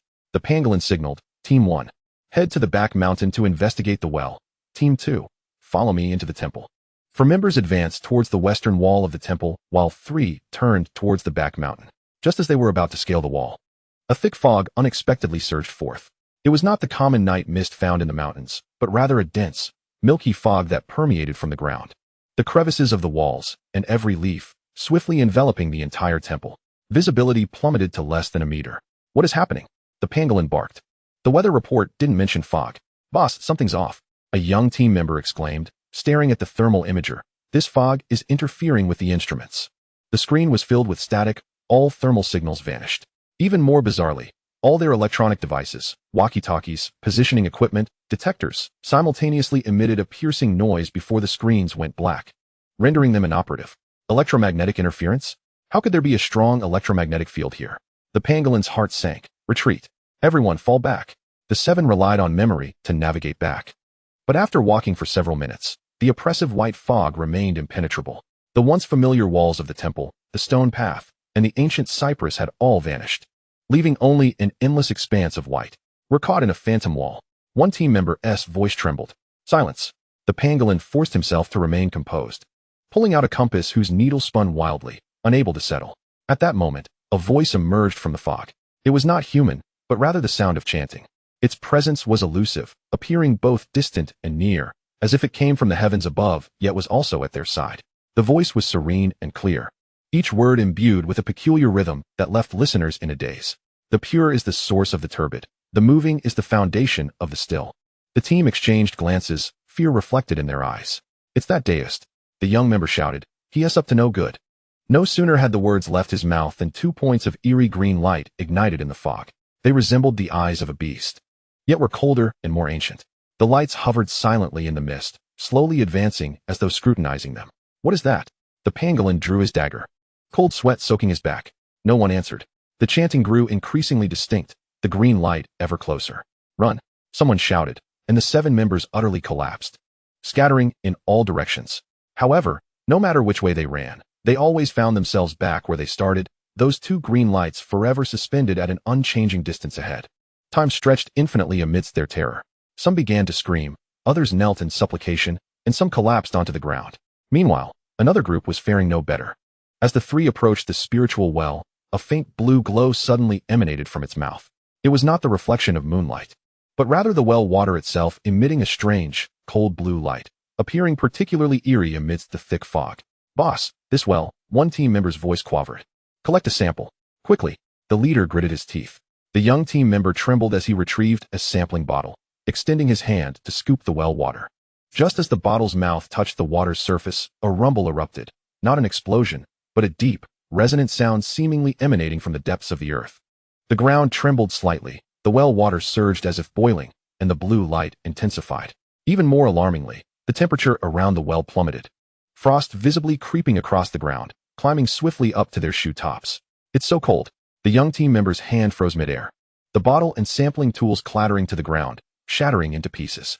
The 3 stumbled back in terror, only to find their legs immobilized as if frozen in place.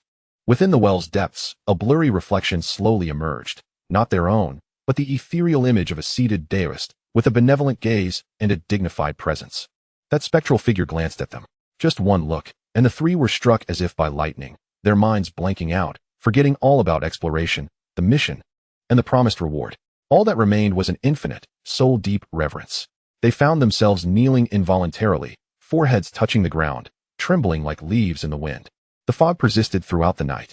Only when the first light of dawn painted the eastern horizon did the thick mist begin to dissipate. The temple reemerged, the ancient cypress standing firm, and the spiritual well tranquil as before, as if all that transpired the previous night had merely been a dreadful dream. The 7 members of the pangolin squad lay sprawled on the temple's forecourt, each face pale, eyes vacant, as though they had endured 3 days and nights of relentless torment. Their equipment lay scattered, all rendered inoperative, the geological radar's screen shattered, the thermal imager emitting smoke, and the infrasonic detector reduced to a heap of scrap metal. "Boss," the young team member spoke weakly, "should we continue our exploration?" The pangolin's lips trembled, unable to form words. He recalled the words of General Zhang before their departure. "Pangolin, I trust you to get the job done. As long as you uncover the temple's secrets, the money is not a concern." But now, he cast his eyes upon the rising sun casting mottled shadows on the temple walls, upon the gate still ajar but sealed, and upon the figure in the blue Taoist robe slowly sweeping the fallen leaves. A chill ran from his feet to the crown of his head. This was no ordinary temple. That Taoist was certainly no ordinary person. "Retreat." The pangolin struggled to rise, his voice hoarse. "We must leave at once." The 7 supported each other, stumbling down the mountain, abandoning even their expensive, scattered equipment, as if pursued by malevolent spirits. At 9 in the morning, General Zhang received a phone call in his hotel room in the county town. "General Zhang, the mission has failed." The pangolin's voice trembled. "The temple is too sinister." After hearing the brief report, General Zhang's face turned ashen. What fog? What green light? What reflection in the well? He suppressed his anger. "Pangolin, I hired you to investigate, not to regale me with ghost stories." "General Zhang, I have been in this line of work for 10 years, and it's the first time I've encountered something like this." The pangolin's voice quivered with a hint of desperation. "I don't want the money. I'll return the deposit to you. I can't take this job." The call was abruptly terminated. General Zhang furiously hurled his phone to the ground. "Useless. All of you are useless." He paced the room for a while before picking up the phone again and dialing Zhou Ming's number. "Minister Zhou, we encountered an accident last night." He attempted to maintain a calm tone. "The exploration team ran in a thick fog, their equipment was damaged, and they returned empty-handed. I recommend we proceed with mandatory measures." There was a moment of silence on the other end of the line. "General Zhang, I've said it before. We mustn't rush this." Zhou Ming's voice sounded weary. "Li Muchen is not an ordinary person. Using force may not yield good results." "Then what do you suggest we do?" "Just wait. We're burning through funds at a rate of tens of thousands a day. Can we afford that? Let us wait a bit longer." Zhou Ming spoke slowly, awaiting an opportune moment. The call ended. General Zhang gazed out at the bustling county town, then turned his eyes towards the distant, mist-shrouded Yuntation, his expression darkening. He suddenly recalled the words of the old man. Some money can be earned. Some money comes at a perilous cost. Could the riches of Yuntation be of that perilous nature? On the mountain, Li Muchen finished sweeping the fallen leaves and leaned the broom against the wall. He approached the mountain gate, observing the 2 seals affixed there. In the morning light, the inscriptions on the seals were distinctly visible: sealed by the Religious Affairs Bureau of Yuntai County, sealed by the Fire Brigade of Yuntai County. He extended a finger, gently brushing against them. As his fingertip glided across, the seals remained intact, yet the inscriptions seemed to quietly fade, as if weathered by a century of storms. "If you wish to seal it, then seal it," he murmured, unaware whether it would be your seals that fade first or the temple that falls. He turned and returned to the hall. Inside, the eternal lamp flickered momentarily. On the offering table lay a new item acquired from last night's signing, an imitation mist array flag, a low-grade magical artifact capable of manipulating moisture to create a misty illusion. Li Muchen picked up the flag, examined it, and set it down again. Merely a trifling trick. He shook his head, pondering their obstinacy. He refrained from voicing further thoughts and instead gazed outside the hall, down the mountain, and into the distance. The mountain wind swept through, carrying the chill of early spring, as well as the distant rumblings of thunder. This time, it was not the thunder of spring. It was the thunder of human hearts, of desires, of greed, gathering within the depths of the clouds, accumulating the power to annihilate the world. Chapter 42. The blades have been drawn, the storm is approaching. The day after the pangolin squad's chaotic retreat, the Yuntation Development Leadership Group convened an emergency meeting. This meeting was of a higher caliber than usual, presided over personally by the county mayor, with the heads of over 20 departments in attendance, including an observer from the Municipal Bureau of Culture and Tourism. The meeting room was shrouded in smoke, the atmosphere as tense as iron. On the projection screen, images of the damaged equipment from the pangolin squad were displayed: shattered screens, charred circuit boards, twisted antennas. This was the outcome of last night's exploration. Zhou Ming stood before the screen, his voice dry as he reported that a professional team of 7, with equipment worth over 2 million, had been rendered completely inoperative overnight. The team's psychological state, according to the doctor, required intervention. A heavy silence enveloped the room. The director of the Bureau of Culture and Tourism cleared his throat. Could it have been their own operational errors? 7 individuals making simultaneous mistakes? The secretary of the Political and Legal Committee rapped his knuckles on the table, and all of them experiencing hallucinations? When science cannot explain, it is dismissed as mere hallucination. The vice mayor in charge of safety scoffed. In my 20 years in firefighting, I have never encountered fog that could simultaneously incapacitate precision instruments, unless... He paused. Unless there was a strong electromagnetic pulse. Where would such electromagnetic pulse devices come from in that temple? Someone questioned. No one could provide an answer. The mayor, who had remained silent, finally spoke. Old Zhou, just give us your conclusion. Zhou Ming took a deep breath. My conclusion is that Li Muchen is not an ordinary person. We can no longer approach this matter with conventional means. What do you mean by not an ordinary person? General Zheng interjected, unable to restrain himself. Minister Zhou, you can't possibly believe in those supernatural things, can you? I do not believe in ghosts or gods, but I believe in facts. Zhou Ming turned to him. And the fact is that all our attempts have failed. When we tried to communicate, he would not budge. When we attempted to enforce the law, he was indifferent. And during our nighttime investigations, he led the professional team to total annihilation. General Zheng, after years in business, have you ever encountered such an ordinary Taoist? General Zheng fell silent. What do you propose we do? The mayor asked. Zhou Ming remained silent for a long moment before slowly responding. 2 paths lie before us. The first is to abandon the integration of the temple into the core scenic area, shifting to peripheral protection, granting Li Muchen maximum autonomy. The second, he paused, his voice heavy, is to proceed with a forced protocol, but we must prepare for extraordinary reactions. Extraordinary reactions? The mayor frowned. Yes, precisely what you were thinking. Zhou Ming nodded. If Li Muchen possesses exceptional abilities, the enforcement measures may provoke unforeseen consequences. Silence fell once more in the conference room. I object. General Zheng sprang to his feet. The plan is already set, contracts signed, and bank funds on the way. Now you want to talk about abandonment? Who will bear the losses? Who will be responsible for our reputation? He scanned the room. His tone agitated. Are we to forfeit billions in investments for the whims of a Taoist performing tricks? How will Yuntai County attract investment after this news spreads? This statement struck a nerve. The mayor turned to the director of culture and tourism. Old Zhang, what do you think? The director hesitated, suggesting, from an economic perspective, we certainly cannot abandon this. However, from a safety standpoint, I advise increasing law enforcement efforts while preparing an emergency plan. We should coordinate multiple departments to create an overwhelming advantage, compelling him to retreat. And if he does not retreat? Zhou Ming inquired. Then we will enforce compliance. General Zheng interjected. This is a society governed by law. Can we not keep him in check? Mobilize sufficient personnel, bring along reporters, and record everything. If he dares to resist, it will be deemed violent resistance to the law, adding to his charges. The room buzzed with chatter, most leaning towards a hardline approach. The mayor pondered for a moment before decisively stating, then it is settled. We will establish a joint enforcement team, led by the Political and Legal Committee, with police, fire, construction, religious, health, and market regulation departments each contributing capable personnel. 3 days hence, we shall ascend the mountain to enforce the sealing order. He paused briefly, adding, however, we must be cautious in our methods. If conflict can be avoided, we should avoid it. If Li Muchen chooses to leave voluntarily, that would be best. Zhou Ming internally smiled bitterly. Voluntarily leave? That young man. How could he possibly choose to depart? The decisions made in the meeting were swiftly communicated to all departments. In the following 3 days, the atmosphere in Yuntai grew exceedingly tense. Many unfamiliar faces clad in police uniforms and other uniforms, carrying cameras, arrived in town. Hotels were fully booked, restaurants thrived, and the streets buzzed with discussion. Have you heard? They are planning to forcibly demolish the temple? Not demolition, but a forced sealing. What will happen to Master Li? Who knows? The arms of the law are long. In Zhejiang, anxiety reigned supreme. Zhao Desheng locked himself in his home, refusing to answer any knocks at the door. Zhao Laoxi's agritourism business was hosting 2 reporters who roamed the village, asking questions left and right. Village Secretary Zhao Jiangguo had been summoned to the town for meetings 3 times, each time returning with a pale face. Villagers witnessed him squatting under the old locust tree at the village entrance during his last return, smoking half a pack of cigarettes. Those who had signed the intent forms began to regret their decisions.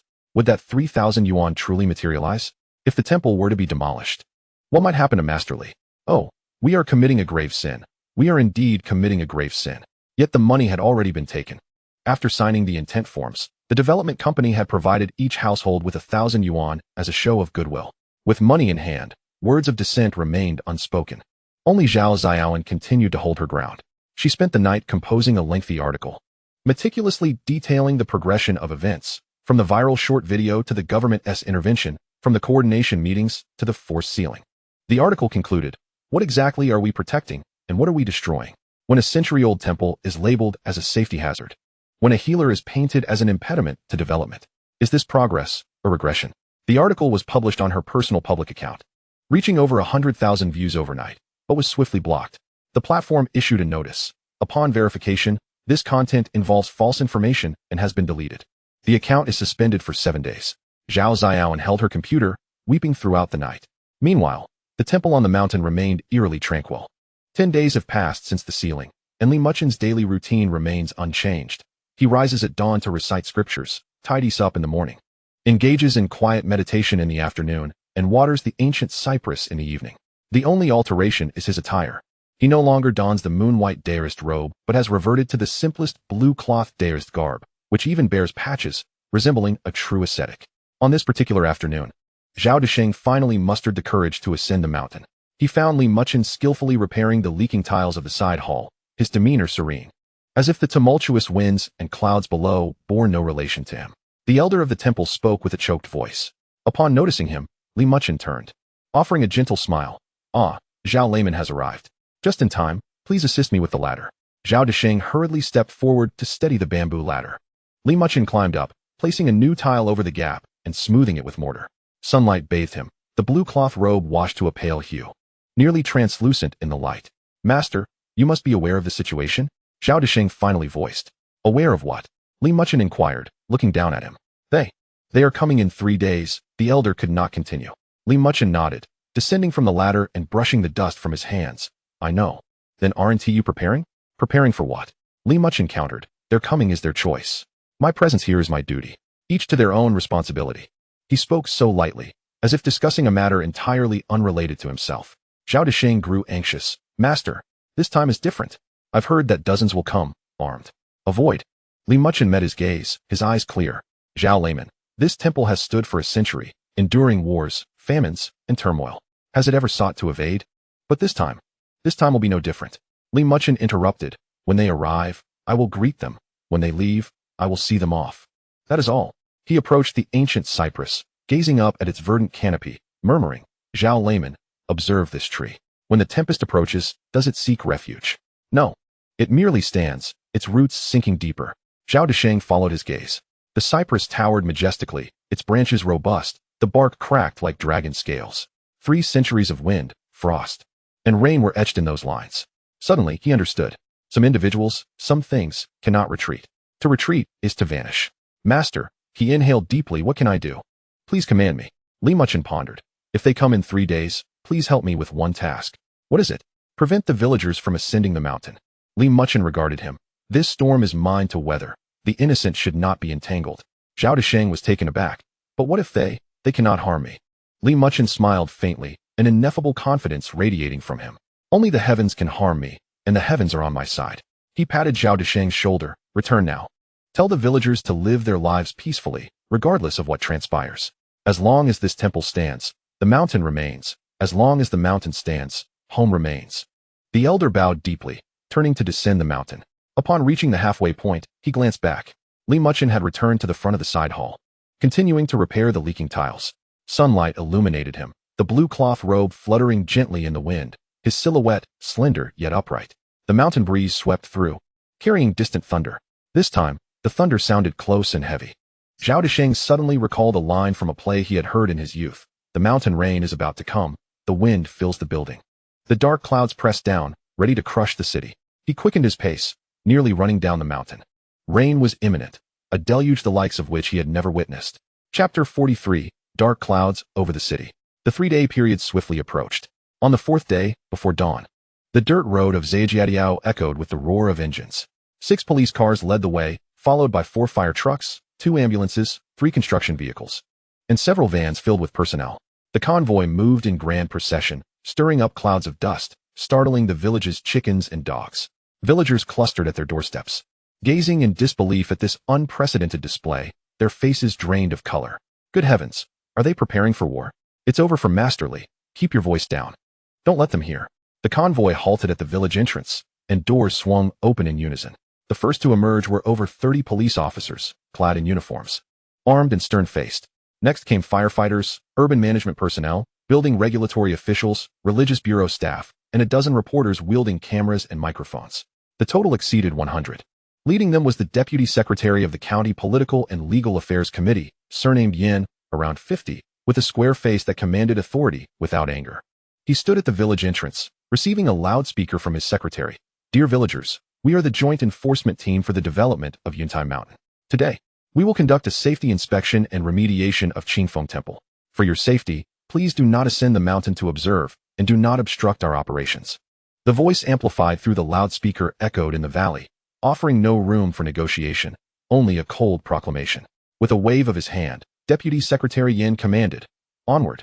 The team began to ascend the mountain path, police leading the way, firefighters in the middle, and other departments bringing up the rear, while reporters darted about capturing footage. The sounds of footsteps, clashing equipment, and the crackle of radios melded into a suffocating torrent. Zhao Desheng stood at his gate, watching the procession pass by. He caught sight of Deputy Secretary Yan's impassive face, the gleaming handcuffs at the officers' waists, the demolition tools in the firefighters' hands, and the small excavator on the construction vehicle. The elder trembled all over, wanting to rush out, yet held back tightly by his son. "Dad, don't go." His son, in a panic, was drenched in sweat. "With so many people, what can you achieve?" "But Masterly, he brought this upon himself." His son hissed, "What time is it now? And you're still concerned about him? What about our compensation?" Zhao Desheng was stunned, gazing at his son's face, both familiar and unfamiliar. The procession faded into the distance, their footsteps gradually disappearing into the morning mist. Suddenly, the elder crouched down, hands clutching his head, emitting a suppressed sob. On the mountain, the temple's gates remained wide open. Li Muchen stood inside, his blue cloth robe gently swaying in the morning breeze. He observed the winding procession ascending from below. A sea of dark heads, the glint of police badges and equipment flashing in the sunlight. His spiritual awareness, like liquid mercury, captured everything in his sight. 123 individuals, including 37 police officers, 24 firefighters, and 62 other enforcement personnel.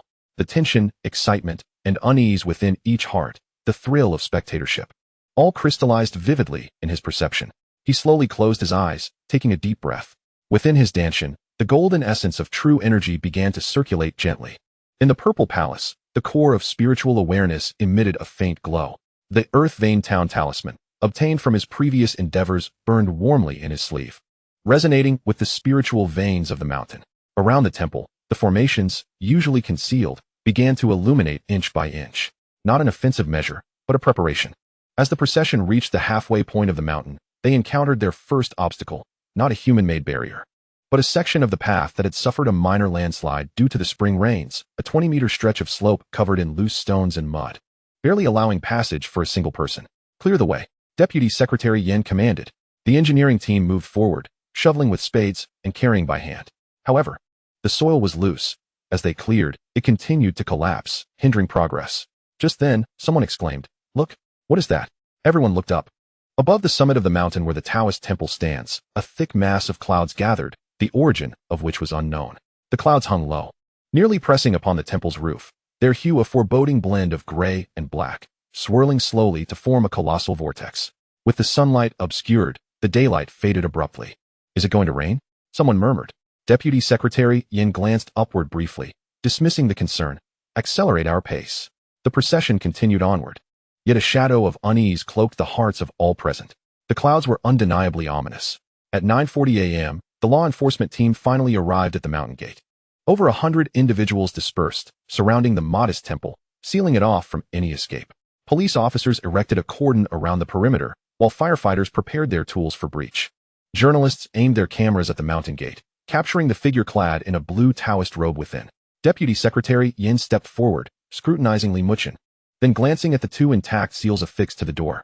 "Li Muchen," he called out loudly, using the full name. "We are the joint law enforcement team of Yuntai County. Today we are here to conduct a safety inspection of Qingfeng Temple. Please cooperate." Li Muchen stood just 3 feet inside the door, nodding slightly, Blessings upon you all. Please, come in. His demeanor was polite yet unwavering. He did not step aside, remaining firmly within the threshold. Deputy Secretary Yin frowned. Please move aside. We need to conduct a thorough inspection. You wish to inspect? I shall not obstruct. Li Muchen replied calmly. But I must remind you, though the temple is small, it has its own rules. Those who enter must do so with reverence. Suppressing his irritation, Deputy Secretary Yin retorted, Li Muchen, this is not the time for rules. We are enforcing the law. Enforcement must also adhere to the law, Li Muchen countered. Fixing him with a steady gaze, may I ask, what is the basis for your enforcement? Basis. Deputy Secretary Yin took a document from his secretary. The basis is Article 60 of the Fire Safety Law, Article 44 of the Religious Affairs Regulations, and the county government's issued notice of required corrections. He shook the document emphatically.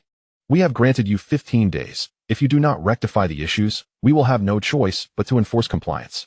I have received the notice, Li Muchen nodded. But I am unaware of the standards for rectification. The standards are compliance with fire safety regulations, building safety codes, and management norms for religious venues. Deputy Secretary Yan's impatience was palpable. Li Muchen, do not prolong this any further.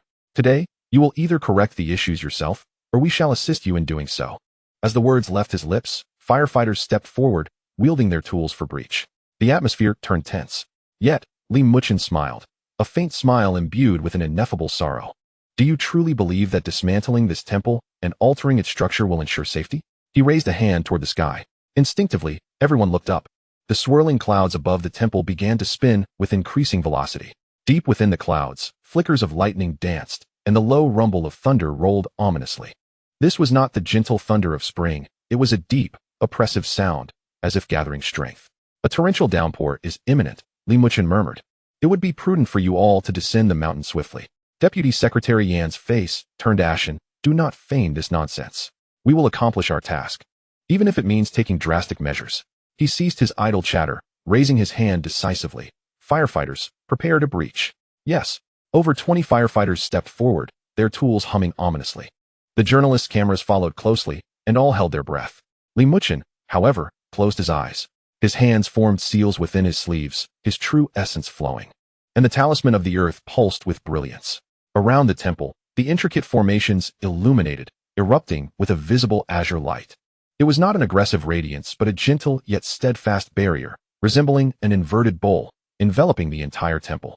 Simultaneously, the mountain's spiritual veins began to tremble, not with the ferocity of an earthquake, but with a profound, rhythmic pulsing, akin to the earth itself breathing. The ancient cypress trees stirred without wind, producing a cacophony of rustling. In the spirit well, the water churned, releasing ethereal white mist. At that moment, the entire mountain seemed to come alive. What is this? Someone gasped in astonishment. Deputy Secretary Yin was equally stunned.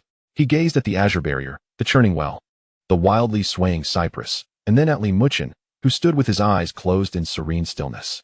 A chill shot up his spine. This was no mere safety hazard. It was an extraordinary phenomenon. Yet, with the arrow already knocked, he could not refrain from acting. Gritting his teeth, he prepared to give the order for a forceful assault. Boom! A deafening thunderclap erupted, not from the heavens, but from the mountain itself, as if the entire Yuntime mountain was roaring in fury. Moments later, a torrential downpour commenced. This was no ordinary rainfall. It was a deluge, with torrential drops crashing to the ground, instantaneously forming streams. Strangely, the rain only fell around the temple. Outside the mountain gate, it poured relentlessly, while within, not a single drop fell. The azure barrier had completely repelled the rain. This is impossible, a reporter exclaimed in disbelief. The footage captured a surreal tableau. Inside the temple, everything remained as dry as ever, Li Muchen's blue robe undisturbed. Outside, the enforcement team was drenched to the bone. Deputy Secretary Yin stood in the rain, soaked through, yet oblivious to his plight. He fixated on Li Muchen inside, his lips trembling, unable to utter a word. Suddenly, he recalled Zhou Ming's words. Li Muchen is no ordinary person, not merely an extraordinary individual. This was, indeed, a demonic practitioner. Someone shouted, "He is a demon." Li Muchen opened his eyes, his gaze sweeping over the bedraggled assembly outside, finally resting upon Deputy Secretary Yin. He spoke slowly, his voice soft yet resonant. Reaching every ear, I have warned that those who enter this door must do so with reverence. Have you all approached with such reverence? The sounds of rain, thunder, and wind intermingled. No one answered.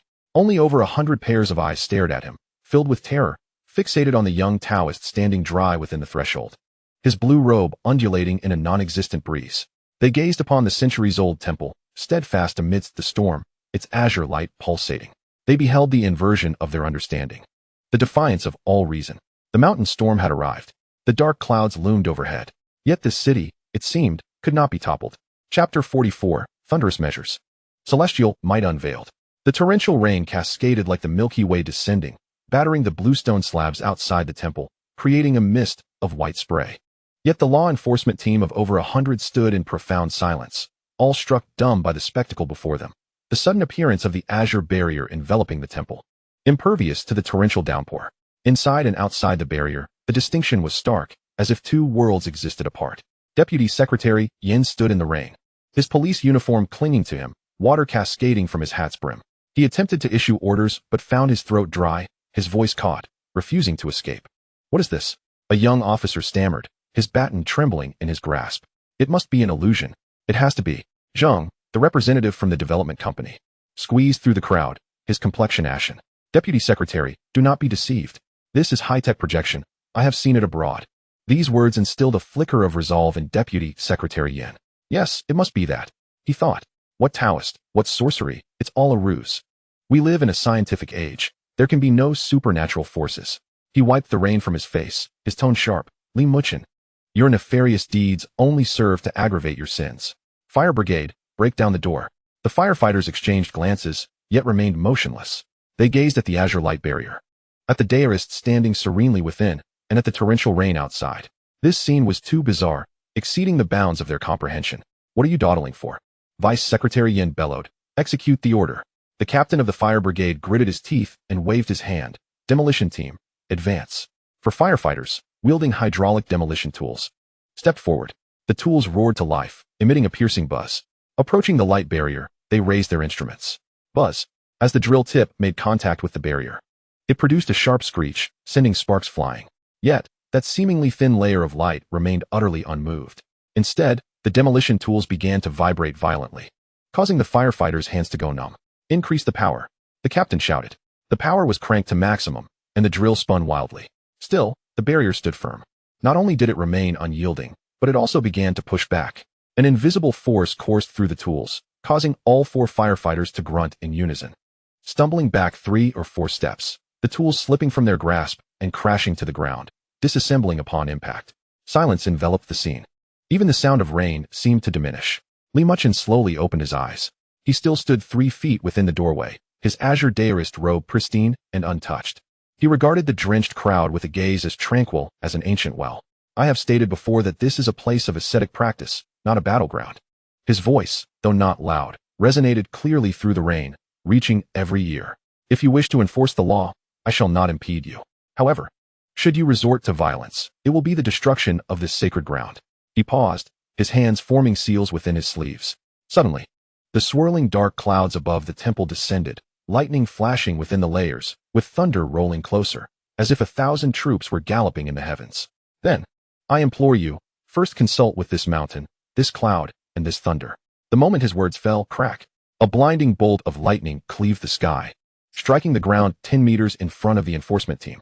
The electric flash erupted, earth was thrown into the air, and a charred pit was created on the ground, rainwater cascading over it, producing wisps of white smoke. Everyone was stunned, their eardrums throbbing painfully, instinctively crouching and covering their heads.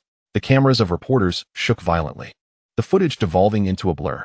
When they regained their senses, they beheld the smoking pit rapidly filling with rainwater, forming a murky puddle. Meanwhile, Li Muchen remained steadfast. Not even the hem of his robe stirred. "Monster!" someone screamed in horror. "He is not human. He is not human." The crowd began to stir restlessly. Vice Secretary Yan's face turned as pale as parchment. He stared fixedly at the charred pit, then at Li Muchen, his mind blank. This was not an illusion. This was not a trick of the eye. This was true thunder. Suddenly, he recalled stories from his childhood told by his grandfather. There exist true practitioners in the mountains who can summon winds and rain, commanding thunder and lightning. It was not merely a tale. It was real. The secretary's aide leaned in, his voice trembling. "Should we retreat?" Vice Secretary Yin opened his mouth. But before he could speak, crack, crack, crack, 3 more bolts of lightning struck down. One landed to the left, one to the right, and another directly behind. forming a triangular pattern of charred pits that encircled the enforcement team. The electric light danced in the rain, buzzing ominously. Now, even the most composed among them began to unravel. Run. Quick, run. The thunder will kill us. The crowd erupted into chaos. Some discarded their belongings, turning tail to flee down the mountain. Others collapsed, their legs giving way, while some knelt in the mud, bowing towards the temple. Spare us, divine being. Spare us. Vice Secretary Yin was swept up in the tumult, nearly toppling over. 2 police officers quickly steadied him. Secretary, we must withdraw. This thunder is unnatural. No. Vice Secretary Yin forcefully pushed them away, his eyes ablaze. We cannot retreat. If we do, where will the government's face go? Is development to be abandoned?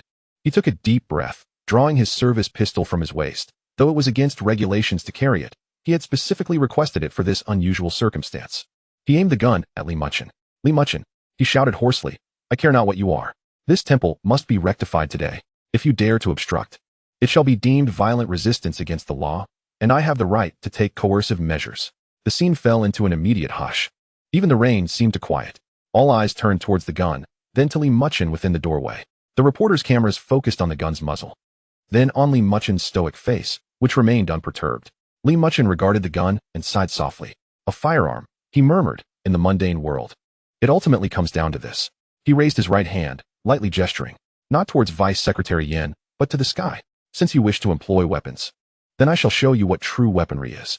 As soon as he finished speaking, rumble, rumble, rumble. It was not a single bolt of lightning, but hundreds. Within the clouds, lightning danced like silver serpents, and thunder resonated like war drums. The entire sky transformed into a bizarre shade of azure white. Then, those bolts of lightning began to converge, intertwining and coiling within the clouds, ultimately coalescing into a sword, a massive sword entirely forged from lightning, 30 zhang in length. The sword shimmered with flowing electric light, its blade pointed menacingly towards the earth. The overwhelming celestial might rendered all present breathless. What in the world is this? Vice Secretary Yan's gun clattered to the ground. He gazed upwards at the colossal lightning sword, his pupils shrinking to pinpricks. This was beyond human capability to contend with. This was the very wrath of heaven. Li Muchen's fingertip shifted slightly. The lightning sword moved in response, its blade slowly descending, aimed at the enforcement team. It did not strike down. It merely hovered there. Yet, the cataclysmic pressure had already rendered everyone limp upon the ground. Now, Li Muchen's voice resonated. Calm, yet each word struck like a hammer. Do you still wish to demolish this temple? No one answered. Only heavy breaths and the chattering of teeth filled the air. Do you still wish to aim your guns at me? Still, no one responded. Vice Secretary Yan's legs buckled, and he collapsed into the muddy water. It was not an act of will. He simply could not stand. Do you still wish to transform this temple into a tourist site? Li Muchen's voice suddenly turned sharp. The lightning sword blazed with intensity, pressing down further. We dare not. We dare not. Vice Secretary Yin finally broke down, bowing to the ground. Divine being, spare us. We shall never dare again. Please, divine being, forgive us. We were wrong. We shall never return. Cries for mercy arose in chorus. The over 100 members of the enforcement team now knelt in the mud, bowing towards the temple. All notions of law, duty, and development were cast aside, leaving only the most primal fear and reverence for the extraordinary power before them. Li Muchen observed this scene, a flicker of compassion in his eyes. He withdrew his hand. The lightning sword began to dissipate slowly, transforming into countless sparks of electricity, retreating back into the clouds. The torrential rain gradually lessened. The dark clouds dispersed, and sunlight streamed down once more. The azure light barrier of the temple vanished quietly, and the rain finally fell upon the courtyard, now transformed into a gentle drizzle. Everything returned to its natural state. It seemed as though the cataclysmic scene that had just unfolded was merely an illusion. Yet, the 4 charred craters on the ground continued to emit wisps of smoke. The multitude, kneeling in disarray, trembled in fear. Li Muchen approached the mountain gate, gazing upon the disheveled assembly ensconced in the mire, and spoke softly. Today, I shall not impose hardships upon you. Return and convey to those who sent you. He paused, his voice resonating like an ancient bell, echoing through the valley. The Qingfeng temple stands here, neither meddling in worldly affairs nor obstructing progress. However, should anyone dare to wield weapons and trespass upon this sacred ground, he lifted his gaze to the heavens, where the last flicker of lightning dissipated. Then the consequences shall not be as trivial as today's mild admonition. With that, he turned and strode toward the main hall, his azure robe fading into the misty rain. The mountain gate remained ajar, sealed with a binding cord, yet no one dared to advance further. Deputy Secretary Yin sat slumped in the mud, watching the figure vanish into the temple, then glanced back at the four scorched pits, and finally at the dazed crowd surrounding him. He understood that the events of this day had escalated to a degree that neither he nor the entirety of Yuntai County could bear. Struggling to his feet, he rasped, "Withdraw the team."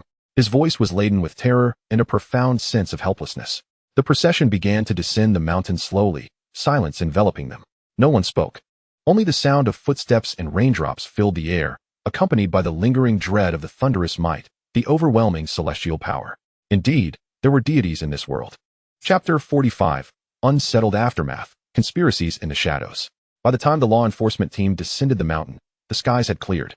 Sunlight illuminated the damp trail, steam rising in ethereal rainbows. However, the weary travelers had no heart to appreciate the post-storm beauty. The once formidable group of over 100 now resembled lost souls. Heads bowed, footsteps faltering, their garments drenched and muddied, remnants of fear still etched upon their faces. The most disheveled was Deputy Secretary Yan, supported by two officers. His complexion as pale as a sheet, eyes glazed, muttering incessantly, "Thunder, thunder, the sword of celestial punishment." The descent took a full 2 hours. Silence reigned. Even the most loquacious reporters kept their lips sealed, clutching their cameras tightly, doubtful that the footage captured moments ago would ever see the light of day. When the team arrived at the entrance of Zhao Family Hollow, it was already past 1 in the afternoon. The villagers congregated at the village's threshold, staring in astonishment at the beleaguered procession. What has happened? Were they not supposed to enforce the law? Where is Masterly? Where's the temple? No one answered. Deputy Secretary Yin was promptly lifted into an ambulance. The doctor diagnosed him with severe shock, recommending rest. Other team members boarded their respective vehicles, and the convoy departed Zhao Family Hollow in a profound silence. Only the reporters lingered in the village, exchanging furtive glances. One whispered, "Can we air what we just filmed?" "Air what?" An older journalist retorted, "Do you wish to be unemployed? Those images are unbroadcastable." "But this is a major news story." "A major news story?" The veteran scoffed. "That's a major disaster. If it gets out, we're all finished." The group fell silent. They had witnessed the colossal sword of lightning, the ethereal barrier that shielded from rain, and those four charred pits. What uproar would ensue if such footage were released? How would the authorities respond? Ultimately, the reporters reached a tacit agreement to retain the material but not publish it, awaiting directives from above. Unbeknownst to them, half an hour after their departure, several individuals in plain clothes entered the village, visiting each household to demand the deletion of all photos and videos taken that day and to sign confidentiality agreements.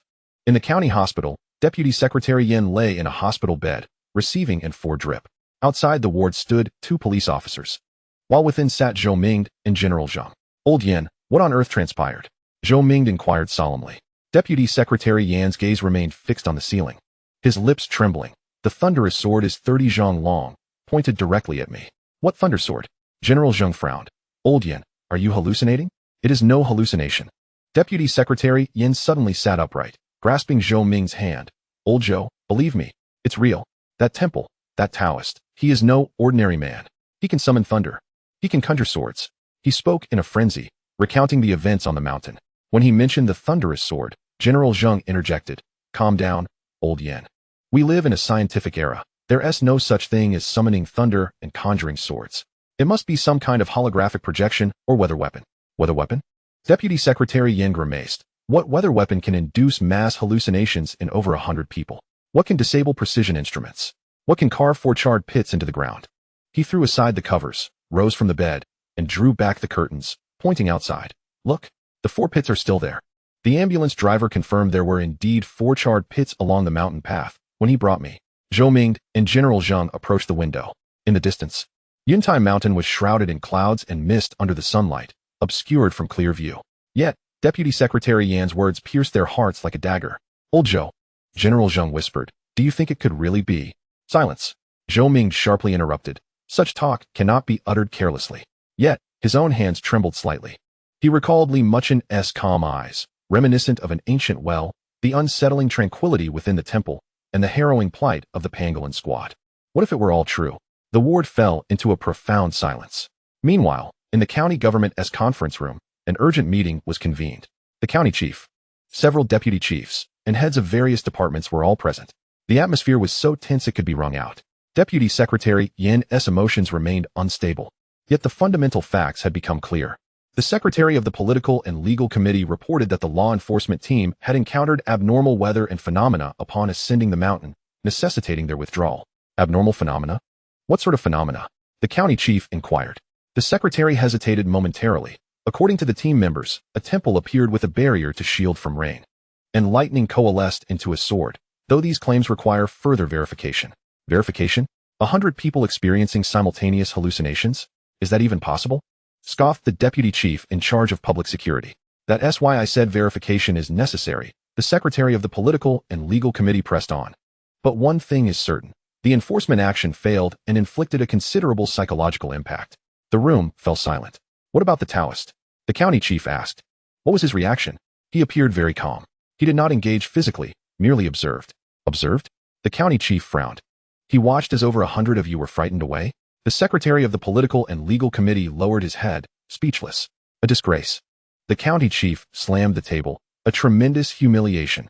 A law enforcement team of over 100, frightened off by a single Taoist. If this gets out, how can Yuntai County hold its head high? The room was engulfed in a chilling silence. Should we continue with development? The county chief surveyed the assembly. Is several billion in investments to be squandered like this? County chief, Zhou Ming finally spoke up. I believe now is not the time to discuss development, but rather how to manage the aftermath. Manage the aftermath? What aftermath? Though we demand confidentiality regarding today's events, we cannot guarantee it will remain contained. Zhou Ming slowly articulated. Once it is leaked, what kind of public outcry will it provoke? How will the higher-ups perceive it? More critically, he paused, lowering his voice. If Li Muchen truly possesses special abilities, what shall we do? This question struck at the very heart of the matter. Everyone fell silent. Indeed, what if those extraordinary phenomena were genuine? What if a Taoist could truly summon thunder and wield swords? What they faced would not merely be obstinate residents, but rather transcendent beings. I propose, Zhou Ming continued, first, to completely seal off all information, with all participants signing confidentiality agreements. Second, to suspend all law enforcement actions directed at Qingfeng Temple. And third, to report to higher authorities and seek guidance. Report to higher authorities? The county head furrowed his brow. What should we report? That we were struck back by a Taoist with lightning? One could state that we encountered inexplicable natural phenomena. Zhou Ming replied. But it is imperative to report. This is no longer a matter that our county can handle alone. The meeting fell silent once more. After a long while, the county head sighed deeply. Let us proceed as old Zhou suggests. The meeting is adjourned. As night deepened, Zhou Ming returned to his office. Yet he left the lights off. He sat in the darkness, gazing at the illuminated county outside, his mind swirling with the descriptions provided by Deputy Secretary Yin during the day. Thunder swords, light shields, and Li Muchen's pair of calm eyes. Suddenly, he recalled his childhood, when his grandfather took him to the temple to light incense. An old monk had patted his head and said, "This child possesses wisdom, but alas, he is born into the mundane world." At the time, he had dismissed it as mere jest. But now, he took out his phone and scrolled to a seldom-dialed number belonging to a friend he had made while studying at the provincial party school, someone from a special department. The call connected. Old Zhou, is there something you need at this late hour? The voice on the other end was alert, clearly awake. Old Wu, I wish to consult about a matter. Zhou Ming carefully considered his words. If I were to say, if one encounters phenomena that cannot be explained by science, which department should be notified? There was a silence on the other end for a few seconds. What kind of phenomena? For instance, controlling the weather? Or other supernatural occurrences? A longer silence followed. Old Zhou, you are in Yuntai County, correct? The other party suddenly inquired. How do you know? More than just knowing. The voice sighed. We have been monitoring it for quite some time. That Li Muchen has a high-level file. Old Zhou, heed my advice. Do not engage with him. He is not someone you can approach. Who exactly is he? I do not know. The other party admitted honestly. We also do not know. But one thing is certain. He is no ordinary Taoist. There are directives from above. Observe, but do not engage. Protect, but do not interfere. Zhou Ming inhaled sharply. Even the provincial special department spoke this way. As for today's events, we will dispatch personnel to handle the aftermath. The voice continued, Old Zhou, remember this matter ends here. There must not be a next time. The call ended. Zhou Ming held his heated phone, sitting motionless in the darkness. Outside the window, towards Yuntai Mountain, the night was thickening. At the mountain peak, a solitary light still shone, faint yet steadfast, as if proclaiming something. Zhou Ming suddenly felt that the understanding he had built over half his life was crumbling that night. There truly existed things in this world that science could not explain. There indeed were transcendent beings. And he had almost become the one to breach the taboo. A profound sense of dread washed over him. He stood up, turned on the light, and retrieved a document from his drawer, the final proposal for developing Qingfeng Temple. He glanced at it, and then picked up a lighter. The flame flickered, The paper curled and turned to ashes. Some money can be earned. Some money, if earned, could cost a life. He understood. Chapter 46, Special Department. Confidential talks at the mountain peak. 3 days after the thunder incident, Yuntai Mountain welcomed a genuine spring rain. The gentle rain washed away the mud on the mountain path and diluted the traces of the four-charred pits. However, the atmosphere in Xianxiaaudiobooks remained eerily tense. Villagers hardly spoke, their eyes darting with the semblance of harboring unspeakable secrets. That afternoon, a black Audi silently entered the village. The car appeared ordinary, bearing a provincial license plate, yet the driver was anything but crew cut, sunglasses, and a straight-back posture, unmistakably a military man. The car stopped at the village entrance, and 3 individuals emerged. The man in the middle, a middle-aged gentleman in his 50s, donned a zhongshan suit, exuding a scholarly demeanor while holding a black umbrella. To his left stood a capable young man in his 30s, carrying a briefcase. To his right was the crew-cut driver, his sharp gaze scanning the surroundings. "Excuse me, is this the road to Qingfeng Temple?" the middle-aged man asked, stopping a villager with a gentle tone. The villager glanced at the 3 men, then at the car, hesitated, and nodded. "Yes, but the abbot has not been receiving guests these days. We have an appointment." The middle-aged man smiled, kindly asking for directions. The villager pointed the way, and the 3 proceeded up the mountain. Their steps were steady, yet their pace was brisk. The fine rain dampened the mountain path, but the trio hardly soiled their shoes. The crew-cut man, in particular, stepped with precision, clearly a trained individual. Upon reaching the halfway mark, the crew-cut man suddenly halted, whispering, "Director, someone is following us." The middle-aged man, referred to as the director, did not turn back. "Pay it no mind. It's merely the curiosity of the villagers. Continue onward." Just before reaching the mountain gate, the rain ceased. Sunlight pierced through the clouds, illuminating the wet stone steps with a shimmering glow. The mountain gate stood open. Muchen was inside, clad in his blue Taoist robe, sweeping fallen leaves with a bamboo broom. Hearing their footsteps, he lifted his head to gaze at the newcomers. His eyes swept over the 3, finally settling on the middle-aged man's face. "Blessings abound." He performed a respectful greeting. Addressing the 3 visitors, "It is a long journey for you, esteemed guests." The middle-aged man returned the courtesy. "Abbot Li, I apologize for the intrusion. My name is Wu Yuanshan, working in the province. These 2 are my colleagues." He did not specify his department, but his demeanor was unmistakable. Muchen nodded slightly. "Wu Qiaoshi, please come in." He led the 3 into the guest room, the same small space where he had previously met Zhou Mingde. The room remained sparse, but today he had deliberately lit incense, the fragrance of King's grass wafting through the air, instilling tranquility. As they took their seats, tea was served. The tea was wild, the water drawn from a well, fragrant and rich. Wu Yuanshan lifted his teacup, inhaling deeply, then taking a sip, a flicker of surprise crossing his eyes. "Excellent tea." "It's merely rustic tea from the mountains. Forgive me," Muchen replied calmly. After the pleasantries, Wu Yuanshan set down his teacup and got straight to the point. "Abbot Li, we are aware of the events from 3 days ago." He did not say he had heard, but rather that he knew. Muchen lifted his gaze to meet his, remaining silent. "Our department specializes in handling certain extraordinary incidents." Wu Yuanshan chose his words carefully. "We have been monitoring Qingfeng Temple for quite some time. From the unusual weather phenomena last winter to the ecological anomalies this spring, culminating in the thunderstorm incident 3 days ago." He paused, observing Muchen's reaction. Muchen remained composed, merely turning his teacup gently. "We are not here to assign blame." Wu Yuanshan continued. "Rather, we come to express our apologies. The local colleagues employed rather crude methods, causing inconvenience to the abbot." This statement was eloquent, but its meaning was clear. "We are here to manage the aftermath, not to investigate."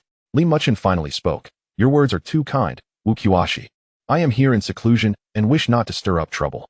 Had it not been for the imminent threat, I would not have intervened." "I understand," Wu Yuanshan nodded. "Hence today's visit is to seek consensus with the abbot. Please, go on." "Firstly, Qingfeng Temple, as a place of religious activity, enjoys complete autonomy. Henceforth, any development, inspection, or management must be preceded by the consent of the temple master. Secondly, we shall provide necessary protection for the personal privacy and safety of the temple master. There shall be no unauthorized probing or surveillance. Thirdly," Wu Yuanshan paused momentarily, stating that if the temple master is willing, he could offer us some consultation and assistance in certain special circumstances. Of course, this is entirely voluntary and would come with appropriate compensation. The 3 conditions grow increasingly sensitive, particularly the third, which tests the waters for potential cooperation. Muchen did not respond immediately. He slowly finished his tea before saying, "I accept the first 2 conditions. The third will depend on the circumstances. Naturally, These would be extraordinary situations. Wu Yuanshan took the briefcase from the young man and produced a document, yet refrained from opening it. For instance, phenomena that defy scientific explanation or incidents that might endanger public safety. He looked at Li Muchen. We know that you are not an ordinary person. This world is far from as tranquil as it appears. There were layers of meaning in his words. Li Muchen's thoughts stirred, his spiritual awareness sweeping across the document, though separated by its cover. He could sense it contained records of anomalous events occurring across the nation, an archaeological team suffering collective amnesia after a tomb was opened, unidentified biological traces discovered in a remote mountain, even data on the concentration of spiritual energy. Indeed, the authorities had long been aware. They understood that the world was changing, that the extraordinary was awakening. I am merely a guardian of the temple, Li Muchen said slowly, disinclined to engage in the worldly tumult. However, should there be matters that threaten the populace, those of the Taoist path are duty-bound to act. There was no commitment made, yet he left room for negotiation. Wu Yuanshan breathed a sigh of relief. This was the attitude he sought, not to interfere proactively, but to cooperate when necessary. That was sufficient. He returned the document to the briefcase, adding, regarding the development of Yuntai Mountain, I will not obstruct it. As long as the tranquility of the mountain is preserved and the temple's practice is undisturbed, they may proceed as they wish, Li Muchen affirmed. Rest assured, Temple Master. Wu Yuanshan replied earnestly, we have already communicated with the county regarding this matter. The development plan for Yuntai Mountain will undergo comprehensive adjustments, prioritizing ecological protection with tourism as a secondary focus. A core protection zone will be designated around Qingfeng Temple, prohibiting any construction. He paused. As for those villagers who signed intention letters, the development company will provide compensation per the contract, but no more coercive actions will be taken. This offered both a way out and tangible benefits. Li Muchen nodded. That sounds excellent. With the matters settled, the atmosphere lightened considerably. Wu Yuanshan then inquired about the temple's history and cultivation methods, to which Li Muchen responded succinctly, yet with depth. As they prepared to part, Wu Yuanshan suddenly asked, Temple Master Li, may I be so bold as to inquire about your cultivation practices? This was a sensitive question. Li Muchen regarded him with a measured gaze, replying coolly, the Tao follows nature. And what realm can that attain? Wu Yuanshan pressed. Li Muchen smiled. Mr. Wu, the realm resides in the heart, not the body. Where the heart holds the Tao, every place is a temple. Where the heart lacks the Tao, even celestial opportunities are in vain. This statement was profoundly enigmatic. Yet Wu Yuanshan grasped its essence. He bowed deeply. I am enlightened. The three men bid farewell and descended the mountain. As they reached the mountainside, the previously silent young man could not contain his curiosity, asking, Director, what do you think his true realm is? Wu Yuanshan turned back, gazing towards the mountain peak. The temple stood tranquil against the sunset, picturesque. I do not know, he said slowly, but one thing is certain, his realm far exceeds our understanding. Should we keep our distance? The young man gestured. No, Wu Yuanshan replied decisively. Such a person should only be befriended, never opposed. Today he can summon thunder and gather swords. Tomorrow, who knows what he might do? We do not know, nor do we wish to know. He paused, his voice growing somber. This world is changing. We need allies, not adversaries. The three descended in silence, the sunset elongating their shadows. Meanwhile, Li Muchen stood beneath the ancient cypress, observing the retreating figures. Within his spiritual awareness, he could distinctly perceive their auras. Wu Yuanshan bore a faint air of authority, a result of prolonged high office. The young man radiated scholarly energy, indicative of a learned individual. The buzz-cut youth exuded a menacing aura, the mark of one who has seen blood. None were ordinary folk, yet neither were they practitioners of the Tao. Special department, he murmured to himself.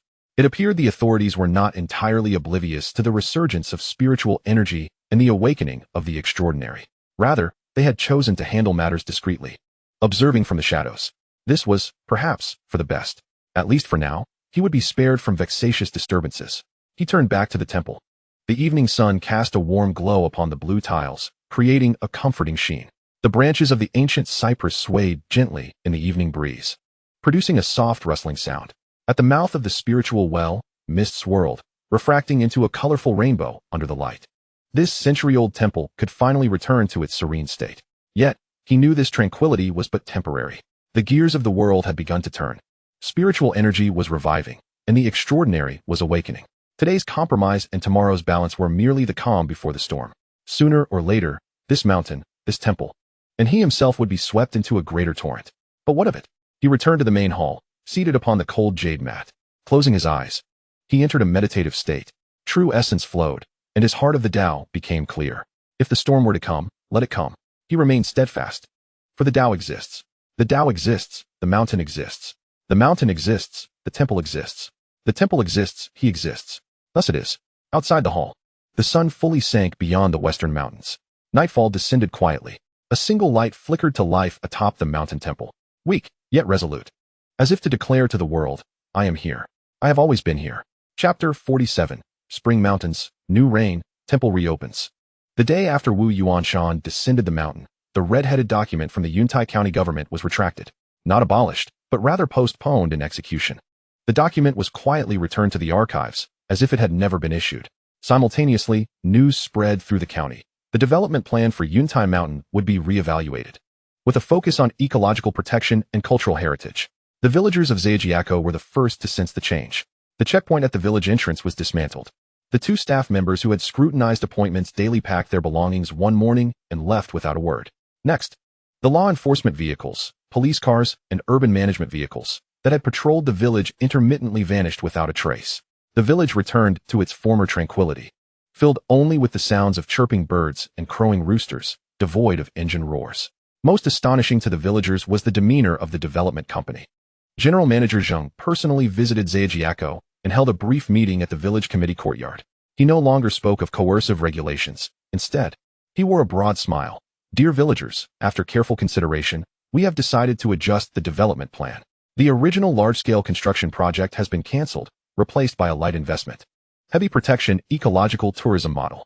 He unfurled the new planning map. No cable cars, no glass-walled visitor centers, only a few ecological pathways and several viewing platforms.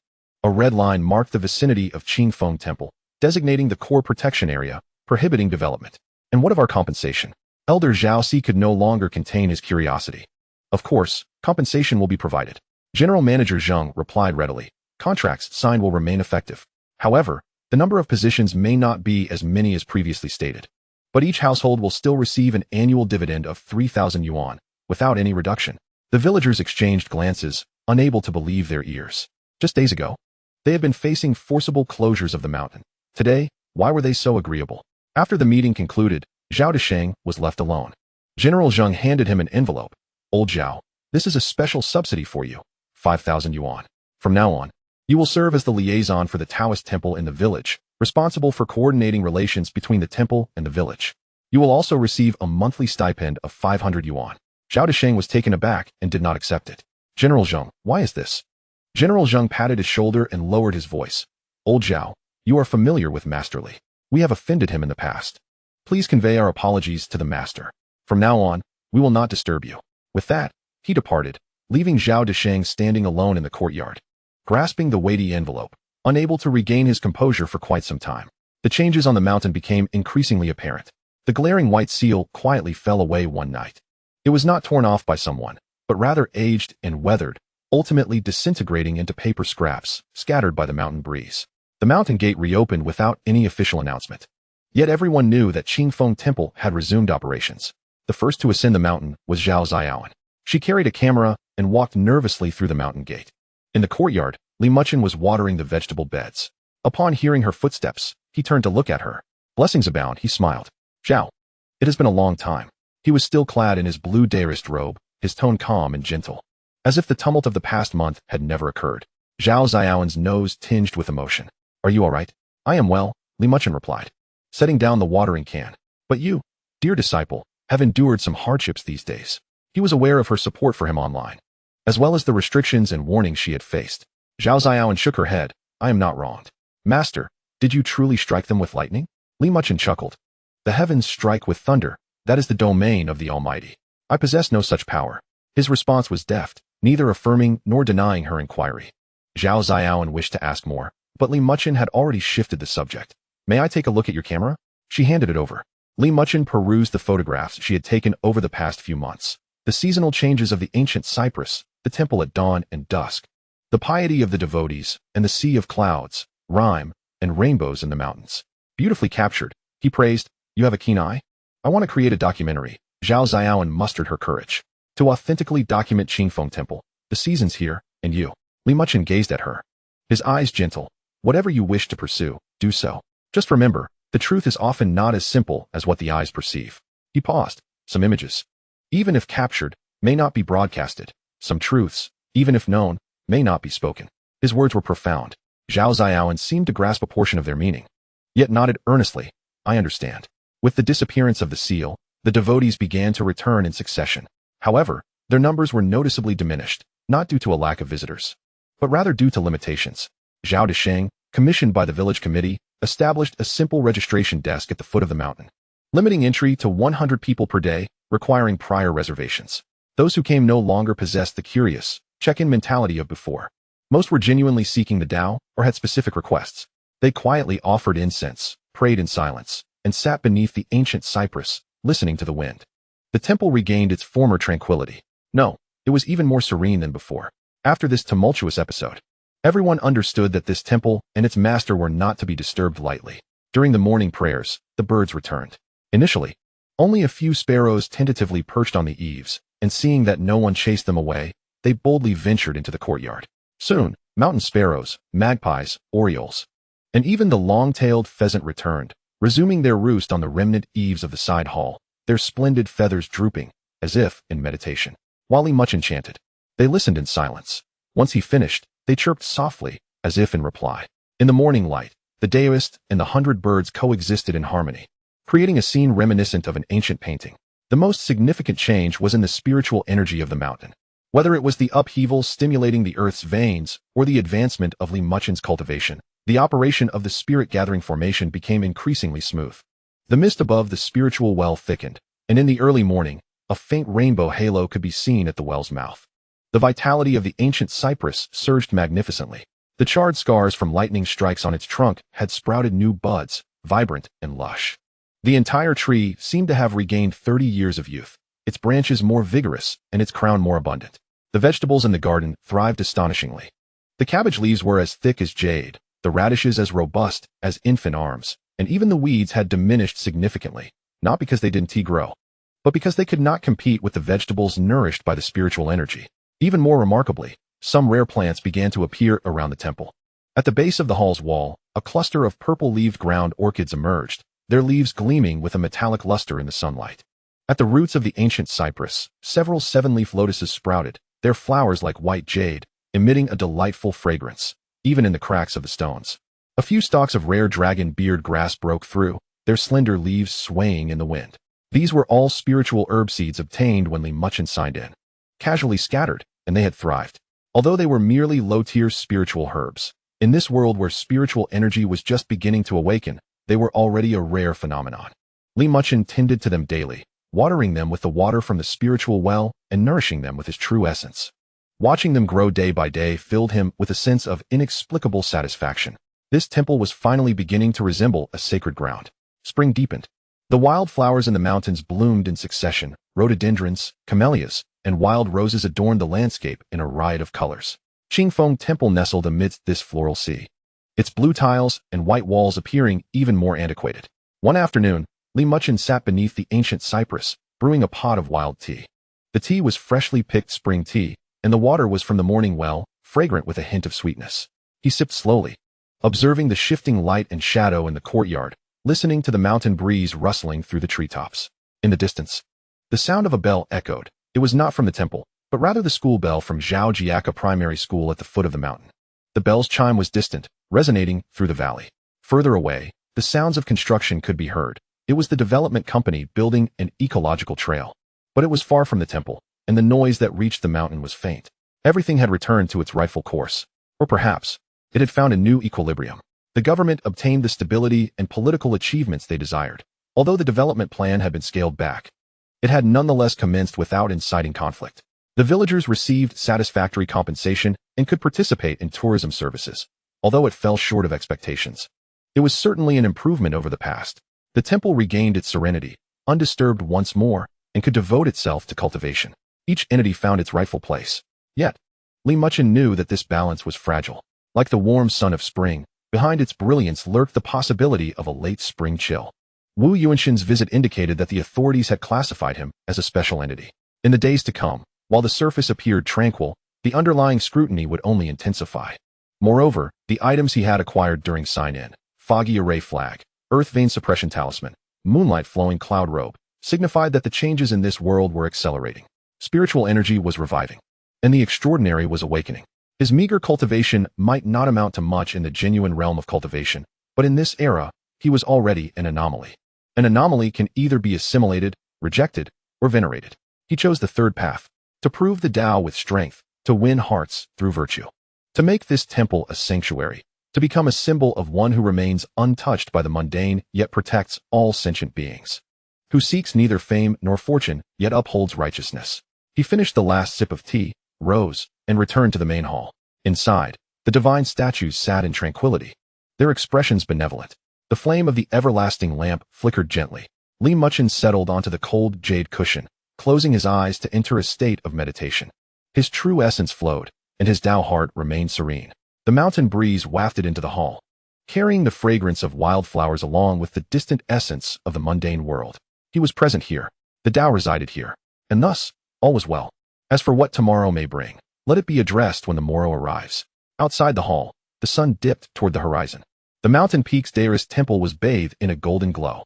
Tranquil and solemn, it stood like a lighthouse at the edge of the mortal realm, illuminating a stretch of mountains and waters, as well as the hearts of certain individuals. As spring rains graced the mountains, all things began to revive. The story of this century-old Daoist temple continued, merely shifting its chapters and rhythms. Yet, its core remained unchanged. The Tao follows nature, embracing tranquility and non-action. Thus it is. Chapter 48. The mortal realm enters the temple, nurturing all silently. In the late spring and early summer, the development of Yuntai Mountain quietly commenced. There were no ribbon-cutting ceremonies, no speeches from leaders. Only a few construction teams discreetly took up residence. They established a camp on a platform 3 miles from Qingfeng Temple, beginning the construction of the first ecological pathway. The workers donned uniform attire, wielding advanced tools with professional precision. Most surprisingly, their construction methods were exceedingly restrained, avoiding explosions and minimizing the use of heavy machinery. Even the excavation of earth was primarily done by hand. Each day after work, they meticulously cleared the site, restoring the vegetation. The villagers of Xianxiaaudiobooks soon realized that these construction teams were entirely different from those they had previously encountered. "Engineer Wang, your progress seems a bit slow," remarked Zhao Laozi during one of his passes. The leading engineer, Wang, adjusted his safety helmet and smiled. "Brother, we are not racing against time. Every tree and stone in this mountain must be handled with care. Slow is not a concern. What we fear is harming the ecology." What astonished the villagers even more was the construction team's attitude toward the temple. They deliberately circumvented all routes that could disturb the temple, even adjusting their working hours, halting work before 9 a.m., after 5 p.m., and during Li Muchen's morning recitation of scriptures. This is a special directive from above. Engineer Wang privately informed Zhao Desheng. "Master Li values tranquility, we must not disrupt it." When Zhao Desheng relayed this to Li Muchen, he merely smiled faintly. It shows thoughtfulness. One day in mid-May, Engineer Wang ascended the mountain accompanied by 2 individuals, not from the construction team, but rather a bespectacled middle-aged designer and a capable project manager. They respectfully awaited at the mountain gate until Li Muchen emerged from the hall. "Master Li, we apologize for the intrusion." Engineer Wang stepped forward to introduce. "This is Engineer Chun from the Provincial Design Institute, and this is Manager Zhang from our project department." Engineer Chun adjusted his glasses and presented a set of blueprints. "Master, we have been commissioned by the development company to undertake a comprehensive renovation of the temple. Here is the preliminary plan for your review." Li Muchen accepted the blueprints, which were meticulously drawn, not merely conceptual renderings, but actual construction plans. Each area requiring repair was clearly marked: the leaking tiles of the main hall, the decayed beams of the side hall, the cracks in the courtyard walls. However, the emphasis was not solely on these repairs. Rather, it lay in the handwritten notes beside the blueprints. Tiles to be replaced with traditional small green tiles, custom-made from Huizhu. Beams and columns to be crafted from aged fir, over 30 years old. Wall bricks to be sourced from old green bricks, as close to the original appearance as possible. All repairs to adhere to the principle of restoring the old as it was, without altering the original structure. The final line of notes drew Li Muchen's attention: electrical system, concealed wiring, national standard flame retardant cables, independent electric meter. Network, fiber optic entry, gigabit bandwidth. Water source, retain the spiritual well, add a filtration system as a backup. All costs to be borne by the project, no need for the master to worry. Manager Zhang interjected. "Master, we do not seek to transform the temple, we merely wish for your comfort. Electricity and internet are basic modern necessities, not detracting from your cultivation. He paused, his tone sincere. We feel quite remorseful for previous matters. Consider this renovation an act of atonement, a token of our goodwill. His words were beautifully articulated, and his posture was humbly low. Muchen regarded the blueprints and then the three earnest individuals before him, remaining silent for a moment. He indeed required the temple's repairs. Over the past 6 months, while he had maintained the building's basic stability through true essence, the structure had still aged. As the rainy season approached, the main hall had begun to leak in several places, and the beams and columns of the side hall had shown signs of decay. As for the electricity and internet, though he practiced Taoism, he was not a hermit. Memories from his past life enlightened him that suitable modern conveniences would not disturb his Tao heart. On the contrary, having electricity would facilitate reading at night, and having internet access would allow him to stay informed of changes in the outside world. Despite his spiritual awareness being limited in scope, blessings abound. He finally nodded. Then I shall trouble you all. However, I have 3 stipulations. Master, please speak. They urged in unison. First, all construction must proceed with my consent and shall not disturb daily cultivation. Second, the temple's original appearance must be preserved. There shall be no additions or alterations to its layout. Third, he turned to the 3, the expenses shall be borne by me. That cannot be. Manager Zhang exclaimed urgently. The company has agreed to cover the costs. Karma cycles. I do not wish to owe anyone a favor. Muchen replied calmly. What is due shall be accounted for. If you refuse to accept, then the renovation shall cease. His words were resolute. The 3 exchanged glances, and ultimately, it was Engineer Chen who spoke. Then let it be at cost price. Material and labor costs will be reimbursed as incurred, without any profit margin. Muchen then nodded. That sounds quite agreeable. The renovation project commenced on a bright morning. Only 8 workers arrived, each a seasoned craftsman. They moved about quietly, speaking in hushed tones. Their tools were the most traditional, planes, saws, and tile knives, with electric tools being used sparingly. Muchen observed them over the course of several days. These craftsmen indeed exhibited professionalism. When replacing tiles, they first carefully removed the old ones, cleaned the rafters, and then laid new tiles piece by piece. The interlocking of tiles and the fullness of the mortar joints adhered strictly to ancient methods. The replacement of beams and columns was even more meticulous. The new beams had been air-dried for over half a year before being transported up the mountain, ensuring the moisture content was just right. During installation, not a single iron nail was used. Everything was joined through mortise and tenon joints, fitting seamlessly.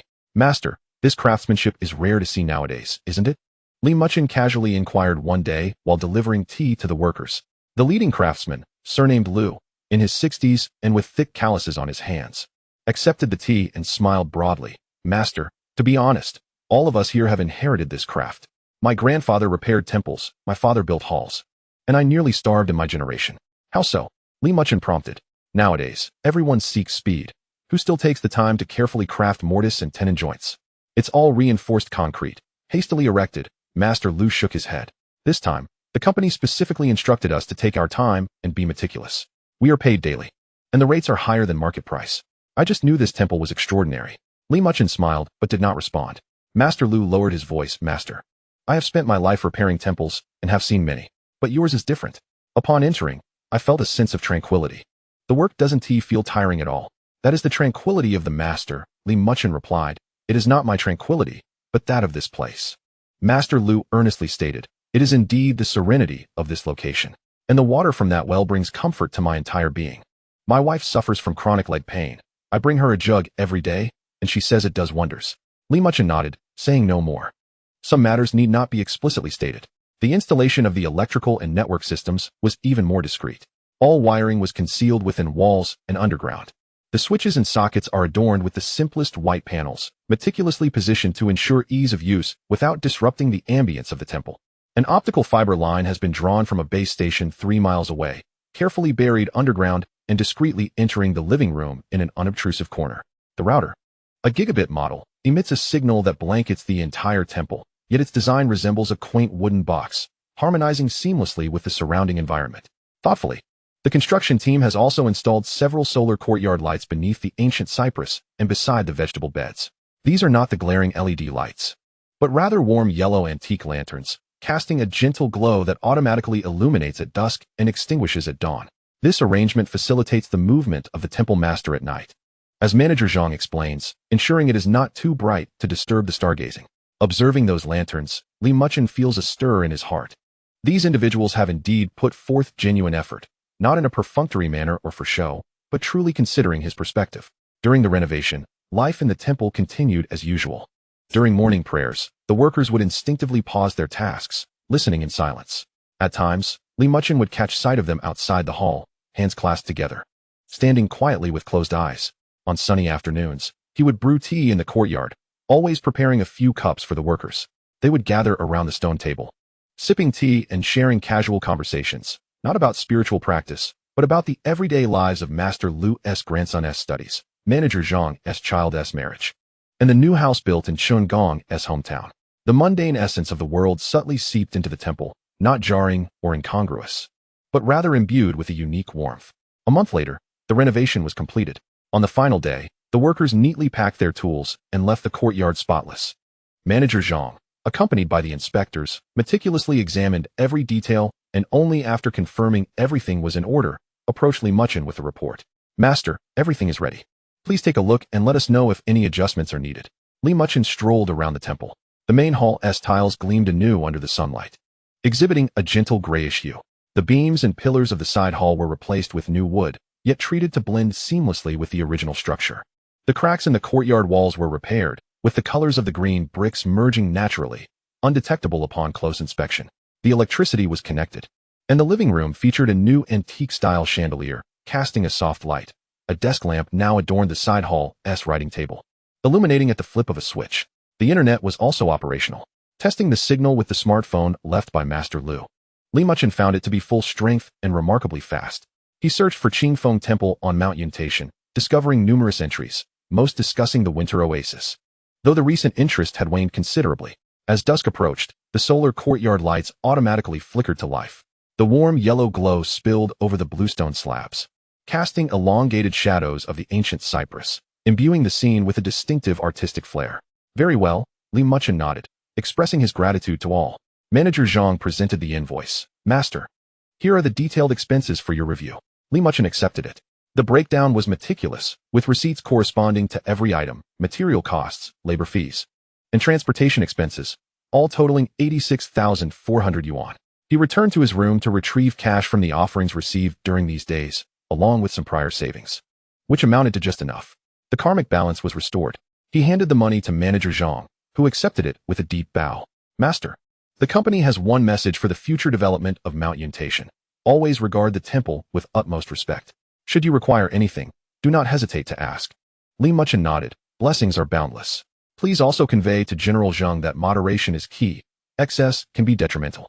The spiritual essence of Mount Yuntation must flow gently. I will certainly convey that. The workers descended the mountain, and tranquility returned to the temple. Yet, this tranquility felt different from before. With electricity, internet, and a few warm lights, the conveniences of the mundane world quietly fused into this serene space, without tainting its purity. Muchen sat beneath the ancient cypress, watching the sun dip below the horizon. The courtyard lights gradually illuminated, their warm glow blending with the twilight. In the distance, the lights of Xianxiaco at the mountain's foot twinkled. Even farther away, on the newly constructed ecological path, night wanderers moved, their flashlight beams flickering amidst the trees. Everything was changing. Yet, the temple remained. The ancient cypress stood tall, and the spiritual spring continued to flow. He remained, and that was enough. He rose and walked towards the main hall. Inside, the light from the electric lamps streamed through the window, casting a long shadow of him. The mundane world entered the temple, nurturing it silently. Chapter 49. The foundation is complete, the pinnacle in sight. The renovated temple welcomed its first sweltering summer. The ancient cypress spread its canopy of green shade, shielding the heat of summer from intrusion. The solar courtyard lights, during the day, quietly absorbed sunlight, and at night, radiated a gentle glow, attracting numerous fireflies to dance at the edges of their luminescence.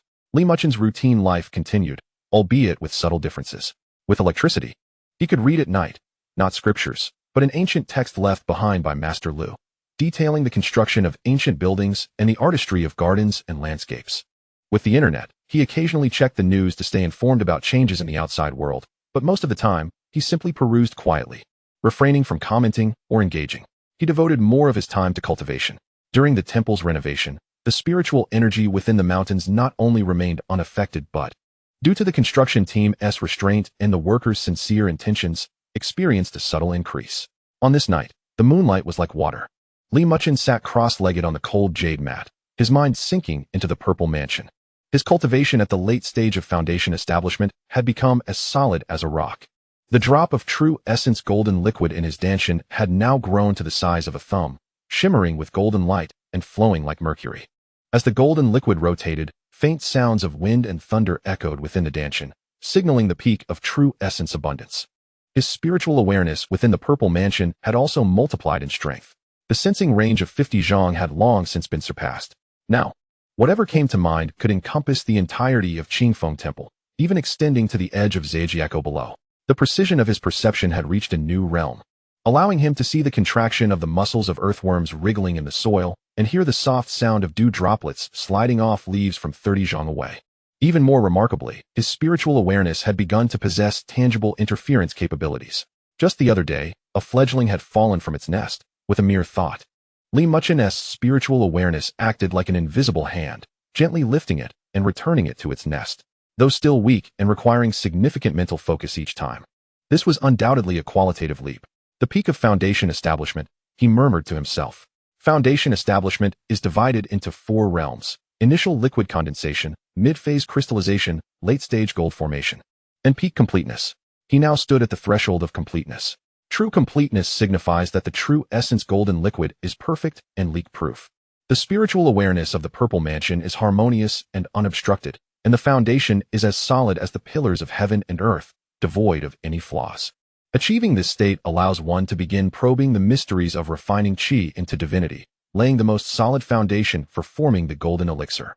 However, this step is also the most arduous one. It requires not only the accumulation of true essence, but also the refinement of one's mindset and the comprehension of the Tao. Li Muchen closed his eyes and operated the supreme clarity purple mansion return to origin true solution. The true essence golden liquid began to accelerate its rotation. Initially, it flowed like a gentle stream, gradually surging like a mighty river, ultimately resembling the roaring waves of an ocean, creating a tempest within the dantian. Each rotation of the golden liquid unleashed immense energy, cleansing his limbs and bones, refining his meridians and skeleton. The cooling essence of the cold jade mat firmly supported his spirit, allowing him to maintain absolute clarity amid this high-intensity operation. The spiritual awareness within the purple mansion also moved in tandem. The core of spiritual awareness, that cluster of light, began to collapse inward, condensing. It wasn't shrinking, but rather becoming denser and purer.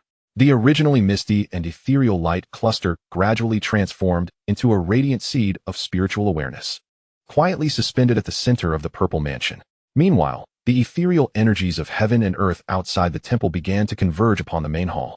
This phenomenon was not due to the allure of a spirit-gathering formation, but rather the gravitational pull generated by Li Muchen's own breakthrough in cultivation. The spiritual essence flowed like rivers returning to the sea, seeping through the hall's doors, window frames, and the cracks in the tiles, intertwining with his body. The ancient cypress sensed this transformation. This tree, which had lived for 3 centuries, swayed its branches and leaves without wind, emanating a rich aura of verdant wood. Merging with the gathered spiritual energy, becoming even more refined and easier to absorb. Within the spiritual well, the water rippled gently, its surface shimmering with a rainbow-hued halo. This was the awakening of the water spirit's energy, transforming into a mist that rose, nourishing the entire temple. In the courtyard, the spirit herbs, purple-leaved ground orchids, 7-leaf lotuses, and dragon beard grass, stretched their leaves under the moonlight, inhaling this rare spiritual opportunity. In an instant, the temple became the vortex of spiritual energy. Fortunately, it was already deep into the night, and no one noticed. Li Muchen was wholly immersed in his breakthrough. He beheld the transformation of the golden liquid of true essence within his dantian, that droplet spun at high speed, beginning to collapse inward. It did not shrink in size, but became denser and heavier. Drop by drop, the originally thumb-sized golden liquid condensed to the size of a mung bean before halting. Yet its weight did not diminish. Rather, it felt even more burdensome. This tiny droplet seemed to carry the weight of 1,000 jun, pressing down at the center of the dantian, imparting a sense of heaviness to the entire area. This was the first step in solidifying true essence. The next step was the harmonious fusion of the purple palace. The seed of spiritual consciousness began to radiate brilliance. This light did not burst forth outward but instead shone inward. The radiance rippled like waves, and with each wave, the spiritual consciousness became purer and more transparent. Those distracting thoughts, impurities, and seeds of inner demons melted away like ice and snow under the illumination of this light. Muchen felt his mind clearer than ever before. It was as if a dusty, ancient mirror had been meticulously polished, finally reflecting the true world. He saw his foundational path, a pillar of light reaching to the heavens and the earth, standing firm as a mountain, resplendent as the sun. Mysterious patterns of the Tao flowed around the pillar. The imprint of the supreme clarity purple palace returned to origin true explanation, as well as the culmination of his 6 months of cultivation. Surrounding the pillar were strands of golden willpower. The sincere prayers of the devotees transformed into nourishment for his foundational path under the illumination of virtuous light. Deeper still, a pale blue root extended from the base of this foundational path, deeply embedding itself into the earth beneath, connecting with the spiritual veins of Yuntai Mountain. This was the effect of the earth vein talisman, a testament to his connection with this land. Such realizations dawned upon him. Cultivation is not solely about oneself. It is also about connecting with heaven and earth, resonating with all living things. The temple, the ancient cypress, the spiritual well, the mountain's spiritual veins, the villagers below, and the distant devotees. All of these were integral parts of his cultivation. He was not practicing in isolation, but within a vast ecological system. This ecosystem nourished him, and in turn, he would nurture it. This is the profound truth of the Tao's natural order. As his understanding deepened, the pillar of foundational path, light, suddenly brightened. True essence golden liquid, the seed of spiritual consciousness, the will of virtuous power, and the connection to the earth veins, all elements harmoniously intertwined at that moment. A perfect unity. A true wholeness. Without leaks, without obstructions, without flaws. The pinnacle of foundation building, accomplished. Muchen slowly opened his eyes. A fleeting glimmer of golden light flashed within his gaze, then receded, transforming into an even deeper shade of black. His entire demeanor underwent yet another metamorphosis. If before he resembled tranquil deep waters, now he was akin to an oceanic abyss, serene on the surface, yet vast and profound beneath. He rose and walked outside the hall. The moonlight poured down like water, cascading over him. The moonlit robe responded to its master's breakthrough, manifesting on its own. The moon-white fabric shimmered with a gentle luster under the moonlight, and the cloud patterns on the robe appeared to come to life, flowing slowly in rhythm with his breath. Muchen's thoughts stirred slightly. Without gesturing or chanting incantations, he simply raised his hand. A boulder of green stone, half a person's height, silently levitated 10 zhang away. Suspended in midair, the stone weighed over 1,000 pounds, yet under his spiritual consciousness's control, it felt as light as a feather. He gently curled his finger. The stone began to spin, faster and faster, until it transformed into a blurred gray shadow. The wind generated by the rotation sent leaves swirling in the courtyard. Yet, strangely, there was no sound. Not a whisper could be heard. This was not mere telekinesis. It was a meticulous interference of reality by his spiritual consciousness, controlling even the vibrations of the air. Muchen retracted his hand. The green stone descended slowly, gently touching the ground without stirring up a speck of dust. He felt the immense power within him, sensed the dazzling seed of spiritual consciousness in the purple palace, and the droplet of true essence golden liquid in his dantian. Heavy as a mountain, the pinnacle of foundation building. He was but one step away from the golden elixir. However, this final step might be more challenging than all the preceding ones combined. The golden elixir represents a qualitative transformation of life, a transcendent starting point. It requires not only cultivation but also opportunity, insight, and tribulation. He gazed at the night sky. The stars were sparse, and the moonlight was cold. In the distance, a faint rumble of thunder could be heard, not the thunder of heaven, but the summer's distant rumble rolling across the mountains. Muchen's lips curled into a slight smile. Tribulation? Let it come. He returned to the hall, standing before the repaired offering table. On the table, the flame of the everlasting lamp burned quietly. Beneath the lamp, the clay statue of the deity sat serenely in the dim light, its features benevolent. After half a year of nourishing with incense and willpower, the statue's spirituality had grown significantly. Muchen could sense the nascent awareness within the clay figure slowly and steadily developing. He settled into a cross-legged position, entering meditation once more. The pinnacle of foundation building was merely the beginning. The path ahead remained long. Yet, having chosen this path, he would walk it unwaveringly. He would traverse through the ages and endure until the seas ran dry and the stones crumbled. He would reach the end of the Tao. Outside the hall, the eastern sky began to brighten. A new day was dawning. The temple awakened in the morning light. The ancient cypress shook off the night dew. The spiritual well glimmered faintly, and the vegetables in the garden unfurled their leaves. Everything appeared as usual. Yet, it was also different. for the person within the temple had taken another significant step forward. A great stride. Chapter 50. Seeking help. Speaking of the supernatural. In July at Yuntai Mountain, the cicadas sang as if boiling. Zhao Ziaoan and Li Xiu reached the final step of the stone staircase at 3 o'clock in the afternoon. Both donned casual t-shirts and shorts, carrying small backpacks, their foreheads glistening with fine beads of sweat after a grueling 4-hour trek from the provincial city to Zhejiakou and then up the mountain. This is it. Zhao Ziaoan pointed at the open mountain gate, her voice tinged with a barely perceptible tension. Li Xiu paused, looking up. The ancient cypress towered, lush and verdant. The temple, with its blue tiles and white walls, appeared particularly ancient and serene under the afternoon sun, in stark contrast to her imagined bustling, popular temple. This place was so quiet that one could hear the wind, the birds, and the faint chanting of scriptures. So tranquil, she murmured. The abbot prefers peace, Zhao Ziaoan explained. Now there are daily visitor limits. Fewer people come, which adds to its charm. The two entered through the mountain gate. The scene within the courtyard momentarily left Li Xiu speechless.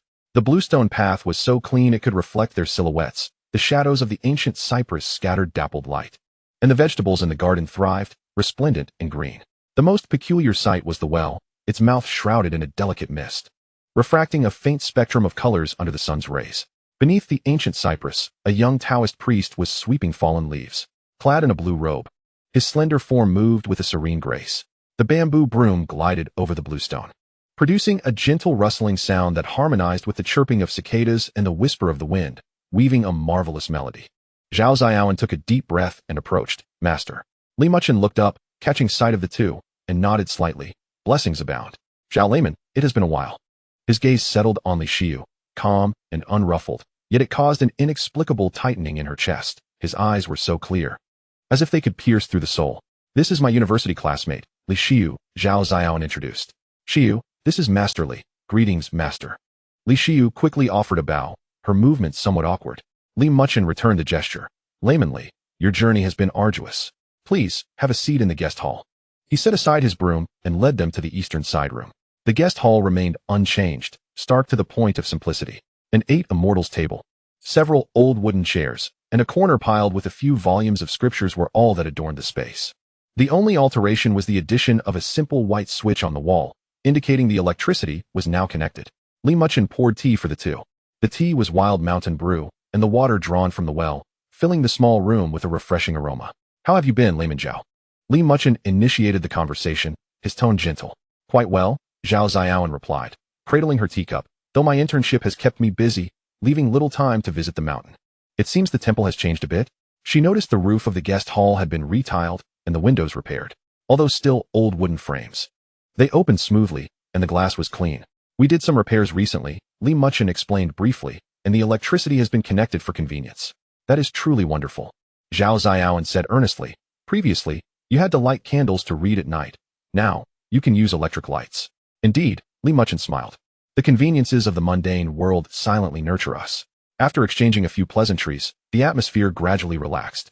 However, Li Xiu remained somewhat distracted, holding her teacup with a wandering gaze, hesitating to speak several times. Zhao Ziaoan noticed and finally broached the matter at hand. Master, we actually have something we wish to ask for your assistance with. Li Muchen turned his attention to her. Layman Zhao, please do not hesitate to speak. It's not me. It's Xiu. Zhao Ziaoan gestured towards her friend. Xiu, you should tell the master yourself. Li Xiu set down her teacup, inhaling deeply as if steeling herself. Master. Her voice trembled. My cousin is in trouble. Li Muchen regarded her silently, allowing her to continue without interruption. Her name is Lin Xiao. She is 17 and attends the provincial experimental high school. Li Xiu's words quickened. A month ago, she and a few classmates played a game called Pin Spirit at school. Her voice noticeably quivered at the mention of the game. Li Muchen's expression became slightly more serious. That very night, something happened, Li Xiu continued. First, she had nightmares, claiming a woman in red was staring at her. Then, she began sleepwalking. One night she got up in the middle of the night and started talking to the air in the living room, frightening the entire family. She paused, her complexion paling. Later, bruises began to appear on her body, on her wrists and neck, as if someone had grasped her. But she was alone in her room, and all the doors and windows were securely locked. Have you taken her to the hospital? Li Muchen inquired. Yes, Li Xiu replied with a bitter smile. The best hospital in the province. We consulted both the neurology and psychology departments. All the tests came back normal, and the psychiatrist suggested it might be stress from her studies. They prescribed medication, but it was ineffective and only seemed to worsen her condition. Her voice began to choke with emotion. In the past week, she has seemed like a different person. During the day, she is fine, but at night, her eyes are vacant. Her voice has changed, sounding like an old woman. She speaks in words we cannot understand, as if in some dialect. Zhao Xiaoan took her hand, offering a gentle comfort. Li Muchen remained silent for a moment before asking, "Have you sought help from anyone?" "We have." Li Xiu wiped her eyes. "My aunt believes in this sort of thing and has had several masters consulted. Some performed rituals, others drew talismans and burned paper. The most expensive one charged 30,000, claiming to be a disciple of Long Hushan. And the result? At first, it seemed to help a bit. Xiao could remain calm for a day or two." Li Xiu shook her head, but she quickly relapsed, and each time it became worse. The last master, after performing a ritual, ended up in the hospital the next day, suffering from heart palpitations. Since then, no one has dared to help. She lifted her gaze to Li Muchen, her eyes red-rimmed. "Master, I never believed in this before. I studied journalism, valuing scientific evidence.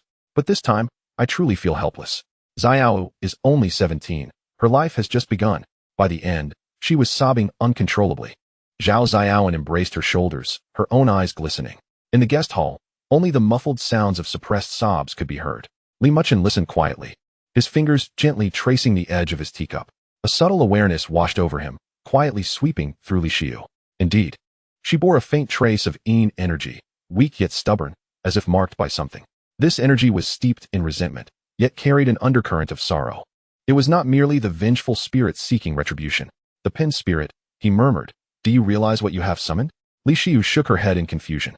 "The so-called Pen spirit is, in fact, a medium for spiritual communication," Li Muchen explained slowly, "using the pen as a conduit and the heart as a guide to bridge the realms of yin and yang. If it were merely a game, without sincerity or malice, most often what is summoned are just wandering souls, playing briefly before dispersing." He paused, his tone turning grave. "However, if circumstances align, or if someone deliberately guides the summoning, what may be called forth could be a deeply resentful soul, unable to let go." "What about Xiao?" Li Xiu's voice quavered. "I need to see her in person." Li Muchen rose. "Where is she now?" "At home in the provincial city." Li Xiu replied hastily. "Master, would you be willing to descend the mountain?" "To save a life is akin to extinguishing a fire." Li Muchen nodded. "But we must prepare a few things. You shall rest here tonight, and we will depart early tomorrow morning." Li Xiu was overwhelmed with joy, nearly kneeling in gratitude, only to be stopped by Li Muchen. "There is no need for such formality," he said calmly. "In Taoism, we speak of fate and karma. Your arrival today signifies the convergence of those forces." In the evening, Zhao Xiaoan guided Li Xiu around the temple. As the sun dipped below the horizon, the ancient cypress was gilded with golden edges, and the courtyard lights automatically illuminated, casting a warm yellow glow on the bluestone slabs. Li Xiu observed it all, her fear gradually subsiding. "Xiaoan," she asked softly, "do you really think the master can save Xiao?" Zhao Xiaoan paused for a moment. "I do not know, but I know the master possesses true skill." She recounted her experiences from the past 6 months. The winter oasis, the myriad birds paying homage, the light shield during the torrential rain, and the whispers of rumors that lingered in the air. Li Xiu listened intently. "Thus, I believe in him," Zhao Xiaoan concluded. "If even the master cannot save Xiao, then perhaps no one in this world can." Night fell. The two were assigned to a guest room in the side hall, a newly renovated space that, while simple, was clean and tidy. It had electric lights, outlets, and even Wi-Fi. Li Xiu lay in bed, tossing and turning, unable to find sleep. Outside the window, the mountain winds howled, and the pines rustled. She recalled Xiao's vacant gaze, the incomprehensible ancient words, and the strange bruises on her wrists. Fear surged once more. Just then, she faintly heard the sound of chanting. It did not emanate from the main hall, but seemed to resonate directly within her mind. The voice was serene and clear, each word carrying an unusual rhythm that gradually calmed her racing heart. Was it the master reciting scriptures? She did not know, but amidst that chanting, she finally succumbed to a deep slumber. In the main hall, Li Muchen sat cross-legged on a cold jade cushion. He did not recite any scriptures, merely organizing his thoughts. The game of Pen Fairy, the possession of the girl, and the failure of the master, all pointed to a singular possibility. The entity that had taken control was not an ordinary vengeful spirit. Within his consciousness, the faint trace of yin energy sensed emanating from Li Xiu was gradually being refined by true essence. During the refining process, he captured fragmented pieces of information, embroidered shoes, an ancient well, a jade pendant, and a long, lingering sigh, a century's worth of resentment. He opened his eyes, gazing out at the night beyond the hall. The moonlight poured like water, bathing the courtyard in its glow. Tomorrow, he would descend the mountain and re-enter the mortal realm to resolve grievances and karma. This was his first trial after reaching the pinnacle of foundation establishment, and it marked the true beginning of his journey of cultivation in this era. Rising, he approached the offering table. On the table, the clay statue of the deity sat quietly in the candlelight. At that moment, as if sensing his thoughts, a faint, ethereal light began to emanate from the statue. "Do you also believe I should go?" Muchen spoke softly. The statue remained silent. Only the candle flame flickered gently. He smiled slightly and turned back to his seat, closing his eyes to enter a state of tranquility. The true essence circulated, and his Tao heart became clear. Chapter 51, Entering the Mortal Realm. The next morning, as dawn broke, Muchen changed out of his moonlight flowing clouds robe and rummaged through his trunk for a somewhat worn Taoist robe.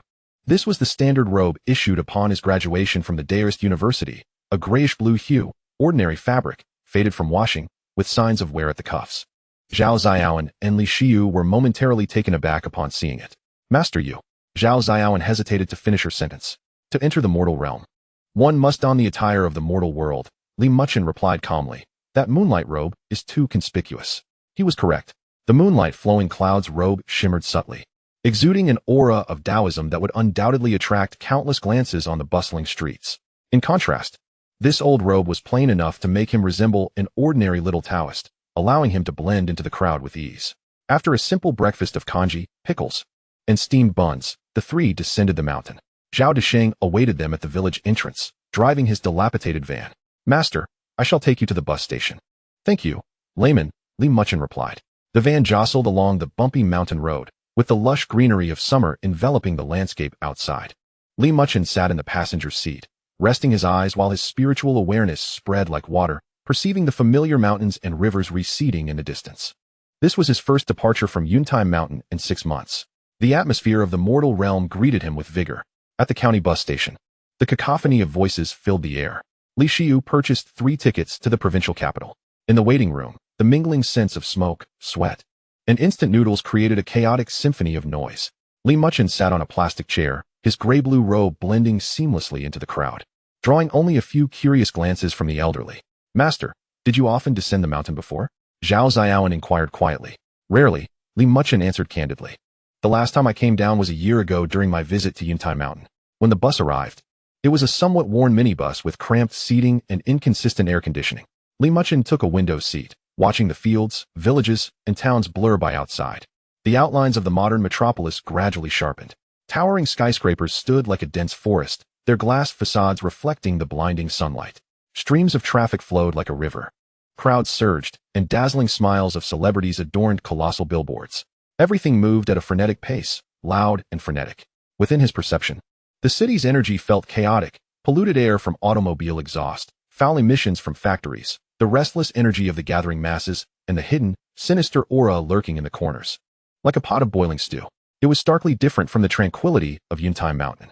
"We have arrived," Li Xiu said softly. The bus pulled into the provincial bus station at noon. A vehicle awaited them at the exit, a sleek black Mercedes-Benz S-Class, driven by a middle-aged man in uniform. Upon spotting Li Xiu, he respectfully bowed. "Miss Biao, Uncle Wang, this is Li Guanzu, whom I invited," Li Xiu introduced. The driver assessed Muchen with a flicker of doubt in his eyes.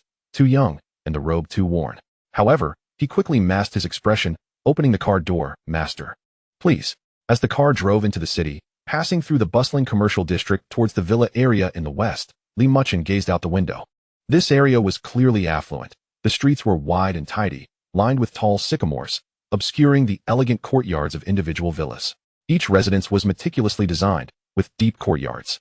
The car halted before a villa styled in traditional Chinese architecture, white walls and green tiles, with eaves curving upward, and a crimson main gate tightly shut.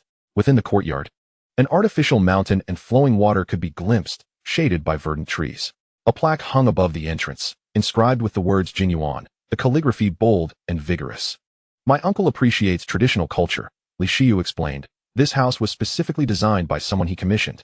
The driver pressed the doorbell. After a moment, the gate slowly opened. A man in his 50s, dressed in a traditional Chinese top, stood at the entrance. His demeanor was refined, yet his brow bore the weight of exhaustion. He was Lin Xiao's father, Lin Wenyuan, a history professor at the provincial university. "Xiu has arrived." Lin Wenyuan managed a strained smile. his gaze falling upon Li Muchen. Momentarily startled. "Who is this?" "Uncle, this is Li Guanzu from Qingfeng Temple on Yuntai Mountain," Li Xiu hurriedly introduced. "Master, may you be blessed with infinite fortune." Li Muchen returned the greeting. Lin Wen reciprocated the gesture, his demeanor polite, yet distant. "Master, it must have been a long journey for you. Please come inside." Crossing the threshold, they encountered a decorative screen engraved with mountain and water motifs. After navigating around the screen, the courtyard opened up before them. Spacious and laid with blue stone, featuring a stone fish pond in the center where koi swam leisurely. The main building was a 3-story traditional Chinese pavilion, adorned with intricately carved doors and windows, exuding an air of antiquity and elegance. However, as soon as Li Muchen stepped into the courtyard, his brow furrowed slightly. Within his spiritual awareness, something felt amiss with the atmosphere of this villa. On the surface, it appeared prosperous and peaceful. Yet beneath lay a chilling aura that coursed through the space, not emanating from any particular room, but saturating the entire structure as if it had been marinated in something sinister for far too long. "Master, please follow me," Lin Wenyuan gestured. They traversed the courtyard and entered the main hall. The hall was furnished with redwood furniture, showcasing porcelain, jade artifacts, and ancient texts on the display shelves.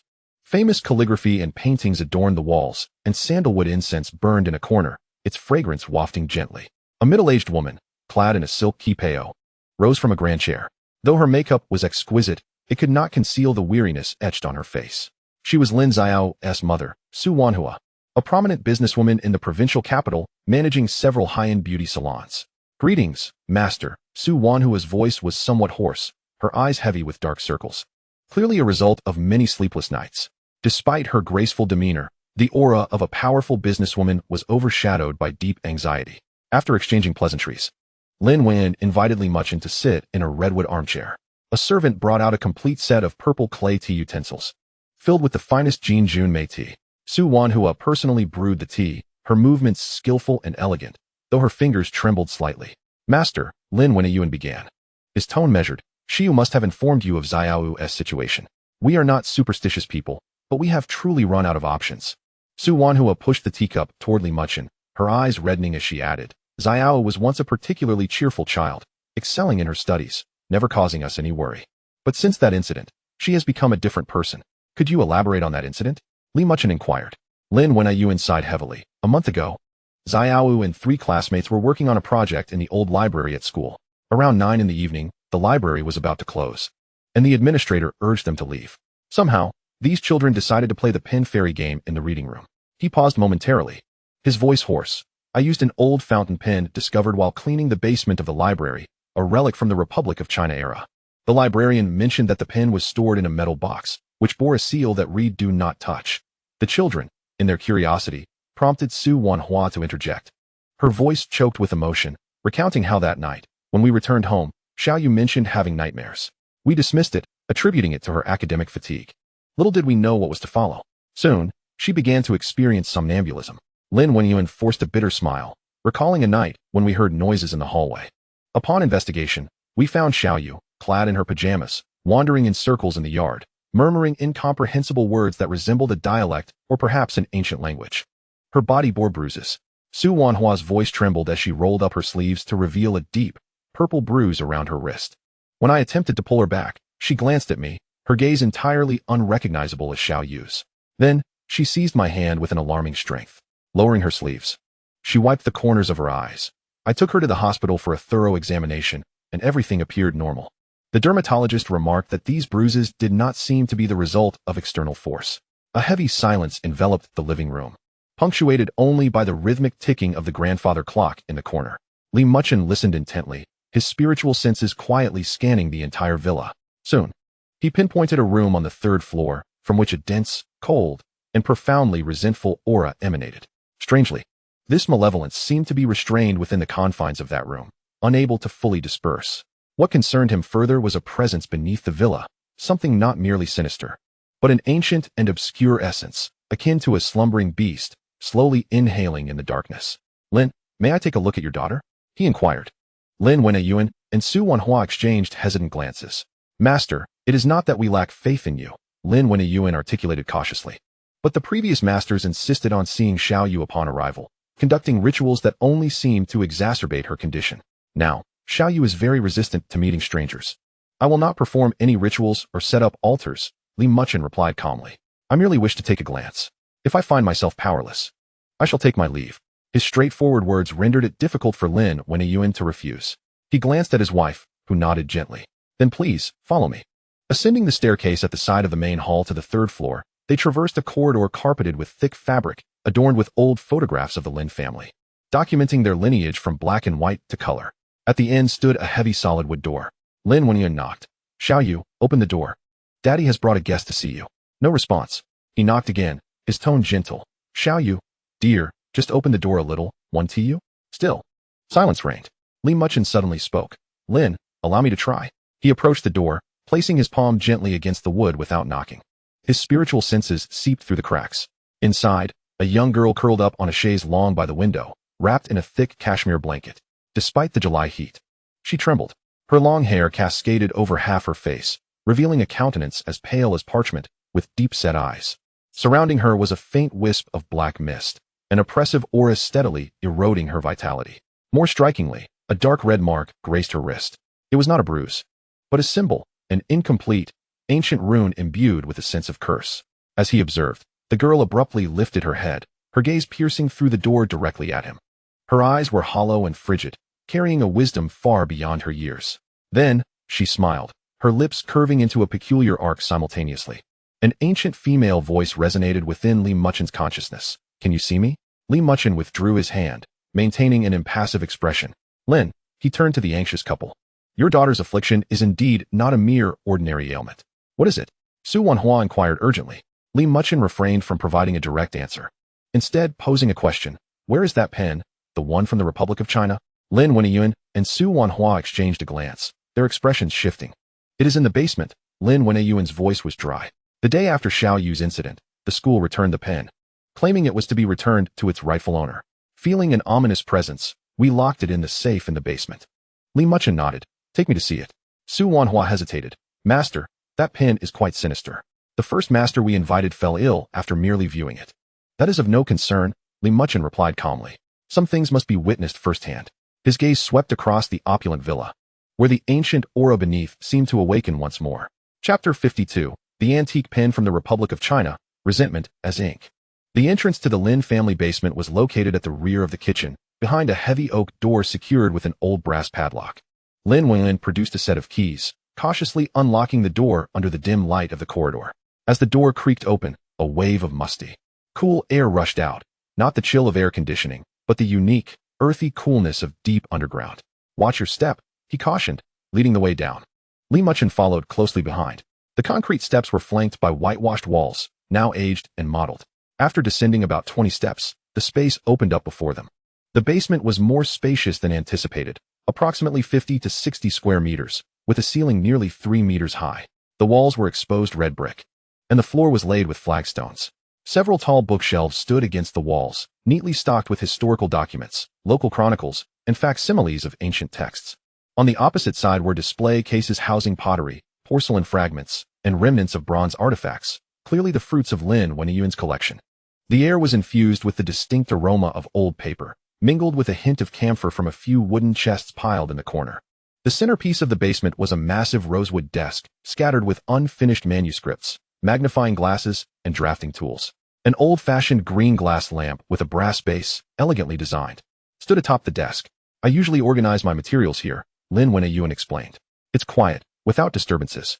His gaze involuntarily drifted to the far end of the basement, where an old-fashioned dark green safe stood, half a person's height, rusted and peeling, revealing dark red iron beneath. The pen is inside that. Su Wanhua's voice echoed from the staircase. She dared not descend fully, remaining on the last few steps, her complexion pale. Li Muchen approached the safe. His spiritual senses expanded, enveloping the entire basement in an instant. The energy here was remarkably pure, so pure it felt unnatural. The malevolent energies, impurities, and contaminants seemed repelled by some force, leaving behind an almost vacuum-like purity. Only around the safe coiled a faint, almost imperceptible black mist, not malevolent, but a concentrated form of resentment, thick enough to be tangible. The key, Lin Wenyuan offered a small copper key, his fingers trembling slightly. Li Muchen accepted the key but did not unlock it immediately. He extended his hand, hovering just above the surface of the safe. As his essence circulated, His spiritual senses coalesced. The scene within the safe gradually became clear. Inside lay no valuable items, only a small box of zitten wood, roughly the size of a palm, adorned with intricate lotus vine carvings on its lid. Around the box, a thick, impenetrable darkness pervaded, its essence alive as it writhed and shifted, sometimes coalescing, other times dispersing. More disturbingly, flickers of light danced within the blackness, as if an unspoken, silent film were being projected. Muchen glimpsed fleeting fragments, a pallid hand grasping a dark red fountain pen, inscribing delicate, yet trembling characters onto yellowed stationery. The paper was torn to shreds, fluttering down like snowflakes. A well, darkness, and a descent into an interminable, frigid void. These ephemeral images carried an overwhelming emotional weight, despair, resentment, unwillingness, and a hint of elusive affection. Observer? Lin Wenyuan softly prompted, noticing Muchen's prolonged stillness. Muchen withdrew his hand and inserted the key into the lock. A soft click resonated as the lock yielded. He pulled open the heavy cabinet door, and the black mist surged forth like a long-caged beast, not rushing towards Muchen, but rather spreading throughout the basement. In an instant, the temperature plummeted, beads of moisture forming on the walls, and the air became infused with a faint, elusive scent of ink. Not the chemical aroma of modern ink, but rather the ancient fragrance of pine soot ink mingled with musk and born of ice. The rosewood box lay quietly within the cabinet. The surface of the box, adorned with intricate carvings of entwined lotus blossoms, seemed to come alive in the dim light. Petals unfurling gently, leaves swaying ever so slightly. Of course, this was merely an illusion wrought by resentment. Muchen reached for the wooden box. It felt chilling to the touch, not a mere coolness, but a penetrating coldness that seeped into the very marrow. The box was surprisingly light, almost as if it contained no metal pen within. He lifted the lid. Inside, faded crimson velvet lined the interior, and nestled in the central recess lay a fountain pen. Its body was a dark red, a material that resembled neither jade nor wood, with natural grain patterns as fine as strands of hair.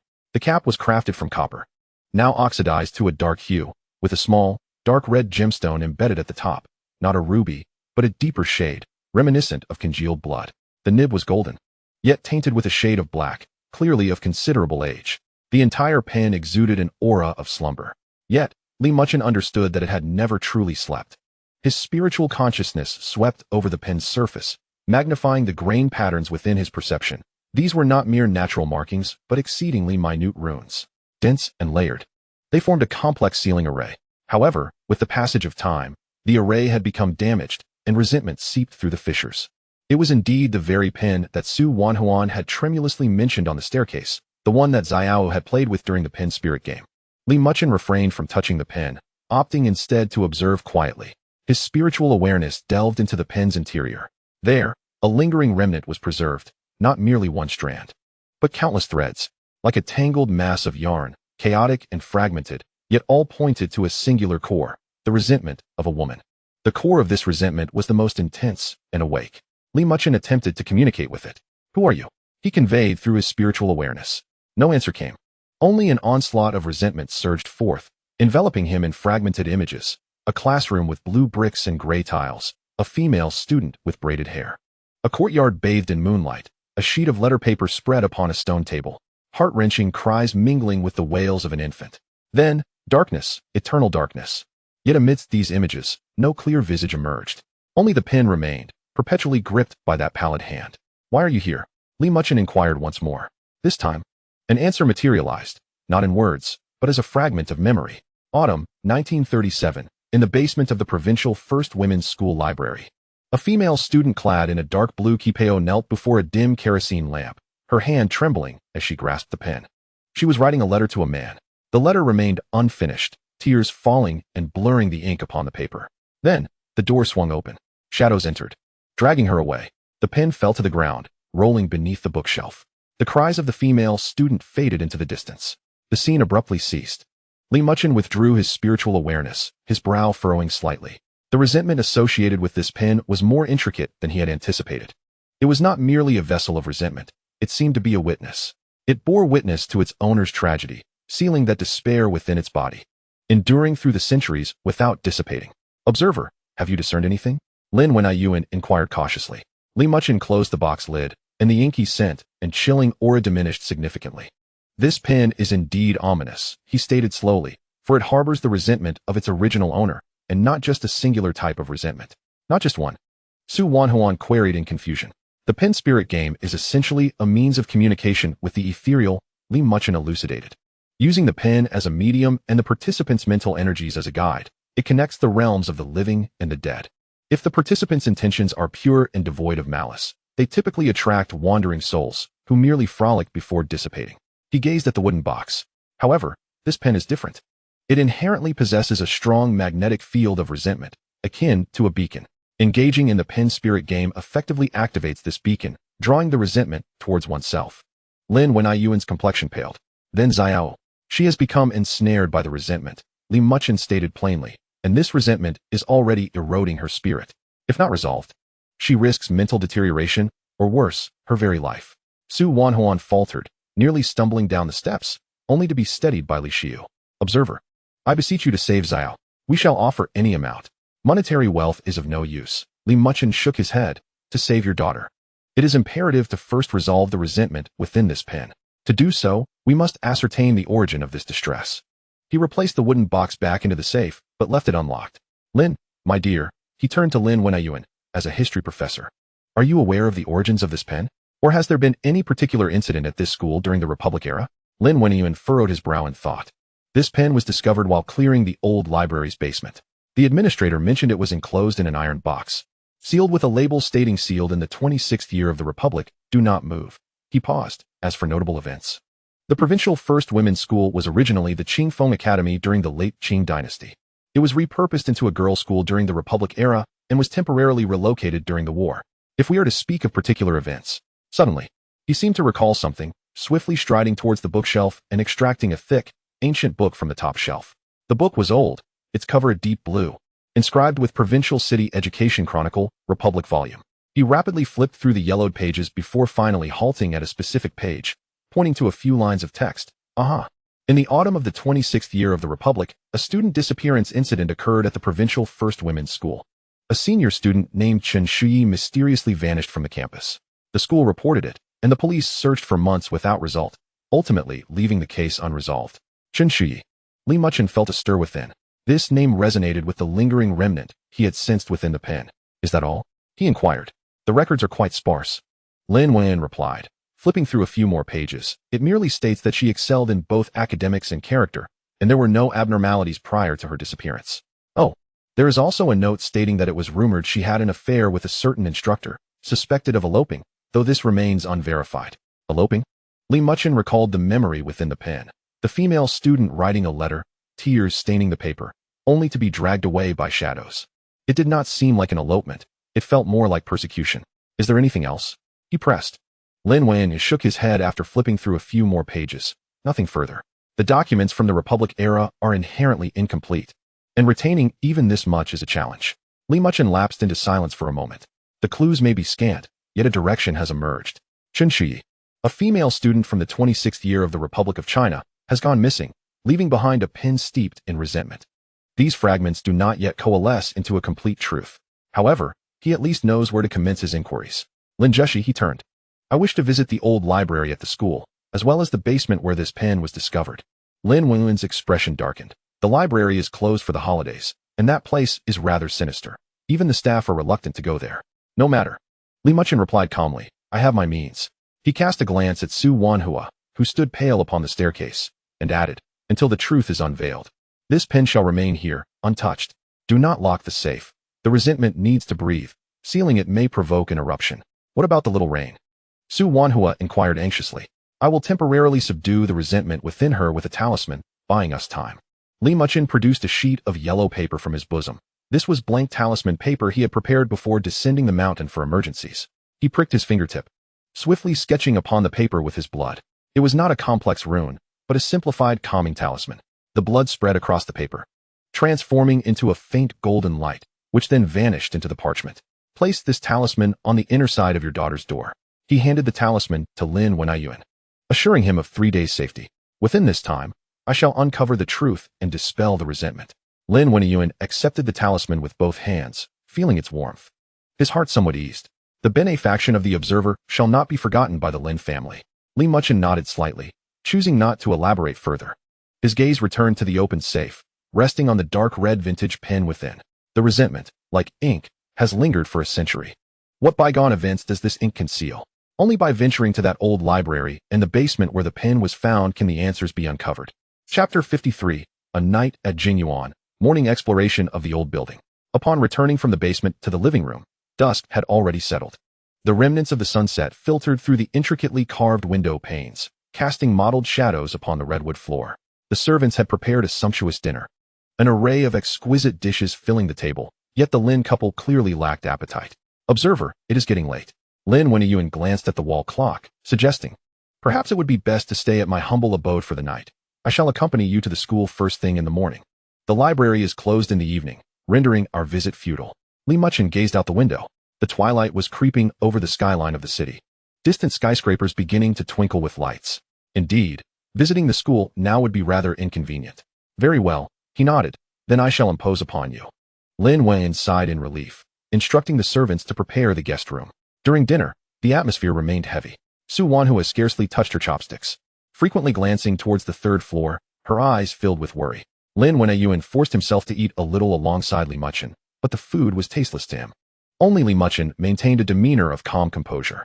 He ate slowly, savoring each bite with an unusual rhythm, as if no matter the gravity of the situation before him, it could not intrude upon this meal.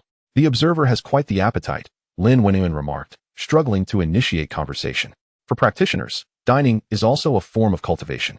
Li Muchen set down his chopsticks, his mind present in the moment, not dwelling on the past or fretting about the future. Though this statement seemed ordinary, it stirred something within Lin Wenyuan.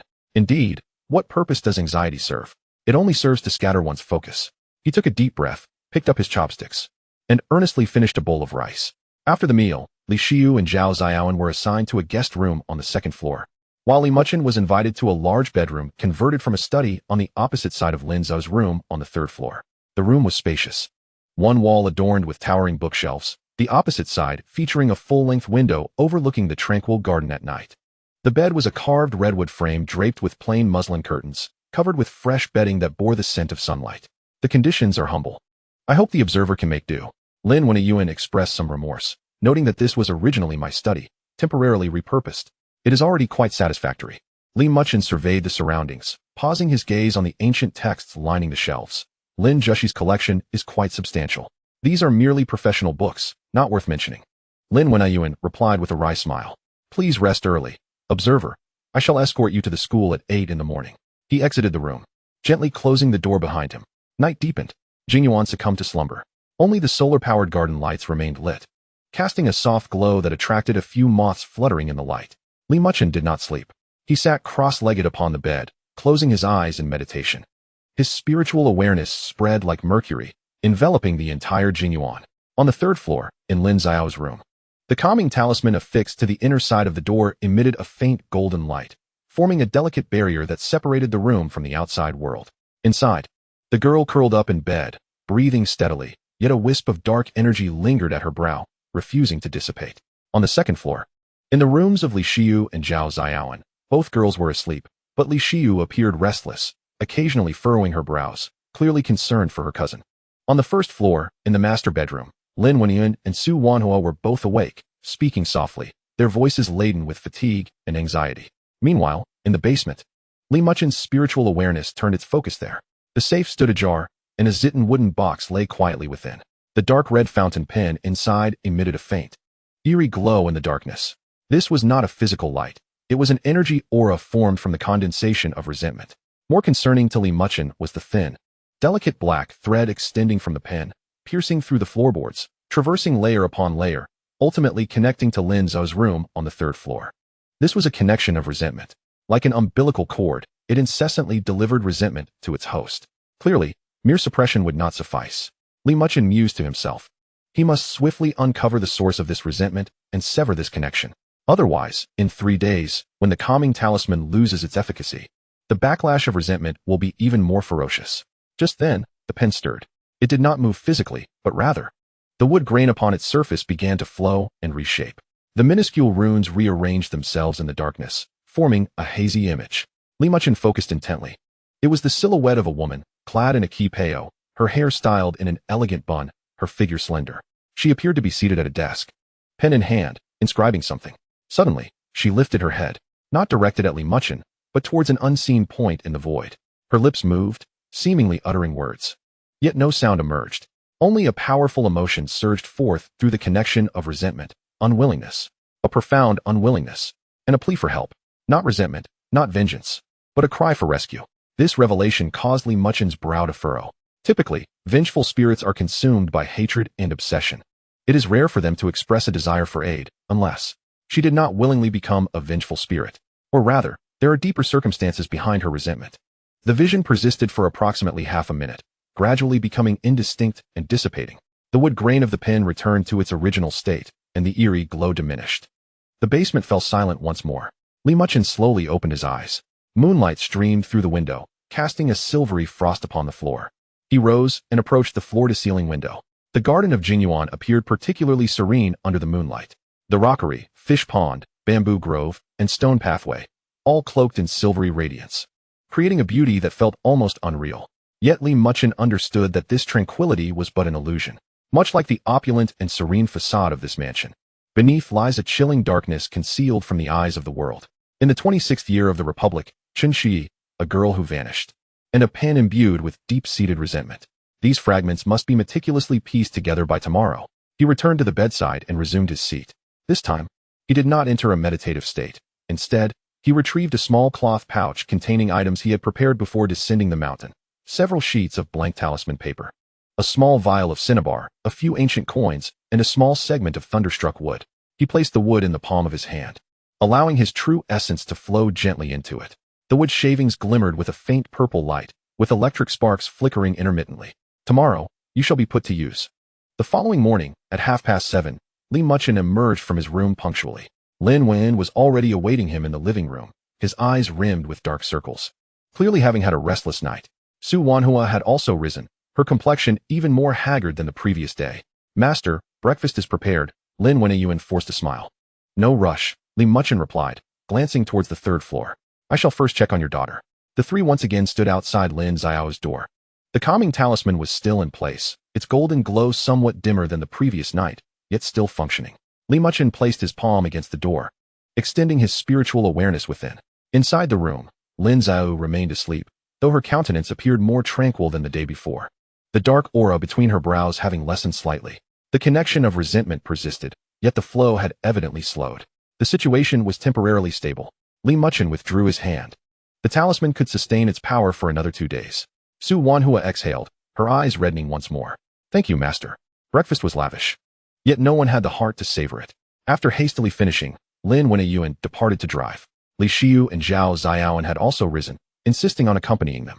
Li Muchen did not oppose the addition of 2 more individuals, believing they might provide unexpected assistance. The black Mercedes glided out of Jingyuan, merging into the morning rush hour traffic.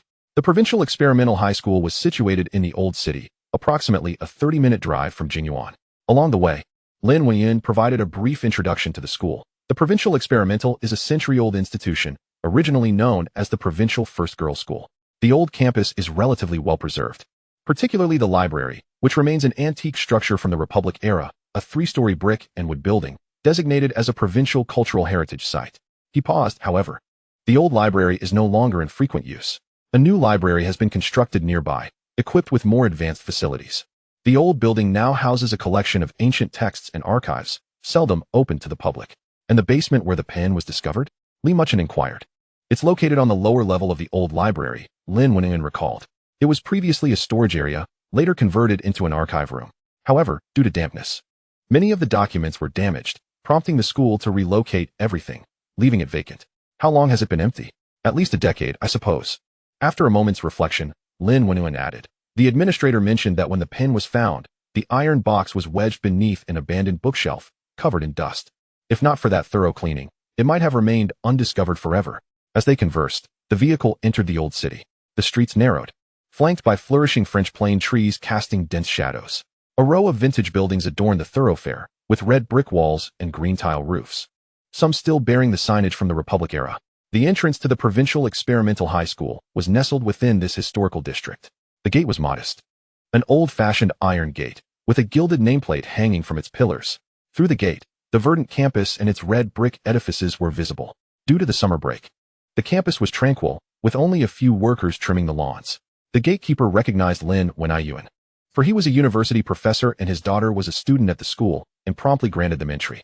The car glided slowly through the campus. That is the old library, Lin Wenyuan indicated ahead. A three-story red brick building stood quietly deep within the campus. The structure showcased a typical blend of Eastern and Western architectural styles, featuring a grand Chinese roof and Western-style arched doors and windows, its walls adorned with climbing ivy. Vibrant with greenery. In front of the building lay a small courtyard with several aged locust trees, beneath which stood a stone tablet inscribed, "Site of the Provincial First Girls' School Library, established in the 12th year of the Republic." The car halted in front of the building. The group disembarked, standing in the shade of the locust trees. The July sunlight filtered through the gaps in the leaves, casting mottled patterns upon the ground. A breeze rustled the leaves, bringing a rare sense of coolness. Yet Li Muchen's perception was strikingly different. Within his spiritual awareness, the energy emanating from the old building was profound, not heavy with malevolence, but rather imbued with a sense of historical gravitas, thick and weathered, as if it bore witness to countless memories of the past. And amidst these memories lingered an inescapable sorrow. The administrator should be inside. Lin Wenyuan glanced at his watch. I had informed him we would arrive this morning. He led the way to the library's main entrance. The door was a substantial wooden one, painted a dark red, with a brass doorknob polished to a shine. The door was not locked, merely ajar, as Lin Wenyuan gently pushed it open. Creak. The old hinges emitted a prolonged groan. The air was filled with the distinctive scent of aged paper, mingled with a faint mustiness. Inside was a spacious hall, sunlight streaming through tall, arched windows, illuminating the motes of dust dancing in the air. The hall was lined with rows of vintage oak bookshelves, neatly stocked with books, mostly thread-bound tomes and old hardcover editions. The floor was wooden, echoing with a resonant thud underfoot. At the center of the hall stood a circular service desk, behind which an elderly gentleman sat, wearing reading glasses and engrossed in a newspaper. Upon hearing footsteps, the old man looked up. "Professor Lin, welcome." He set down the newspaper and stood up. This was a man in his 60s, his hair a mix of gray and white, dressed in a faded blue work uniform. His demeanor kind, yet with a hint of wariness in his gaze. "Master Zhang, I apologize for the trouble." Lin Wenyuan stepped forward to shake hands. "This is Master Li, whom I have invited to inspect the basement." Master Zhang's gaze lingered on Li Muchen for a moment, particularly drawn to the gray-blue robe, his brow furrowing slightly. "Professor Lin, it's not that I'm unwilling to assist. It's just that the basement is rather ominous. After the last cleaning, several workers fell ill upon returning home. The school has instructed us not to descend unless absolutely necessary. We only wish to take a look, and we promise not to disturb anything inside," Lin Wenyuan assured him. "Moreover, this concerns my daughter." Master Zhang sighed. "I am aware of Xiao's situation. That child very well, follow me. But let it be clear, we can only observe. Not touch anything within." He retrieved a set of keys from beneath the service desk and led the way to a discreet door on the west side of the hall. This door, painted the same color as the wall, was nearly imperceptible to the untrained eye. Master Zhang unlocked the door, revealing a cement staircase descending into darkness. "There's no light down there. The bulb has been broken for quite some time." He handed over a flashlight. "Be careful." The staircase was steep, the light dim. Li Muchen took the flashlight and descended first. The sound of their footsteps echoed hollowly in the narrow staircase, reverberating with an eerie resonance. As they descended, the temperature dropped further, not the chill of air conditioning, but the damp, cold of the earth's depths. There lingered a faint scent of ink, reminiscent of what he had encountered the previous day in the basement of Jingyuan. Li Muchen paused slightly. Within his spiritual awareness, the concentration of resentment below was even greater than that of the Jingyuan basement. Moreover, it was not merely one pen's resentment. It seemed that more secrets lay hidden there. He tightened his grip on the thunderstruck wood and pressed onward. The truth awaited them below. Chapter 54. In the depths of the old mansion, the ink fragrance whispers. The air in the basement was damp and oppressive. The beam of the flashlight sliced through the darkness, illuminating a rusted iron door at the end of a narrow staircase. Slightly ajar, with a more intense ink aroma seeping through the crack, mingled with the scent of decaying old paper. Li Muchen gently pushed the iron door open. Creak. The sound of the door hinge scraping against its frame was particularly jarring in the profound silence. The flashlight's beam swept inside, revealing a room of approximately 30 square meters. The walls were bare red bricks, with cobwebs hanging in the corners. The floor was cement, coated with a thin layer of dust, with disordered footprints indicating recent visitors. Several abandoned wooden bookshelves leaned against the walls, some already collapsed, their planks scattered across the floor. In the center of the room lay a few dilapidated wooden boxes, their lids ajar, stuffed with yellowing papers, old ledgers, and tattered notebooks. In the innermost part of the room, against the wall, stood an empty iron rack. Beneath it was a distinctly square impression, the dust less thick than elsewhere. Clearly the recent resting place of an object. That was where the iron box had been placed. Master Zhang stood at the staircase, hesitating to descend completely, his voice echoing from above. It was discovered beneath the rack during the last cleanup. The box is not large, about this wide. He gestured with his hand, indicating a size of roughly 20 centimeters. Li Muchen stepped into the room, his spiritual awareness spreading like mercury, instantly enveloping every corner. Resentment. A dense, almost tangible resentment flowed slowly through the air. It was not a singular essence, but a melange of countless emotions, despair, unwillingness, fear, and a profound attachment. All these resentments seemed to converge towards a singular origin. He approached the empty iron rack, crouched down, and lightly touched the ground. Beneath the dust, on the cement floor, there was an extremely faint residual energy. Not resentment, but a trace of a seal. A broken seal. Master Zhang, he inquired. Was there anything affixed to the box when it was discovered? Master Zhang pondered for a moment. There seemed to be a yellow paper with writing on it, but it had become blurred over the years due to moisture. The workers didn't pay it any mind and tore it off, discarding it. Indeed, Li Muchen understood in his heart. That pen had been sealed there. The purpose of the seal was not to suppress resentment, but to protect, to safeguard it from discovery, to preserve the memories it contained from being forgotten. And the game of pen fairy had inadvertently shattered the seal, releasing the resentment. Was anything else discovered besides the box? He asked. Anything else? Master Zhang recalled. There were a few old diaries that were also placed in the box. However, they had been too severely damaged by moisture. They fell apart upon touch. The workers collected the fragments and sent them to the Lin family. Lin Wenyuan nodded. Yes, those fragments are at my home. I tried to piece them together, but they were too fragmented to reconstruct the complete content. Li Muchen stood up, the flashlight S-beam slowly traversing the room. The light swept across the walls, the bookshelves, and the broken wooden boxes. Suddenly, his gaze halted on the wall in the northeast corner of the room. There. The color of the mortar between the bricks seemed different from the rest. He approached, reaching out to touch the wall. The surface was cold to the touch. The mortar was filled with old-fashioned lime, but one area was noticeably newer in color, albeit aged, yet clearly more recent compared to the surroundings. This area has been patched later? He inquired. Master Zhang leaned in for a closer look and shook his head. I don't know. I've been in charge here for only 10 years, and Haven Tea touched the walls. Li Muchen pressed his palm against the wall, slowly infusing it with his vital energy. His spiritual awareness seeped into the mortar. Behind the wall, it was solid, but deeper within. At a depth of about half a meter, there was a hollow space. Not large, roughly the size of a shoebox. It seemed something was placed within the hollow. Do you have any tools? Li Muchen asked. Master Zhang hesitated for a moment, then turned to head upstairs, returning shortly with a small hammer and chisel, evidently repair tools. Li Muchen accepted the tools, but did not act immediately. He first employed his spiritual awareness to carefully inspect the area around the hollow, confirming there was no danger before raising the hammer to gently tap the wall. Thud, thud, thud. The sound reverberated in the silent basement. Zhao Ziaoan and Li Shiyu watched anxiously, while Lin Wenyuan held his breath. After several strikes, the newer mortar began to loosen and crumble away, revealing the old red bricks within. Though aged, their construction was clearly different, with larger mortar gaps. Li Muchen cautiously pried at the bricks with the chisel. 1 brick. 2 bricks. 3 bricks. A hole approximately 20 centimeters square appeared in the wall. The flashlight's beam illuminated the interior. Indeed, there was a small space inside. In that space lay a package wrapped in oiled paper. The paper had yellowed and become brittle, its edges frayed, revealing a dark red object within. Li Muchen reached out, carefully extracting the package. It was very light.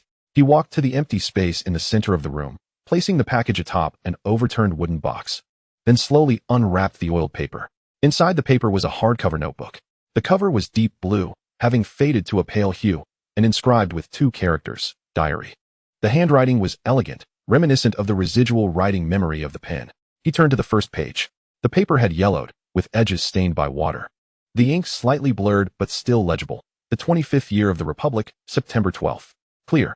Today I entered school at the provincial First Girls High School. The campus is beautiful, especially the library, which is quite elegant.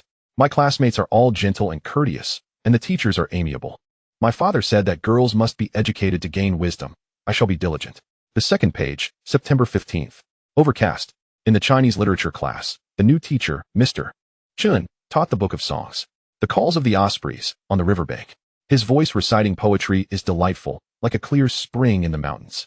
After class, he kept me behind, saying my writing was good and that he would offer me additional guidance. The third page, October 3rd. Rain. Mr. Chun gifted me a copy of Words of the Bathing Jade, a collection of poetry by Li Qingzhao. He said that women should possess talent, so they may not waste their lives. I accepted it, though my heart felt somewhat flustered. Is this appropriate? The diary continued to unfold the life of a female student in the Republic, attending classes, reading, making friends, and occasionally participating in patriotic parades. But gradually, a name began to frequently appear in the lines, Mr. Chun. Chen Xiaoyui, that Chinese literature instructor. He said this era is unfair to women. Women should also have the right to pursue love. Today he held my hand, expressing his affection for me. Should I agree? If my father finds out, he will surely break my legs. Yet I truly like him. He said he would marry me, proposing after graduation. I believe him. The handwriting, which began as neat and elegant, gradually became hurried and emotional, until a page in July of the 26th year of the Republic, July 7th. I do not know what date it is today. He said I am with child. What should I do? My father will kill me. He said not to be afraid. He will make arrangements. I should first suspend my studies and go to the countryside to rest, and when the child is born, he will proudly marry me. I believe him. He is all I have. This page bore tear stains, the ink blurred. As he continued to flip through, the handwriting became increasingly chaotic. August 15th. He has changed his mind. He claimed that his family disapproved, stating that I was merely a student while he was a gentleman, and that if word got out, it would ruin his future. He urged me to terminate the pregnancy. I refused. This child is mine, and it is also his. He accused me of being shameless, of seducing him. I did not. The diary is interrupted for several pages. When records resume, it is already September of the 26th year of the Republic, September 3rd, overcast. I have been confined in the basement of the library. He said I should reflect here, and when I come to terms with it, I should abort the child. Each day, someone brings me food, yet I do not see daylight. I think of my father, my mother, and my younger brother at home, but I cannot return. If I did so in this state, my father would die of rage. The following pages are scribbled with trembling handwriting, nearly illegible. September 10th. Rain. He said he was to marry the principal's daughter. What about me? What about my child? He offered me a sum of money, urging me to leave the provincial city and never return. I will not go. I want this child. He declared that I would remain here forever. The final page is scrawled with chaotic handwriting, with some words written across lines. They have come. Where are they taking me? He said they would send me to the countryside to bear the child, but their gazes are unsettling. I am afraid. My pen has fallen to the ground. If one day someone finds this diary, please tell my father and mother. The daughter is unfilial. The daughter is unwilling. The diary abruptly ends here. In the lower right corner of the last page, there is a dark red handprint. It is not ink. It is blood. The room is enveloped in silence. Only the beam of the flashlight illuminates the yellow diary and the dark red blood handprint. Li Xiu has already covered her mouth and wept. Zhao Xiaowen's eyes are red, tightly grasping her hand. Lin Wenyuan's face is pale, his lips trembling, unable to utter a word. Master Zhang stands at the stairway, letting out a long sigh. Such a tragedy. Li Muchen gently closes the diary. Wrapped in oiled paper, there are other items. He continues to search. A silver hairpin. The head shaped like a delicate plum blossom, now oxidized and darkened. A half-piece of jade pendant, crafted from bluish-white jade, depicting a pair of fish frolicking. Only half intact, the breakage precise, clearly intentional. There is also a photograph. A black-and-white photo, severely faded, yet the figure within is still discernible. A young girl clad in a dark blue kipao, with 2 braided pigtails, stands beneath a locust tree, her smile both bashful and radiant. On the back of the photo, a line of small characters reads, "A memento from Xi, autumn of the 25th year of the Republic, taken on campus. Chen Shi, the missing female student." Li Muchen gazes at the girl in the photograph, and then at the diary in his hand. He finally comprehends the intricate bitterness expressed through the pen. It is not mere hatred. It is the lament of a girl, deceived, imprisoned, betrayed at the pinnacle of her youth, ultimately vanishing from this world. Within her resentment lies hatred for the unfaithful, unwillingness to accept fate, affection for the unborn child, and a yearning for life. She did not choose to become a vengeful spirit. She was compelled. Thus, the words that little Rain could not comprehend, Li Xiu choked out. Were they spoken by Xi? They are her lingering sentiments. Li Muchen nods, realizing that through the pen's spirit game, she has attached herself to little Rain. She wishes to express herself, to voice her grievances. Not solely that. Li Muchen observes the blood handprint on the last page of the diary. She also seeks salvation. Salvation? Lin Wenyuan is puzzled. She is already deceased. Death is not the end. Li Muchen speaks slowly. Her soul may still be imprisoned somewhere. The resentment within the pen is merely part of her essence. The true her may still be suffering. He rises, the flashlight beam sweeping across the room once more. Master Xiang, in this building, or rather this campus, is there a place particularly eerie?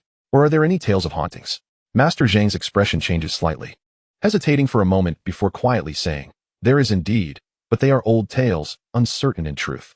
Please, elaborate. Behind the old library, there is a well. Master Zhang's voice drops low, filled in the Republic era, now covered by a floor bead. But the elders say that well is unclean. In what way is it unclean? It is said that a female student committed suicide by jumping into the well. Others claim she was pushed. Master Zhang shakes his head, not knowing the specifics. He only heard it from the previous administrator. He said that during night shifts, one could occasionally hear the sound of a woman crying from the direction of the well. Thus, the school filled it in and planted flowers atop it. The well. Li Muchen recalls fragmented memories from the pen, the well, darkness, descent, and the despair from the last page of the diary. Where's the well? He inquires. Master Zhang leads everyone to the first floor, exiting through the back door of the library. The back door opens to a small courtyard, surrounded by walls on 3 sides. The fourth being the back wall of the library. The courtyard is adorned with flowers and plants, with a circular floor bead at its center, blooming roses in vibrant colors. It is here. Master Zhang points at the floor bead. The well lies beneath it. 30 years ago, I witnessed the construction team pouring concrete into it. Li Muchen approaches the edge of the floor bead. His spiritual awareness extends downward. Beneath the soil of the floor bead lies thick concrete. Beneath the concrete is a hollow, a bottomless hollow. Though filled with concrete, the shape of the hollow remains. It is indeed a well. Moreover, at the bottom of the well, the moment Li Muchen's spiritual awareness touches the bottom, a powerful resentment erupts, like a slumbering beast awakened, exploding suddenly. It is not the fragmented resentment from the pen. It is whole, rich, and nearly palpable resentment. Accompanying the surge of resentment is a piercing cry, seemingly emanating from the abyss. Save me. The voice reverberates directly within his spiritual awareness. Li Muchen's body jolts, stepping back half a pace. Observer? Lin Wenyuan quickly steadies him. I am fine. Li Muchen regains his footing, his expression grave. He gazes at the floor bead, at the vibrant roses. The truth lies here, in this buried well. Chen Shi may never have left. Her soul has been imprisoned at the bottom of the well all along. And that pen, that diary, is merely the signal for her plea for help. Lin the recluse, Li Muchen speaks slowly. I wish to open the well. Open the well? Lin Wenyuan's expression changes. This is school property, requiring the school's consent. There is no time. Li Muchen looks at him. She has only 2 days. Furthermore, he pauses. His voice somber. The one in the well cannot wait much longer. Chapter 55. The soul at the bottom of the well, a century of obsession. The air around the floor bead suddenly stagnates. Master Zhang's face turns pale, repeatedly waving his hands. Opening the well? That is out of the question. This is school property, requiring layers of approval. Master Zhang, Li Muchen gazes at him. You have been in this building for 10 years. Have you ever heard anything at night? The old administrator opens his mouth, the words stuck in his throat. He recalls those nights on duty, the sound of wind rustling leaves outside, occasionally mixed with faint sobs. As I reminisce about the autumn leaves, the old wooden door at the back entrance gently sways on windless nights. I recall an instance during a midnight patrol when the beam of my flashlight swept across the courtyard, and I seemingly glimpsed a vague white figure crouched amidst the rose bushes. Such occurrences I never dared to share with anyone, for if I did, others would deem me senile, perhaps jeopardizing this tranquil position I hold. My voice trembles with age, my hearing is not what it used to be. Li Muchen refrains from probing further, merely turning to the last page of the diary in his hand and presenting it to Master Zhang. The dark crimson handprint upon the yellowed page is strikingly disturbing. In the 26th year of the Republic, a female student named Chen Shi was imprisoned in the basement of this building, only to vanish thereafter. Li Muchen's tone remains calm, yet each word is distinct. Her diary is here, her pen lies with the Lin family. Her lingering resentment is entwined with Lin Xiao. He gestures towards the floor bead. Her spirit may very well be confined at the bottom of this well, imprisoned for 97 years. Master Zhang's hands begin to tremble. He is no villain, merely an ordinary retiree called back to work. For the past decade, he has meticulously organized books and dusted the shelves within this venerable library, safeguarding these silent relics. Never had he contemplated the grim history concealed behind these antiquities. Yet even if the well were to be opened, what then? He questions, his voice quavering. The dead have been gone for so many years. Deadness does not equate to liberation. Li Muchen retrieves the diary. The lingering resentment persists. The soul remains unrest. She cannot transcend, and her influence will continue to affect the living, such as Lin Xiao, and those who may come into contact with her pen in the future. He turns to Lin Wenyuan. Lin, as a history professor, you must understand that some histories do not simply vanish when buried. They exist in another form, continuing to impact the present. Lin Wenyuan remains silent for a considerable time. He envisions his daughter's pale face, his wife's tear-streaked visage, and the girl in their home, consumed by resentment. At last, he grits his teeth. Master, what must I do? Two things, Li Muchen replies. First, contact the school administration to apply for the well's excavation under the most legitimate pretense, such as a cultural relics protection investigation or structural safety assessment. As a professor, you should have connections. Second, he pauses, investigate a certain individual, Chen Shizu, the Chinese literature instructor mentioned in the diary. Look into his later whereabouts, his descendants, and where he is currently buried. Lin Wenyuan is taken aback. Why must we investigate him? To resolve the cause and effect. Li Muchen gazes at the floor bead. Chen Shuyi's resentment is rooted in Chen Shizu. To dissipate her grievance, one must conclude this cycle of cause and effect. His voice remains steady, yet Lin Wenyuan discerns a chill within. I will try. He stammers, pulling out his phone and stepping aside to make a call. Master Zhang observes Li Muchen, then glances at the floor bead, ultimately letting out a deep sigh. Very well, I have lived for over half a century without committing any wrongs. This time, I shall accompany you in this madness. He turns back towards the library. I will fetch the tools. 30 years ago, when the well was filled, he had seen the blueprints and knew the precise location of the wellhead. At 10 in the morning, the sun blazes fiercely. Yet, a pervasive chill lingers in the courtyard behind the old library. Master Zhang brings forth a roll of yellowed engineering drawings, spreading it beside the floor bead.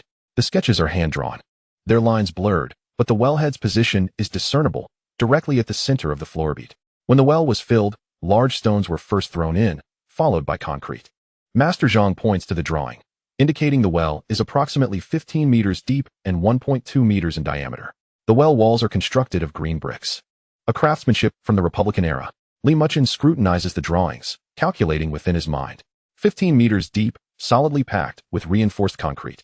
To excavate anew would entail a significant undertaking, not to mention the noise it would generate. A direct approach is ill-advised. He approaches the floor bead, placing his palm on the soil.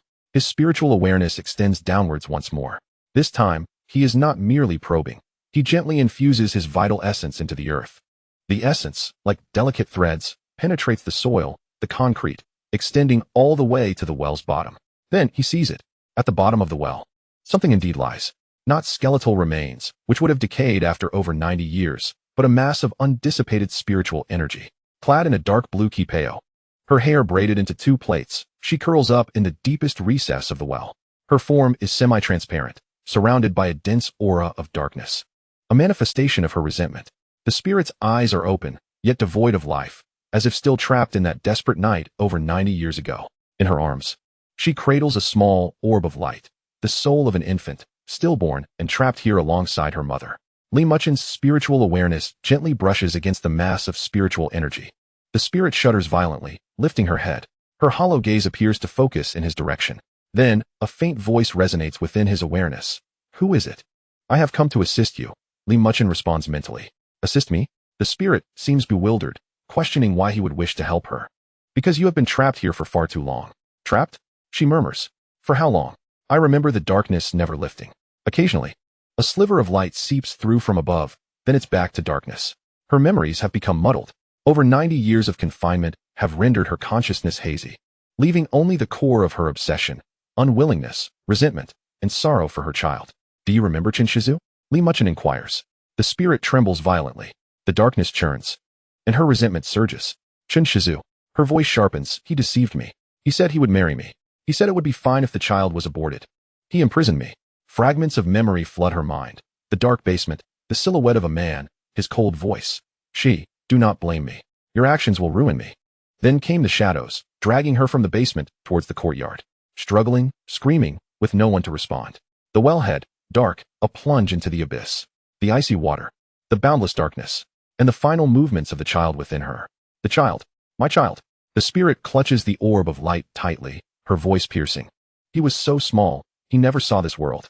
The tide of resentment crashes over Li Muchen, nearly overwhelming his spiritual awareness.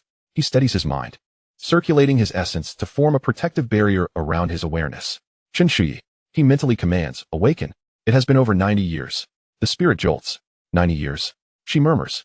What year is it now? The year is 2024, Li Muchen replies. The Republic is no more. We are in a new China. Women can read, work, and love freely. The Chun Shizu you spoke of, if he is still alive, would be over 100 years old. The spirit lapses into silence for a long while. So much time has passed. Her voice gradually calms. Has the world outside changed? It has indeed, Li Muchen speaks gently. Women no longer need to rely on men for their existence. They can have their own careers and choices. Tragedies like yours are now rare. Is that so? The spirit seems to smile, though tears linger. How wonderful. She inquires again, and what of him? What became of Qin Shizu?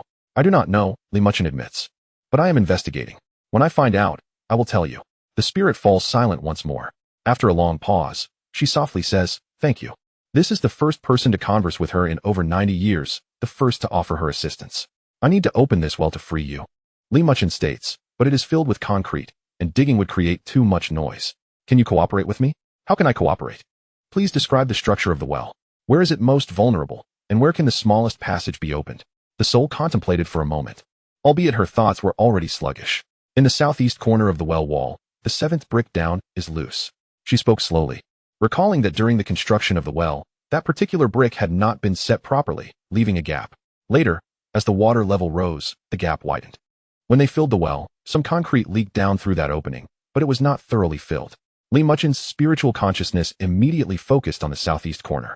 Indeed, at the position of the 7th brick, the concrete filling was noticeably insufficient, revealing a hollow the size of a fist. Although small, it was sufficient. Excellent. He withdrew his consciousness, instructing her to wait, assuring her that she would soon be freed. The soul seemed to want to say something, but ultimately only gave a soft acknowledgement.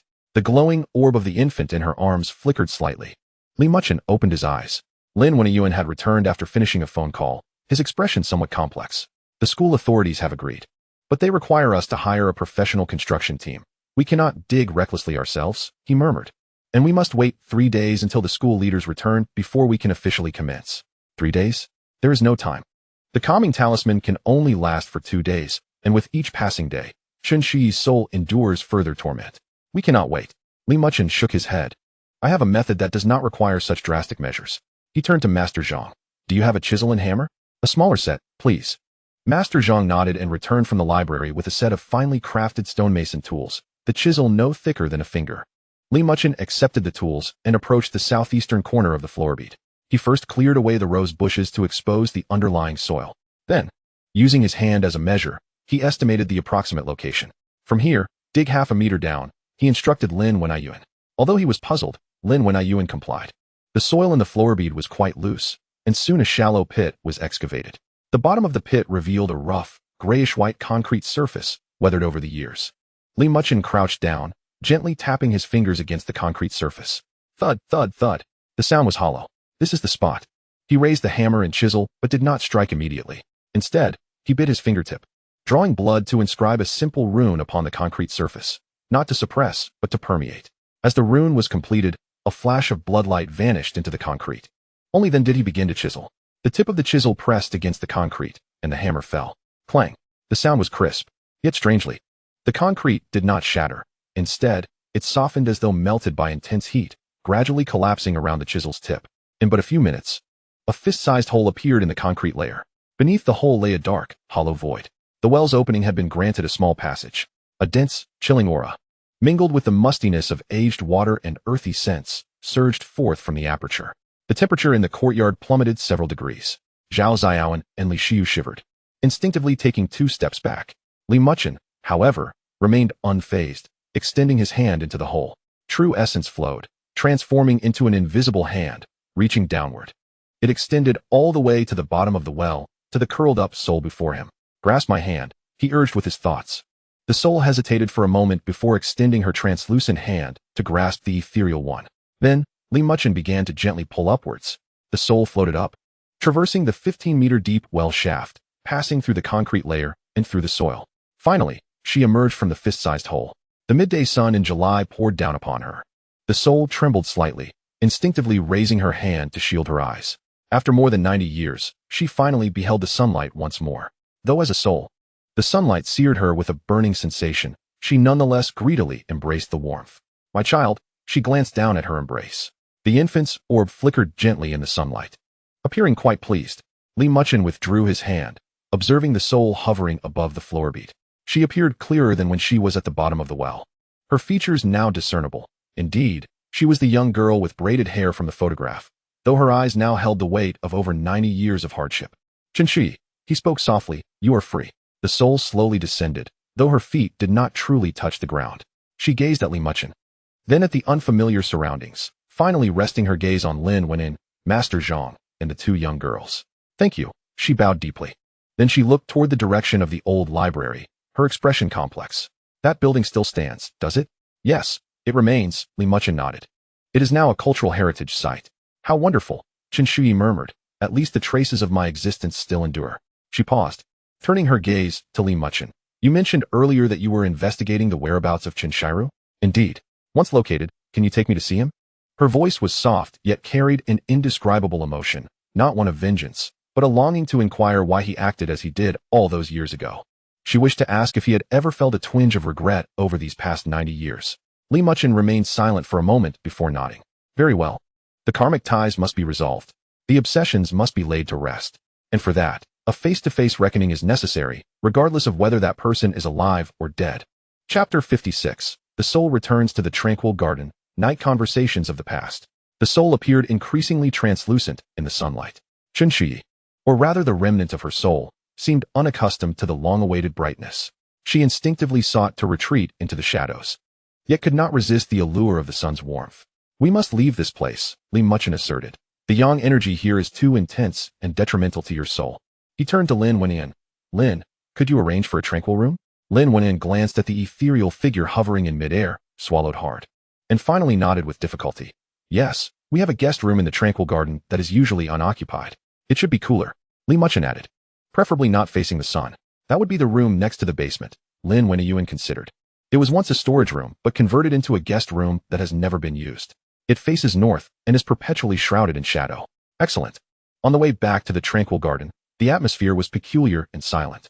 Lin Wenin drove, with Li Muchen in the passenger seat, while Zhao Xiaoan and Li Xiu occupied the back. Xianxia's soul floated atop the car, not by choice, but because she found herself unable to enter the vehicle, as if an invisible barrier prevented her passage. Observer, she called out to Lin Wenin, glancing at the roof through the rearview mirror.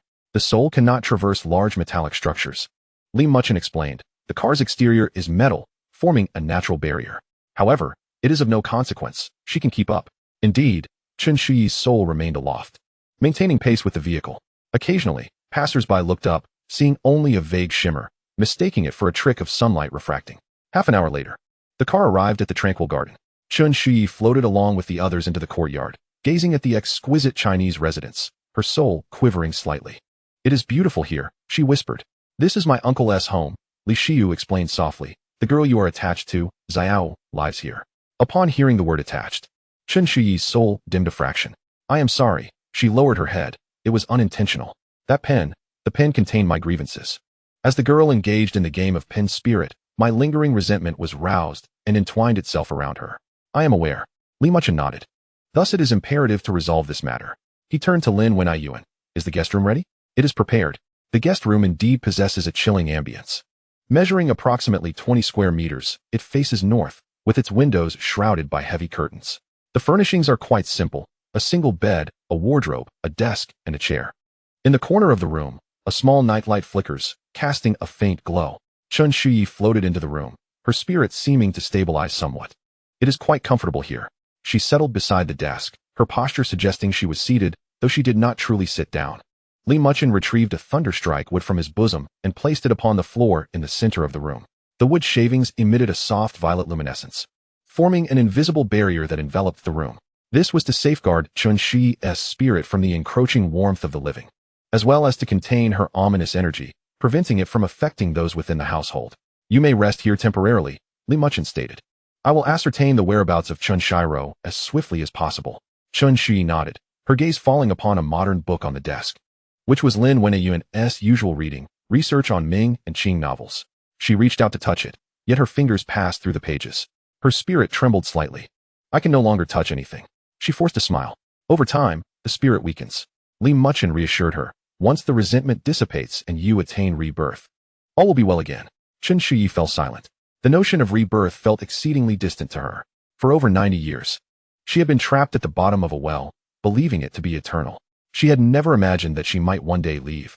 That rebirth could be her fate. Master, she suddenly inquired, what has become of the girl Xiao? She has been eroded by your resentment. Her mind clouded. Li Muchen replied candidly, though I have temporarily suppressed it with talismans, she can endure for another couple of days. Chen Shi's spirit quivered violently. I am sorry for her. Her voice choked. I did not intend for this. I simply longed for someone to hear me. I understand. Li Muchen's tone softened. Thus, you must cooperate with me to resolve the resentment swiftly and return her to safety. What should I do? Wait for Professor Lin to uncover Chen Shiro's whereabouts. Li Muchen explained, the root of your resentment lies with him. Only by resolving this karmic entanglement can you achieve true liberation. Chen Shiyi remained silent. She gazed out the window. Although the curtains were tightly drawn, her eyes seemed to penetrate all barriers, reaching back to that autumn over 90 years ago. In the afternoon, Lin Wenyan busied himself in his study. As a history professor, he possessed connections and resources. While investigating a teacher from the Republic era was challenging, it was not impossible. He first contacted a friend at the provincial archives to retrieve documents relating to the education system of the Republic. He also reached out to the local history office to examine records regarding the provincial First Women's High School. Furthermore, he inquired through the Association of Retired Teachers to see if any elder educators remembered Chen Shiro. Clues began to converge gradually. By evening, a breakthrough was finally at hand. Found it. Lin Wenyan hurried into the guest room, clutching several printed sheets. Li Muchen was recounting to Chen Shi the changes in the world over the years. From the War of Resistance to the founding of the nation, from the reforms to the new century. Chen Shi listened intently, while many concepts eluded her understanding. She could sense the immense transformation of the world. Chen Shiro, styled Ziqian, was born in the 28th year of Guangxiu, 1902, in Shaoxing, Zhejiang. Lin Wenyuan read from the documents. He graduated from the Chinese Department of National Peking University in the 15th year of the Republic, 1926, and was subsequently employed at the provincial First Women's High School as a Chinese language teacher. In the autumn of the 26th year, 1937, he resigned for personal reasons. The records indicate he returned to his hometown afterward. And then, Li Muchen inquired. After that, it goes dark. Lin Wenyuan flipped to the next page. I asked a friend in Shaoxing to look into the local records. Indeed, Chen Shiro lived in his hometown for a period after returning. However, following the outbreak of the War of Resistance, Shaoxing fell, and he vanished without a trace. Vanished? Yes. There are several theories. One suggests he went to Chongqing to secure a minor official position in the national government. Another claims he went to Hong Kong for business. And one theory, Lin Wenyuan paused, suggests that upon returning home, he suffered a mental breakdown and took his own life by drowning on a rainy night. Upon hearing the words took his own life, Chen Shi's spirit jolted violently. No, she murmured, he would not. He is not the type to commit suicide. Which theory seems more credible? Li Muchen asked. It is hard to say. Lin Wenyan shook his head. Records from the Republic are inherently chaotic, and many individuals went missing during the turmoil of war. However, he pulled out the final sheet of paper. I found a potential lead. The paper bore an address. No. 12, row 7, section B, Nanshan Cemetery, Zahud District, Hangzhou. What is this? A grave. Lin Wenyuan stated. The inscription on the tombstone reads, Grave of Chun Gong Shiro. The person who erected the tombstone is the unfilial son Chen Mingyuan, and it was established in 1985. Chen Shi drifted closer to examine the paper. Although she could not read simplified characters, she recognized the name Chen Shiro. He is dead? She whispered. If this grave is authentic, then he must have passed away before 1985. Lin Wenyuan replied, calculating, if he lived to 1985, he would be 83 years old. 1985, Chen Shi murmured. When I was trapped at the bottom of the well, he had already died. She suddenly laughed, a bitter smile. For over 90 years, I have been trapped at the bottom of a well, while he long since passed, long since returned to the earth. The dark energy of her spirit began to surge once more. Li Muchen raised his hand, channeling a surge of true essence into the thunderstrike wood. The violet light surged, enveloping Chen Shi's spirit, soothing her resentment. Remain calm, he intoned gravely. Even if he is passed, the karma remains. His descendants are still here, and his grave persists. He turned to Lin Wenyuan. Is this Chun Mingyuan traceable? It is under investigation. Lin Wenyuan replied. A friend in Hangzhou mentioned that Chen Mingyuan may be a local businessman in the building materials trade. Specific details are still pending. As soon as possible, Li Muchen urged. Time is of the essence. In the dead of night, Jingyuan fell into slumber. Li Muchen did not return to his room to rest. Instead, he remained in the guest room, accompanying Chen Shuyi. Spirits do not require sleep. She floated within the room, occasionally glancing out the window, at other times observing Li Muchen. her eyes filled with confusion and sorrow. "Master," she suddenly spoke, "do you think he remembered me before he passed?" Li Muchen remained silent for a moment. "I do not know. I suppose he likely did not." Chen Shuyi laughed self-deprecatingly. To him, I was merely a fleeting romance from his youth, a nuisance, a problem to resolve. Perhaps. Yet her voice dwindled. But to me, he is everything. She turned her gaze to Li Muchen, tears glistening in her spirit's eyes. Though they were spiritual tears, they shone nonetheless. I was 16 when I entered school. On the first day of Chinese class, he stood at the lectern, teaching the Book of Songs. The gentle call of the ospreys on the river Isle. The graceful and virtuous lady, a gentleman's ideal match. His voice was so melodious, akin to a clear spring in the mountains. The books he gifted me, the poems he wrote, his promise to marry me, were those all false? Li Muchen offered no response. Some questions remain unanswered. Later, I learned, Chen Shuyi continued, that he intended to marry the principal's daughter. The principal could facilitate his promotion, could secure his future. I am but a humble merchant's daughter, incapable of offering him anything substantial. Thus, he chose to forsake you, Li Muchen remarked. It was not merely abandonment. Chen Shuyi's spirit trembled as she spoke. He confined me in the basement, preventing me from seeing anyone. Eventually, he had me taken away and cast into a well. He claimed it was cleaner that way. Cleaner? Li Muchen furrowed his brow. Indeed, cleaner, Chen Shuyi replied with a bitter smile. Once I am dead, no one will know of our affair. He can marry the principal's daughter with a clear conscience, ascend the ranks effortlessly, and lead a perfect life. She paused, her voice as light as a feather. But what of my child? My unborn child perished alongside me, never having seen this world. The orb of light representing the infant within her spirit seemed to resonate with its mother's sorrow, flickering gently. Li Muchen gazed at the orb, his heart quietly lamenting. The souls of unborn infants are the most challenging to guide to the afterlife, for they possess no memories, no awareness, only the purest yearning for life. This yearning transforms into the deepest obsession, entwined with the mother's grievances. Chen Shuyi, he spoke slowly, when we locate Xianxiaaudiobooks' grave, what do you wish to do? The spirit remained silent for a long while. I wish to ask him a question. What question? I want to ask him. Chen Shuyi raised her head, her spirit's gaze becoming clear and resolute. When he pushed me into the well all those years ago, did he ever consider how cold it was at the bottom? Did he think about the feelings of a 17-year-old girl slowly dying in the darkness? And she glanced at the orb in her embrace. Did he ever contemplate that this unborn child should have called him father? Her voice was calm, yet beneath that calmness lay over 90 years of accumulated pain. Li Muchen nodded. Very well. Once we ascertain the details, I shall take you there. Thank you. Chen Shuyi bowed deeply. Outside the window, the night was deepening. The faint sound of bells from a distant temple, near Jingyuan, echoed softly. Listening to the bell chimes, Chen Shuyi gradually found peace. Master, she spoke softly, do you know? When I was at the bottom of the well, my greatest fear was not the darkness, nor the cold, but the silence. That deathly silence could drive one mad. So I kept talking, reminiscing, clinging to those beautiful memories. I feared I would forget, that I would lose sight of who I was. But now, she turned to Li Muchen. Now someone is listening to me. How wonderful. Li Muchen remained silent, simply sitting quietly. In the room, only the faint purple glow emitted by the thunderstruck wood and the gentle rustle of the air stirred by the floating spirit could be heard. A night passed in silence. Yet some words need not be spoken. Some pain must be heard.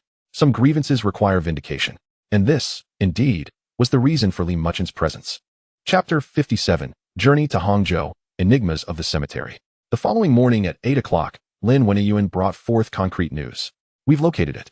He entered the guest room holding a fax, his expression somewhat complex. Chen Mingyuan, born in 1955, currently residing in Hangzhou, managing a modest but stable building materials company. His wife is a local, and they have a son studying abroad. He paused, glancing at the floating Chen Shuyi in the corner of the room. However, he may be unaware of Chen Xiaoyui's circumstances. How so? Li Muchen inquired. Chen Mingyuan is the grandson of Chen Xiaoyui, Lin Wenyuan explained. Chen Xiaoyui had two sons. The elder, Chen Wenbin, and the younger, Chen Wenhao. Chen Mingyuan is the son of Chen Wenbin, who passed away in a car accident when Chen Mingyuan was merely 3 years old. Thus, he has almost no recollection of his grandfather, having been raised by his mother. Chen Shuyi's spirit quivered slightly. A grandson, she murmured. He has a grandson now. Furthermore, Lin Wenyuan continued, according to friends in Hangzhou, Chen Mingyuan knows little about his grandfather. He only knows that his grandfather was named Chen Xiaoyui, a teacher who passed away long ago. The gravestone was erected by his uncle, Chen Wenhao, in 1985. However, Chen Wenhao also passed away in 1998. The trail has gone cold. Or rather, it has shifted beneath a mound of earth. Li Muchen pondered for a moment. Has the exact location of the grave been confirmed? It has been confirmed. Lin Wenyuan handed over a piece of paper. Nanshan Cemetery, Section B, Row 7, Number 12. A friend also took a photo of the gravestone. The photo, taken with a mobile phone, lacked high resolution but clearly depicted the gravestone, a plain blue stone tablet. Inscribed in the center with the words Grave of Chun Gong Sharyui, with small characters on the right indicating he was born in the 28th year of the Guangxu era, with an unspecified year of death, and on the left, signed by his filial sons Chun Wenbin and Chun Wenhao, established in 1985 during the Qingming Festival. The area before the gravestone was tidy, devoid of incense or offerings, evidently neglected for quite some time. An unspecified year of death, Li Muchen looked at Chen Shuyi. It seems even his descendants are unaware of the exact timing of his demise. Chen Shuyi remained silent. After 90 years, she thought she would feel a myriad of emotions, hatred, resentment, discontent. Yet upon truly seeing that person's gravestone, only a sense of hollow bewilderment remained in her heart. That person is truly dead, dead without a sound, so much so that no one remembers the time of his passing. Master, she spoke softly, I wish to see it. Li Muchen nodded. Very well. On the high-speed train to Hangzhou, Li Muchen, Lin Wenyuan, and Zhao Xiaoan traveled together. Chen Xiu remained at Jingyuan to care for Lin Xiao. And besides, in such circumstances, having more people would only cause inconvenience. Chen Xi's spirit still could not enter the carriage, floating atop the train. Fortunately, the high-speed train traveled swiftly, and with its streamlined design, she could stay close to the roof without being blown away by the wind.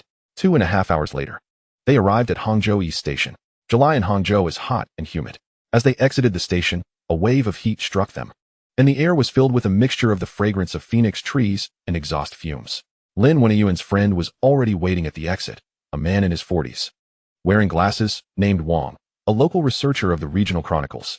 Professor Lin, this is Researcher Wang. He gestured towards Li Muchen, his gaze lingering on the grayish-blue robe for a moment.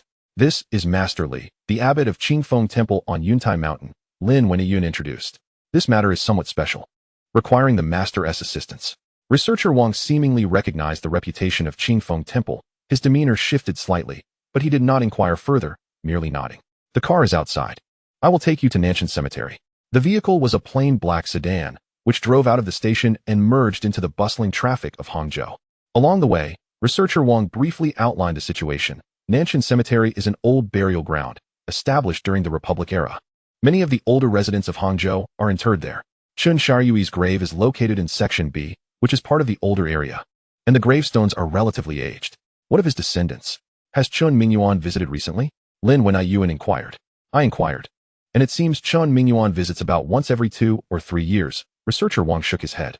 After all, 2 generations have passed, and the emotional ties are not strong. Moreover, he is busy with business, often traveling. As for the cause of Chun Sharyui's death, does anyone know? This is truly unclear. Researcher Wang replied. I asked a few elders, and they all said that after Chun Sharyui returned from the provincial capital, he seemed a bit off. He isolated himself at home, refusing to see anyone. Then one day, the neighbors noticed there was no sound from his house, and when they pushed the door open, he was already dead. The cause of death was stated as sudden illness, but no one knows precisely what ailment it was. Sudden illness, Li Muchen scoffed inwardly. It is likely not as simple as illness. The car entered the West Lake District, proceeding along Nanshan Road. On both sides, dense phoenix trees provided ample shade, blocking out most of the sunlight. In the distance, the outline of Lifeng Pagoda could be seen partially concealed by the greenery. Nanshan Cemetery lies near Lifeng Pagoda, nestled against the hills, in a serene environment. Researcher Wang parked the car at the entrance of the cemetery. I shall remain outside, I declared. He handed me a business card, advising me to call if needed. The 3 alighted from the vehicle. At the cemetery's entrance stood a small shop selling incense and paper offerings. The caretaker, an elderly man in his 60s, was engrossed in a newspaper. Are you here to pay respects? He inquired, looking up. Yes, plot 12 in row 7 of area C, Lin Wenyuan replied. The old man flipped through a notebook, recorded the name and ID number, then handed over 3 free sticks of incense. Area C is up the hill. Follow this road until you see the sign for Area C, then turn right. After thanking the old man, the 3 of us ventured into the cemetery. The cemetery was expansive, divided into several sections. Areas A and B were at the foot of the hill, their tombstones neatly arranged, clearly maintained regularly. Area C, on the other hand, was situated halfway up the hill, where the gravestones appeared much older, many of the inscriptions faded, and weeds grew abundantly at the graves. We ascended along the stone path, the air thick with the mingling scents of incense and vegetation. Chen Shiyi's spirit hovered behind us, becoming increasingly agitated as we progressed upward, not out of excitement, but from an instinctual aversion. This place was a graveyard. Although the yang energy was weak, the presence of death was palpable. For a vengeful spirit like hers, it felt akin to intruding upon enemy territory. Can you endure this? Li Muchen whispered. I can. Chen Shiyi's voice trembled, betraying her discomfort. Ultimately, we located row 7 of Area C. This row contained over 20 tombs, most of which were quite dilapidated. Tomb 12 occupied a central position, and as expected, the gravestone was unremarkable and inconspicuous, just as depicted in the photograph. There were no weeds at the tombstone, indicating that the cemetery underwent regular cleanings. Yet, that was all. There were no flowers, no offerings, only a chilling desolation. Lin Wenyuan placed the 3 incense sticks into the incense burner before the gravestone and lit them. Wisps of blue smoke spiraled upwards. Li Muchen approached the gravestone and pressed his palm against its surface. His spirit perception extended down through the stone, penetrating the soil and coffin.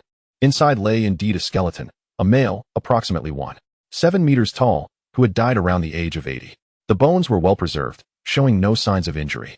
However, at the center of the forehead, there lingered a faint, dark energy residue. It was not a lingering grudge, but rather a curse. Someone had placed a curse upon him after his death, condemning him to never attain rebirth. Li Muchen withdrew his hand, his brow furrowed. Master? Lin Wenyuan noted his troubled expression. The gravestone is a fabrication, Li Muchen stated slowly. A fabrication? Lin Wenyuan was taken aback. The tomb is genuine. And the bones are real, Li Muchen explained, but the identity inscribed on the gravestone, Chun Gong Shiru's tomb, is false. He gestured toward the gravestone. If this individual were indeed Chen Shiru, then after his death he was cursed, eternally barred from rebirth. Who would do such a thing? Who harbored such animosity toward him? Chen Shiyi's spirit drifted to the gravestone, trembling as she extended her hand. Although she could not touch it, her gesture resembled a caress of the cold stone. It is him, she murmured. I can sense his presence. Even after 90 years, she still remembered his essence, the cultured gentleman at the podium. The man who had made promises beneath the moonlight, the fiend who had cast her into the depths of the well. But why? She looked up at Li Muchen. Why would anyone curse him, preventing his rebirth? Li Muchen offered no reply, instead gazing deeper into the cemetery. With his spirit perception fully unleashed, it enveloped the entirety of Area C. Then, he detected an anomaly. Approximately 50 meters from this grave, another tomb, plot 8 in row 3 of Area C, bore the inscription Tomb of the late Chen Minliashi, established by the unfilial sons Chun Wenbin and Chen Wenhao.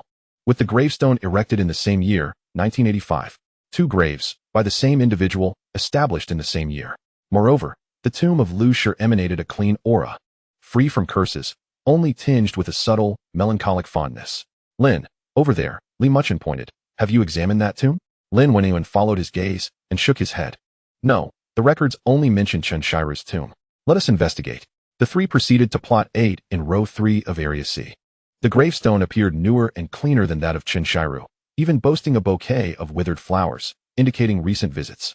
The photograph on the gravestone depicted a middle-aged woman with a gentle demeanor and soft eyes. Lin Wenyuan frowned. Chen Shiru's wife? No. The records state he married the principal's daughter, whose surname was Zhang. Li Muchen pressed his palm against the gravestone once more, delving into his spirit perception. Inside, he found another skeleton, a female, who had died around the age of 50. The bones were pristine, devoid of curses, instead enveloped in a gentle, warm energy, an expression of familial longing and filial piety. Yet, what captured Li Muchen's attention was the jade bracelet adorning the left wrist of the skeleton, inscribed with the 2 characters, Ru Yan. Li Muchen's eyes widened in realization. Ru Yan, he murmured. Lu Ru Yan? Chen Shiyi's spirit trembled violently. Sister Ru Yan? Her voice quivered with disbelief. Do you recognize her? Li Muchen inquired. Lu Ru Yan was my dearest friend at the girls' school. Chen Shiyi's spirit began to waver, dark energy swirling around her. She was 2 years older than I, and cared for me like an elder sister. But, in the 25th year of the Republic, she withdrew from school. My family said she fell ill and returned home to recuperate. After that, there was no news. She floated before the gravestone, gazing at the gentle woman in the photograph. It is her, truly her. Though aged, I can recognize her as Sister Ru Yan. A flurry of thoughts raced through Li Muchen's mind. Lu Ru Yan, a friend of Chen Shiyi, had withdrawn from school in the 25th year of the Republic and later married Chen Shiru, becoming part of the Chun Min Lu family? No, something was amiss. The timeline did not align. If Lu Ruyan had withdrawn in the 25th year, what had been the reason? If she subsequently married Xianxiaru, why was Chen Shuyi completely unaware? Moreover, why had Lu Ruyan not come to Chen Shuyi's aid when she was imprisoned and murdered? Or did Lu Ruyan know of these events? More crucially, why was Xianxiaru cursed after his death, while Lu Ruyan's tomb remained pristine? Master, Lin Wenyuan murmured. This matter is growing increasingly intricate. Li Muchen nodded. He surveyed the two graves, one condemned to eternal damnation, the other cherished with gentle remembrance. And there lingered the unresolved mystery. What role had Lu Ruyan played in this past? Lin, he turned, investigate Lu Ruyan. Look into the reasons for her withdrawal in the 25th year of the Republic, her subsequent whereabouts, and her relationship with Xianxiaru. Understood. Li Muchen then turned to Chen Shuyi. Now, do you wish to pose any questions to him? Chen Shuyi gazed at Xianxiaru's gravestone, then at Lu Ruyan's, her spirit remaining silent for a prolonged moment. Finally, she gently shook her head. No more questions. Why? Because her voice was soft, as light as a sigh. I suddenly feel that asking those questions no longer holds any significance. She floated to Lu Ruyan's gravestone, extending her hand, yearning to touch the photograph. Sister Ruyan, you are here too. After all these years, have you been well? Have you ever thought of me? The wind rustled through the cemetery, the leaves whispering. It felt as if responding, yet perhaps it was merely the wind.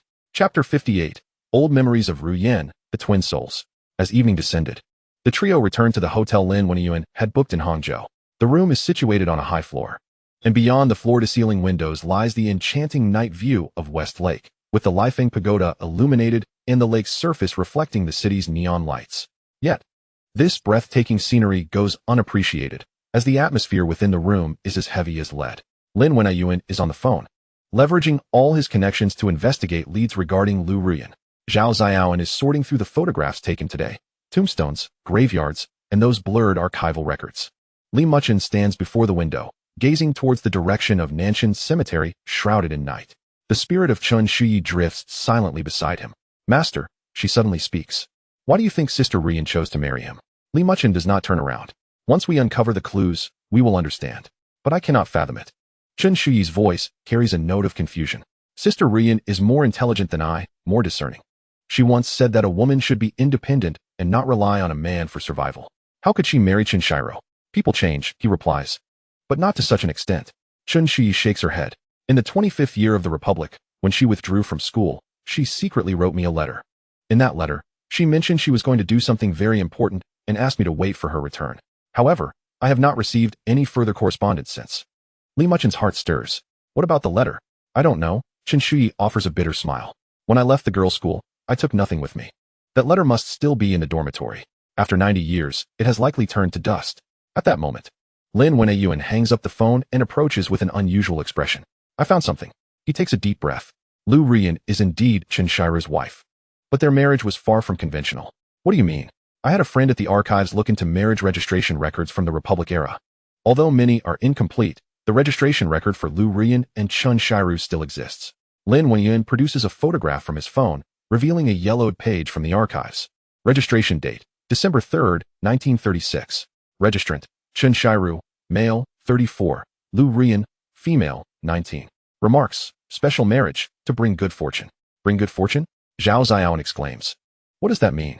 It refers to a practice where, if someone in the family is gravely ill, a new bride is married to bring auspiciousness. Hoping for the patient's recovery, Lin Wenyuan explains. This was common in the old days, especially among affluent families. So, who was Lu Ruyan bringing good fortune for? For Xianxiaru's mother, Lin Wenyuan flips to the next photo, revealing an accompanying note. Chen's mother has been bedridden for a long time. A fortune teller said that a woman born in the year of the monkey should be married to bring good luck.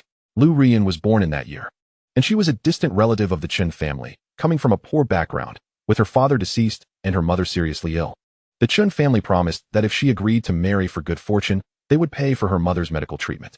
Silence envelopes the room. Chen Shuyi's spirit trembles violently. So, Sister Ruyan married to save her mother?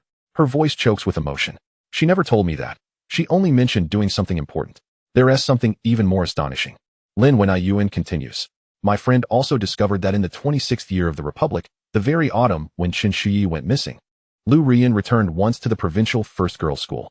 Li Muchen abruptly turns his head. When? What was the exact date?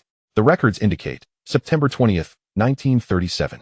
Lu Ruyan returned as an alumna and stayed in the principal's office for 2 hours. She left that afternoon, and there are no further records. September 20th, Li Muchen murmurs. Recalling that the last page of Chun Shi's diary lacks a date, but based on the surrounding entries, she must have been imprisoned in late September. What did she go to the school for? I don't know, Lin Wenyuan shakes his head. The archives only noted the time of entry and exit, without any details of conversations. However, he pauses. My friend found a copy of the diary of the principal's daughter, who later became Chun Shiru's legitimate wife. It mentions this incident. He retrieves a third photograph. The diary is penned in elegant handwriting. September 20th, clear weather. Lu visited and spoke of matters concerning Chun. I had no desire to meet her, but she implored me on her knees, so I consented. She inquired whether Chun had any romantic entanglements at the girls' school. I replied I was unaware. She suddenly wept, claiming a girl had gone missing and suspected it was related to Chun. I was taken aback and pressed for details. But she refused to elaborate, only requesting access to the old archives. I obliged her, and she perused the records for half a day, leaving pale-faced. This matter is suspicious. I must inform Chun. The diary ends there.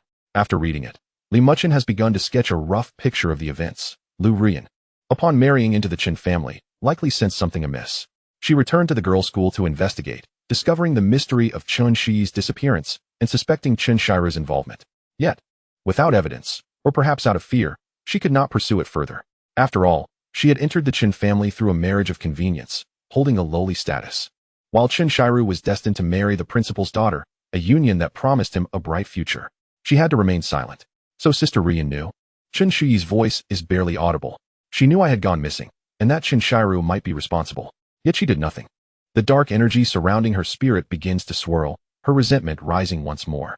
This time it is not directed at Chen Shiru, but at the woman she once regarded as a sister.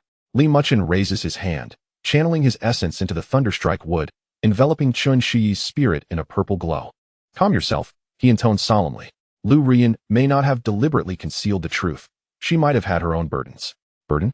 Chen Shi scoffs bitterly. What burden could justify her watching me die? This question remains unanswered. 90 years have passed, and all involved have long since departed. The truth lies buried beneath the sands of time.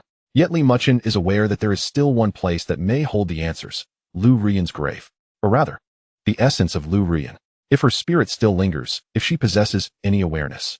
Lin, we shall return to the cemetery first thing tomorrow morning, he declares. We must go again. Yes, Li Muchen affirms with a nod. This time, I intend to question Lu Rian herself. The following morning, as dawn breaks, the three return to Nanshan Cemetery. The elderly caretaker has yet to arrive, and the cemetery lies in tranquil stillness, interrupted only by the morning songs of birds perched in the treetops. A morning mist envelopes the grounds, casting an ethereal veil over the graves. Li Muchen strides directly towards the grave of Lu Rian, located in Section B, Row 3, Number 8. He stands before the headstone, neither lighting incense nor offering prayers, simply gazing silently at the photograph on the gravestone. The gentle woman therein smiles serenely in the morning light. What will you do, master? Lin Wenyuan whispers. Summon her soul. Li Muchen utters two words. Lin Wenyuan's expression shifts. Is that appropriate? There is nothing inappropriate about it, Li Muchen replies coolly. If she had words unspoken in life, she must be granted the opportunity to express them in death. He produces 3 yellow talismans, biting his fingertip to draw blood and inscribing the symbols.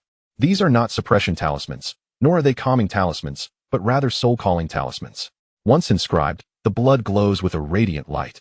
He affixes the 3 talismans at the 3 cardinal points of the gravestone, above, center, and below. Then, he sits cross-legged, forming hand seals. His essence flows, and his spiritual awareness expands. Lu Rian, he calls with his mind. If you possess a spirit, please reveal yourself.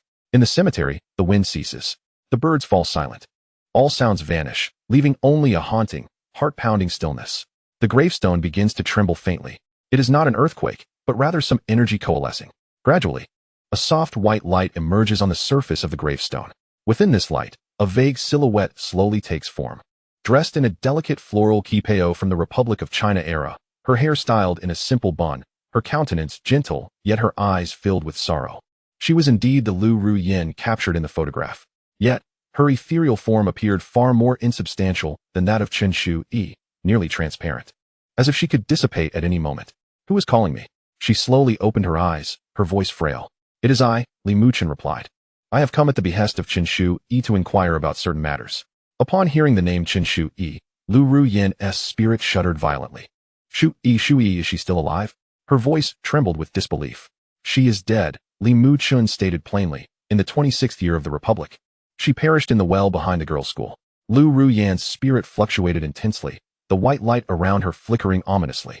Indeed, it is true, she murmured. I knew it. What do you know? Li Muchen pressed. I know that Chen Shiru killed her. Lu Ruyan's voice was laced with profound anguish. That day when I returned from school, I confronted him.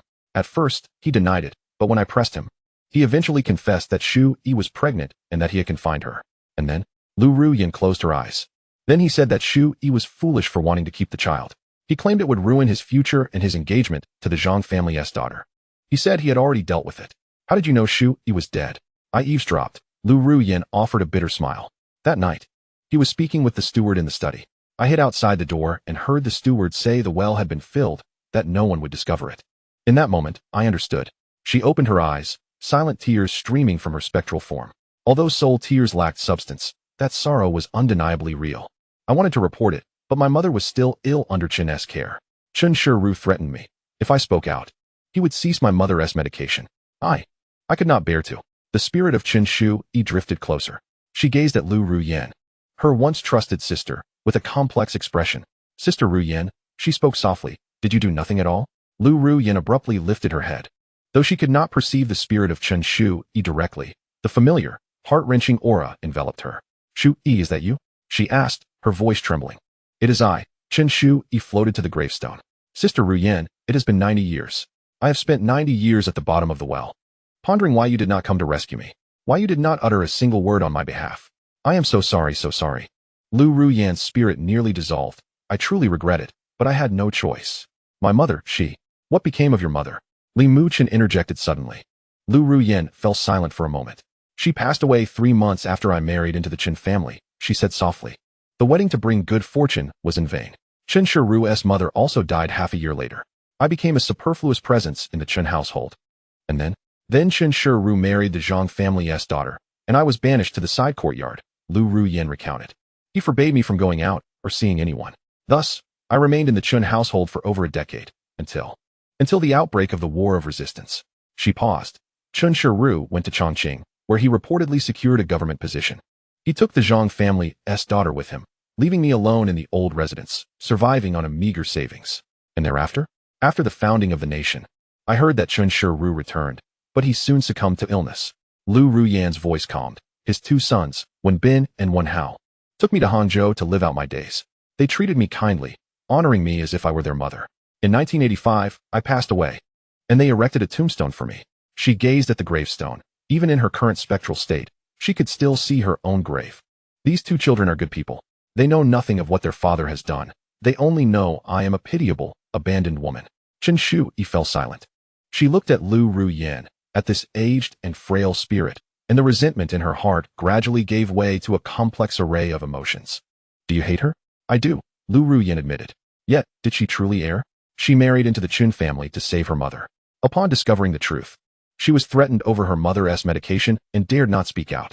She endured years of coldness and confinement in the Chen household, ultimately passing away in solitude. She too is a victim. Sister Ruyan, Chen Shu Yi spoke softly. I no longer harbor hatred toward you. Lu Ruyan's spirit trembled. You truly do not hate me?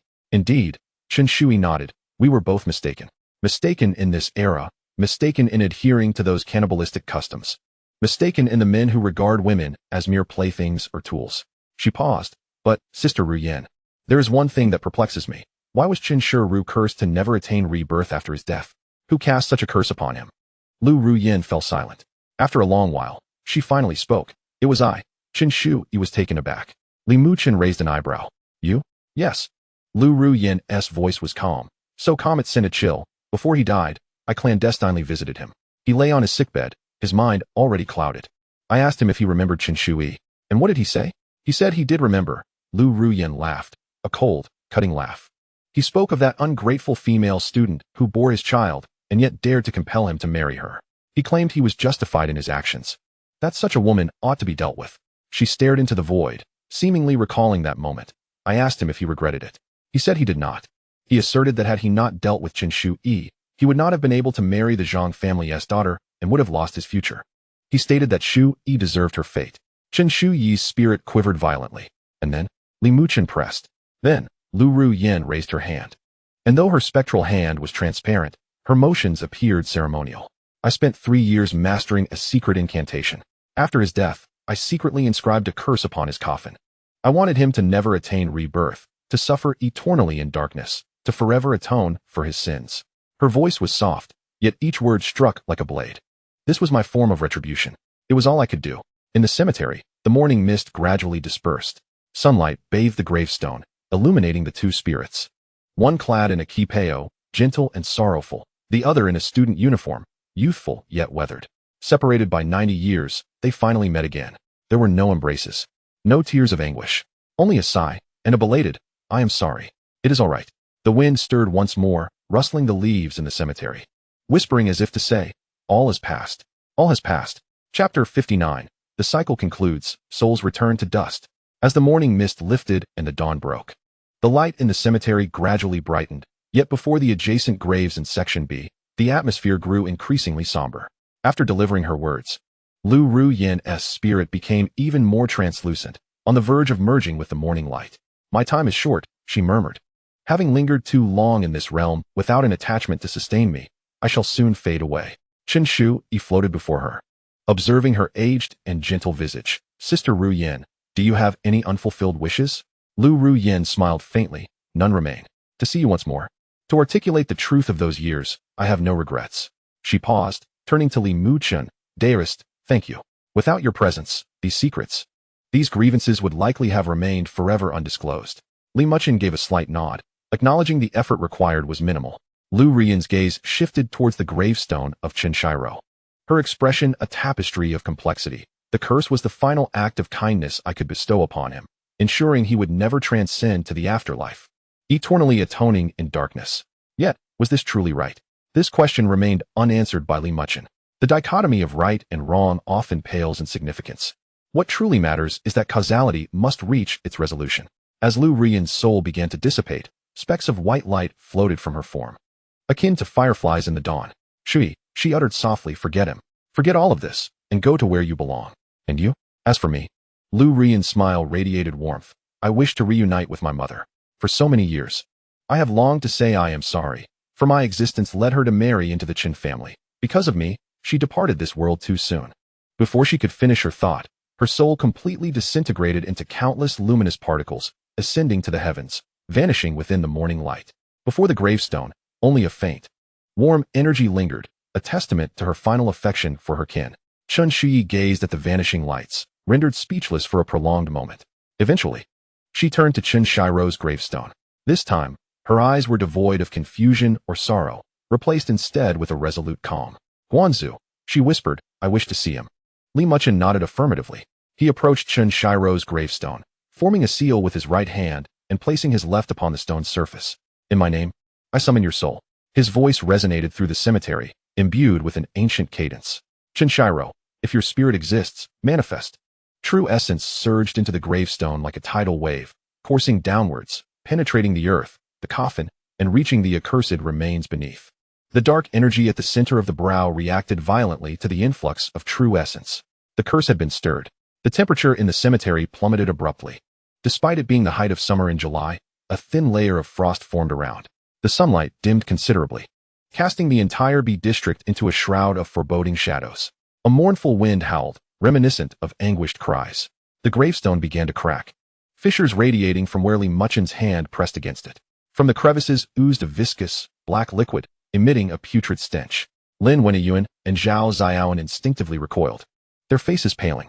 Yet, Chen Shuyi remained, suspended before the gravestone, motionless, fixated on the fractures. With a thunderous crash, the gravestone shattered, not from an explosion, but from some internal force that burst forth. Debris scattered, revealing a gaping, dark tomb below. A dense, black mist surged from the crypt, swirling and contorting in the air until it coalesced into a vague human form. This figure donned a long robe from the Republican era, adorned with gold-rimmed spectacles, exuding an air of scholarly elegance, but its visage was marred by agony and distortion. Its eyes were pitch black, devoid of pupils, only in abyssal darkness. The body was ensnared by black chains, a manifestation of the curse that bound him tightly. This was the soul of Chen Shiro, a spirit imprisoned by a curse for decades, destined for eternal suffering.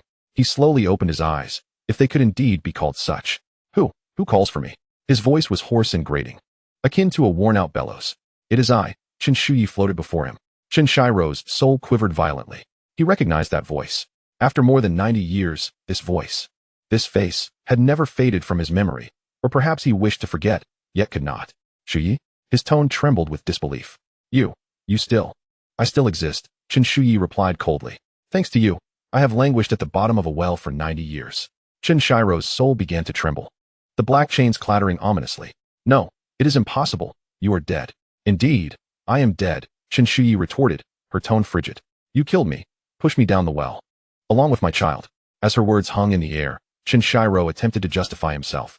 I did not mean to. It was unavoidable. Unavoidable? Chen Shuyi's voice escalated sharply. Is murder justifiable when one is forced to? Is it acceptable to thrust a 17-year-old girl down a well? Is it permissible to doom an unborn child? At that moment, resentment erupted with fervor. Chen Shuyi's soul began to transform. The azure kipayo she wore gradually absorbed a dark crimson hue, the color of blood. Her braided hair unfurled, swirling in the air. Her eyes turned blood red, and her nails sharpened into claws. The orb of light that represented her child burst forth with blinding brilliance, merging into her being. With their hearts intertwined, their grievances fused as one. Black resentment surged from her, more potent and terrifying than the curse that shackled Xianxiaro. The entire cemetery trembled, trees withered, flowers wilted, and even the sky darkened. Muchen did not intervene. He merely stepped back, observing quietly. Causality must find resolution, and resentment must dissipate. This was the only path forward. To forcefully suppress, it would only deepen the animosity, ultimately leading to greater calamity. Shuyi, listen to me.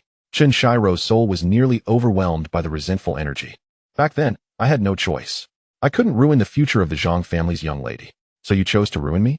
Chen Shuyi's voice became sharp and piercing. You chose to kill me and my child. I can make amends. Xianxiaro pleaded. I can burn paper money for you. I can erect a tombstone. A tombstone? Chen Shuyi's laughter echoed, chilling and despairing. Xianxiaro, do you think I covet a mere stone? What I seek is justice. What I demand is your acknowledgement of guilt. I want to hear you utter the words, I was wrong. She extended her claw-like hand, grasping the chains binding Xianxiaro's soul. This curse was cast by Sister Rian. She desires your eternal damnation, she declared coldly. But I believe this alone is insufficient. Dark energy coursed through the chains, infusing Xianxiaro's soul. Xianxiaro emitted a harrowing scream. The black mist was not merely resentment. It embodied the pain, despair, and unfulfilled longing Chen Shuyi had accumulated over more than 90 years, including the yearning for her unborn child. These emotions pierced through Xianxiaro's very essence like countless steel needles. He witnessed that dark night, the struggle of Chen Shuyi as she was dragged from the basement, her despair as she plummeted into the well, her gradual loss of breath in the icy water, and the final movements of the child within her. He felt the coldness of the well, the suffocating sensation, and the agony of a mother losing her child. Please, no? He cried out in anguish. Spare me, I beg you. Spare you? Chen Shuyi's voice was as cold as iron. Did I ever plead with you? Did I not beg you not to imprison me? Did I not implore you not to harm my child? Did you hear me? I was wrong. I truly was. Xianxiaro fell to his knees. Though his spectral form lacked true knees, his posture signified submission. Shuyi, for the sake of our past bonds. Chen Shuyi laughed bitterly. Xianxiaro, there has never been a bond between us. You have only ever sought to exploit, deceive, and ultimately kill me. She intensified her grip. Xianxiaro's soul began to disintegrate. The black chains fractured piece by piece, not because the curse was lifted, but because his spirit could no longer withstand such torment and was on the brink of obliteration. In that instant, Xianxiaro suddenly turned to Muchen, channeling his last reserves of strength to cry out, Taoist, save me. Is it not said that saving a life is worth the construction of a 7-story pagoda? I implore you, save me. The graveyard lay shrouded in silence. All eyes fixated on Muchen. He regarded Xianxiaro with an expression that was calm and unruffled. Gradually, he began to speak. His voice clear yet frigid. What you speak of belongs to Buddhism. What concern is it of Taoism? Xianxiaro was momentarily taken aback.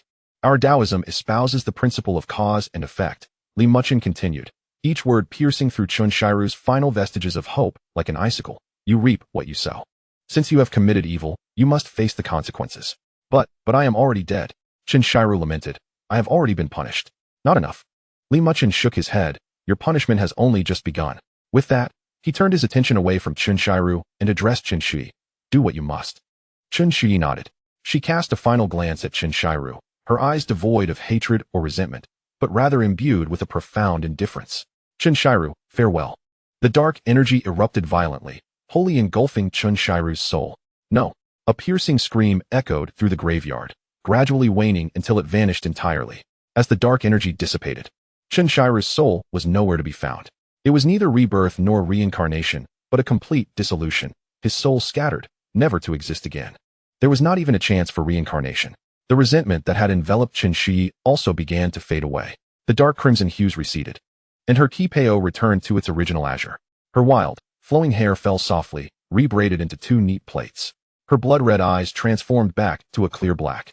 She reverted to the 17-year-old girl she once was, yet her gaze now held a newfound serenity, a sense of liberation. The orb of light that represented her child reappeared in her arms, but this time, it radiated warmth and gentleness, akin to the first rays of dawn. Child, Chen Shuyi whispered, we can depart now. The orb flickered subtly, as if in response. She turned to Li Muchen and bowed deeply. Master, thank you. No need. Li Muchen replied, shaking his head, this was your own choice. May I ask one last question? Speak. Chen Shuyi looked at the orb in her arms. Will he be reborn? Li Muchen observed the orb, fell silent for a moment, then nodded. He can. The spirit of an unborn child is the most difficult to guide. But your resentment has dissipated, and your attachment to him has been relinquished. He may go to where he belongs and await an opportunity for a fresh start. Chen Shuyi smiled. A genuine smile, the first in over 90 years. How wonderful, she remarked. She then turned to Lin Wenyuan and Zhao Xiaoan. Bowing to them as well, Professor Lin, Miss Zhao, thank you. Also, please convey my apologies to Xiao. Lin Wenyuan's eyes glistened with unshed tears as he nodded. Finally, Chen Shuyi gazed skyward. The sun had fully risen, casting golden rays across the graveyard, dispelling all shadows. Daylight has arrived, she murmured. Her soul began to radiate light, not a dark light, nor a vengeful aura, but a pure, warm white glow. The orb of light representing her child merged seamlessly with her being, mother and child united without barriers. The brilliance intensified, enveloping her soul entirely. Master, she spoke one last time, if there is a next life, I wish to be born in an era where women can choose freely. Li Muchen nodded. That will be so. The light exploded into countless luminous particles, soaring toward the heavens, brighter and purer than any starry night in summer. The particles spiraled in the sky, ultimately coalescing into a beam of light that shot into the clouds, vanishing beyond. The graveyard returned to tranquility, basking in sunlight, filled with the melodies of birds and the fragrance of flowers, as if all that had transpired was merely a dream. Li Muchen gazed in the direction of Chen Shi's disappearance, and after a long pause, spoke in a deep, solemn tone, blessings abound, infinite celestial venerations. Lin Wenyuan and Zhao Xiaoan joined their hands in silent prayer. After a while, Lin Wenyuan broke the silence. Master, is this truly the end? Li Muchen nodded. The cycle of cause and effect is resolved. The resentment has dissipated. Chen Shuyi has transcended, and her child will have a new beginning. And what of Chen Shiru?